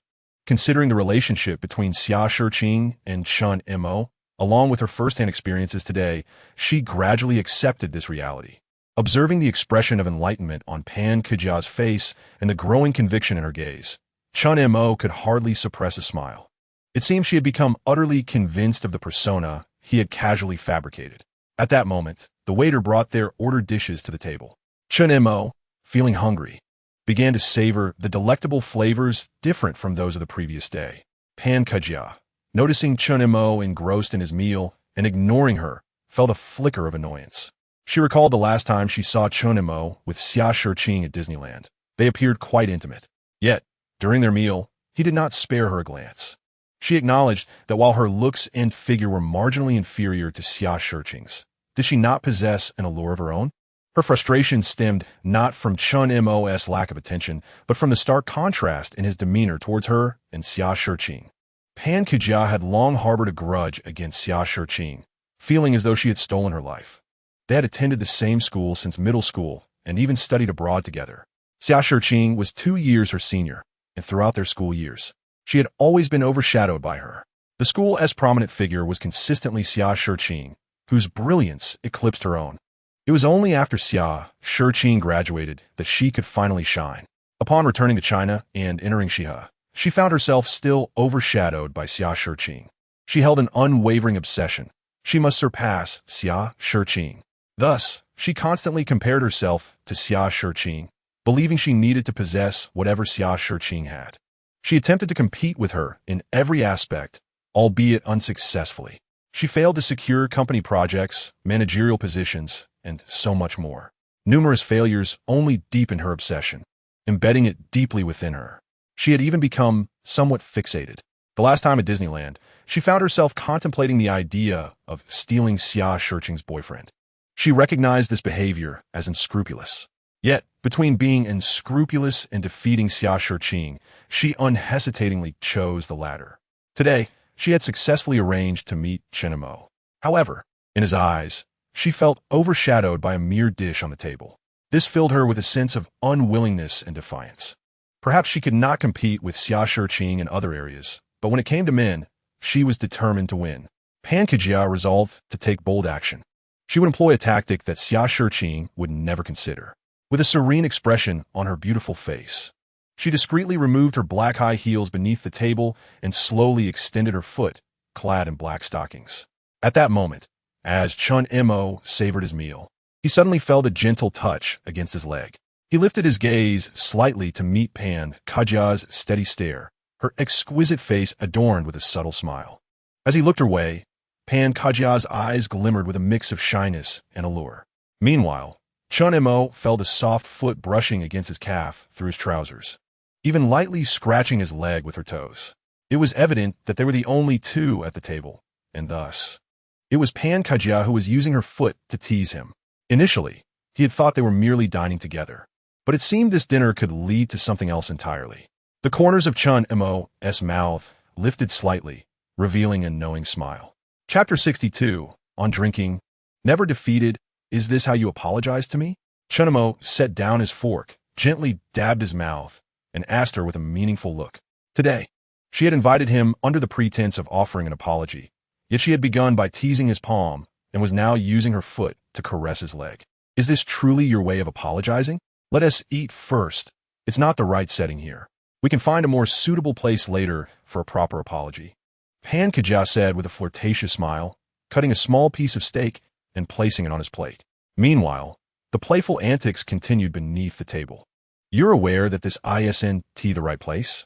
Chen Mo couldn't help but laugh. The actions beneath the table certainly weren't suitable for a public setting. So, this is how it is. Pan Kajia's face lit up with a bright smile, her tone somewhat teasing. Chen Mo raised an eyebrow, surprised by her implication. Pan Kajia seemed to suggest that it was precisely because they were in a bustling restaurant that she was merely teasing him with her foot. If they were elsewhere, would she not leap upon him? This was rather bold. Chen Mo felt a twinge of astonishment. He did not believe that Pan Kajia had developed feelings for him simply from their brief encounter. Women in the financial sector, especially stunning ones, are quite astute. It is unlikely they would easily fall for someone. Perhaps she was drawn to the background she had conjured in her mind. Yet she hadn't gained any tangible benefits from him thus far. Therefore, the only explanation for her overt eagerness must be her desire to use him as a means of revenge against Xia Shiqing. The focus is not on Chen Mo as an individual, but rather on his identity as the boyfriend of Xia Shiqing. Chen Mo is somewhat intrigued. Pondering the depths of animosity one must harbor towards Xia Shiqing to go so far as to entrap him with such seductive tactics. Subsequently, he barely touched his meal before setting down his utensils, largely due to an incessant foot brushing against him from beneath the table, which occasionally scratched his leg. It was simply impossible to eat under such circumstances. Having had enough, he wiped his mouth and glanced at the person who had occupied his dining time, Pan Kajia. All right, I'll settle the bill, he said. Pan Kajia did not rush to rise. Instead, she first slipped on her pair of black stilettos. After paying, the two exited the restaurant together. Upon reaching the parking lot, Pan Kajia produced her keys and a nearby black vehicle illuminated. This sight piqued Chen Mo's curiosity, How could one harbor such disdain for Xia Shiqing, yet drive the same model of car, in identical color? What was her reasoning? Why not take my car? It's south inconvenient to drive too, he suggested. Pan Kejia extended an invitation for him to join her in her vehicle. Sure, Chen Mo shrugged, taking his place in the passenger seat. His own 911 was parked nearby, so it was of no concern. Once again seated in the passenger seat of a sleek vehicle, he noted that the interior was similarly minimalist, akin to Xia Shiqing's. Mine is the top model. She suddenly emphasized, her statement lacking context. She had purchased this car specifically because of Xia Shiqing and had even consulted the sales representative to ensure she acquired the most premium version, intending to outshine Xia Shiqing. Knowing that Chen Mo had likely been in Xia Shiqing's car, she felt compelled to underscore this detail. Chen Mo regarded her with mild surprise, but remained silent. Through some of Pan Kejia's behaviors, he sensed he was beginning to grasp her intentions, yet further probing was necessary. Where do you plan to go next? He inquired as he fastened his seatbelt. Since I haven't had any drinks yet, I'd like to go have a few. There are some thoughts I've been holding in, Pan Kejia replied, already having mapped out the next phase of their evening, wishing to take Chen Mo for drinks. When one is sober, their judgment remains intact, but under the influence of alcohol, discernment wanes, and the body's instincts take precedence. She aimed to intoxicate Chen Mo slightly before further testing him, eager to uncover whether Chen Mo had indeed assisted Xia Shiqing in a rise to prominence. In response, Chen Mo offered no words, merely allowing a knowing smile to grace his lips. She intended to inebriate him. Yet he mused over who would ultimately be the one to succumb to intoxication. Regarding his tolerance for alcohol, Chen Mo felt quite confident. His prior mention to Feng Yu about his family owning a winery had been an exaggeration, but his grandfather had once been a vintner, and he himself enjoyed drinking. Possessing a considerable tolerance, he might have inherited some of that ability, having sneaked sips of his grandfather's wine since childhood. Throughout university, he had never been bested in drinking contests. Now, with his enhanced physique, he was certain his capacity had only grown stronger. Given the warm weather, a drink with some ice would be refreshing. By the way, can you drink it cold? Chen Mo casually inquired, realizing it was a crucial detail. If she could handle cold drinks, then he would indulge her in a proper drinking session to better understand her intentions. Of course, in this weather, a cold drink is indeed pleasant, Pan Kejia affirmed, her expression betraying no hint of unease. Satisfied, she soon parked outside a quaint little tavern, not one of those raucous clubs, but rather a serene and elegant establishment. Sharing a few drinks with friends while listening to a live performer felt rather delightful. Once inside, Chen Mo and Pan Kejia found a small table in a cozy corner. After ordering drinks and snacks, the server departed. Pan Kejia sat closely beside Chen Mo, her alluring legs intentionally leaning toward him as the dim light of the tavern thickened the atmosphere with flirtation. Soon, their drinks and snacks arrived. I invited you out today to apologize to you and Minister Xia. That incident was indeed my fault. Minister Xia is still upset with me and refuses to speak. So I can only seek your forgiveness. Pan Kejia poured Chen Mo a drink, her face displaying guilt and remorse as she addressed him. I never anticipated Minister Xia would react so strongly. I initially thought she would be quite open about your relationship, she added, somewhat pointedly. It was as if she were still harboring resentment, attempting to cast a shadow on Xia Shiqing even now. Did she truly believe he was oblivious to the underlying insinuations? Or was she aware he could perceive them and was intentionally making such remarks? Perhaps a performance was in order? Chen Mo raised his glass and took a sip, formulating a plan in his mind. It was evident that Pan Kejia sought to intoxicate him for a specific purpose. It appeared she was attempting to ensnare him. So he decided to play along and see who would ultimately be the hunter and who the prey. I can understand Shiqing. Chen Mo initially fell silent for a few moments before downing his drink in one go. A look of resignation crossed his face as he spoke in a low tone. While his acting skills might not be professional, the dim lighting concealed any discrepancies. Upon witnessing this, Pan Kejia's eyes lit up. Had her previous words made an impact? She resolved to intensify her approach. You are genuinely considerate toward your partner, able to empathize with their perspective, even if it means enduring some hardship yourself. To me, that makes you the ideal partner. Even if she doesn't publicly acknowledge your relationship, you still willingly support her in achieving success at Ruishing Pharmaceutical, elevating her standing within the company and making her a sought-after figure in the industry. You are truly remarkable. As an observer, I cannot help but feel moved. It is a pity I am not as fortunate as Minister Xia to encounter a partner as wonderful as you. If you were mine, I would unhesitatingly announce our relationship, regardless of his circumstances. Pan Kajia looked at Chen Mo with a complex gaze, filled with admiration, sympathy, regret, and infatuation. Her tone brimmed with envy towards Xia Shiqing and a budding attraction towards Chen Mo. He discreetly observed the shifts in her expression, marveling at her adeptness. Her ability to convey such emotions was far beyond his own. Chapter 63. Where does life come from without exercise? Especially with her proximity. The closeness between them heightened the ambience in the small tavern, illuminated by its unique atmosphere and dim lighting. A stunning woman gazing at him so intently, her eyes brimming with affection. Had he not been privy to Pan Kajia's true intentions, he might have genuinely believed her words. Nevertheless, he resolved to feign belief. After contemplating how to proceed, he asked, "Is that truly how you feel? And how do you know about my assistance to Shiqing?"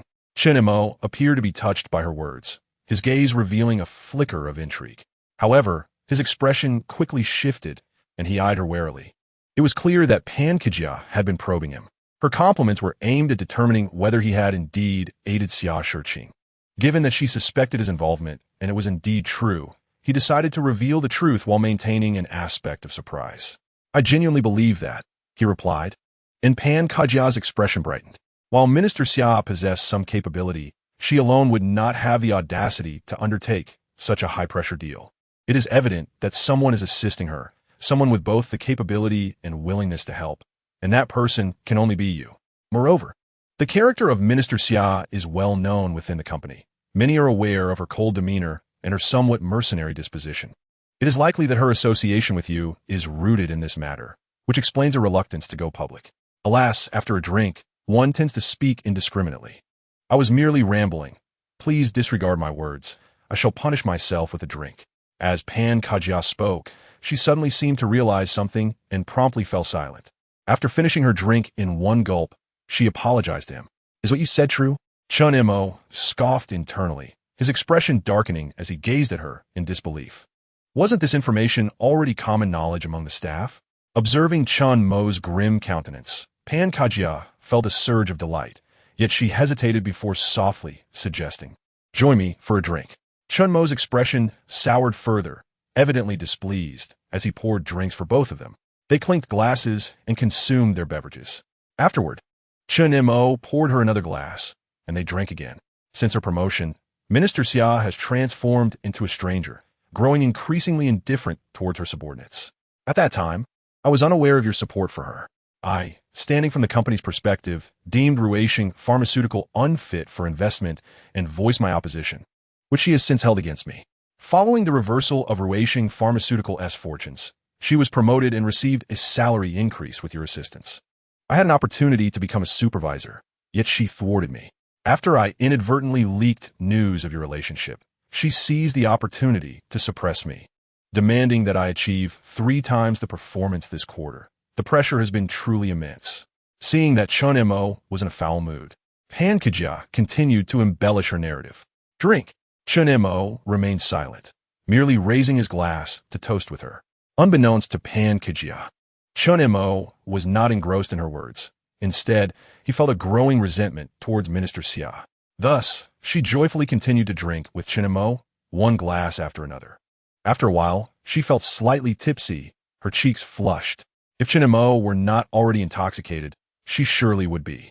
Fortunately, Chen Mo was swaying slightly, appearing on the verge of drunkenness. She sighed in relief, a glimmer of determination shining in her eyes. "I have always aspired to achieve success within the company, to surpass Minister Xia in performance, so that the company leadership and my father may recognize my capabilities. However, with your assistance to her, it becomes exceedingly difficult for me to outshine her. Chen Mo, why not disregard her? She is ungrateful. Let's be together, and I shall openly acknowledge our relationship. As long as you help me achieve her level of performance, I will heed your every command." Pan Kajia leaned in closer, almost whispering in Chen Mo's ear, her breath fragrant and inviting. She had firmly concluded that Chen Mo had connections and was the one aiding Xia Shiqing. Her objective was clear. First, Have Chen Mo help her surpass Xia Shiqing's performance, then steal Chen Mo away from Xia Shiqing. Thus, she could triumph over Xia Shiqing twice. As for being together with Chen Mo beforehand, that was out of the question. Without gaining any advantage, she would never allow herself to be at a disadvantage. At most, she could tease Chen Mo and indulge in some simple physical contact. Engaging in overly intimate behaviors was certainly out of the question at this stage. Even if she sought to retaliate against Xia Shiqing, truly being with Chen Mo would require her to first secure some benefits. Upon hearing Pan Kejia's words, Chen Mo could not help but chuckle internally. It seemed Pan Kejia was significantly underestimating him. She wished to play her cards right without giving anything in return, which was far too simplistic a notion. A flicker of contemplation crossed Chen Mo's eyes as a thought formed in her mind. If she enjoyed comparing herself to Xia Shiqing, then let the competition commence. However, Shiqing is more beautiful than you. I prefer her. Chen Mo feigned slight inebriation, avoiding eye contact with her, instead speaking to herself. Am I not beautiful? Pan Kejia clenched her fists, her manicured nails almost digging in her skin as she gritted her teeth and asked. This was the phrase she loathed the most in her life. Chen Mo regarded her seriously, shaking her head with unwavering conviction. Not as beautiful as Shiqing. At that moment, Chen Mo heard the grinding of teeth. In the dim light, she noticed Pan Kejia's finely arched eyebrows knitting together, her cheeks flushed, and her eyes glaring at him.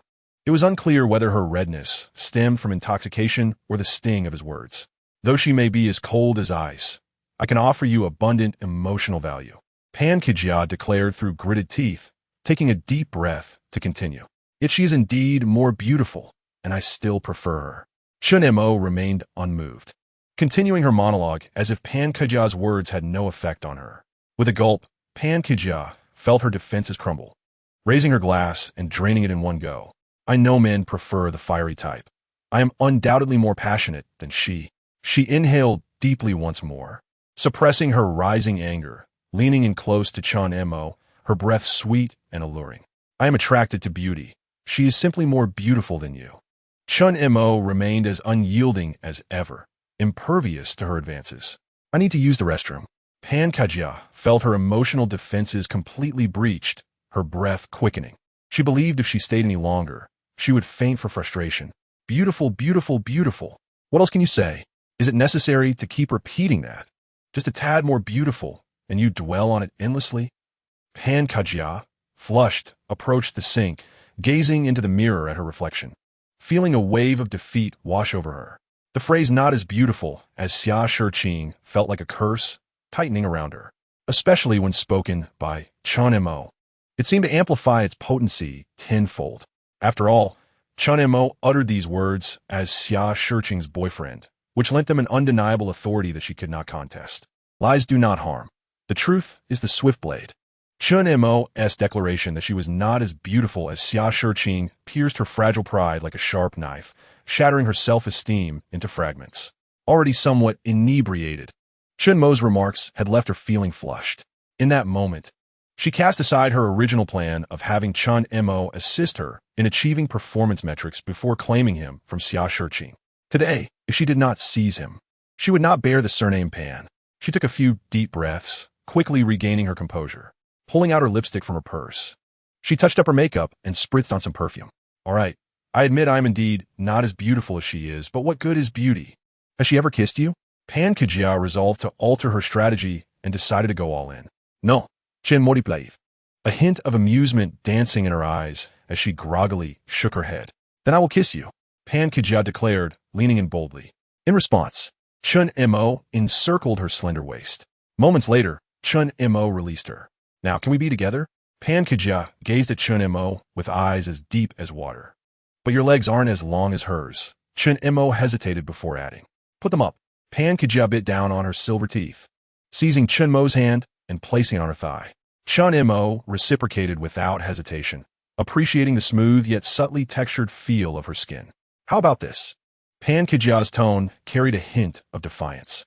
But you're not as well endowed as she is. Chen Mo glanced at her impressive stature. Before she could finish her sentence, Pan Kejia grasped his hand and led him to her elevated position. Moments later, she inquired, and now? Her stunning visage resembled a ripe apple, her emotions escalating. Observing Pan Kajia in this state, Chen Mo began to discern her mindset. Normally, she appeared quite astute, as evidenced by her earlier calculations. However, when compared to Xia Shiqing, particularly when she fell short, she would lose her composure. To truly captivate her, one must escalate the intensity. She is so stunning, with long legs and an enviable figure. I have yet to share a meal with her, Chen Mo lamented with a hint of regret. Pan Kujia's eyes reddened, her mind consumed by Chen Mo's incessant comparisons to Xia Shiqing, causing her to lose her rationality. Such remarks from others would have elicited nothing more than a derisive scoff. Had they ever engaged with her, let alone critiqued her? But Chen Mo is Xia Shiqing's boyfriend, a man who has experienced her firsthand, making his criticisms painfully poignant. Do you have your ID? Yes. Then let us cook. Since Chen Mo had yet to prepare a meal with Xia Shiqing, she would seize the opportunity to do so with him, thus achieving a small victory over Xia Shiqing. They departed the tavern and hailed a taxi to the nearby Wanhao Hotel. After registering at the front desk, they entered a luxurious king-sized room. Once inside, Chen Mo discarded any pretense. He pinned Pan Kajia against the wall and kissed her fervently. Moments later, a buzzing sound interrupted them. Detected that you are performing push-up training. Would you like to enter exercise mode? Confirm. Ignore. Detected that you are engaged in Kegel exercises. Would you like to enter exercise mode? Confirm. Ignore. Detected that you are performing hula hoop exercises. Would you like to enter exercise mode? Confirm. Ignore. Detected that your heart rate is elevated. Are you engaging in vigorous exercise? Please remember to rest. Ignore. Chen Mo's smartwatch continued to vibrate incessantly, flashing reminders of various exercise routines. It even cautioned him about his elevated heart rate, advising him to take a break. Chen Mo remained silent, continuing his exertions. Rest? What is that for the young? Life is in motion. Without movement, how can there be life? The following morning, in the opulent king-sized room, a navy blue suit, a white undershirt, and black heels lay strewn across the carpet. A tattered pair of black stockings hung over the edge of the bed. Beneath the white duvet, Chen Mo and Pan Kajia remained entwined. Despite having gone to bed late, Chen Mo's internal clock roused him early. Upon awakening, he glanced at the sleeping Pan Kajia nestled in his arms, a slight smile gracing his lips. The previous night had spiraled into an unexpected encounter in the hotel.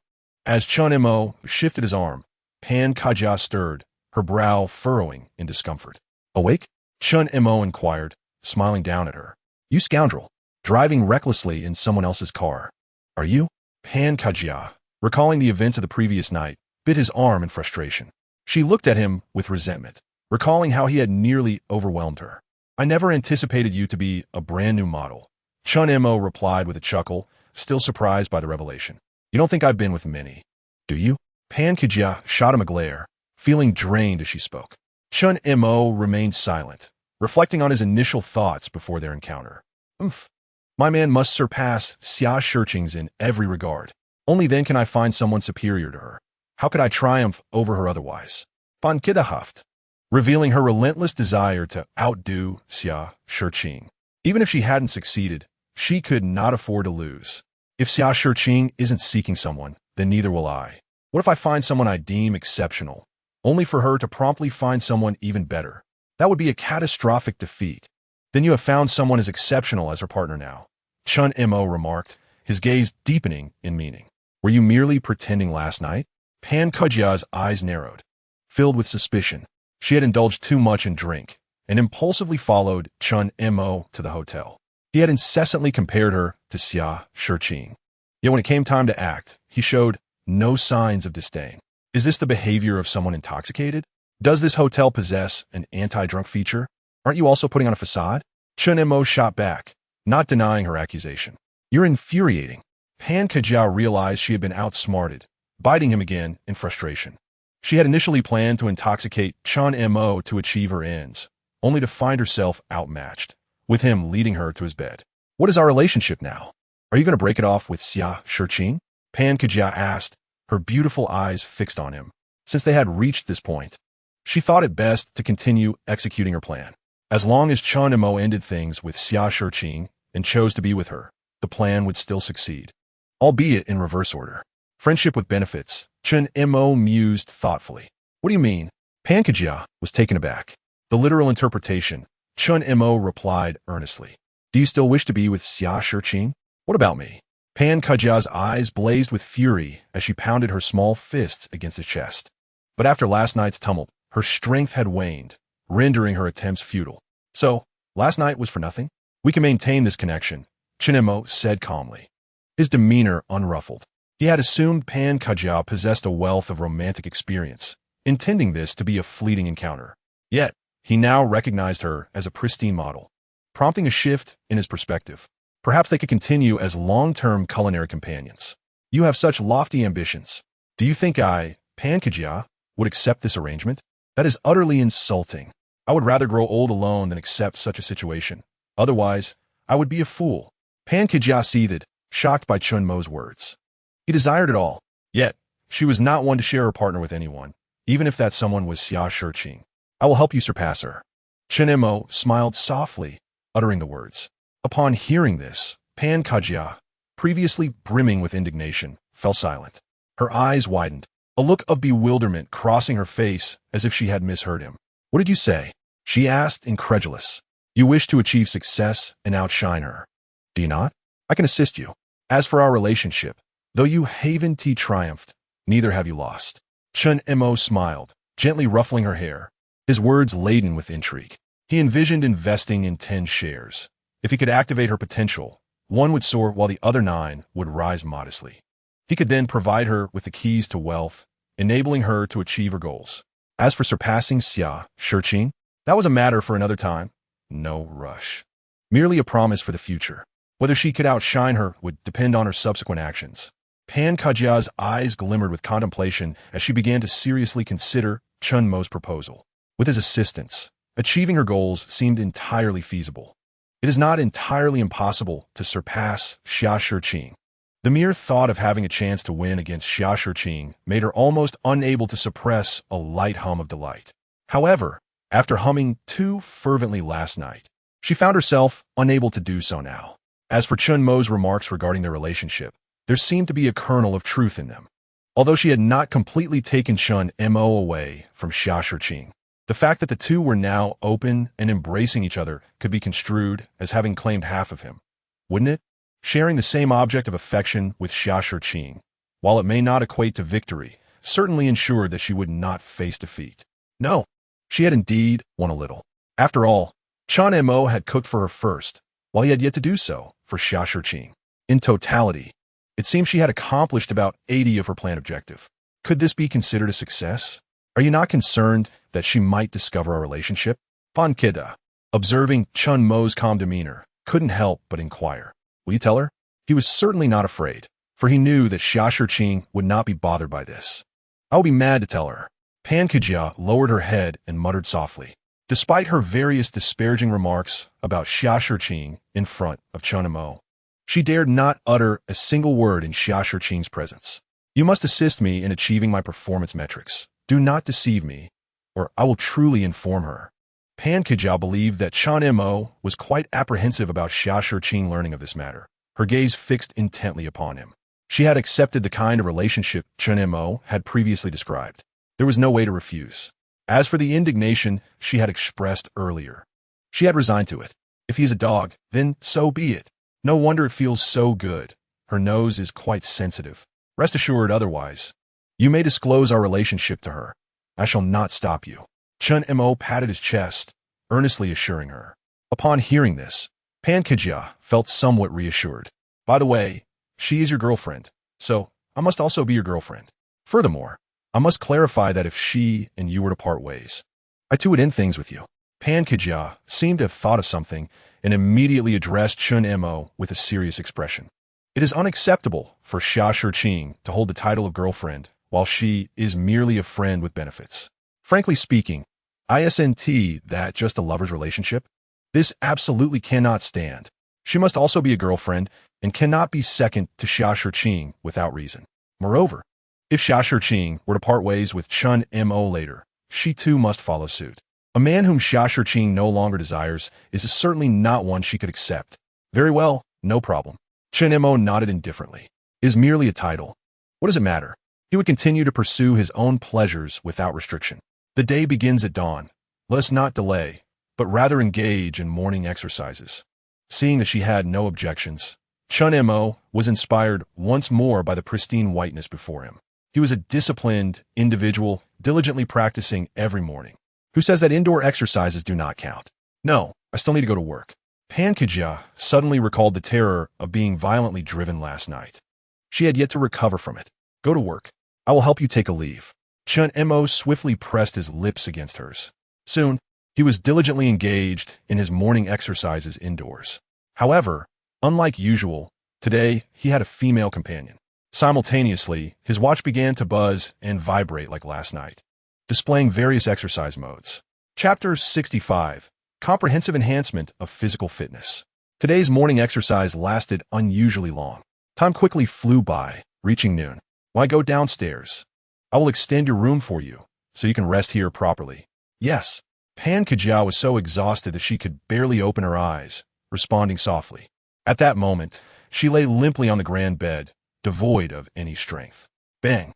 The door to the luxurious suite closed behind Chen Mo as he departed. Only Pan Kajia remained in the room.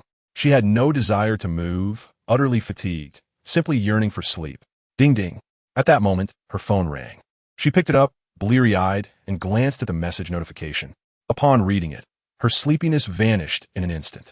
It was a message from Xia Shiqing, containing only a question mark. Her mind went blank. Chen Mo had just left, and Xia Shiqing already knew about this? What was she to do? She opened WeChat to investigate further, only to discover that Xia Shiqing's question mark was not regarding this matter at all. She had sent a message stating that she could not come today, requesting a day off. This was a message sent from her phone, but she had not authored it. Realizing that Chen Mo had indeed helped her request a leave, she was taken aback. However, she did not need to involve Xia Shiqing in her absence. Summoning her strength, she typed, I'm sorry, Minister Xia. I sent that by mistake, my apologies. Chen Mo, you scoundrel. After sending the message, Pan Kajia glared toward the door, unable to restrain herself from cursing. Meanwhile, Chen Mo walked through the hotel corridor, his steps firm and steady, hardly resembling someone who had driven all night. He appeared invigorated, devoid of any hint of fatigue. It seemed his physical condition had indeed improved, and in every aspect. A smile of joy graced his face. After the trials of last night, he had confirmed this fact. The exhilaration he felt from the enhancement of his physical condition was far more intense than earning a few million. After all, for him, there were countless ways and opportunities to earn money. However, the improvement of his physical fitness was something that could not be purchased, no matter the cost. There was still room for further enhancement. He resolved to visit the gym more often to grow even stronger.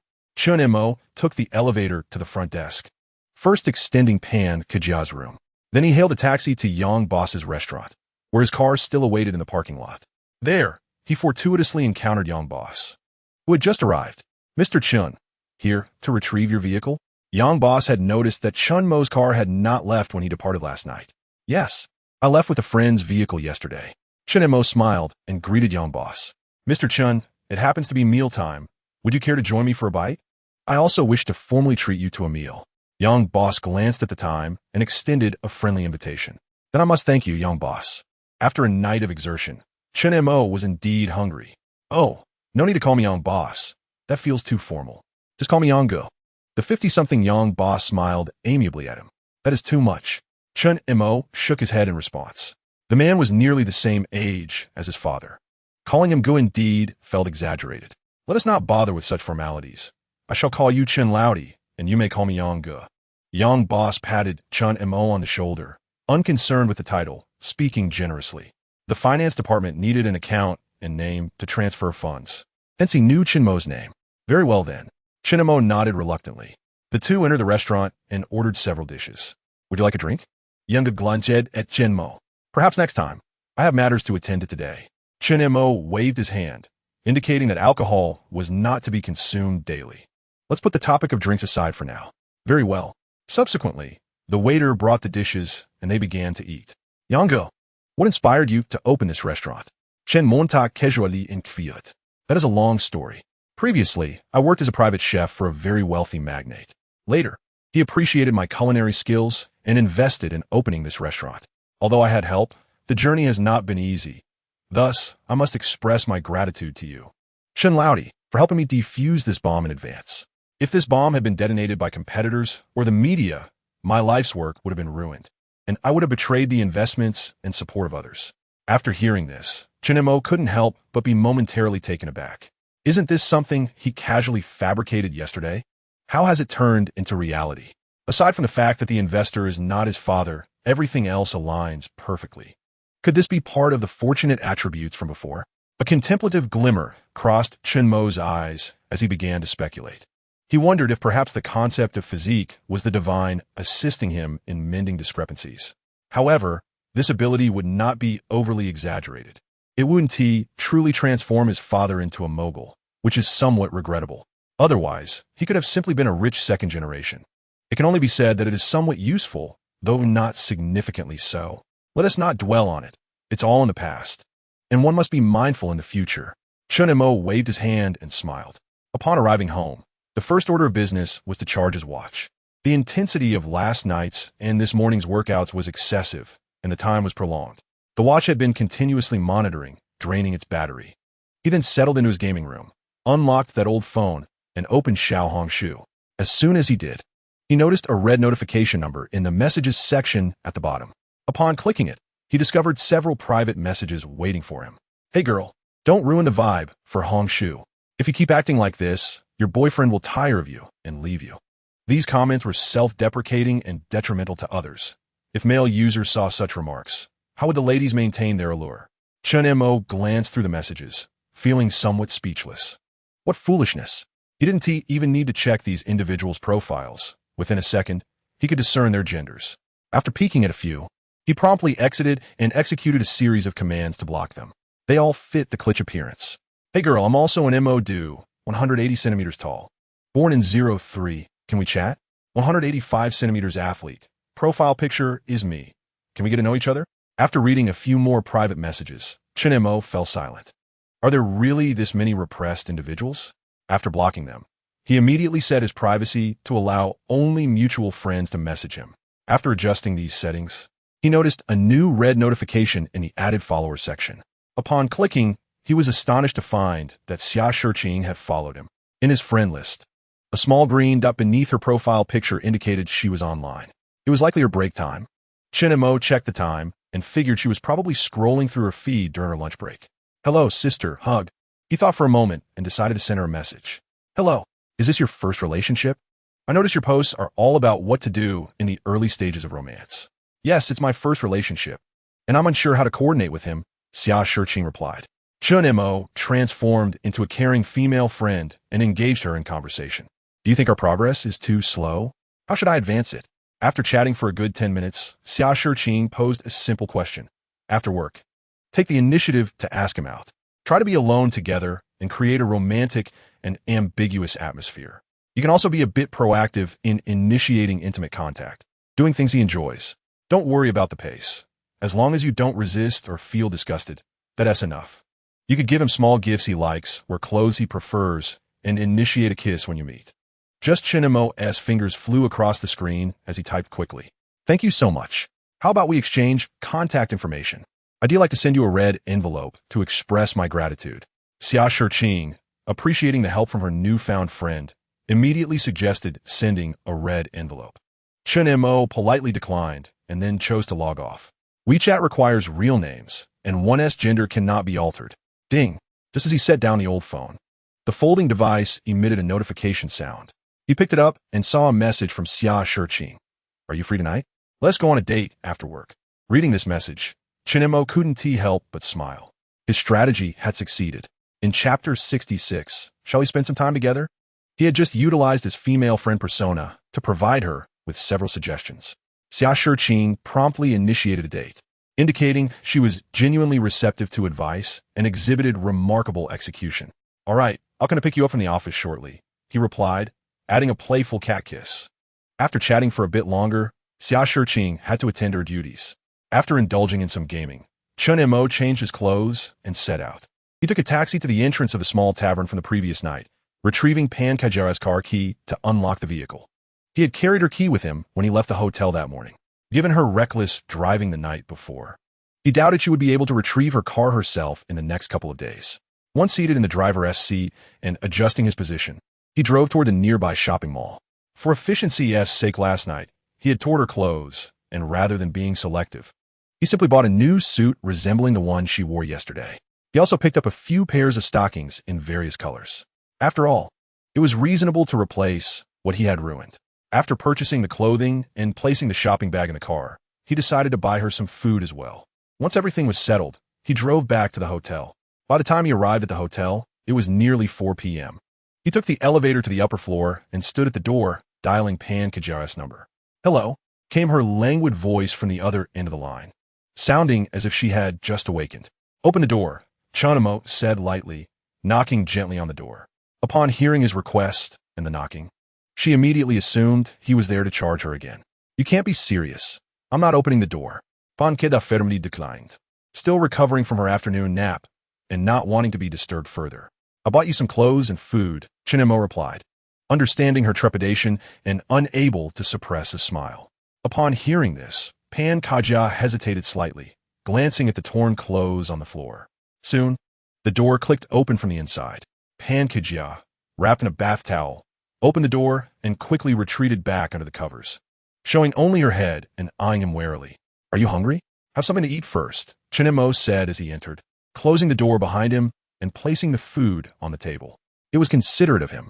Upon catching a whiff of the delicious food, Pan Kaja's cautious gaze towards Chen Mo softened considerably. Earlier that day, after Chen Mo had finished his morning workout and left abruptly, she had been left alone in the hotel, with her clothes torn and feeling both fatigued and hungry. She couldn't help but internally condemn Chen Mo as a heartless scoundrel. However, it appeared that although he was still a rogue, he was not entirely devoid of compassion. She pulled back the covers, wrapped in the towel, and sat down at the table, eagerly devouring the food Chen Mo had brought. Last night at the restaurant, she had been too preoccupied with flirting with Chen Mo to eat much, and at the tavern, she had been drinking heavily, consuming little. Coupled with the exhausting ride from last night, she was famished. "Take your time. No one is competing with you," Chen Mo chuckled, observing her devouring the food. He handed her a bottle of mineral water. Now that she had finished the meal he brought, Pan Kajia seemed revitalized. "I bought you some clothes, they should fit," Chen Mo said, handing her the shopping bag. He was confident about the sizing, having learned her measurements the previous night, not to mention the superficial size. Pan Kajia examined the new suit and was initially prepared for a confrontation with a male's aesthetic taste, but was pleasantly surprised to find it rather appealing. "Not bad. Thanks," she replied, her tone softening as she expressed her gratitude. "It seems you were quite considerate last night," she added, "but you weren't so polite then. I parked the car in the hotel's parking lot. By the way, it's low on battery, so remember to charge it."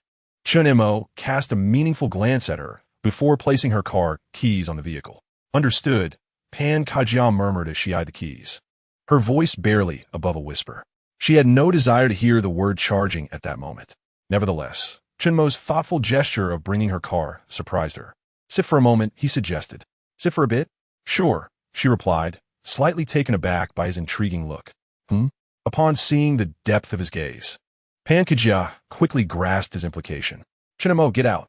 Her cheeks flushed with indignation as she pointed toward the door with her slender fingers. Perhaps having rested well after a hearty meal, her voice had grown considerably louder.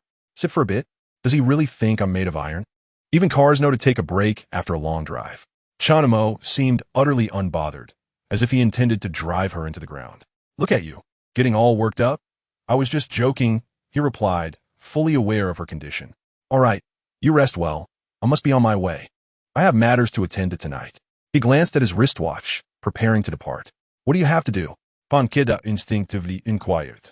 Although she had just felt the urge to send him away, the thought of his departure stirred a complex emotion within her. Their relationship was undeniably intricate and far from simple. Yet Chen Mo was her first boyfriend and the one who had helped her peel off the protective film from her new car.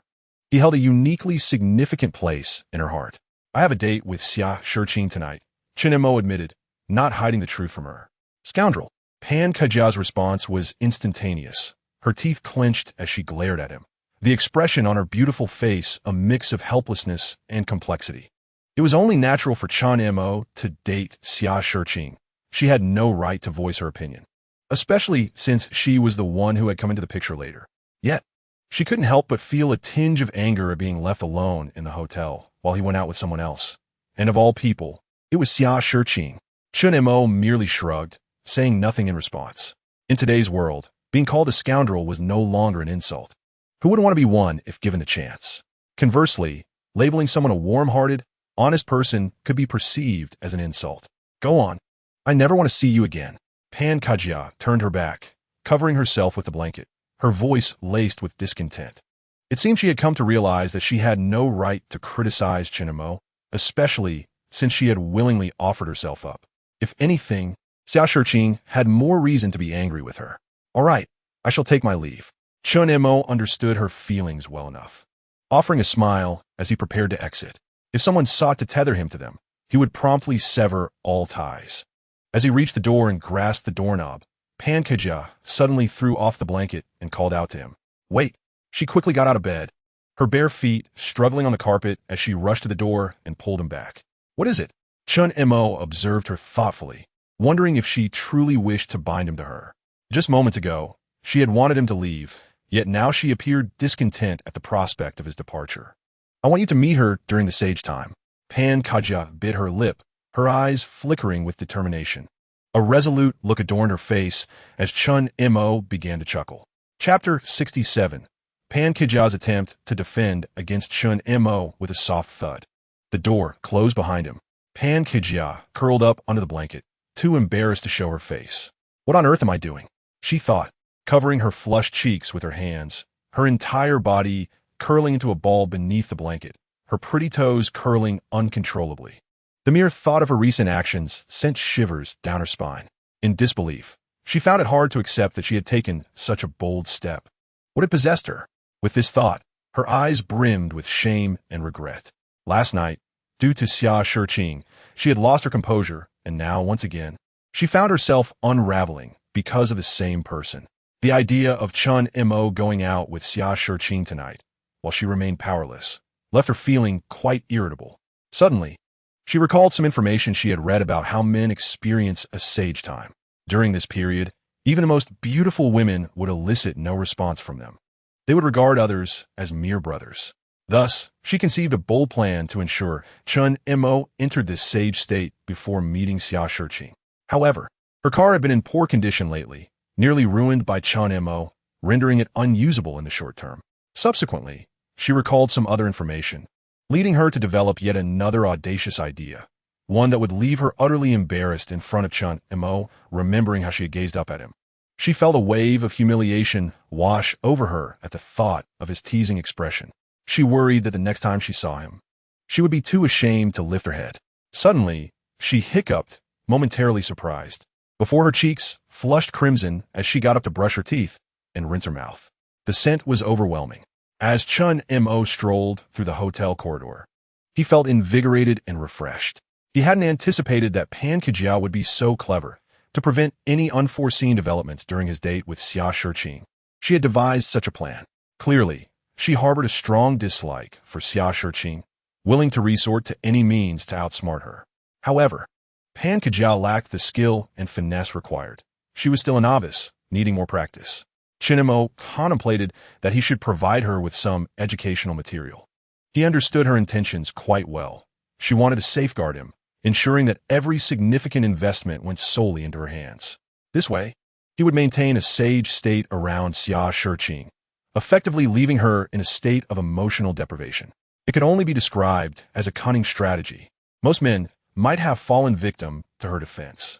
However, Pan Kajia had failed to consider one crucial point. His constitution had been enhanced.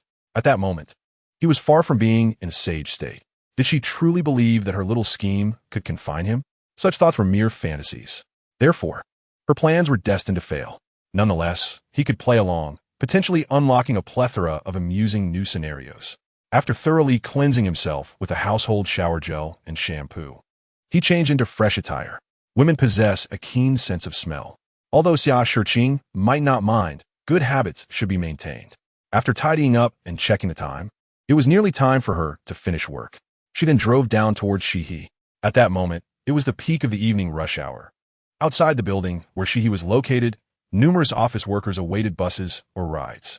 Among them, a tall and graceful figure caught the attention of many. Xia Shiqing stood elegantly by the roadside, occasionally glancing ahead. When she noticed that the striking red 911 was not in sight, she resumed checking her phone. Dressed in business attire, she wore a white blouse paired with a light pink pencil skirt, complemented by a pair of white high heels. As the weather had turned cooler recently, she had also draped a light pink blazer over her arm. Even in her work attire, she effortlessly accentuated her alluring figure. Her exquisite features and long, fair legs made her the focal point of attention, even while standing quietly. Doesn't the manager have a car? Why is she standing here waiting? I recall that Minister Xia arrived by car this morning. Perhaps her vehicle encountered some issues. Is it possible that she is waiting for a boyfriend? It seems quite likely. Just observe the large cardboard box she is carrying, labeled 4090, which must be a gift for him. It's no wonder that after the meeting today, she inquired about the gifts we boys would appreciate. We mentioned graphics cards, and to our surprise, she purchased one so swiftly. I am filled with envy. When will I meet a beautiful and affluent girlfriend who would gift me a 4090? Chen Mo, that scoundrel. How could he dare to covet another man's partner? However, Minister Xia Shiqing, did not overhear our discussion. Yet she was indeed holding a box containing the 4090 graphics card she had purchased that afternoon. A female acquaintance had suggested she gift something that boys would like to Chen Mo, and she took that advice to heart. After the meeting, she asked the male subordinates in the company, and they all expressed their fondness for that item, so she assumed Chen Mo would like it too. At that moment, a red supercar approached, capturing the attention of many. From a distance, Chen Mo spotted the elegant figure of Xia Shiqing amidst the crowd and parked directly in front of her. After securing the vehicle, he exited and approached her, smiling as he said, "Apologies for my tardiness. The rush hour in Lujiazui is truly congested." "No worries, I just finished work as well." Xia Shiqing replied with a charming smile, shaking her head. "This is a gift for you. I hope you like it." She lifted the box containing the graphics card. Her eyes filled with anticipation and a hint of nervousness as she gazed at Chen Mo. She wondered if he would appreciate her gift. "Thank you for your gift. I truly like it," Chen Mo exclaimed, accepting the graphics card with a joyful expression. He made sure to convey his genuine happiness. Even though he had previously purchased a 4090 himself and did not need it anymore. However, he felt it was imperative to show enthusiasm for the gift since Xia Shiqing had followed his advice. This would reinforce her belief that her acquaintance's guidance was indeed valuable and insightful regarding romance. "I'm glad you like it. I was worried you wouldn't." Xia Shiqing's beautiful face also radiated happiness. At that moment, she recalled her acquaintance's suggestion to initiate a kiss when meeting her boyfriend. She disregarded the presence of their colleagues and peers in the same building and leaned closer to Chen Mo, locking eyes with him for a few seconds. Then on tiptoes, she gently pressed her lips against his, an action many dreamed of experiencing. Although it was a brief kiss, it left a profound impact on the onlookers, many of whom felt their hearts shatter at the sight of their goddess kissing another man. Some recalled rumors that Xia Shiqing was upset about her relationship with Chen Mo being publicized and planned to maintain her single status. However, witnessing this scene made it clear how false those rumors were. If she was willing to kiss Chen Mo in front of so many colleagues, how could she possibly be angered by her romantic relationship being exposed? Clearly, someone had been spreading malicious gossip, but who could it be? Numerous individuals discreetly shared snapshots of the kiss with friends on their contact lists. In a room at the Wanhao Hotel, the individual felt their earlier actions had been quite audacious. However, if it meant that Chen Mo would be able to date Xia Shiqing in a state of clarity, then it was worth it. Suddenly, her phone erupted with a series of notifications. Frowning slightly, she unlocked her phone and discovered a multitude of WeChat messages from colleagues, all containing photos of Chen Mo and Xia Shiqing kissing by the entrance of the company building, captured from various angles. Some kind souls even sent the original high-definition images. Upon seeing these photos, Pan Kajia felt utterly overwhelmed. Who said that during a man's moment of clarity, he remains indifferent and treats women like friends? The room echoed with her exclamations of disbelief. Chapter 68. Chen Mo's talent is extraordinary. Pan Kajia was indeed rattled. She realized that her earlier embarrassing behavior had inadvertently benefited Chen Mo. Her plans had essentially crumbled. It dawned on her that she could not regard Chen Mo as an ordinary individual. His talents were too exceptional. She quickly recognized that her strategy had not entirely failed.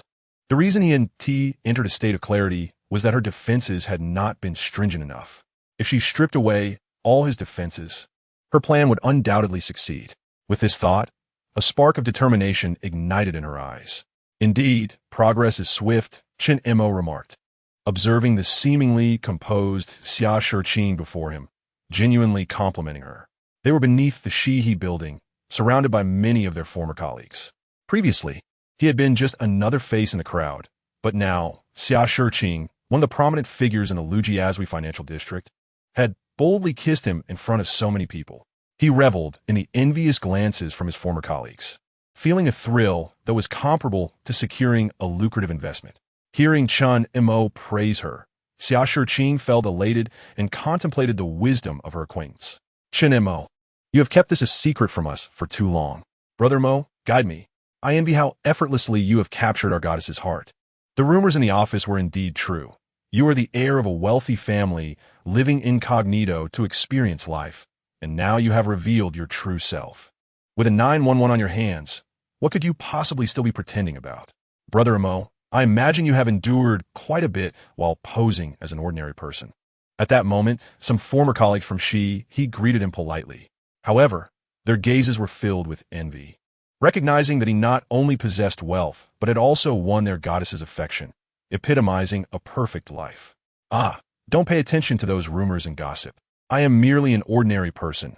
Chen Mo waved his hand dismissively, earnestly clarifying that he was not the scion of a wealthy family. He truly wasn't pretending. He was just an average individual. His colleagues exchanged meaningful glances, clearly unconvinced that Chen Mo was merely an ordinary man. Can an ordinary person drive a 911? Can an ordinary person win over Xia Shiqing? I'll catch up with you all later. I must take my leave. Chen Mo waved goodbye and escorted Xia Shiqing to the car. With a press of the accelerator, the red lightning swiftly departed the scene, leaving the onlookers engrossed in conversation. Indeed, wealth spreads in its own unique manner. Now that the illusion has shattered, I shall turn my attention to another illustrious figure in the financial realm, Goddess Su. What if she too has a boyfriend? Out with the old, in with the new. Soon enough, there will be a new goddess. And I believe Pankajia has the potential to rise to that position. Remarkable, truly a natural-born admirer. Such a license plate seems custom-made. How could an ordinary person acquire such a plate? It appears I underestimated Chen Mo's family's influence.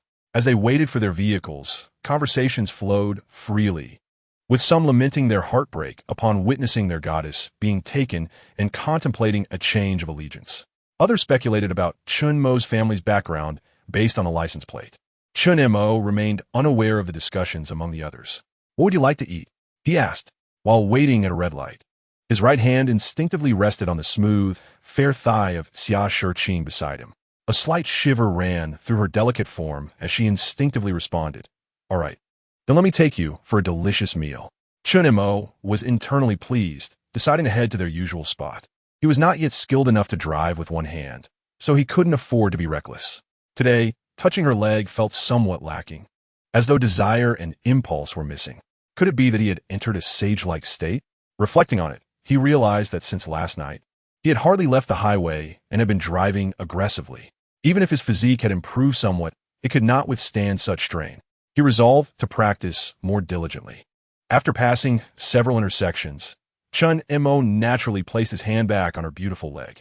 When they stopped at another intersection, feeling a bit warm, he reached to adjust the air conditioning. Just then, he noticed Xia Shiqing leaning her long, slender leg closer to him, seemingly to allow him to place his hand there more comfortably. How considerate of her! Initially taken aback, Chen Mo soon smiled and complimented her. He realized that apart from her lack of romantic feelings for him, Xia Shiqing was truly impeccable in every other aspect.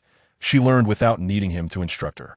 After about 10 minutes, Chen Mo arrived at the restaurant where he had dined with Lao Zhang last time, having gone a while without eating. And since Xia Shiqing had expressed her openness to any cuisine, he decided to let her sample the fare. Once seated, he adeptly began ordering. However, since he was the driver, he refrained from ordering beer. The dishes arrived promptly, and Chen Mo remarked, "The flavors here are delightful. I often came here with Lao Zhang during my university days." Xia Shiqing tried a bit and nodded in agreement, her bright eyes glinting with curiosity.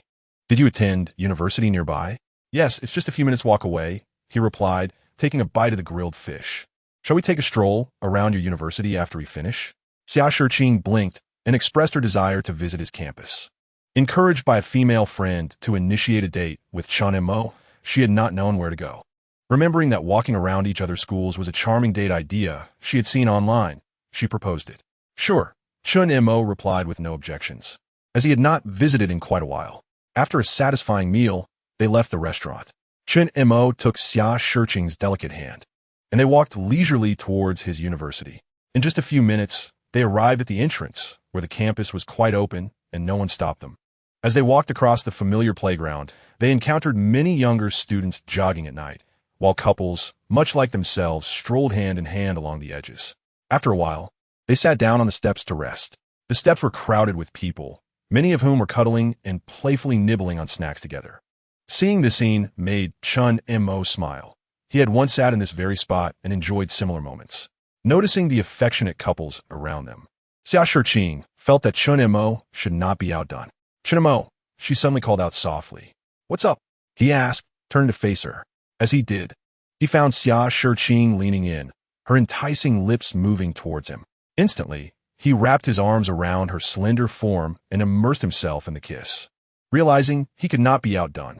After all, even the campus beauty could not compare to the enchanting Xia Shiqing in his embrace. Chapter 69, Trouble Looms. And sleep is elusive. Chen Mo and Xia Shiqing attracted the attention of several nearby couples, as their attire and demeanor clearly marked them as non-students.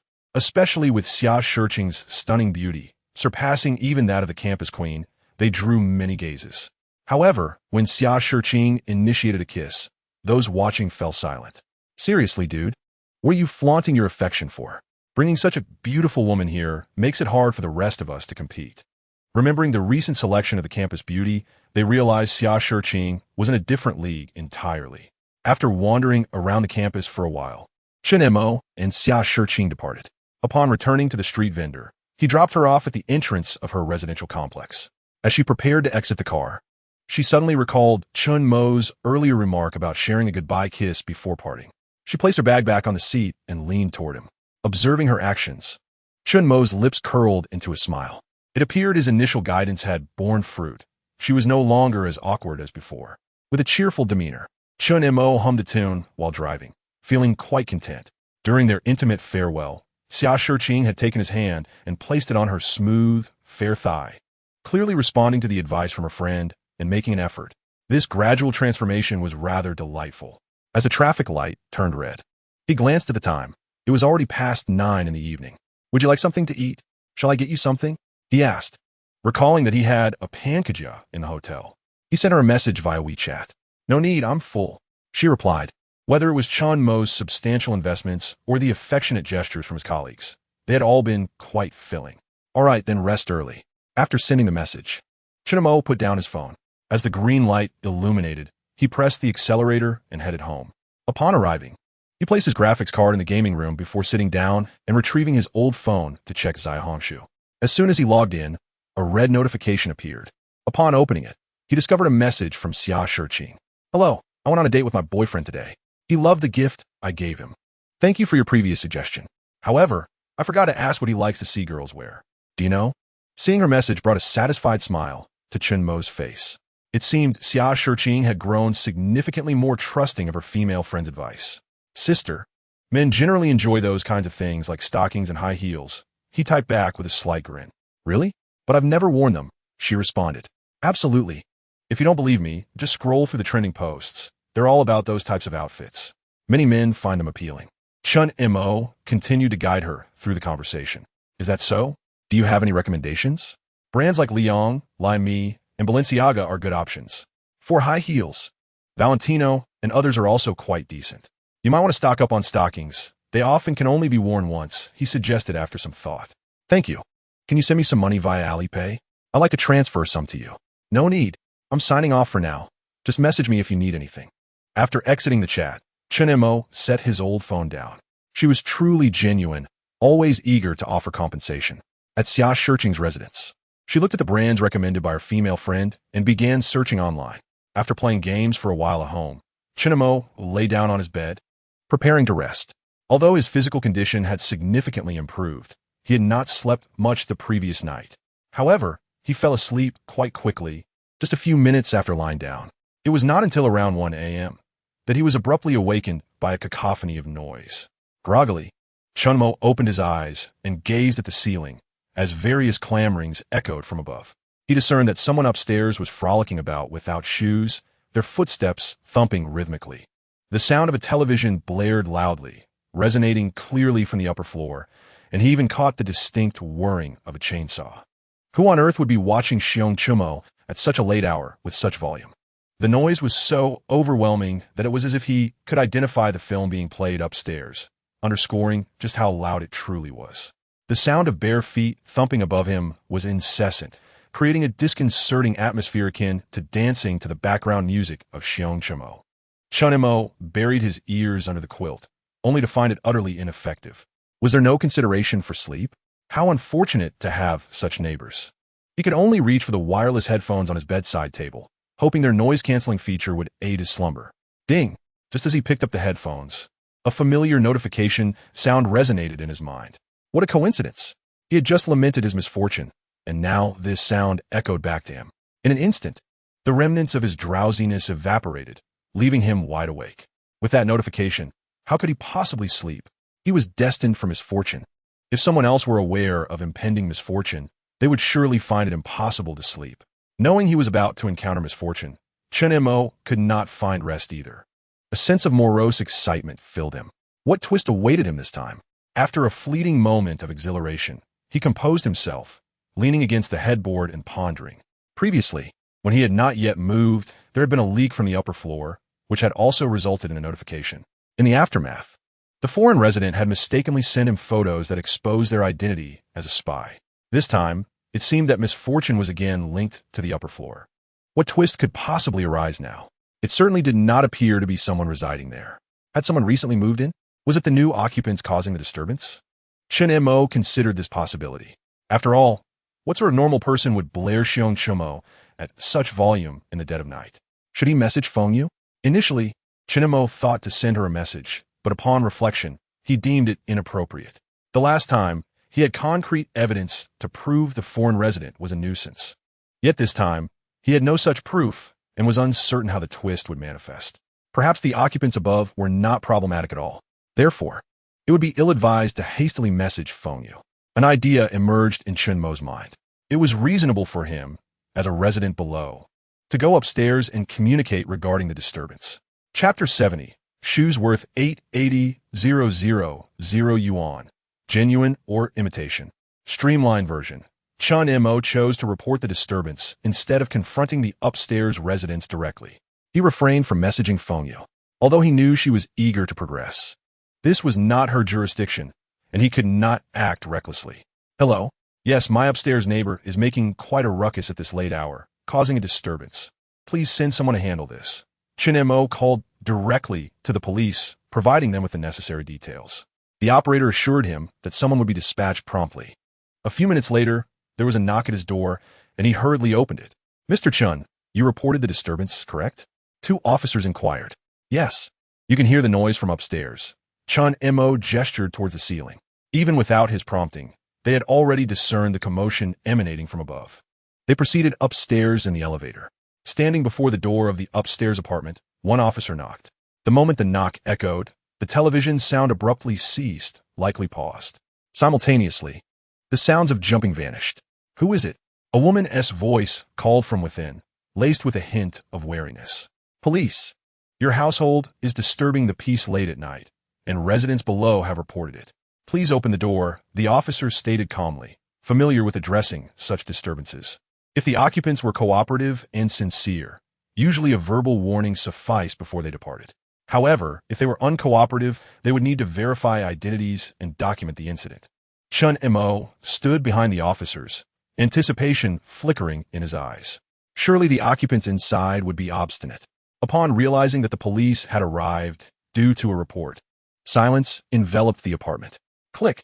Moments later, the door creaked open. A middle-aged woman stood at the threshold, her pupils dilating and her demeanor tense upon seeing the two officers and Chen Mo. Iopuludisa. My child is quite mischievous and has disturbed you. I have already disciplined him and sent him to his room to sleep. I assure you we will not disturb you again. The woman reacted swiftly, her face reflecting genuine contrition as she repeatedly apologized to Chen Mo, realizing the presence of the police. Her tension eased somewhat upon seeing Chen Mo in his sleep attire, understanding that the police were not there for anything more serious than a noise complaint. Such disturbances could vary in severity, as long as one approached sincerely and apologized. The police would typically not intervene too much, often departing after a few words. Living in a shared environment required collective effort, and individual conduct must improve. Who could tolerate such noise at such an hour? True to form, after hearing the woman's sincere apologies, the officers only offered a few words of guidance. We understand. It will not happen again. The woman nodded fervently, her demeanor earnest, eager to see them depart swiftly. We will take care of the child. We apologize. At that moment, a middle-aged man emerged from within, also wearing an apologetic expression as he regarded Chen Mo and the officers. Mr. Chen, if the noise continues, please call us. One officer stated, feeling the matter had been sufficiently addressed. This disturbance had been resolved quite smoothly compared to previous encounters with unreasonable individuals. Thank you for your assistance. Chen Mo replied with a smile. To be frank, this encounter did not fulfill his initial intentions. Since a notification had sounded, it was clear that the occupants above had issues. Yet, there was little he could do. They were merely causing a disturbance. And questioning them as if conducting an identity check would be absurd and unrealistic, especially since they had already offered sincere apologies. It was even less likely he could proceed further. The police were not under his command, and he could not dictate their actions. We assure you, it won't happen again. Please take care. The middle-aged woman exhaled in relief, smiling apologetically. Chen Mo and the two officers turned to descend the stairs.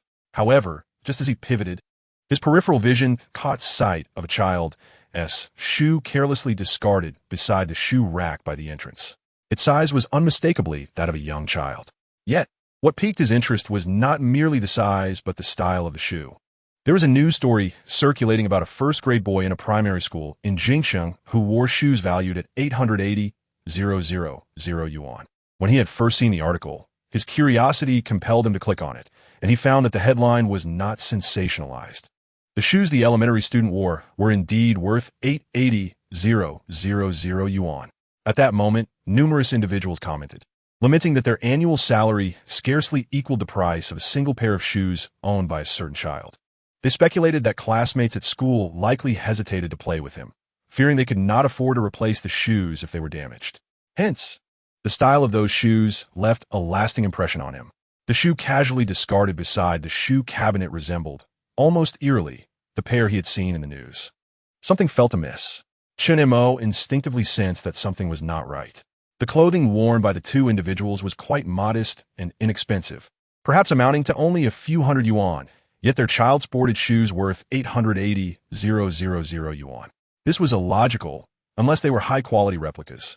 Chen Mo remained uncertain, rendering him unable to voice his suspicions. As he observed the retreating figures of the three, the tension in the two individuals finally eased. Surely, they had not discovered anything significant? The middle-aged man cast a worried glance at the woman. Do not let paranoia cloud your judgment. It is merely a case of ordinary disturbances. All that was needed was for that child to be more cautious. The woman shook her head and closed the door once more. Upon returning home, Chen Mo sat before his computer and searched for that particular pair of shoes. Soon, high-definition photographs from various angles appeared. After comparing them to the shoes from his memory, he realized they were identical, utterly the same. Although there was a possibility of them being replicas, he felt they were genuine. Chen Mo harbored a premonition that those shoes were authentic. It was not because of his expertise in footwear, but rather his understanding of his own instincts. As long as intuition rang true, even the most illogical matters could ultimately reconcile themselves within a logical framework, such as the wonder of life. However, he lacked evidence, rendering his thoughts futile. The police had inspected the premises and found no anomalies, leaving him powerless. He decided to let it go and retire for the night, shaking his head to dispel these thoughts. Given the nature of his fortuitous abilities, As long as misfortune struck, luck would inevitably manifest itself in some form. Thus, he need not linger on dilemmas. Matters would resolve themselves in due course. Once the upper floor fell silent, Chen Mo swiftly succumbed to slumber once more. The following day, Chen Mo diligently engaged in his morning exercises. However, he perceived the current intensity of his routine to be insufficient. Previously, a mere 30 minutes of morning training would leave him drenched in sweat. Yet now perspiration had become scarce. He resolved to seek out a gym in the near future to enhance his training regimen. After returning home, he took a shower and prepared a modest breakfast. How was today? Still at the hotel? Chen Mo inquired of Pankajia while eating. The night before, he had indeed pressed the accelerator, uncertain of her vehicle's condition now. I have already arrived at the office. Pankajia sent a photograph from the coffee room. Initially, she had intended to rest a bit longer. But upon recalling how her colleagues had inundated her with photos the previous day, she resolved to return to work. Otherwise, rumors might circulate that she was avoiding her responsibilities. Moreover, the pressure to perform was indeed substantial. How dedicated you are, Lei Mu. Chen Mo expressed mild astonishment at her strong work ethic. When you intend to share with me the wealth code you promised? Pankajia quickly replied. In her quest for Chen Mo's assistance, she had placed herself in a vulnerable position. If he were to neglect her request, it would be a wasted effort. 6012. Chen Mo texted her a series of digits.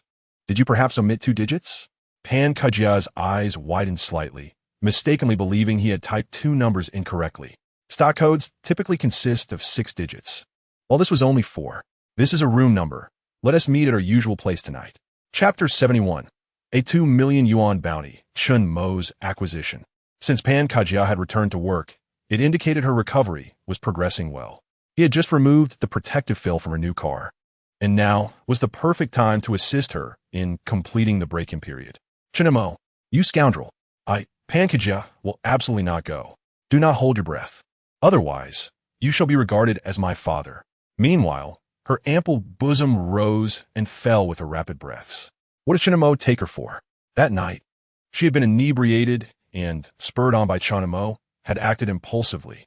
Now, fully sober, she had no intention of repeating such folly. Back at her workstation, a curious female colleague approached. Kajia, did you take a day off yesterday for beauty treatments? Huh? No, I simply felt unwell. Why do you ask? Pankajia's gaze darted, betraying a hint of guilt as she shook her head, then turned to her colleague with surprise. You look radiant today. Your skin and complexion seem significantly improved, quite evident. Indeed, the colleague scrutinized her face with fascination, expressing her astonishment. Truly, I noticed as well. Kajia, what skincare products are you using? Several female colleagues gathered around, noting the remarkable transformation in Pankajia. Really? A flicker of delight crossed her eyes. She had observed a difference while applying makeup that morning, but had dismissed it as mere imagination. The affirmation from her colleagues confirmed her suspicions. Her complexion and skin had genuinely improved. She was well aware that she had not undergone any beauty treatments. It was all thanks to that scoundrel, Chen Mo. I merely rested at home for a day, doing nothing. Perhaps it is my natural beauty. In reality, this is not even my best state. Pankajia haughtily declared, her demeanor transforming into one of pride and self-satisfaction. Chen Mo observed her transformation with an amused expression, sensing impending fatherhood, at least in name. Subsequently, he scrolled through his social media feed, checking on his friend statuses. He noted that Feng Yu had posted an update 5 hours prior. Crack. Chen Mo was perplexed. Hadn't that been around 4:45 a.m.? Was she still awake at such an hour? He commented beneath her post, guessing she was either catching up on sleep or busy. After browsing the group chat for a while, Chen Mo settled into his esports room and opened his computer to check the stock market. The market had already opened, with Rui Shang Pharmaceutical continuing its upward trajectory, while the other 9 stocks he had purchased exhibited slight gains as well. If this trend held until market close, these 10 stocks could yield him substantial profits. Not insignificant at all. As for the 10 stocks he had recently acquired, they appeared relatively stable, with gains and losses balancing each other out, resulting in a neutral state. It seemed his abilities had yet to be fully activated. Chen Mo briefly examined the stocks, his expression remaining unchanged. He was unhurried, having previously validated the feasibility of activating his abilities through incidental encounters. He was confident that the carefully selected stocks would eventually trigger his latent potential. After a while, he tidied up and ventured out. His purpose was twofold: to practice driving and to scout for a gym with quality facilities and expert trainers. After exploring several gyms, he found them all quite appealing. He added a few WeChat contacts and decided to assess his options later. In the elevator, a man spotted Chen Mo and briefly paused before stiffly nodding in acknowledgement. Chen Mo glanced at him, noticing he was carrying 3 takeout boxes in his left hand and a beverage in his right. This sight sparked a suspicion in Chen Mo's mind. The 3 boxes were likely for adults, while the drink was presumably for a young boy. Yet last night, he had only seen 2 individuals. Was there another adult residing upstairs who had remained unseen? Upon returning home, Chen Mo detected the sound of footsteps above, though they lacked the energetic bouncing of the previous night.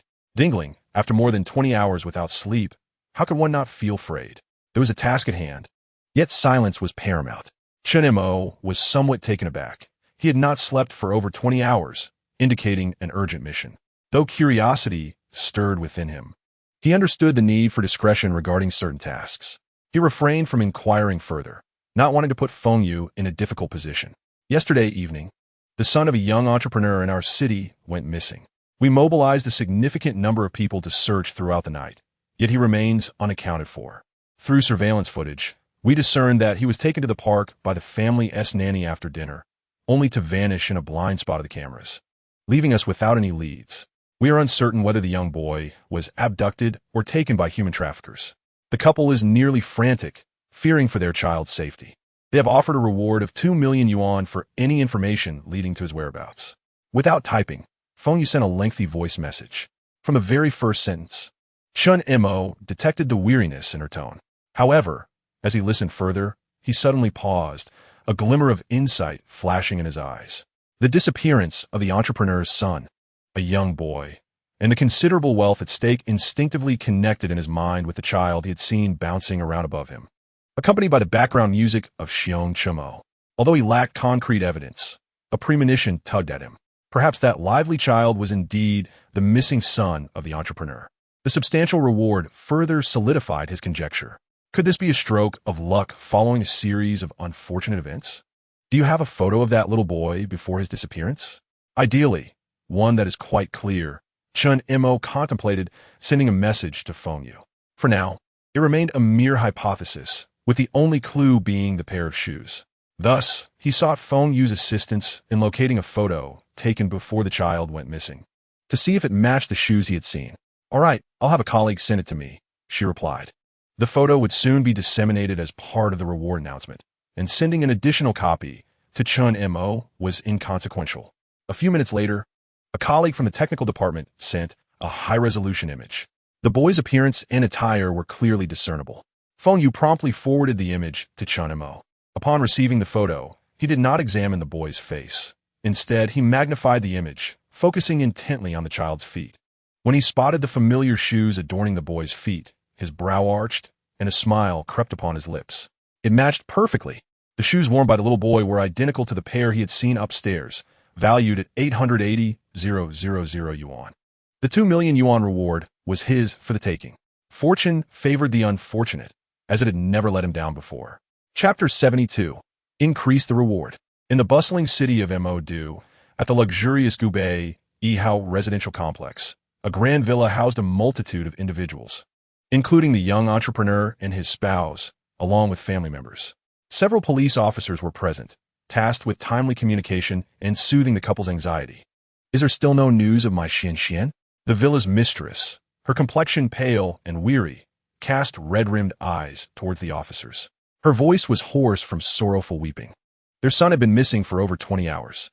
Fear gripped her heart, worrying about the worst possible outcome. "Not yet, Mrs. Zhao. We have initiated a reward announcement and organized extensive search efforts," one officer replied after reviewing the gathered information, which revealed no leads. Hearing this, the mistress could no longer contain her tears. She understood that crying would achieve little, yet the thought of her son being unaccounted for so long, without knowing whether he was alive or dead, overwhelmed her. "Heaven, please protect my Xian," she silently prayed, feeling powerless. The master of the house also appeared haggard, his eyes bloodshot and his hair beginning to gray. He comforted his wife with gentle words, though his own heart was fraught with dread and worry equal to hers. He turned to the police officers, his tone rife with helplessness. In his early 30s, he and his wife had built their technology company from the ground up, enjoying a happy and harmonious life. Yet, with their son's disappearance, their world had come crashing down. "Mr. Liu, it is our duty, and we will spare no effort," an officer solemnly assured him. Even without the couple's pleas, they felt a responsibility to locate the child. "Mr. Liu, regarding your scheduled trip abroad tomorrow." A secretary approached Mr. Liu with a hint of trepidation, softly inquiring. "I will not go. My son is missing. How can I leave the country?" Mr. Liu waved his hand dismissively, his tone irritable. He was supposed to travel the next day to negotiate a crucial contract for his company, a deal of significant importance with many competitors, particularly a formidable rival also based in Mo. Both parties had exerted considerable effort to secure the contract, which was expected to be finalized imminently. If he did not attend, the likelihood of it falling into the hands of the rival company increased. But now, with his son missing, no contract could possibly outweigh the significance of his child's safety. "I apologize, Mr. Liu," the secretary replied, bowing her head and departing. The officers disregarded the unfolding drama and proceeded to place a call. The reward was raised to 3 million yuan. Upon recognizing the familiar shoes in the photo, Chen Mo felt a surge of certainty. "I believe I know where that child is," he declared to Feng Yu without any pretense. Soon after, he noticed that Feng Yu had initiated a video call. Once connected, her fatigued yet vibrant face appeared on the screen. "Chen Mo, do you truly have a lead?" Feng Yu's face bore an expression of disbelief, her voice tinged with excitement. Chen Mo had previously encountered various challenges, but now, a lead regarding a missing child? What extraordinary luck. "Last night, a child upstairs was bouncing around and woke me up. I ended up calling the police for noise disturbance, but they were apologetic, and the matter was dropped. However, I happened to notice a pair of expensive children's shoes by their shoe cabinet, identical to the ones in the photo you sent me." Chen Mo succinctly relayed the situation to Feng Yu, detailing the events of the previous night and his observations and deductions. "Let me add a colleague who was at the family's home," Feng Yu said, having grown increasingly suspicious that the boy upstairs was indeed the missing child. She promptly included a colleague who remained with the family in the video chat. What's going on, Feng Yu?" Chen Mo soon saw another face appear on the screen. "I received a message from a friend indicating they have information about the missing boy and would like to confirm it with the child's parents," Feng Yu explained succinctly, avoiding any unnecessary elaboration. "What? There's a lead regarding the child?" her colleague exclaimed, rising in astonishment, unable to contain her excitement. The individuals in the villa's living room turned their attention toward her, particularly the couple, who rushed forward in anticipation. "Really? Is there news of Xian? Is he all right?" The mistress could not suppress her tears once more, though this time they were tears of joy and excitement. The master of the house was equally unsettled, his hands trembling. "Yes, but it is still merely a hypothesis. Mr. Liu, Mrs. Zhao, this information was provided by Mr. Chen Mo," Feng Yu explained briefly, aware that the couple was nearby. "Mr. Chen, do you truly have news of my Xian? S voice trembled slightly as he grasped the phone handed to him by the officer, his gaze anxiously fixated on Chen Mo. "Is the pair of shoes your child is wearing the 880,000 ones?" Chen Mo sensed that this must be the child's father, and thus inquired. "Yes, they were bought by his grandmother. I strongly oppose purchasing such expensive shoes." Liu nodded, aware of the situation regarding the shoes, yet powerless against the indulgence of the doting grandmother. "Does your child have any favorite cartoons?" He continued. "When watching television, does he prefer to sit quietly or move around? What are his favorite foods?" Chen Mo proceeded with several questions, as he was nearly certain that the young boy upstairs was indeed their missing child. However, he felt the need to verify the existing clues. After all, a mere pair of shoes constituted insufficient evidence. Xian adores watching cartoons, particularly Chen Mo. However, I worry about his eyesight and his studies, so I seldom let him watch, the father responded. "My son has always been lively and energetic while watching TV. He enjoys bouncing around. Living in a villa, we don't disturb the neighbors, so I let him be."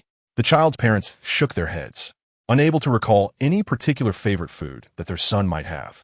At this point, the grandfather interjected, "But right now, such trivial matters are of no consequence. Everything aligns perfectly. One point may be coincidental, Yet such numerous coincidences amount to irrefutable evidence. I am certain your child is upstairs in my home, and he should be fine, able to eat, drink, bounce, and jump, Chen Mo stated with a serious expression, his tone unwavering and confident. Really? Mr. Chen Mo, are you sure? Lu, filled with excitement upon hearing Chen Mo's unwavering assurance, sought confirmation. Not only was there a lead regarding his son, but the child's well-being was also promising. This news was indeed a monumental relief.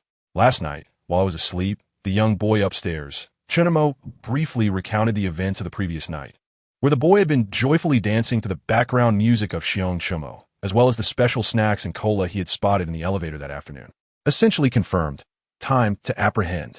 A leader, observing the video from behind Feng Yu, issued a direct command after hearing Chen Mo's account. The high degree of correlation in the clues indicated that they were likely on the right track, even if they ultimately turned out to be incorrect. Such compelling evidence warranted further investigation. Do you know how many people are in the other household? Feng Yu pondered and asked Chen Mo. Since they had decided to make an arrest, it was crucial to ascertain the number of individuals present in the residence, as ensuring the child's safety was paramount. They purchased 3 takeout meals, suggesting at least 3 adults, at least 1 adult male and 1 adult female. Chen Mo replied thoughtfully. Thank you for the information. Let us refrain from unnecessary conversation for now. Feng Yu nodded before ending the call. They were ready to act. At the villa, after hanging up, the officers exhaled in relief, finally having a lead. They reassured the couple. Thank you. The couple felt a glimmer of hope and expressed their gratitude. The true hero of this situation was undoubtedly Mr. Chen, as the officers recognized, attributing their lack of progress to the absence of Chen Mo's insights. We certainly will not forget Mr. Chen. Lu expressed his gratitude towards Chen Mo with appreciation evident on his face. However, now was not the time for such considerations. He remained anxious about the potential dangers of the impending arrest. Feng Yu and her team operated with remarkable efficiency, arriving at Chen Mo's residential area within 10 minutes. They refrained from activating the car siren, preferring to approach quietly to avoid alerting their targets. They devised a strategy. Since 2 officers had already been dispatched the previous night, they would continue with those 2 to knock on the door, while Feng Yu would pose as another neighbor disturbed by the noise, calling the police to report the disturbance. As she was an attractive woman, her presence would likely lower the suspect's guard. With the strategy in place and their execution capabilities assured, they soon arrived at the door of the upstairs residence. Feng Yu changed into casual attire, while over a dozen individuals stood nearby against the wall, ready to surge forward once the door opened.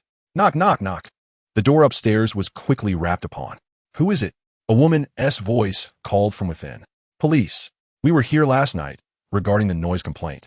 Another report has been made today. Please open the door for us. The 2 officers spoke naturally, regretting that they had not detected anything unusual during their previous visit, thus missing their chance to act. Fortunately, they had an opportunity to rectify that now. Creak. The woman inside. Seeing through the peephole the same 2 officers from the previous night, along with Feng Yu in casual attire, felt her wariness dissipate. Judging by Feng Yu's appearance, she seemed akin to the residents either above or below. She opened the door, preparing to sincerely apologize to the officers once more. Instead, the 2 officers swiftly pulled her out of the house, and the individuals standing against the wall surged inside. The woman was instantly taken aback, her face drained of color, filled with despair. She realized that her ruse had been uncovered. She was baffled, having not exhibited any sign of weakness. Where'd she gone wrong? Don't move. Get down. Chen Mo quietly sat on the living room sofa downstairs. He heard a flurry of hurried footsteps and several authoritative shouts from upstairs. He knew that Feng Yu and her team had entered. The operation had commenced. Sure enough, after about 10 minutes, a knock sounded on his door. Creak. Chen Mo opened the door to find Feng Yu standing at the entrance, her face beaming with uncontainable joy.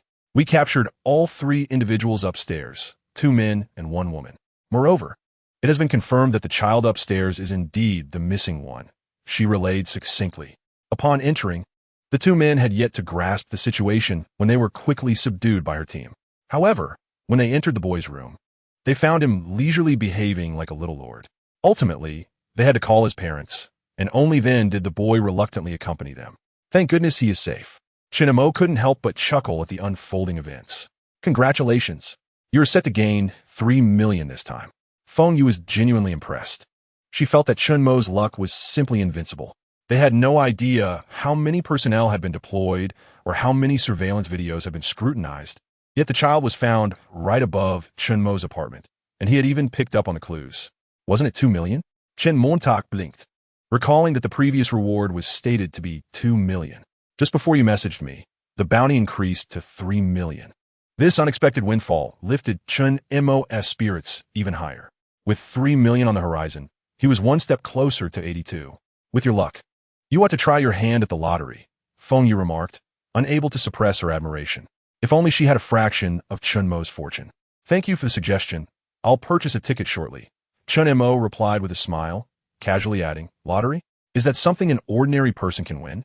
I will assist you in following up on the bounty. Perhaps I can help you secure an additional reward, though it likely won't be as substantial, she concluded. After Feng Yu formally expressed her gratitude to him, she hurriedly departed.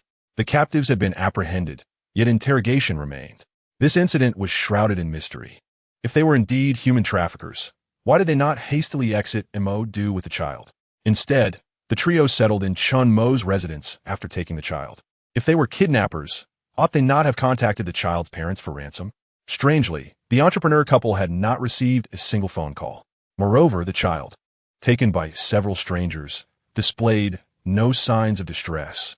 Upon seeing his rescuers, he was reluctant to leave.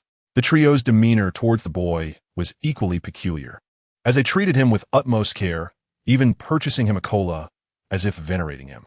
Chen Mo closed the door, unable to suppress the smile on his face. Just a brief disturbance last night had unexpectedly earned him 3 million yuan. Who claimed that the child upstairs was unruly. This child was vivacious, energetic, and brimming with life. How wonderful he was. More of such children, please. Chapter 74. Chen Mo offered a job with an annual salary of 1 million yuan. Chen Mo sat in the esports room, scrolling through the news. Soon, he noticed several headlines trending. Shocking. A wealthy heir from Mo Do has gone missing. Suspected of being kidnapped? A wealthy individual from Mo Do has announced a reward of 2 million yuan for any information regarding his son. The reward has now increased to 3 million yuan. Upon seeing these trending topics, a smile crept across Chen Mo's face, and he curiously clicked on them. The delivery army was mobilized. A chance to earn 2 million yuan had arrived. My friend, your information is somewhat outdated. The reward has now risen to 3 million yuan. 3 million. In my hometown, that could easily purchase a house and a car outright, with 200,000 remaining. If saved in a fixed deposit, the annual interest could suffice for living expenses, potentially eliminating the need to work. My annual salary is merely 100,000. To save 3 million, I would have to abstain from eating and drinking for 30 years. Besides, opportunities abound in large cities. I recall that the last spy incident was also in Mo Do, wasn't it? As I walked down the street, every little boy resembles the one in the photograph. Is it still possible to buy a ticket to Mo Do? I wonder who will ultimately claim the 3 million. Envy and jealousy abound. What kind of luck would it take to secure that sum? I am quite self-aware. Many were discussing this news, all fixated on the enticing 3 million yuan reward.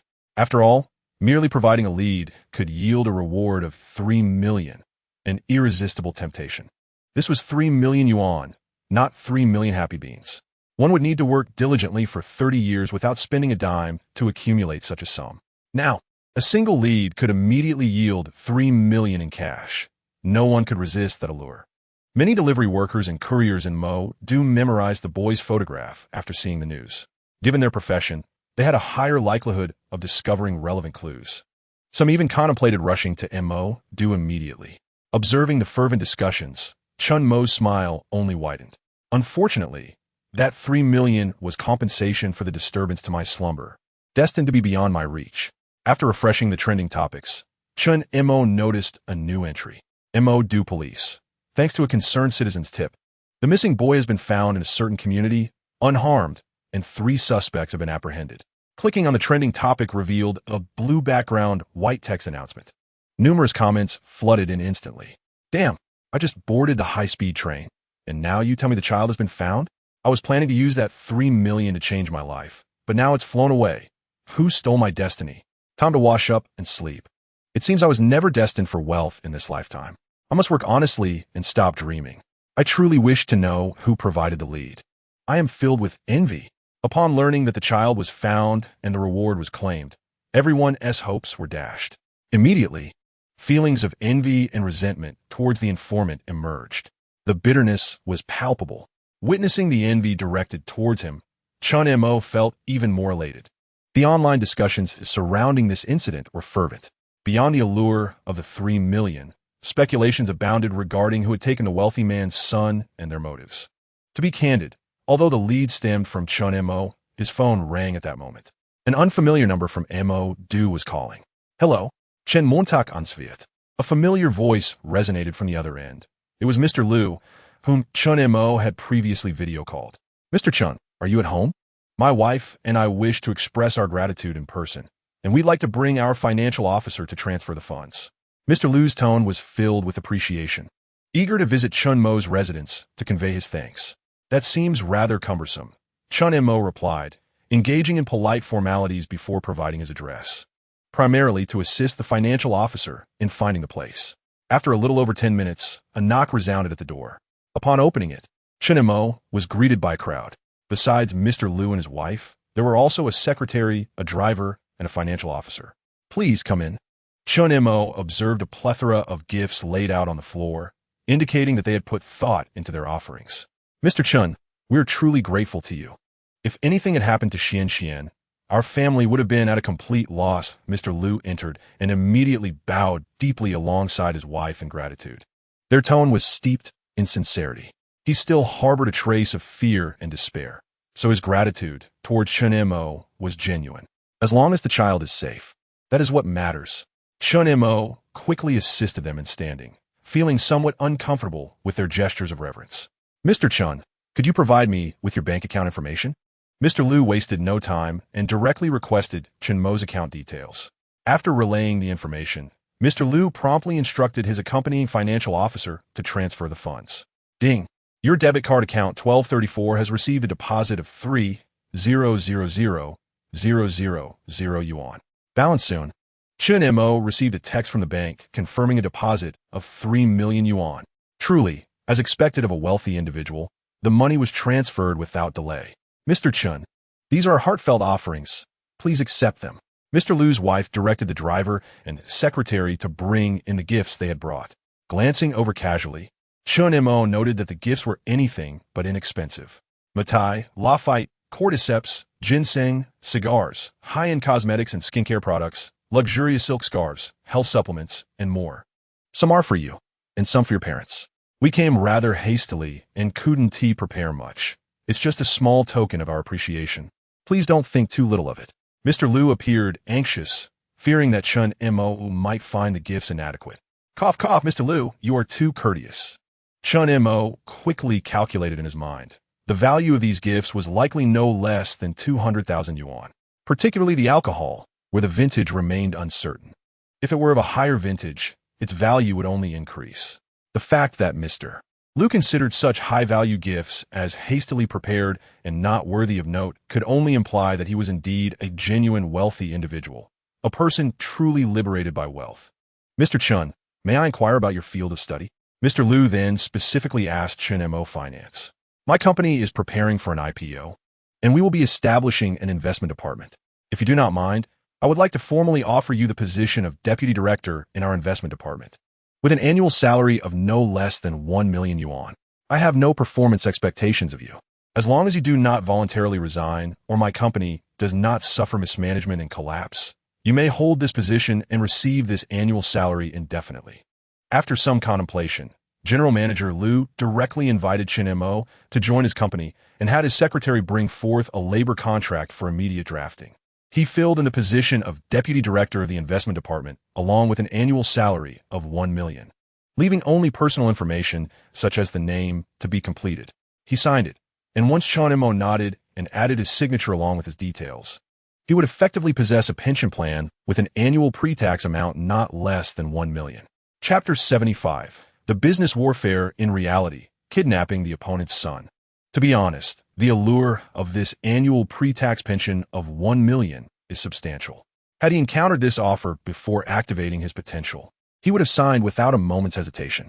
However, now, An annual pre-tax salary of 1 million is insufficient to entice him to forsake his freedom for a daily grind at the office. 1 million, to him, could easily be earned with a mere stroke of bad luck. It is a generous offer, and the intentions are commendable, but it comes too late. General Manager Liu, I can sense your sincerity. Thank you, but I highly value my freedom and do not wish to be confined to a 9-to-5 routine. Chen Mo expressed his gratitude to General Manager Liu while politely declining the offer. Naturally, he could not claim that 1 million was too little or beneath him, for that would be exceedingly ungrateful. The secretary, financial officer, and driver accompanying General Manager Liu were all taken aback by Chen Mo's refusal. An annual salary of 1 million pre-tax, with no performance requirements. What kind of deity is this? If it were them, they would not have hesitated for a second to sign on the dotted line. Yet, Chen Mo outright rejected it. They could hardly fathom why he would turn down such an opportunity. They wished they could be in his shoes, signing that contract. Indeed, Mr. Chen's perspective is extraordinary. However, although you are the deputy director, your presence is not mandatory. It is merely a titular role. General Manager Liu thought Chen Mo may have misunderstood his intentions. Did he believe he needed to come to work daily? Who would ask a benefactor to labor for them?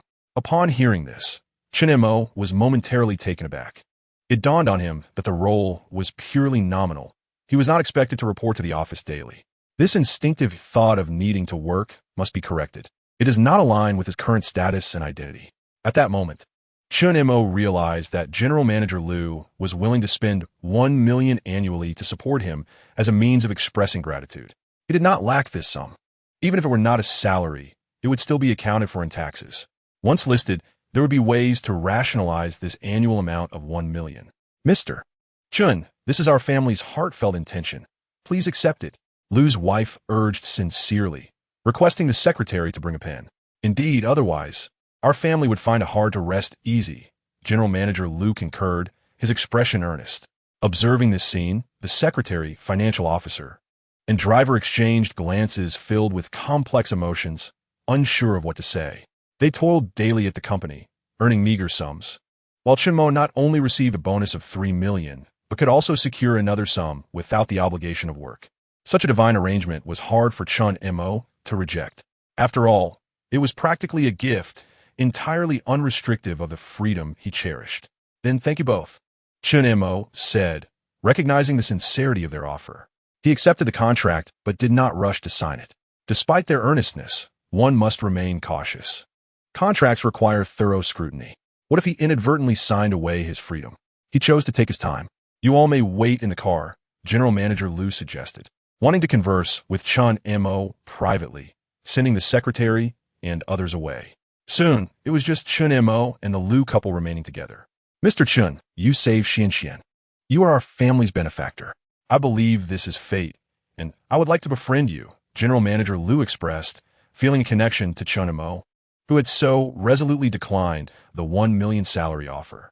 It was only after his and his wife's insistence that Chen Mo reluctantly accepted. Moreover, since Chen Mo had saved his son, he felt a strong sense of destiny linking their families. Of course, that sounds fine, Chen Mo replied, seeing no reason to decline. After all, as adults, it is wise to have more connections, especially with a friend of such caliber. Please, do not call me Mr. Chen. It feels too formal. Just call me Chen Mo. He smiled, finding the title a bit awkward. I am Liu Mingzhi, and this is Zhao Wan. You may simply address us by our names. Liu Mingzhi introduced himself and his wife succinctly. Liu Gu, Wan Jia. Chen Mo replied with a polite smile, recognizing their slight age difference warranted such terms of endearment. Let's add each other on WeChat. Should you ever need assistance, do not hesitate to reach out. The couple eagerly pulled out their phones to add Chen Mo. After completing the addition, they engaged in light conversation until ding. Liu Mingzhi's phone rang.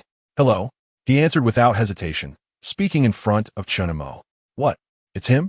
His expression shifted from surprise to fierce anger as he abruptly hung up. What happened? Zhao Wan queried, puzzled by her husband's sudden outburst. The police just called. They have finished interrogating the 3 individuals, and they all confessed.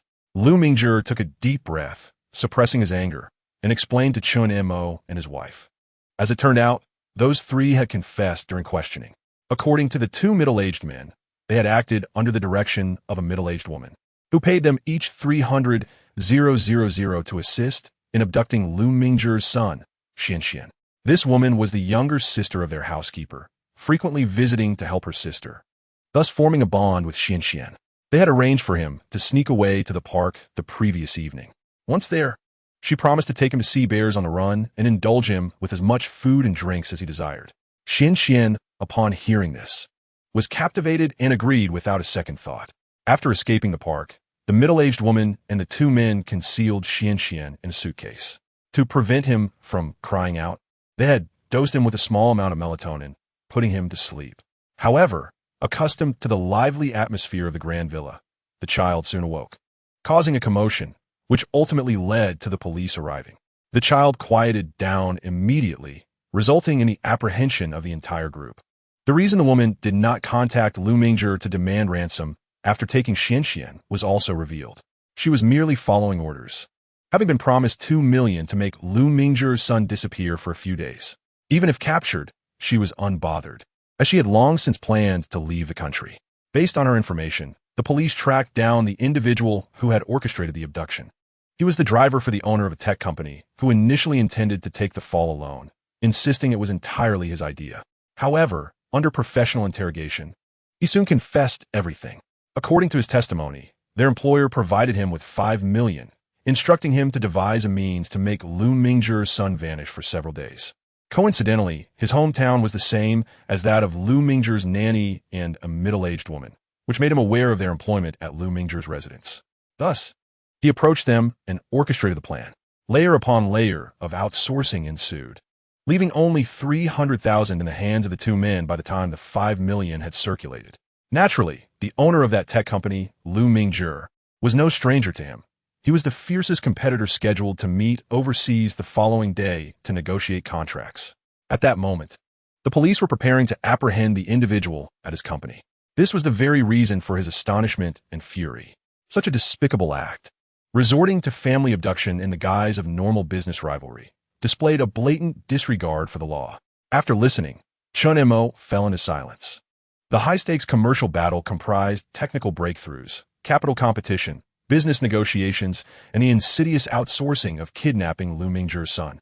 Chapter 76. Delivering the Wealth Code to Chen Mo. That scoundrel Feng Ruolin, appearing all dignified, was indeed secretly treacherous and vile.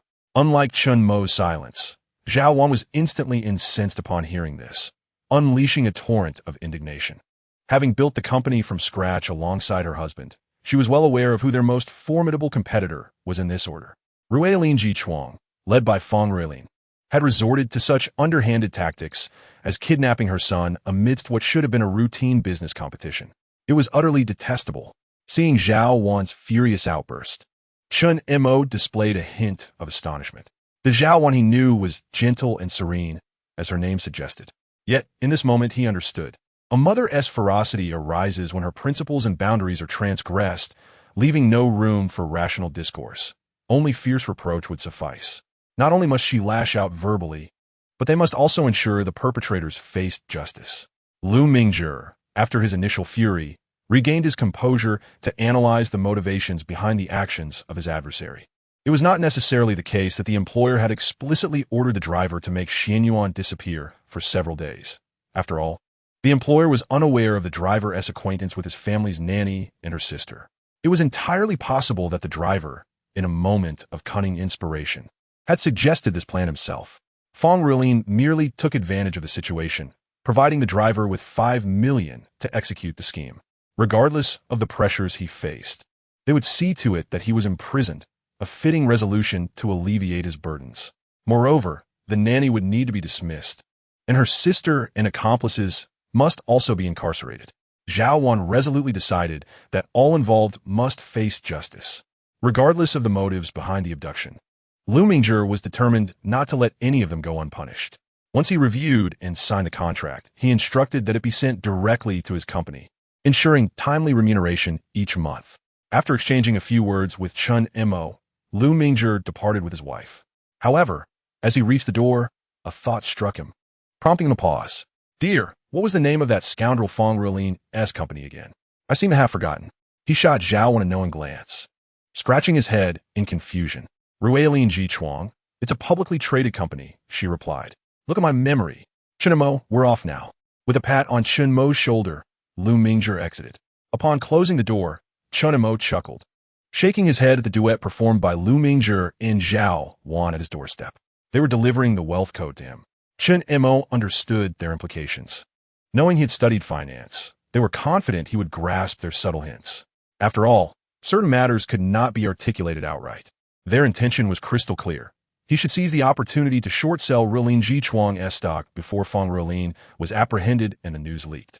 He could not squander their goodwill, especially since he had just received $3 million. With a glance at his watch, Chen Mo noted the impending market close. He swiftly proceeded to the esports room, depositing the freshly transferred $3 million into Shiha's account. To short-sell the stock, he needed to activate margin trading, which had specific account requirements.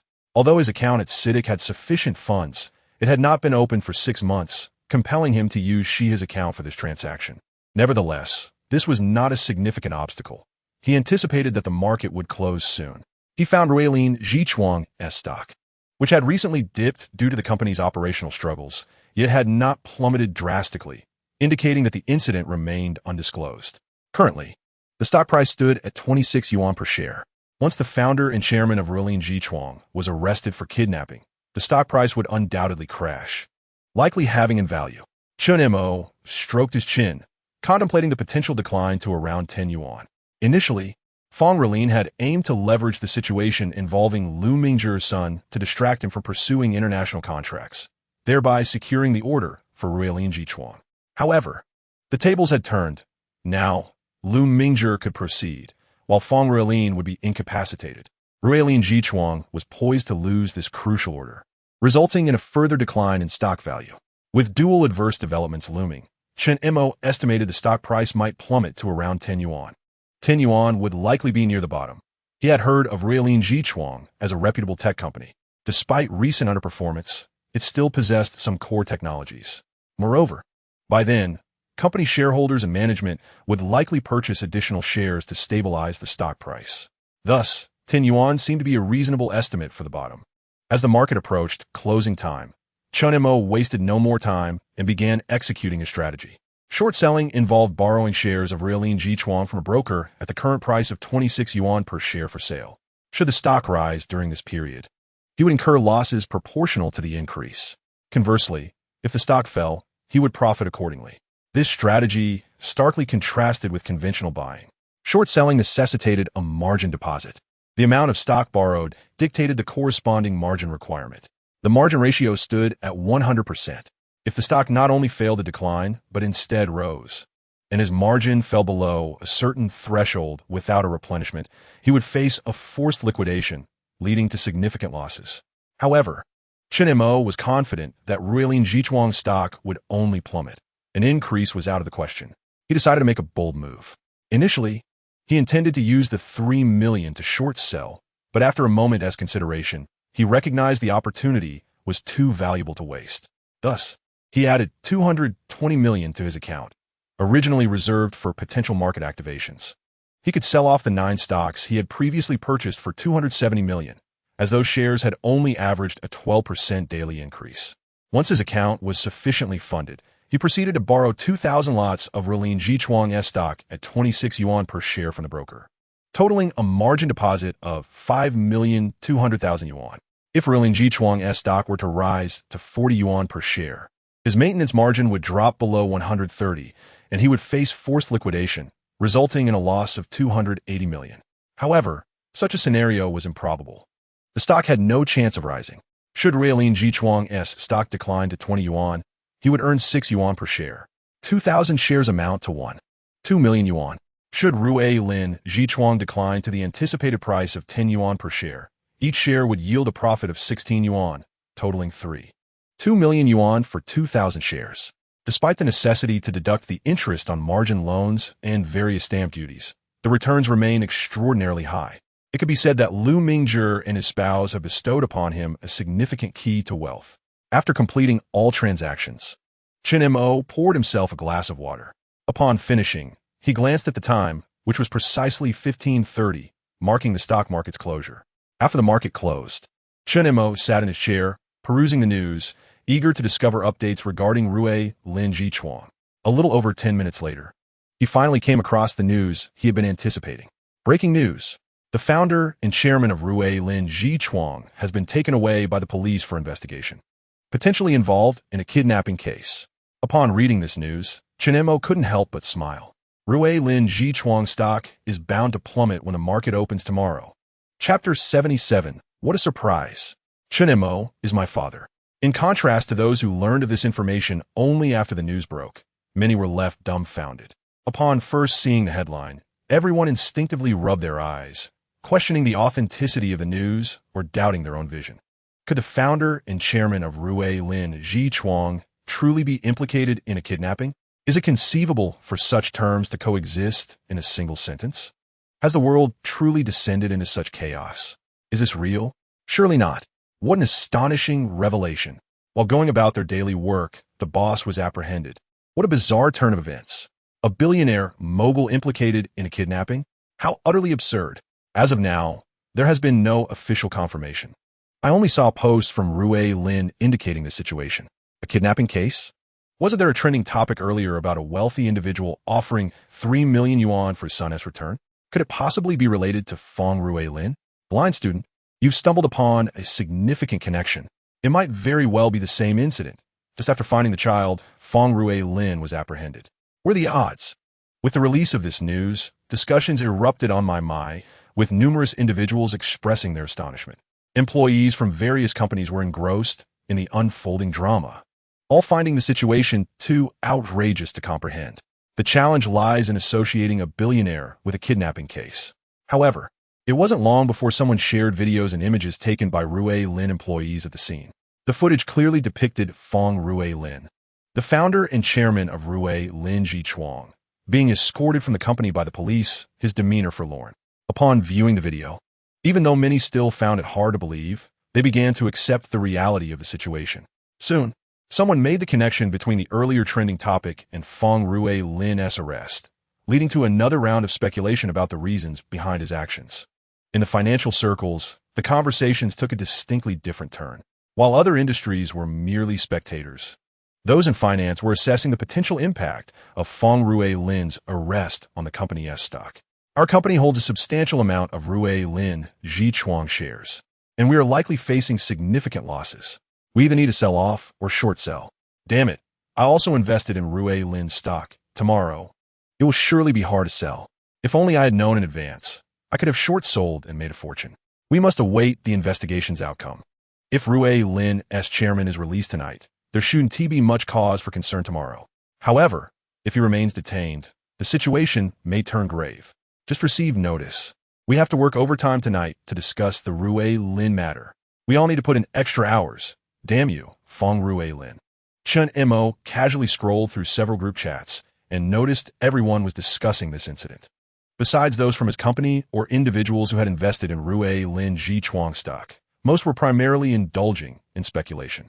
Naturally, after receiving the notice to work overtime, the excitement surrounding the news diminished. Ding! Chen Mo's phone chimed, revealing a thumbs-up emoji from Xia Shiqing. Upon seeing the gesture, Chen Mo couldn't help but smile. It was evident that Xia Shiqing had discovered his short position on Rui Lin Jichuang, likely prompted by the news of Fong Rui Lin's arrest, hence the thumbs-up. She probably believed he had insider information. Such coincidences occur. Although certain matters remain unspoken, they should not be made public. I trust you. She realized that Chen Mo had short-sold Rui Lin Jichuang before the market closed. While she had unwavering faith in his capabilities, she could hardly fathom what negative news could befall Rui Lin Jichuang. Little did she expect that shortly after the market closed, she would stumble upon the news of Fong Rui Lin's involvement in a kidnapping. Suddenly, it all made sense why Chen Mo had short-sold Rui Lin Jichuang. With this news, it was evident to all that the company's stock would inevitably plummet. Chen Mo's transaction would undoubtedly yield substantial profits. After conversing for a while, Xia Shiqing had to attend a meeting, while she needed to discuss strategies for profiting from Rui Lin Jichuang stock. Chen Mo, on the other hand, found himself in the gaming room, immersed in a game called Shuang Ing Qi Jing, which had recently gained popularity. He had observed many players enjoying it and found it quite intriguing. He was eager to join, but the game required 2 players for cooperative play. To his knowledge, neither Xia Shiqing nor Pan Kejia played games. He contemplated finding someone online to play with. After some thought, he opened a different game and began to play.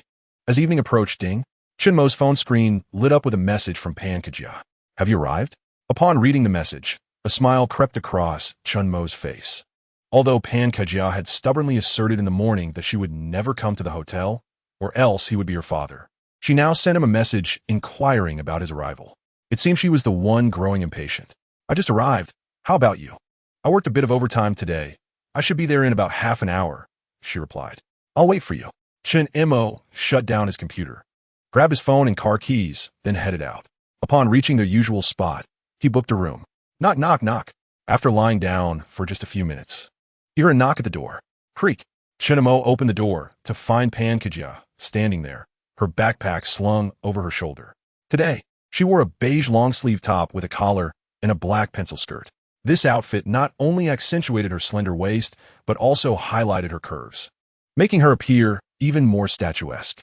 She wore black high heels, which, combined with her long legs and black stockings, visually elongated her stature. Her lustrous black hair cascaded down her shoulders, complementing her increasingly radiant and charming face, exuding an undeniable allure. Chen Mo's eyes sparkled as he took in the sight of this enchanting beauty before him. "You look stunning today." Chen Mo never hesitated to offer compliments, smiling as he praised her. "Humph, not as pretty as your sister Shiqing," Pan Kejia retorted playfully, entering the room with a large shopping bag in hand. Although she said this, a smile danced on her lovely face. "What have you got there?" Chen Mo inquired, casting a curious glance at the large shopping bag she carried. "I bought you a graphics card. How could I allow her to outdo me?" Pan Kejia casually replied, though her eyes remained fixed on Chen Mo, gauging his reaction. Earlier at the office, she had overheard male colleagues discussing how Xia Shiqing had gifted Chen Mo a graphics card, mentioning that he had been delighted upon receiving it. Male colleagues are also dreaming, hoping that one day they too can encounter a girlfriend like Xia Shiqing, who is not only beautiful, but also buys graphics cards for them. She, Pan Kejia, felt increasingly frustrated. Was she unable to afford such gifts? Since Xia Shiqing had given one, she certainly couldn't fall behind. Knowing that Xia Shiqing had gifted a graphics card, she resolved not to present an identical gift. After researching online, she discovered that the value of a motherboard was comparable to that of a graphics card. Thus, she took a leave in the afternoon to purchase these 2 items. Initially, she contemplated whether to present them to Chen Mo today, considering that if she did, he would undoubtedly drive her recklessly again. However, while pouring coffee in the break room, she unexpectedly encountered Xia Shiqing. As she brushed past her, she inadvertently caught a glimpse of Xia Shiqing's phone screen, revealing that she was shopping for stockings. Pan Kejia recalled that Xia Shiqing never wore such things. Was she planning to ensnare Chen Mo? This simply could not be allowed. She dismissed her earlier resolve. Chen Mo was her own, after all. If it was truly appealing, then so be it. Her sole intention was to guard Chen Mo, ensuring he had nothing left for anyone else. She was determined not to let Xia Shiqing succeed. Chapter 78. Pan Kejia's gift for cartography. Upon hearing her unyielding words and sensing the competitive spirit in her tone, Chen Mo couldn't help but smile broadly. Competition was delightful. He wished for them to maintain this spirited rivalry. The more they competed, the more pleasure he derived from it. Chen Mo found his 2 partners immensely intriguing. Xia Shiqing would remain by his side as long as he didn't initiate a breakup, while Pan Kejia would not part ways with him as long as Xia Shiqing stayed. Xia Shiqing was indifferent to the number of relationships he engaged in, while Pan Kejia had no standing to concern herself with such matters.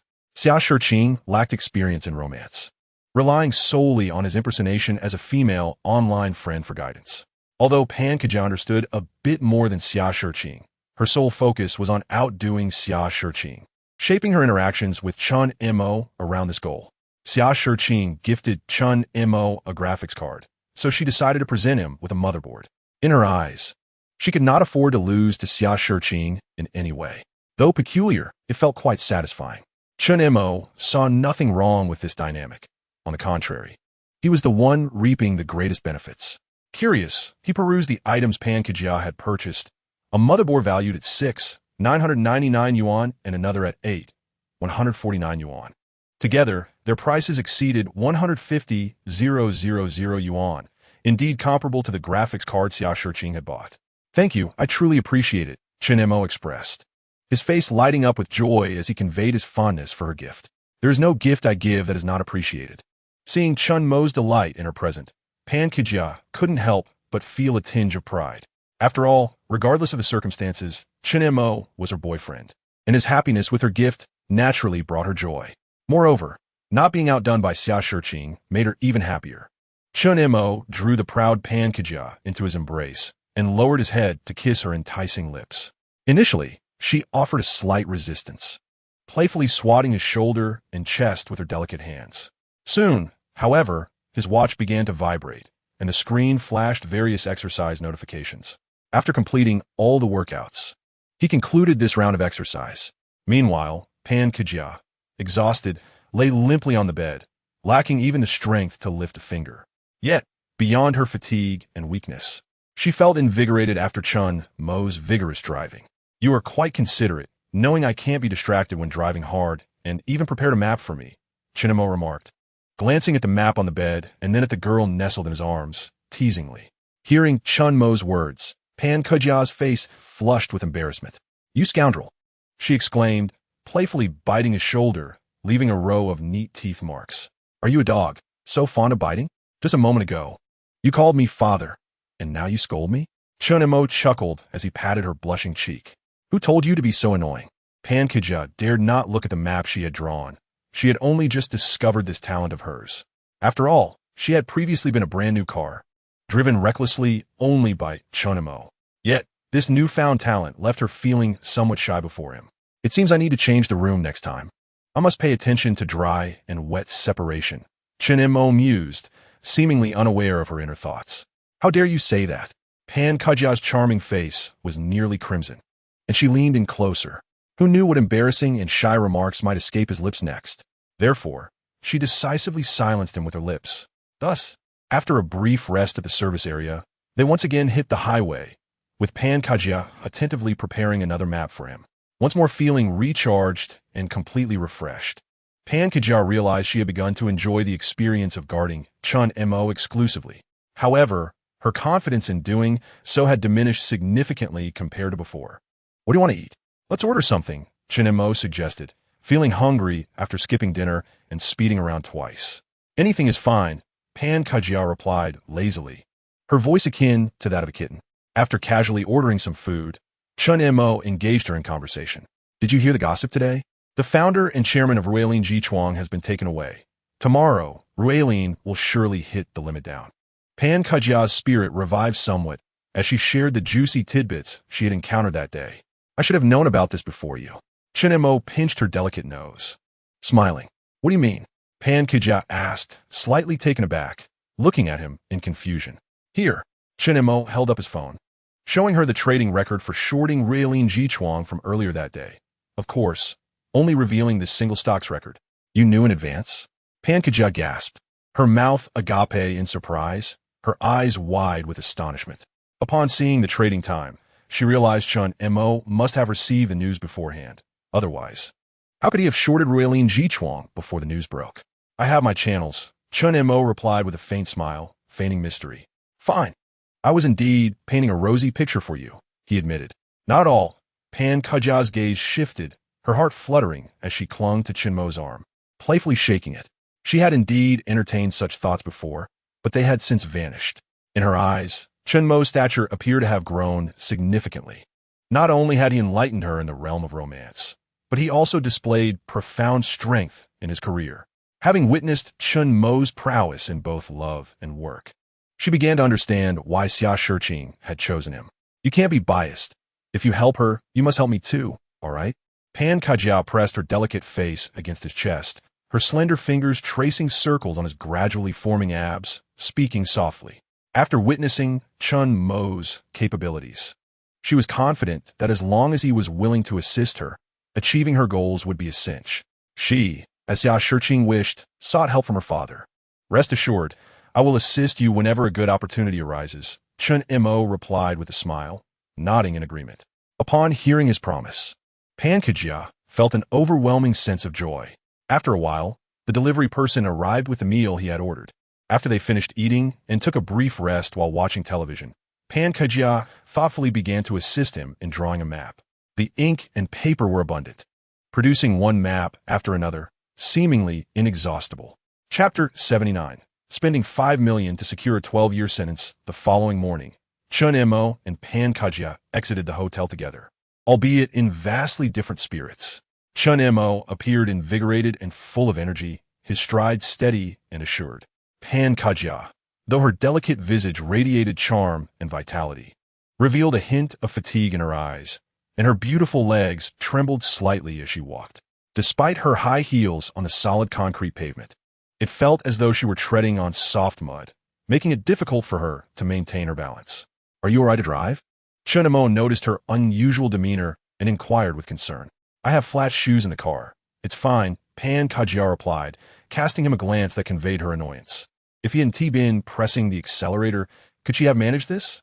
She struggled to the passenger side, and upon settling into the driver's seat, she felt a wave of relief.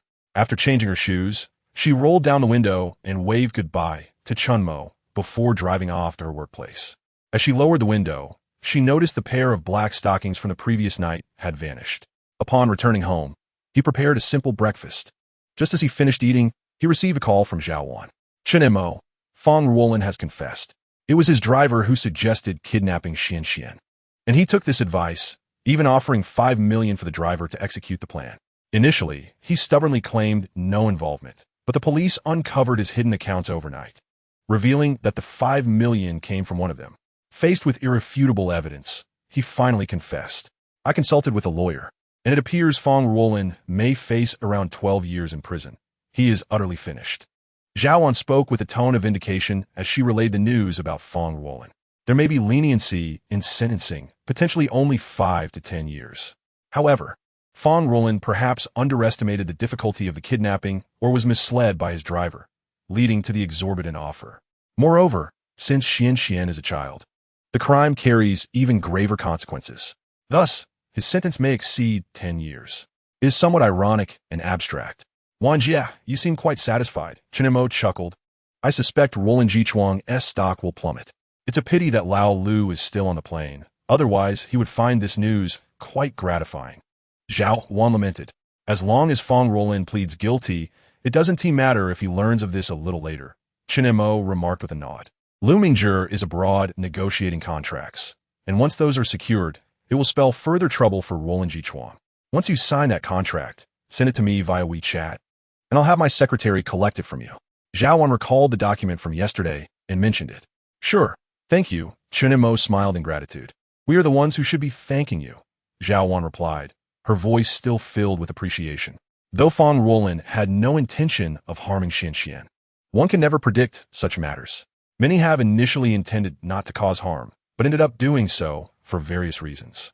After a brief conversation, they hung up. Chen Mo reviewed the document, finding no deceptive clauses. It was a standard employment contract. He decided it would be prudent to consult a lawyer for a thorough review. Opening Weibo, he located the official account of the police force in Modu. Since Zhao Wan had reached out, it indicated that the investigation was complete and an announcement would likely follow. Indeed, upon accessing the account's homepage, he saw a recent post with a blue background and white text announcing that the founder and chairman of a certain technology company in Modu was suspected of hiring individuals to carry out a kidnapping, with the sum involved being particularly substantial, causing significant adverse effects, and he confessed to the criminal facts. As someone had remarked in the comments yesterday, though the individual had not yet surfaced, the announcement had been made. However, the issuance of this statement suggested that the person would not be emerging anytime soon. This announcement rapidly ascended the trending topics, garnering widespread attention. What a solid piece of evidence. With such a significant hiring amount, what kind of animosity must exist? The greater the sum, the harsher the sentence. This was self-sabotage. A billionaire choosing to defy the law. What kind of madness is that? The family that was kidnapped could offer a bounty of $3 million, undoubtedly from a wealthy background, potentially stemming from business competition. This was a first-hand experience of the adage that the marketplace is akin to a battlefield. Many spectators expressed their opinions, while the onlookers were merely entertained. Those in the financial sector immediately shared the announcement across various group chats. "It's over. Just when we held a glimmer of hope, it has all vanished." Prepare for a halt in trading, everyone. It was said that the shareholders of Ruolin Jichuang were in a frenzy, vociferously condemning Feng Ruolin as the most foolish person in the world, shouting wouldn't he change anything. The die had been cast, and it was irreversible. Let us stop discussing this. The market is about to open. The group chats were abuzz with discussions surrounding the incident. Chen Mo couldn't help but smile upon hearing that shareholders of Ruolin Jichuang were berating Feng Ruolin. Those who could refrain from scolding him would indeed be remarkable. After all, a once thriving company had been brought to its knees by Feng Ruolin's actions. If they failed to devise a timely response, it could spell disaster for the entire enterprise. While some felt sympathy for them, the capital market was ruthless. Once the stock market opened, a flurry of transactions commenced. There were numerous sell-offs, as well as opportunistic short sellers. Everyone was showcasing their skills. Regardless of the strategies employed, Ruolin Jichuang's stock was predictably unaffected, plummeting upon opening. Originally priced at 26 yuan per share after the 10% drop limit, it now stood at just 21.6 yuan.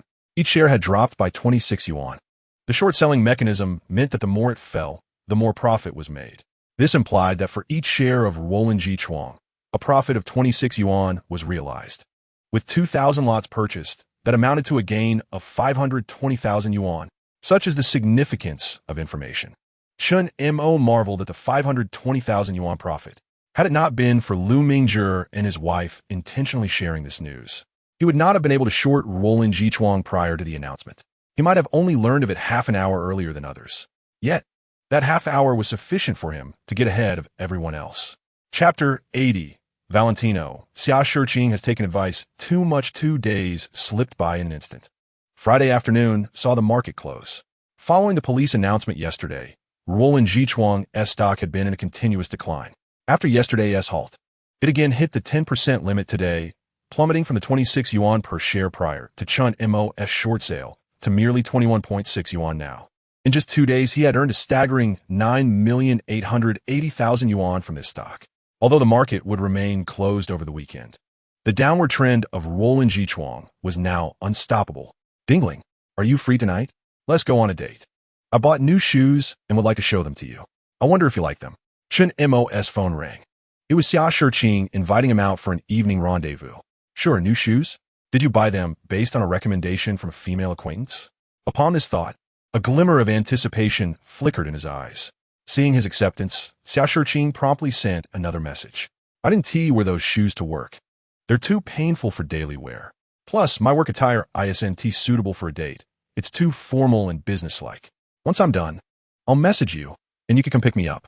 As twilight descended, Chen Mo arrived at the entrance of Xia Shiqing's residential complex after receiving a WeChat message from her. By the time he reached, Xia Shiqing was already elegantly waiting by the roadside. Once the car came to a halt, she effortlessly opened the door and took her seat in the passenger seat. Today, she donned a pure white shore dress that emanated a celestial aura. Chen Mo's gaze fell downward, and he was taken aback to discover that her perfectly sculpted long legs were adorned with gossamer thin stockings. He had never before seen Xia Shiqing in stockings of any color. Observing the delicate fabric that enhanced her allure, he recognized that she had indeed made an effort to transform her appearance. His eyes traveled further down to her exquisite feet, which were encased in a pair of white Valentino studded high heels. The combination of her pristine dress and diaphanous stockings rendered her ensemble strikingly captivating, delivering a unique allure and visual impact. The stockings and Valentino heels suggested she had heeded the advice of her female friends online. From a moment she settled into the passenger seat, Xia Shiqing had been discreetly observing Chen Mo. Upon noticing his admiration for her legs adorned in stockings and her feet in heels, a glimmer of happiness flickered in her eyes. Do you like these shoes? She inquired, lifting her feet to playfully kick the air, her smile radiant as she turned to him. The shoes are beautiful, and the stockings are lovely as well. Chen Mo replied with a genuine smile, complimenting her. The Valentino studded heels, colloquially known as attack speed shoes, were undoubtedly appealing. How could they not be? At the same time, his right hand naturally found its way onto the smooth yet slightly textured surface of her stocking-clad leg. Indeed, the sensation was distinctly different. I'm glad you like them. I bought several pairs in different colors for our future dates, Xia Shiqing remarked, her stunning face lighting up with a charming smile. Ever since her female friends had recommended several brands, she had begun searching online. She first visited the mall to purchase a few pairs of shoes in various colors and then order a range of stockings online. After hearing her friends mention that stockings easily tear, she had prudently bought several pairs. Now, witnessing Chen Mo's appreciation, she felt her friends truly understood men's preferences. However, these are generally not worn on dates. Chen Mo chuckled, casting her a meaningful glance. Attack speed shoes are meant for combat, after all. Xia Shiqing was momentarily taken aback, not fully grasping his insinuation. Observing her confusion, Chen Mo merely smiled, confident that she would eventually comprehend his words. He started the vehicle and drove towards a nearby shopping mall. Earlier that afternoon, Xia Shiqing had expressed her desire to watch a movie together, likely having learned a few dating techniques online. Upon reaching the mall, they first sought out a restaurant for a meal. During dinner, Xia Shiqing chose to sit on his left side, demonstrating her thoughtfulness. Where could one find such an understanding girlfriend? Chen Mo, of course, did not squander her initiative. His left hand remained on her lovely thigh throughout their meal. After they finished eating, with over 20 minutes until the movie began, they decided to meander through the mall to aid digestion. Xia Shiqing linked her arm with his, and they walked intimately together. At that moment, a couple approached from the opposite direction, also intertwined. The man, appearing to be around 50, exuded a refined, mature aura, suggesting he was quite handsome in his youth. The woman, in her 30s, embodied the charm of a young matron. Upon noticing Xia Shiqing, who was affectionately linked to Chen Mo's arm, the man paused, momentarily taken aback. Jiangzong, the woman beside him, puzzled by his sudden halt, glanced up at him. Shiqing. Jiangzong disregarded her, his gaze fixed on Xia Shiqing with a complex expression. Do you know him? Chen Mo turned to Xia Shiqing. Yes, but we are not close, she replied, her eyes coolly regarding Jiangzong. Xiaozhang. You wait for me outside, she instructed, her indifferent gaze prompting Jiangzong to awkwardly withdraw his arm from the woman's embrace and gesture for her to leave. Jiangzong, what is your connection with her? Xiaozhang recognized Xia Shiqing, a notable figure in the finance industry, and her sudden presence filled her with a sense of unease. Would Xia Shiqing have any association with Jiangzong? Why else would he be so anxious to distance himself from her? Perhaps it was time for her to seek a new ally. Competing with Xia Shiqing? Just her? She's my daughter, Jiangzong replied, a hint of irritation in his voice. Xiaozhang was taken aback, quickly retreating, her mind racing with shock. One of the most renowned figures in the finance circle, Xia Shiqing, was indeed Jiangzong's daughter. This revelation was sensational. Chen Mo, upon hearing Jiangzong's words, understood the situation. No wonder Xia Shiqing had said they were acquainted yet not familiar, and her expression was so frosty. It was clear that she harbored animosity towards him, which explained everything. Reflecting on Xiao Zhang's intimate demeanor with Jiangzong moments ago, Chen Mo couldn't help but chuckle inwardly. It seemed that even after all these years, Xia Shiqing's father had not changed one bit. Shiqing, who is he?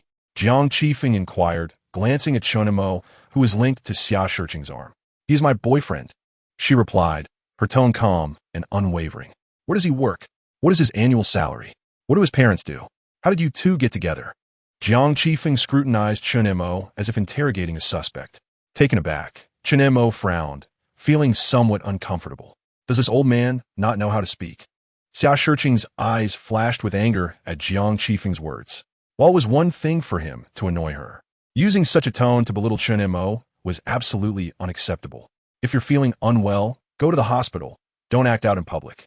My boyfriend is perfectly fine, and you have no need to concern yourself with him, she replied icily. Giving him a withering look before turning toward the cinema, with Chen Mo, Jiang Qifeng was taken aback by her retort. He realized that Chen Mo held significant importance in his daughter's eyes.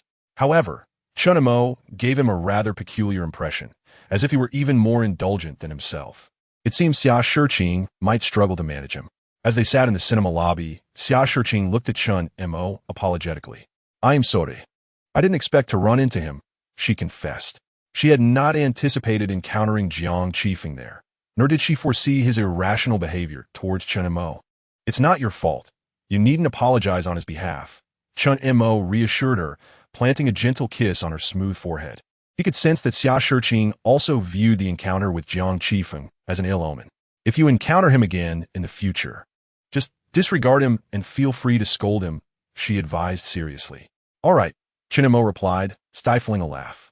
I currently work as a deputy general manager at an organization, and one of my motivations for pursuing this career is to surpass him professionally. Xia Shiking, noticing Chen Mo's nonchalance, briefly shared Jiang Qifeng's background and the obsession that lingered in her heart. There's a chance, Chen Mo nodded.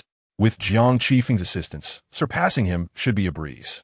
Furthermore, he harbored a distaste for Jiang Qifeng and was eager to confront him. A few moments later, as the film was about to begin, they scanned their tickets and entered the theater, settling into their seats.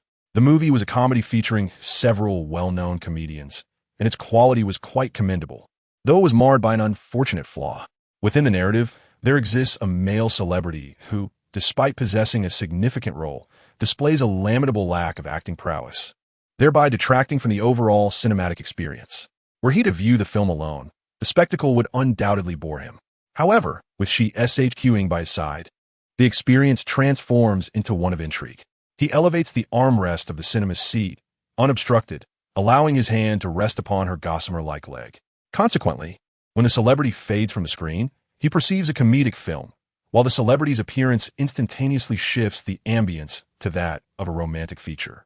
Upon the film's conclusion, as CHNM gently takes she SHQing's delicate hand to exit the theater, he notices a subtle blush gracing her exquisite countenance. Upon exiting the cinema and riding the elevator to the first floor, an exclamation escapes her lips. Ah, brother, I cannot believe you secretly attended my movie. Her admiration for her brother's exceptional talent in both acting and singing renders him a true polymath. Grateful for the discovery of her modest brother, she reflects on how fortunate she is to have encountered him, given his penchant for privacy. Just as they arrive at the first floor, a throng of youthful females rushes forward, each fearing they might miss a glimpse of the celebrity. Soon, a slender young man becomes ensnared by a swarm of admirers. Out of curiosity, CHNM and she SHQing approach the periphery, only to realize that the surrounded figure is none other than the aforementioned celebrity from the film, IYKN. At that moment, he is ensconced within a circle of fans, utterly immobilized. However, several bodyguards appear just in time, escorting him away from the throng. Observing the scene, CHNM cannot help but chuckle, recognizing the subtlety of the celebrity's team in orchestrating such a diversion to draw in fans. After all, how else could the bodyguards have arrived so promptly? IYKN, a rising star under HNGWI, is a linchpin for the company, contributing over 50% of its revenue. His recent surge in popularity coincides with an upcoming awards ceremony in MD, where he is anticipated to secure a prize. She SHQing exhibits a familiarity with IYKN. Have you purchased shares in this company? CHNM, noting her knowledge, surmises that she must indeed be an investor, as it is improbable that she is an avid fan. IYKN's meteoric rise as a singer and actor positions him among the elite, while HNGWI harbors vast potential.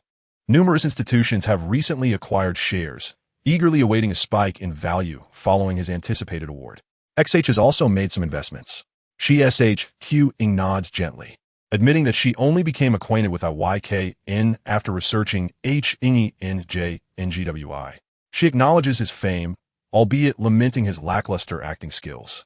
CHNM chuckles, offering a candid critique, having just witnessed his performance. In this era, accolades often overlook talent, as capital seldom concerns itself with such nuances. With a smile, she SHQing quips that the criteria for awards have shifted, now favoring popularity over skill. Shortly thereafter, CHNM drives her away from the mall, arriving at the entrance of her residential complex. She has cultivated the habit of leaning in to kiss him without prompting, a sweet routine that has developed between them. As the sun casts its golden rays, their lips touch, only for her phone to ring, her mother calling. It's my mother, she whispers, having assigned her a distinctive ringtone. CHNM, sensing the urgency, acknowledges the necessity of her taking the call. Hello, Mom, she replies, inhaling deeply to steady her breath. SHQing, are you still out? A gentle voice inquires from the other end. She nods in response, affirming, yes, okay. After concluding the call, she expresses a hint of regret.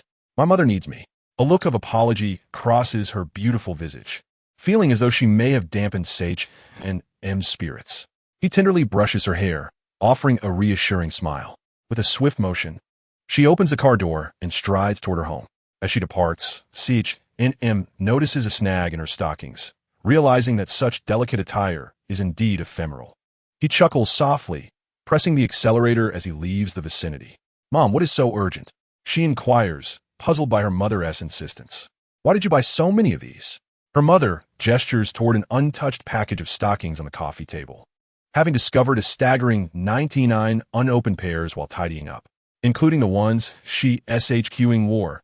That totals 100. She recalls her daughter's previous aversion to such items, puzzled by the excessive purchase.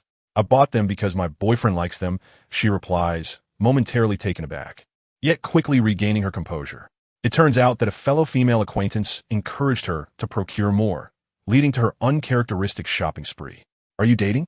her mother exclaims, a mixture of astonishment and elation illuminating her face, especially considering the peculiar gender views she SHQing had exhibited under the influence of her past experiences. The revelation of her daughter's romantic involvement is a delightful surprise. "Yes, it has been nearly a month," she admits candidly, devoid of any intent to conceal the truth. "Were you on a date just now?"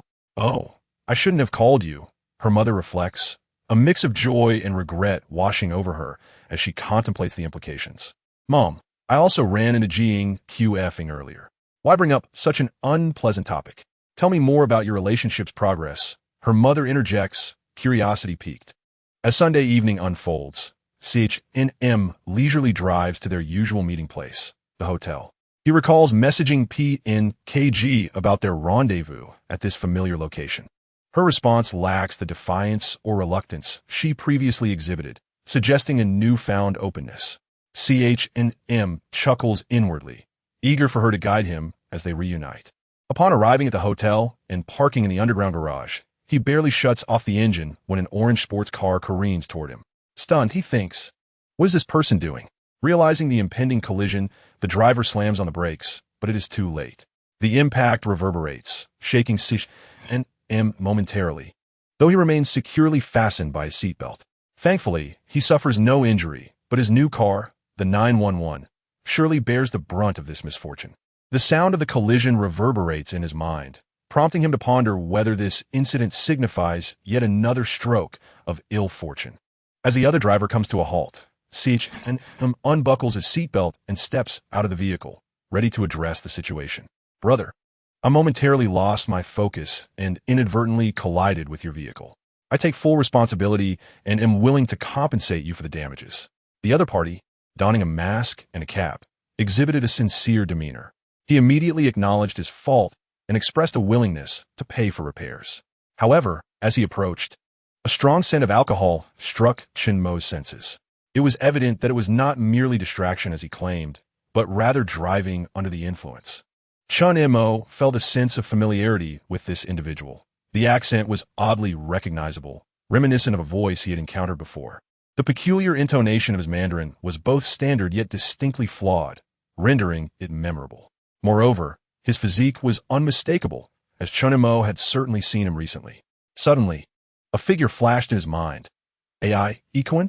Chen Mo locked his gaze onto the man's eyes, confidently asserting the name. He was certain of his recognition. Just the previous evening, while on a date with Xia Shiqing, he had watched a film featuring AI Equin. The actor's clumsy accent had been quite bothersome, making a lasting impression. He had even commented on it, with Xia Shiqing remarking that it was indeed AI Equin's original voice. Later, in a shopping mall, Chen Mo had witnessed the man's appearance and stature firsthand. The resemblance to the gaunt figure before him, masked and thin, was striking. The situation took a turn when a fierce attack from the blood wolf failed to land, prompting another, more ferocious assault, claws glinting ominously. The four halted as instructed, and for the past half-month, they had not descended the mountain. Under the meticulous guidance of Zhong Wuqing, their practice of the Chongshang Ju had been remarkably efficient. Fortunately, Jin Xiangya remained within the confines of the Super Ability Academy, where the Blood Wolf clan dared not venture to capture him. Luo Lao discerned the subtle yet natural connection that Yi Feng and Zhang Curson shared, and thus he regarded Yi Feng as a junior akin to Zhang Curson. Su Royale harbored disdain for the term mother, having once heard it used to refer to the brothel's matron. Little did she know that 500 years hence, the term would come to supplant daughter. Yet, it mattered not. It was merely a designation, and Jiahao had embraced her as his own. The cries and words of the child were undeniably genuine. "What is this?" Upon receiving the bullet, he examined it closely, turning it over to inspect the fiery core within. The silver needle swiftly pierced through the forehead of the third-tier expert, leaving no opportunity for evasion. "You are back again. I told you the fish is not poisonous." The one with long fingernails shot her a glare. Gu Jianhua, observing their expressions, sighed and skillfully articulated his predicament, hoping his elder sister might extend a helping hand. In contrast to the current plight of hunger and cold, nothing could rival the allure of a fragrant roast and a warm fire. As the German aircraft neared, it did not launch an immediate assault, but circled at mid-altitude, searching for the most lucrative targets, with the colossal British battleships naturally capturing their attention. The Qin army was regrouping in the desolate area, a development that took Tumon Chanyu by surprise. He had not anticipated this turn of events. The rewards for success were undoubtedly substantial, encompassing an array of exquisite treasures, gold and silver notes, various manuals, and invaluable experience. Red fireworks erupted one after another against the azure morning sky, painting the heavens. The tone of the conversation, was it not reminiscent of the respect typically afforded from students to their teachers? Gu Mian had intended to provide him and Sure Ran with an opportunity, and thus would not oppose this course of action. As the three exited the supermarket, engaged in jovial banter, both Gu Mian and Sure Ran suddenly froze in their tracks. However, given Ivanov's character, he would undoubtedly not allow the Austro-Hungarian army to advance unchallenged. He was the type to drive his soldiers forward recklessly, and he always preferred to keep a single division in reserve. Voilch had previously interacted with that Russian general in Galicia and appeared to know him quite well. Without treatment, he would be unable to mobilize all of his internal energy and would surely fall short against the crown prince. But was he truly willing to consume it? Gu Jiu stood still, instinctively tightening his grip, even moderating his breath for fear that it might tarnish the sanctity of the scene. Chapter 83. Assets of 26 million. Entry-level financial freedom. The matter of drinking could be resolved easily. As long as he wasn't caught in the act today, the alcohol would metabolize, leaving no evidence. However, the issue concerning the ladybug was far more complicated. Should Chen Mo report it, the police would certainly investigate if they chose to do so. Given the psychological fortitude of his co-pilot, it was likely that he would confess before the police even had the chance to ask. In that case, he would be in deep trouble. Thus, he needed to resolve matters with Chen Mo. Ronglang, eyes shut, raised his hand to grasp the fingers of Shijan that were causing mischief upon his face, slowly opening his eyes to find the other's spirits lifted. Softening his heart. "What are you doing? Can't you see she's unwell? Let me go. I need to save her." Realizing she could not break free, Liao Jinjin immediately turned her ire toward Wang Dong behind her. "I didn't expect you to be so humble." The key was that without bricks, they couldn't possibly topple the wall. Xiao Shihang chuckled. At this moment, Li Hexian's promotion was but a step away. He was ready to further elevate his strength. Tree demon. It is a tree demon. Sang Yizhuang had heard of tree demons before, and recollecting this, he hastily alerted the others. Thus, the group rallied to assist Pan Yu, helping him withstand the envoy's punishment. Pan Yu finally caught his breath as he reached the bridgehead. As Feng, he was entirely shrouded in black armor. Feng Feiyang did not realize he was facing the general of his own city lord's estate. When he felt a jolt of alarm, the man before him resembled a lion cornered, and any slight provocation could lead to dire consequences. With this thought, Lu Shuang quickly redirected his awareness to inspect his entire being and, indeed, found that his conjecture was correct.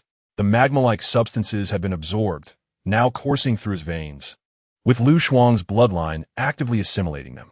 Li Weiwei sighed softly, her gaze complex as she watched her once more risk everything to stand. The god of wrath emerged alongside the god of hunting from the temple, elated, feeling as though he had usurped the credit from the god of wisdom, and could not help but swell with pride. The true name of this technique was the Maoshan flying sword technique. Qing Feng had utilized it once in the ancient city of Jingjue, but due to insufficient cultivation at that time, he could only manifest its sacrificial sword technique's power. Yet, in the face of such circumstances, Qing Feng did not shy away, maintaining his speed as he charged toward the stone beam with his sword in hand. The divine bird emitted a piercing cry, from which all present discerned its underlying agony. This cannot be. Even as the messenger of the Lord, one cannot linger here. Only shook his head obstinately, refusing to enter the ancient city of Jingjue. Truly, our elder brother possesses remarkable drinking capacity. He is indeed generous.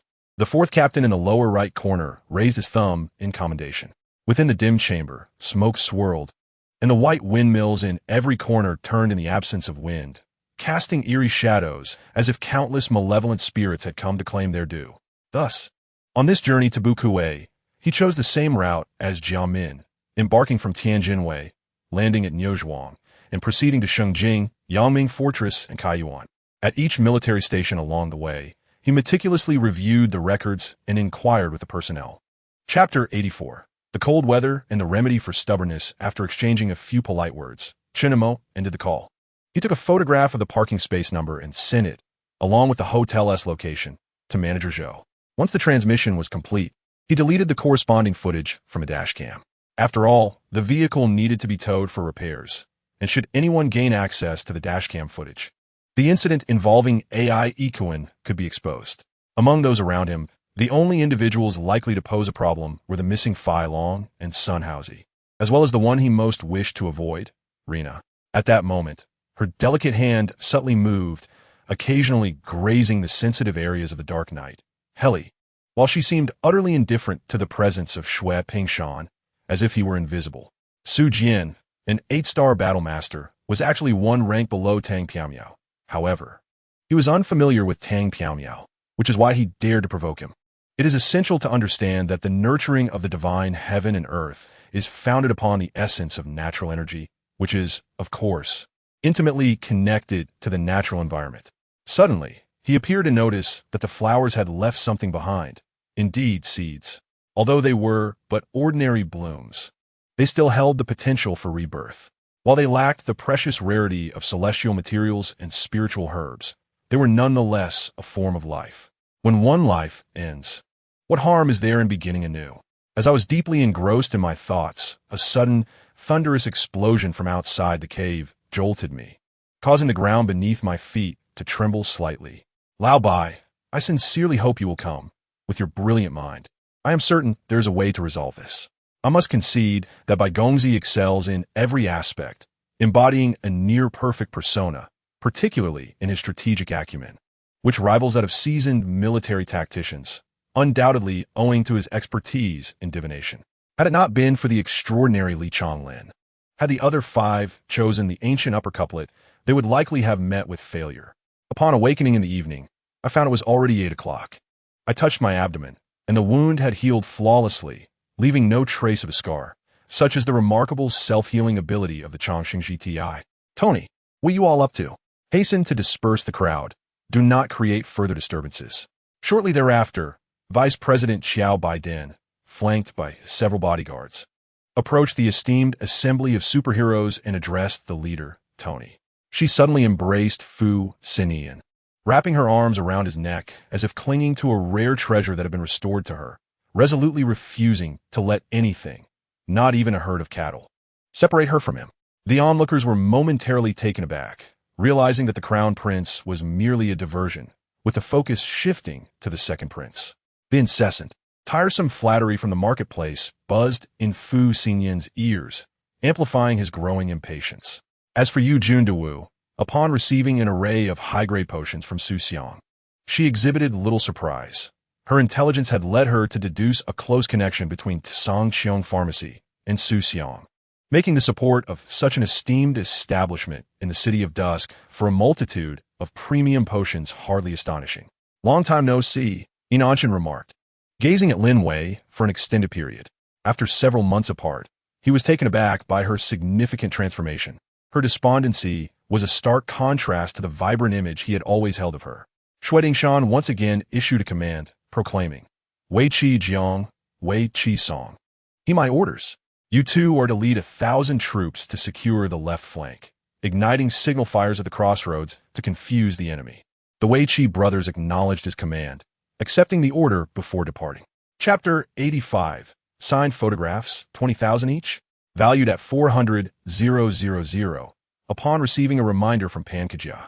He resolved to sell these autographed photographs, which he deemed devoid of any collectible worth, to fans of AI Ikoen.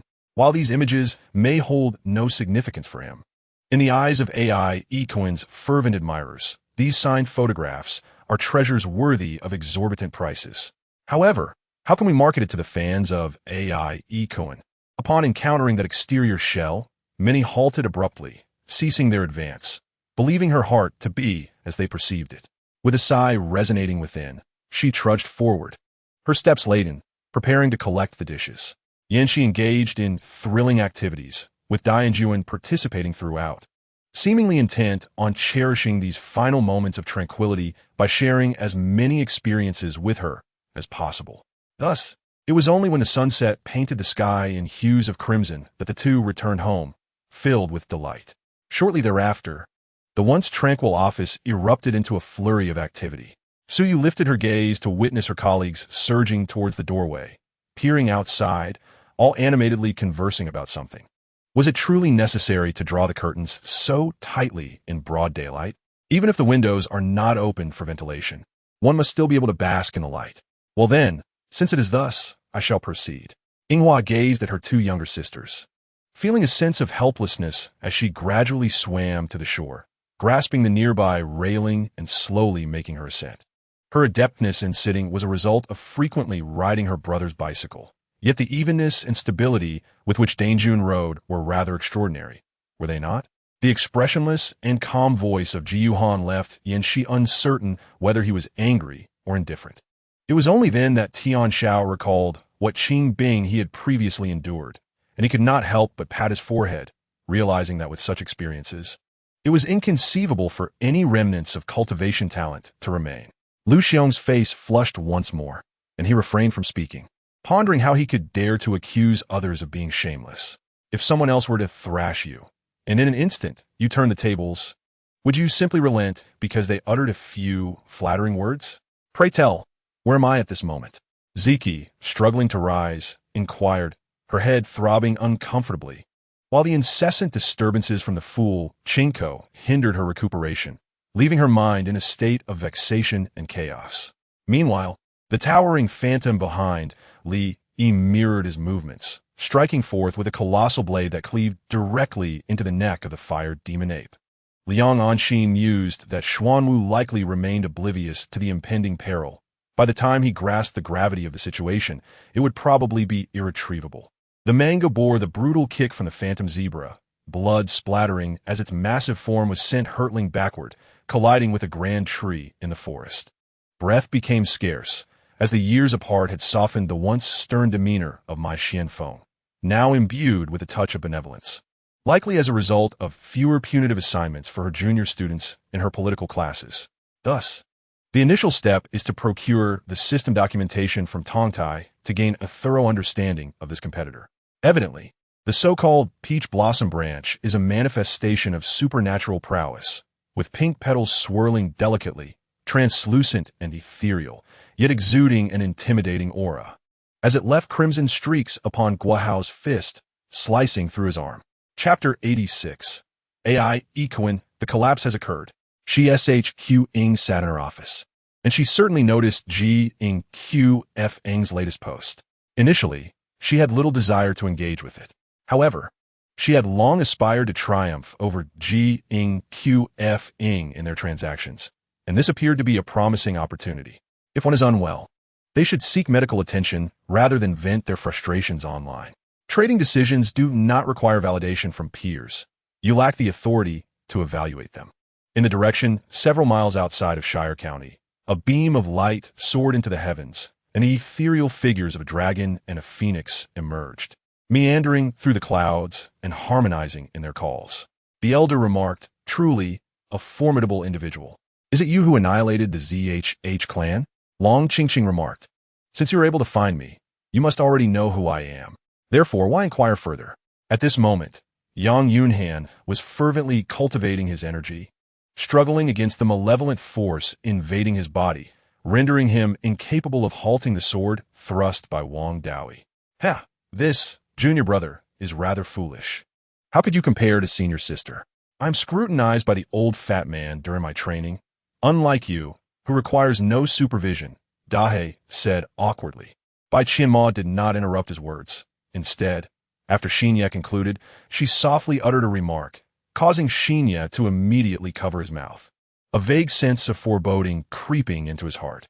Before them, Yang Yunhan moved his left hand in a square motion and his right in a circular one, his palms interweaving in a harmonious dance, manifesting the principle of the square within a round. Fang Wai Lin Si, Shi Wai Di Zai, steadily receiving the divine punishment from the Tianyin Shangren. Yuan Zi Wu Kan, Shi Wei Tian Fu, launching a fierce counterattack against the Tianyin Shangren. The fireball was expelled by a pinnacle third-tier spirit beast, the Lian Hu, its fangs bared, its expression ferocious, roaring incessantly at the sky. Bakuan understood this well. Hence he proactively sought to take on the challenge. Otherwise, he had no desire to provoke Mo Ku, a formidable master of transformation. In the regions of Nanyang and Gangcheng, the development of metaphysics remained uninterrupted, and the wealthy here held a profound affection for feng shui teachings, as evidenced by their rituals before film productions. It is noteworthy that such practices had not been prevalent in the mainland initially, having been imported from Gangcheng. In truth, Yin Wanhua was mistaken. Elxian genuinely supported her and unsealed her acupoints, simultaneously taking away the Kan Yin sword. Whether as a caretaker or an agent, in summary, all aspects of your daily life and work will henceforth be managed by me, he said with a smile. The following day, Yang Sihu reported the findings of the Jiafeng Bureau, revealing that the substance could smelt iron, leading Xue Chongshuan to deduce that the cargo was likely coking coal.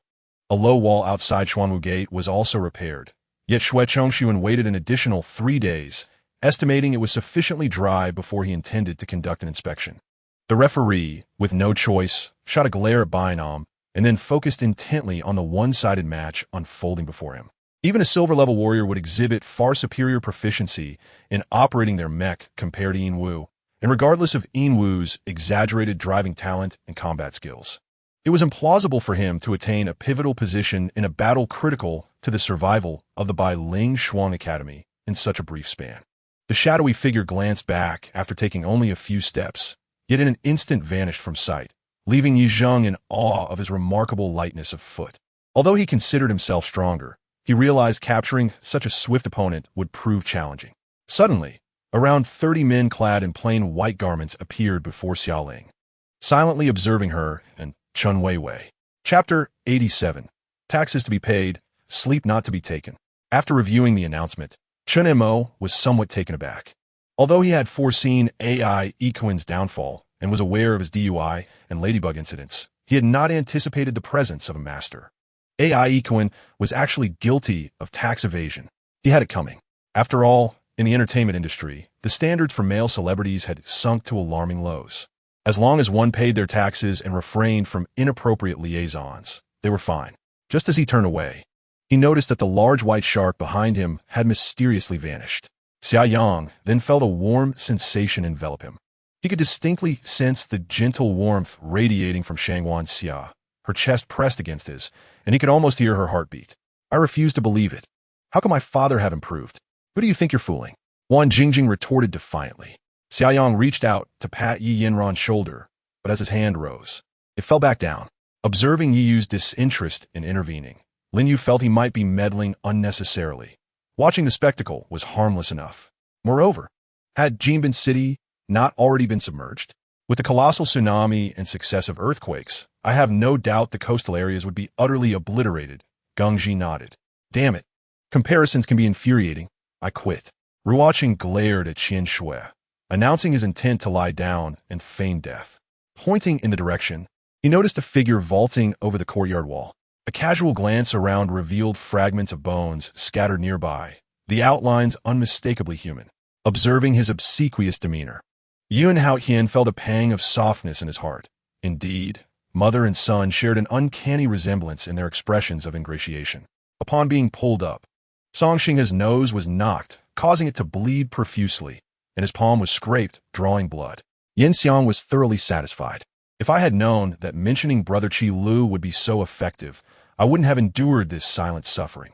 Regardless, all that mattered was seeing the eldest senior brother.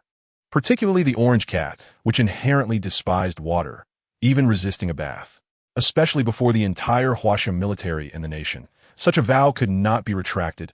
Ultimately, Chen Mo yielded to Mu Ling, yet the resentment within him lingered, and he clashed with Ai Mingwei. It was a unique black lotus growing along the banks of the Nether River, its core golden and petals obsidian, creating a breathtaking yet haunting sight, embodying flames. In this moment, she recalled that in another era, devoid of courtly matters, life seemed far simpler.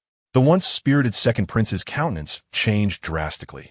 The accusation of attempting to usurp the throne was one he could not bear. He had not noticed this individual before. How audacious to speak freely in his presence. Surely, he possessed some formidable backing. At that moment, Mingxi straightened her ancient back, as if having grasped the situation, and appeared ready to depart. Thus, to avert unforeseen circumstances. Most beast clans would seek a secluded place during their ascension. Chapter 88. Poetry and love must be learned through action. We share no feelings. May I cook now? I understand, but it will take a few more days. It's inconvenient at the moment. Can I express gratitude for his suggestion today? Xia Shiqing first emphasized the absence of feelings between them, then accepted the advice from her female online acquaintance. She felt no psychological or physiological resistance to engaging with Chen Mo. She merely lacked clarity on how to seize the moment. Just as she was about to act, the 7 individuals ahead abruptly discarded their burdens, brandishing various glimmering knives, turning to face Chen Rue with malicious grins. The evidently ill-intentioned 7 slowly advanced toward Chen Rue while toying with their blades. Today was yet another overcast day, not too hot. Business at the milk tea shop surpassed that of the previous day, especially after lunch when the place buzzed with activity, every seat occupied. Chungan narrowed his eyes, showing no hesitation as he declined. The aura of fortune rested in his hands, ready for sacrifice at any moment. But now was not the appropriate time. After all, if the aura were to vanish suddenly, the awakening of the parasite would surely raise suspicions. Thousands of ghostly vines stood taut, resembling long spears, poised to pierce the zombie's body with countless holes. Hong Zhao lifted her head, gazing at the 10-year-old figure's master in the distance, her eyes reflecting profound reluctance and longing. Upon seeing the conversation in WeChat and hearing the ringtone emanating from the wardrobe, Lin Meng, beside Meng Lin, turned pale with fright, instinctively leaning closer to him, gripping his arm tightly. The red pill could enhance the basic attribute of strength, elevating Meng Lin's strength from 9 to 10. Of course, such matters came with both advantages and disadvantages. For instance, the peasant Chai Tingshan, who first called for rebellion, had not only escaped extermination, but had also seen his following grow larger. Yu Zhu was well aware of this, feeling a twinge of sympathy for Hua Ji. It appeared that the quality of the painting indicated acceptance of a legacy left behind, rendering the sect's whereabouts a mystery for most. This was a date determined by the Imperial Astronomical Bureau. What relevance did it have to His Majesty? Hua Guang felt that Hua Xian was being unreasonable, complicating matters unnecessarily. Lu Bingyi could not possibly be so cunning as to meticulously plan even the date for selecting concubines. As she strolled along the path, Dai Jin was overwhelmed by a torrent of emotions. In this very courtyard, she had knelt before Shi Yun countless times, pouring forth her heartfelt pleas. Now, the roles had reversed, and she pondered what this meeting would be like. The most pressing concern was the potential for Americans to mass-produce such monstrosities, which would pose a tremendous threat to the realm of cultivation, added the bearded man. The air had grown chilly, and one should not linger in this place. If one were to catch a cold, the only one to suffer would be oneself. His words were laced with genuine concern, devoid of any other sentiment. Perhaps only Su Pingjuan's smile could dispel the worries that Lu Bingyi had accumulated due to the ongoing conflict. Witnessing her gentle smile made all of it worthwhile. One must maintain a cheerful demeanor while navigating the social gatherings filled with both familiar and unfamiliar relatives. However, deep within Jing Cheng's heart, there was an urgent hope that Dai Jin would muster the courage to approach with Yiru, even if it were merely to exchange greetings or share a few words. The master of Jin Yiguan, upon hearing Zhu Ming's words, felt his heart stir. He too had attained the second layer of great perfection. Yet Zhu Ming had not mentioned that he faced no fear when confronting Bai Zhaigong, indicating that his own cultivation was not as profound as Bai Zhaigong's. In Chapter 89, After purchasing the lottery ticket, a resounding chime echoed through the air. The faucet in the restroom continued to run incessantly. After a while, Xia Shiqing emerged, her exquisite face still adorned with a hint of blush. Her earlobes had turned a deep crimson, as if blood was about to drip down. The lipstick she had applied before was now completely gone, revealing her natural lip color. She had thought that this would be a simple encounter.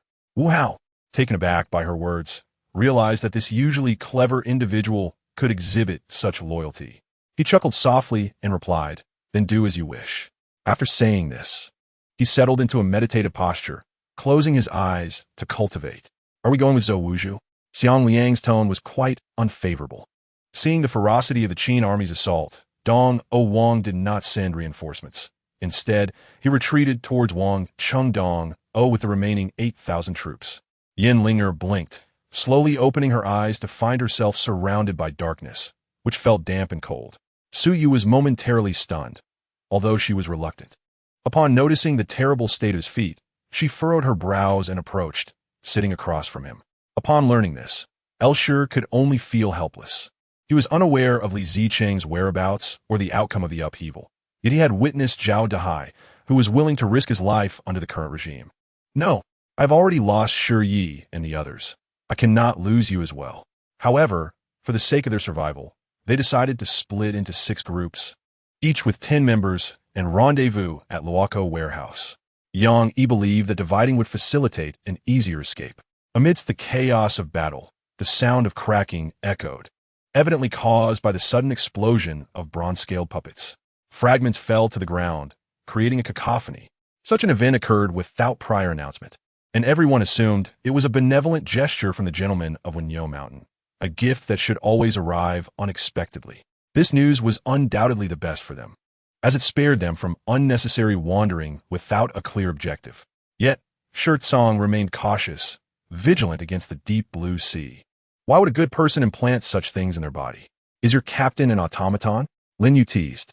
Yang Yu's presence was certainly not to be added. So Chen he planned to employ a skill that reversed fate and provided greater healing, albeit over a shorter distance, to take a chance. Lin Qingxia had long been restless. As soon as Pang Santin finished speaking, he transformed into a gust of wind, appearing before Pang Santin. Lu Qinyang felt a pang of discomfort as he listened to the absurd edict, reminiscent of the Grand Princess, and found it unsurprising. Lindsay accepted the note, her hands trembling slightly as she grasped it tightly in silence before placing it over her heart and slowly closing her eyes. "Goodness, I'm so furious. When have I ever endured such humiliation?" Li Zifen thought, feeling tears welling up. As a second-tier celebrity, he had never encountered such a scene. She took a step forward, embracing Gu Mu, apologizing. That single "I'm sorry" conveyed 1,000 unsaid words, and Gu Mu's eyes reddened once more. She feared that the friend she had finally made would leave her, but thankfully, the greatest issue had been resolved. It was now time to address the vermin within this estate, and to do so, evidence was required. In Chapter 90, First Prize, has Chen Mo stolen the boss's life? However, what misfortune had befallen him this time? Chen Mo sat in contemplation, pondering the events following the chime. He had been observing closely and noticed nothing out of the ordinary. The upstairs remained silent, and there were no peculiarities at home. Could it be related to the 10 stocks he had purchased earlier? At that moment, Chen Mo recalled that he had bought 10 stocks to activate his physique in a hit-and-run manner and promptly searched for information on his phone. Mo Qiongyin crawled beside this grotesque head, struggling to embrace it with both hands. She laughed, saying, "So this is all due to your own efforts, right? I'm off." She slung her brown bag over her shoulder and exited with a bang. The facade of the Enchangbo estate was ruthlessly torn away, revealing that it was not only Jiao Ying who had been exposed. Had it not been for this, the Jingwei Ho estate would have been unable to bear such family shame. She entered Yi Tongxin's name into Baidu, searching for a long time, but finding no traces of Muka continent. Indeed, it is time to speak. Ula raised her head, wiping her tears with the back of her hand, her voice choked with emotion. Standing once more at the Kunlun Di Tian Shen Academy, a place she thought she would never have the opportunity to revisit, Huangfu Shiweqing was momentarily awestruck. The teased golden lion roared with fury, flames leaping nearly 3 meters high, its roar shattering the silence of the surroundings. However, In an era where social standing was of utmost importance, a mere maid like Luer, even if she could marry Qi Lianli, would still be considered a concubine. If Qi Lianli could overlook societal prejudices and wander the world with Luer, it would not be without its beauty. Acting decisively, Bei Ming Changfeng forcefully opened Ziyu's jaw and placed the pill into her mouth. This was all due to the fact that their young patriarch and the princess of Wang Tianya had finally confirmed their feelings and united as one. Director Li Zhongjuan of the Human Resources Office pondered, recalling that Vice Governor Jia Zhaojun, who oversaw tourism, had recently reprimanded the Provincial Tourism Bureau, calling in Zhouhua and Luo Guan for a stern lecture. This time, as Jia Zhaojun attended the ceremony, one could only wonder what expression he would wear. However, despite Officer Ning exuding a pleasant fragrance, it was not long Dan Xiang. Yi Feng, sensitive to the scent, found comfort in its singularity, thus refraining from sneezing. Nonetheless, observing the distance between him and Officer Ning, he felt it hardly resembled the appropriate distance for an interrogation, and he wished he could sneeze her away. As the days passed, Zhao Zhuer's worries deepened, yet she dared not confide in anyone, not even when Jiaoyu or Chui'er. How could she reveal that she awaited a young man? Ho Dongsheng shifted gears, pressing the accelerator, and with a roar, the jeep shot forward. To his surprise, Ho Dongsheng turned out to be quite the fierce driver. In this day and age, being a doctor was a profession fraught with trepidation. If one healed a patient, it was one's duty, but if one failed, the family of the patient would not simply let it go. Moreover, this was not a hospital, and even doctors were hesitant to act recklessly. Recalling her son's words, Tao Jing felt a mix of emotions as she looked at her father and father-in-law. Unable to resist sharing these matters, Y.L. Xu, in a similar fashion, seamlessly collaborated with I.Y. Ying to restrain H.Y.Q. Ying, preventing her from voicing her thoughts. After all, it is well known that H.Y.Q. Ying harbors an admiration for ZHUZKI. Should she utter a few more words, what would become of the senior's opinion regarding YNFI? Furthermore, the password for the principal's office has been altered. The new password is Jirinjia. Lu Yinlun remarked, "It is not that I dare to deceive the crown prince, but this matter is of utmost confidentiality. At present, only Your Majesty, General San, General Qi, and a select few officials are privy to it. I cannot disclose this to the crown prince without permission." As he spoke, he cast a glance at Ji Yunwu, indicating a desire for inquiry. Chapter 91. Xia, Panjian, and Chen Metu reported to Boss Lu, "This is fate." Chen Metu smiled knowingly and said something profound to old Lu. Old Lu felt as though he had stolen his own life, never considering that if it weren't for the activation of his physique, that set of numbers might have been nothing but ordinary digits, certainly not the first prize. It can be said that old Lu's ability to secure this winning number was, in fact, due to him. After all, old Lu had also secretly operated his spiritual energy in accordance with the recovery methods outlined in his own cultivation technique, but found that this technique seemed to hold no efficacy for his current body. Once Su Qing completed the succession ceremony for the fifth elder of the Beggars sect, he hastily led his people towards Yunjian Mountain, intent on marrying Lin Xiao. Goldmine, Haining Yu's countenance darkened with displeasure as he directed his gaze towards the entrance, fixating on the physician who had just entered, awaiting his discourse. He regarded her solemnly and expressed, "I yearn for a life of tranquility. With a gentle disposition towards both myself and Rue, I hold no extraordinary demands." After a brief pause, he smiled and added, "Of course, I shall treat her well, never depart from her throughout my life." Hu En's did not regain his senses until the dark monarch collapsed beside him. At that moment, he was sprawled on the ground, trembling. Two soldiers approached, dragging him to the gates of the imperial palace, where they handed him over to the soldiers of the 10th Squad. Feng Yuehong glanced around, but did not spot Liao Changxiao or Feng Songhan, which piqued her curiosity. Yet she refrained from voicing her thoughts. Yu Dinghai hastily rose, while Hua Zhengwo kicked Hua Qilin aside, and then urged Yu Dinghai to take a seat. Had it not been for Jiang Yun's timely arrival, he would have inevitably perished here, perhaps even facing total annihilation. Jiang Yun had indeed saved their lives. Jiang Yun and Kidiao Chan appeared at the foot of the mountain, where an artificially constructed path led all the way to the summit. As for the four barbarian tribes, Dongi and NMN, BID, and XRN, their threats towards the safety of the DSH Ing were escalating. prompting the four major vassal states to maintain a constant vigilance. While he occasionally yearned for the glory that warfare could bring, he did not find the prospect of such a stable and fulfilling life repugnant. Yet, the figures of the four generals gradually faded, ultimately vanishing entirely, while the staff fell short of its intended target. Despite harboring a belly full of grievances, Ren Han maintained his restraint. He even questioned the qualifications of the instructors at the Playwright Association, wondering if these ostentatious individuals truly possessed the credentials to be in their profession.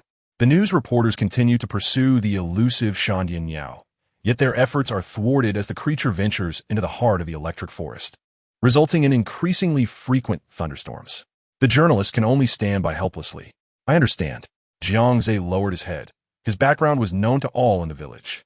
Were it not for his modest achievements, one might fear that his mother would still have to live with him in the damp cave. The dark gray clouds above Yu Cheng surged violently, their hue deepening until they transformed into an ominous black, interspersed with splashes of blood red. This ominous mass writhed above, an unsettling sight for anyone. Ren Han expressed over the phone that these rabid hounds perpetually harassed him, and he was on the verge of seeking assistance from General Manager Du when, unexpectedly, the call came through. Ren Han inquired of Du Lei how, in his opinion, this matter should be handled most appropriately. Very well then. Upon hearing Ren Han's instructions, Yin Xuejiao hesitated before responding, her mind tumultuous at the thought of the lifelike prop models and the simulated splatters of blood, making her feel nauseous. From my nephew's perspective, we must exercise utmost caution and refrain from rash actions. Our assistance should solely focus on supplies and the officials heading to Chaozhou, Yang Shi remarked. Chapter 92. Xia Shiqing's new method of gratitude. He. In Xia Shiqing's office, she was intently observing the various data displayed on her computer screen. Suddenly, the phone beside her rang. Is my snow-capped mountain majestic? SHQ Eng's beautiful eyes narrowed slightly, a hint of confusion passing across her delicate face. The security team leader was now completely at ease, and his fondness for FYNGHN was steadily increasing. K.L. Ing seized this fleeting opportunity, unleashing the formidable JSH in WGSHN. With terrifying speed and strength, he struck BN, shattering his form with each blow, creating explosive bursts of energy with every impact. Rest assured, I will humbly seek the opinions of my comrades from M and X. If necessary, I shall exchange my firearm for personnel, ZH Ingwai remarked with a smile. Understanding the local customs, they once again teleported to the location of PNYZHN's guild, where she awaited them at the teleportation portal alongside 5 guild members. Having anticipated a potential ambush, have you bathed? If you remember it this way, then so be it. Did she really say such things to a driver? Elling felt a twinge of disbelief. Just listen to him boast. The same doctors and nurses remain, yet some have undergone training in distant locations. Subsequently, the hospital has altered the titles of several physicians, but in essence, it is still the same old dish in the same old pot. Where do these so-called doctors come from? Their audacity to boast is truly remarkable. Guhaiping Halpa Zimat, Fortunen. It is not necessary to clean all the shrimp at once. Otherwise, it would truly be overwhelming. Initially, Grandma Ji harbored some concerns, but upon witnessing Ji Yong Jiao's remarkably pointed reactions, she was nearly amused to the point of laughter and decided to remain aloof.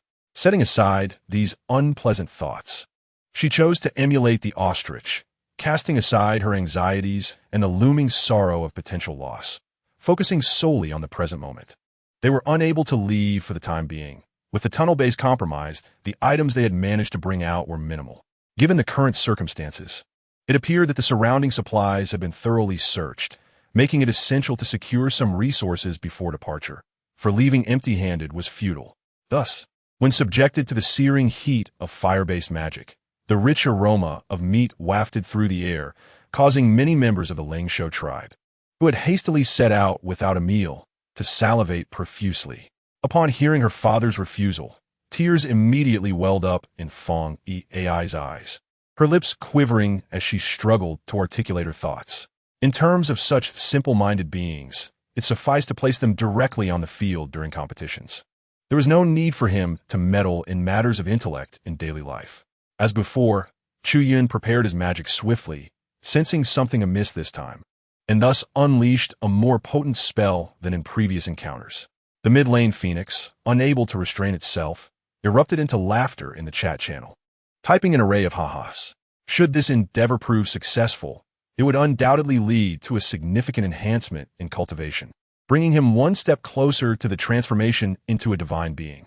All that would remain was to find a location rich in spiritual energy, and, with the aid of several refining elixirs, he would surely attain the realm of divine transformation, significantly augmenting his strength and enabling him to engage in more pleasurable pursuits.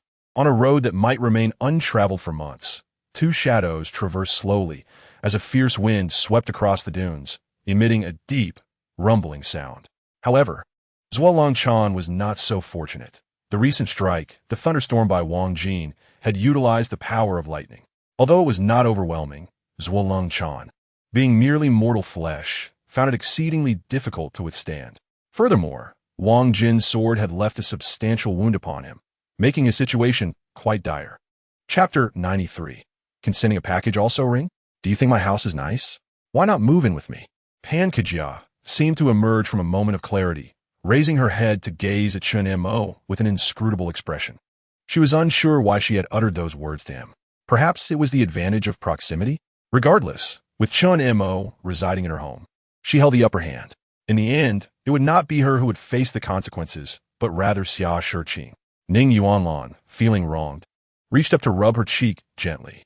She did not apply much pressure, thus her face bore no pain, and watching his retreating figure, she could not help but laugh. She leaned in and playfully kissed his chin, their affectionate bond palpable, as the world of lovers never seems to tire of sweetness. This shattered stone talisman is a defensive charm.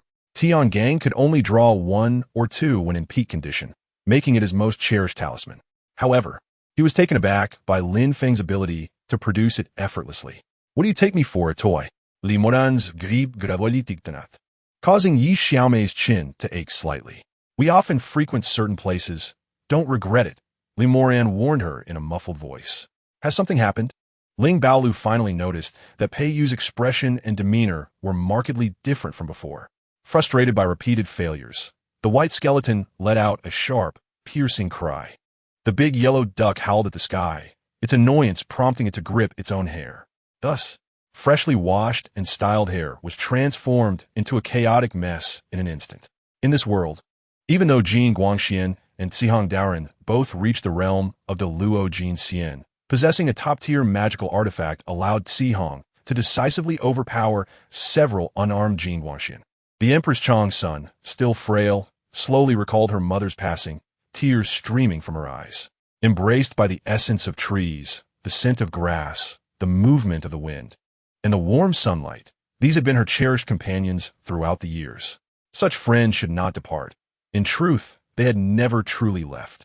Reflecting on the extraordinary power of the dark golden Yao Yin snake monster's fangs, it was evident that the treasure, the serpent deity's breastplate, had provided additional enhancement. Regrettably, her poetry lacked sophistication. Yet, without much contemplation, she composed a few lines, which was a rarity indeed. Recalling how the enemy had targeted the torch during battle, Meng Phyla now particularly yearned for equipment with attributes that expanded illumination range, as dealing with such night vision monsters at night was excessively passive. Lakani futilely swung his blade, failing to touch even the shadow of Loada Hat, who charged at him once more. The cold crows incessantly unleashed arrows, yet both individuals deftly evaded them. Regardless of the form it took, it indicated that the souls within the Grim Reaper's belly were conscious, suggesting that upon resurrection, they might retain memories from that space. At this moment, the streamers broadcasting live on the platform received news of Jiang Hua's stream. This was precisely why Anariel felt comfortable allowing these so-called low-level awakeners to attack. If the incoming individuals possessed high levels, it would automatically facilitate the first step of her plan. Conversely, those of lower levels would be utterly powerless against the dark golden monsters.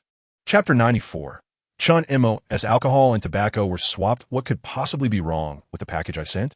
Chen Mo's face displayed a look of surprise. Could it be that his parcel was damaged due to rough handling? Or was it possible that the contents of his package were swapped? Chen Mo was uncertain as to why misfortune had befallen him. He had no clear understanding of what had transpired with his delivery. Nevertheless, he had faith in his own constitution and was confident it would not be amiss.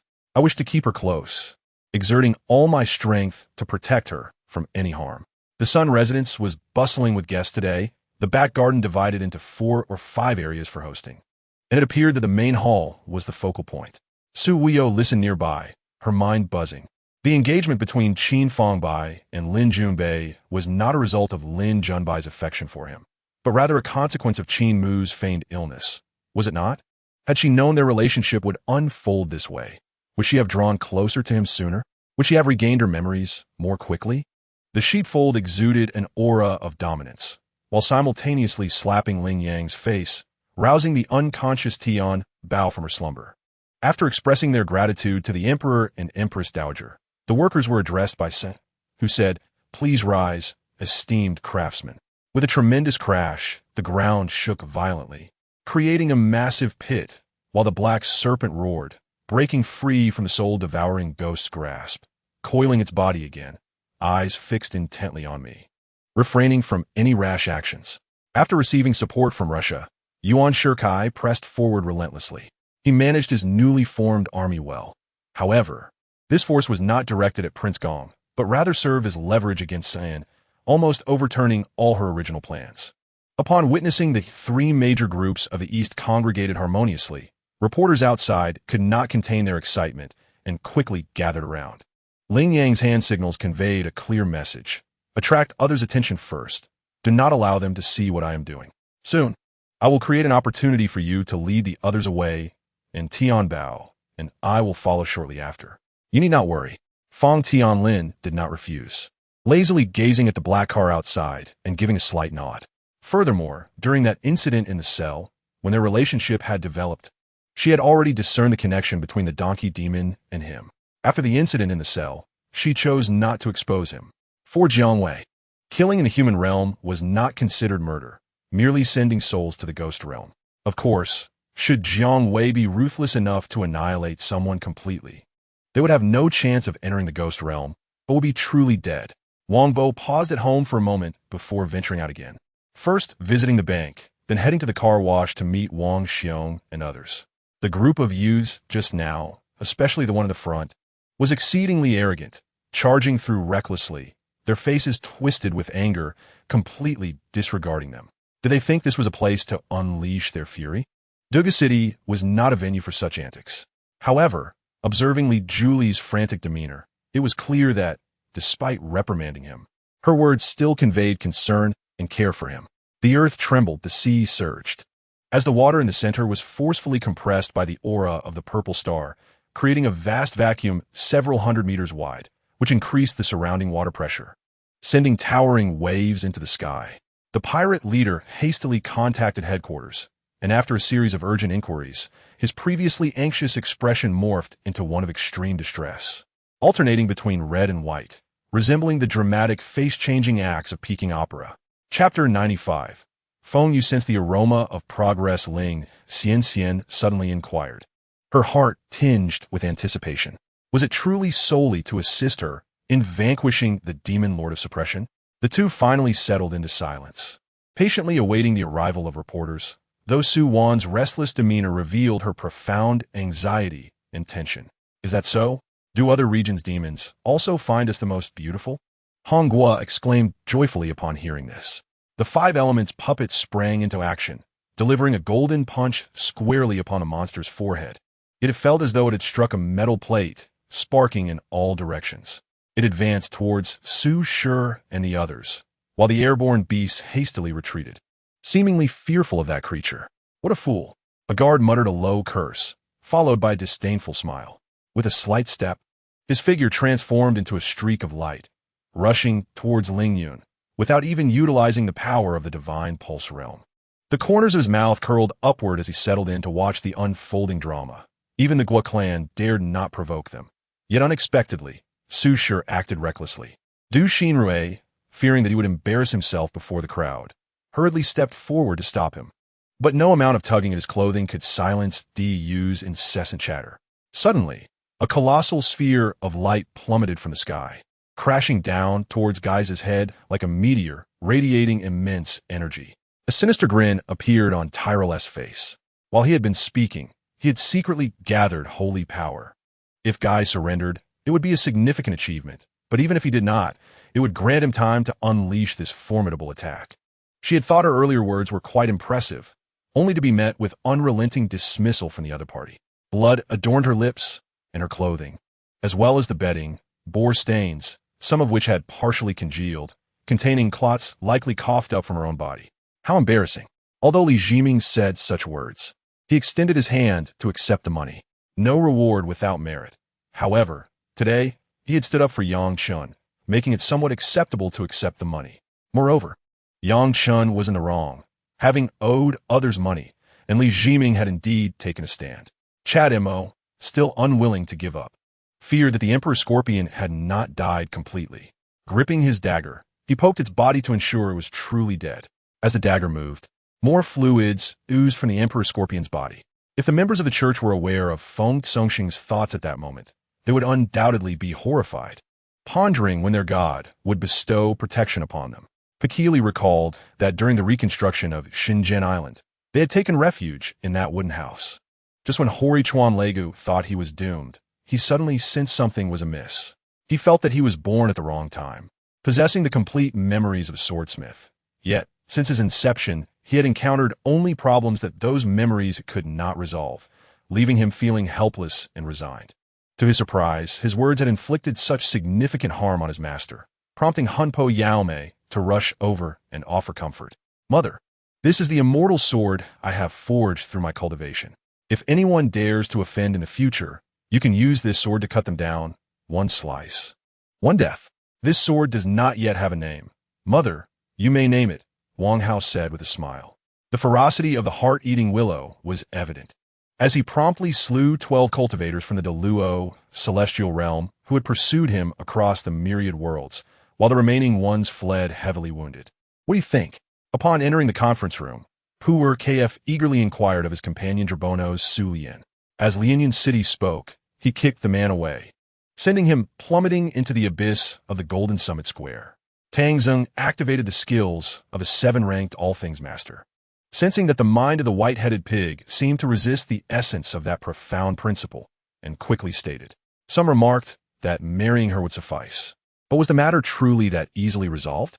Jiang Baiyu, along with Old Du and the visitors from Wanxian Town, had been residing in the guest room.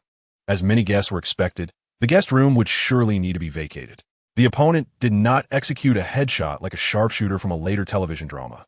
Instead, he aimed for the larger back of Jie Wei and I.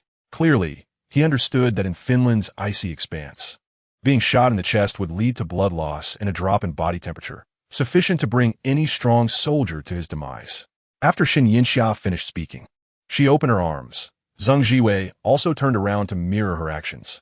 However, before the camera, the two did not embrace. Instead, Shen Yinxia swept past Zheng Jiwei like a gust of wind, charging directly towards Zhou Ruanfa, who was descending from the red carpet.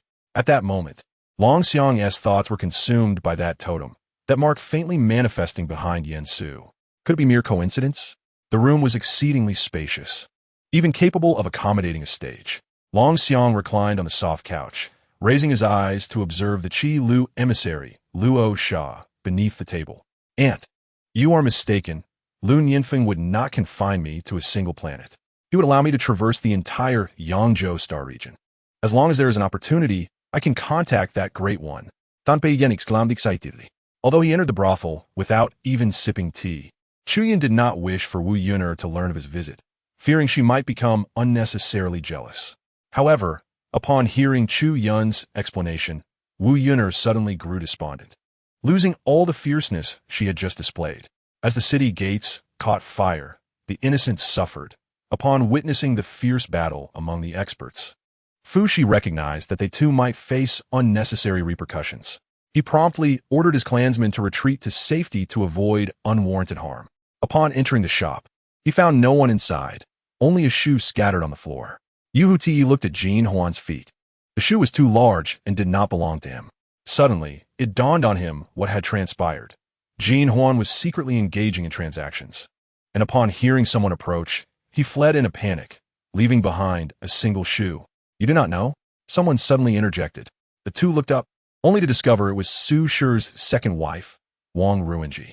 He believed that with his abilities, as long as there were no issues on Yifeng's side, he had a 70% chance of successfully bringing those researchers out.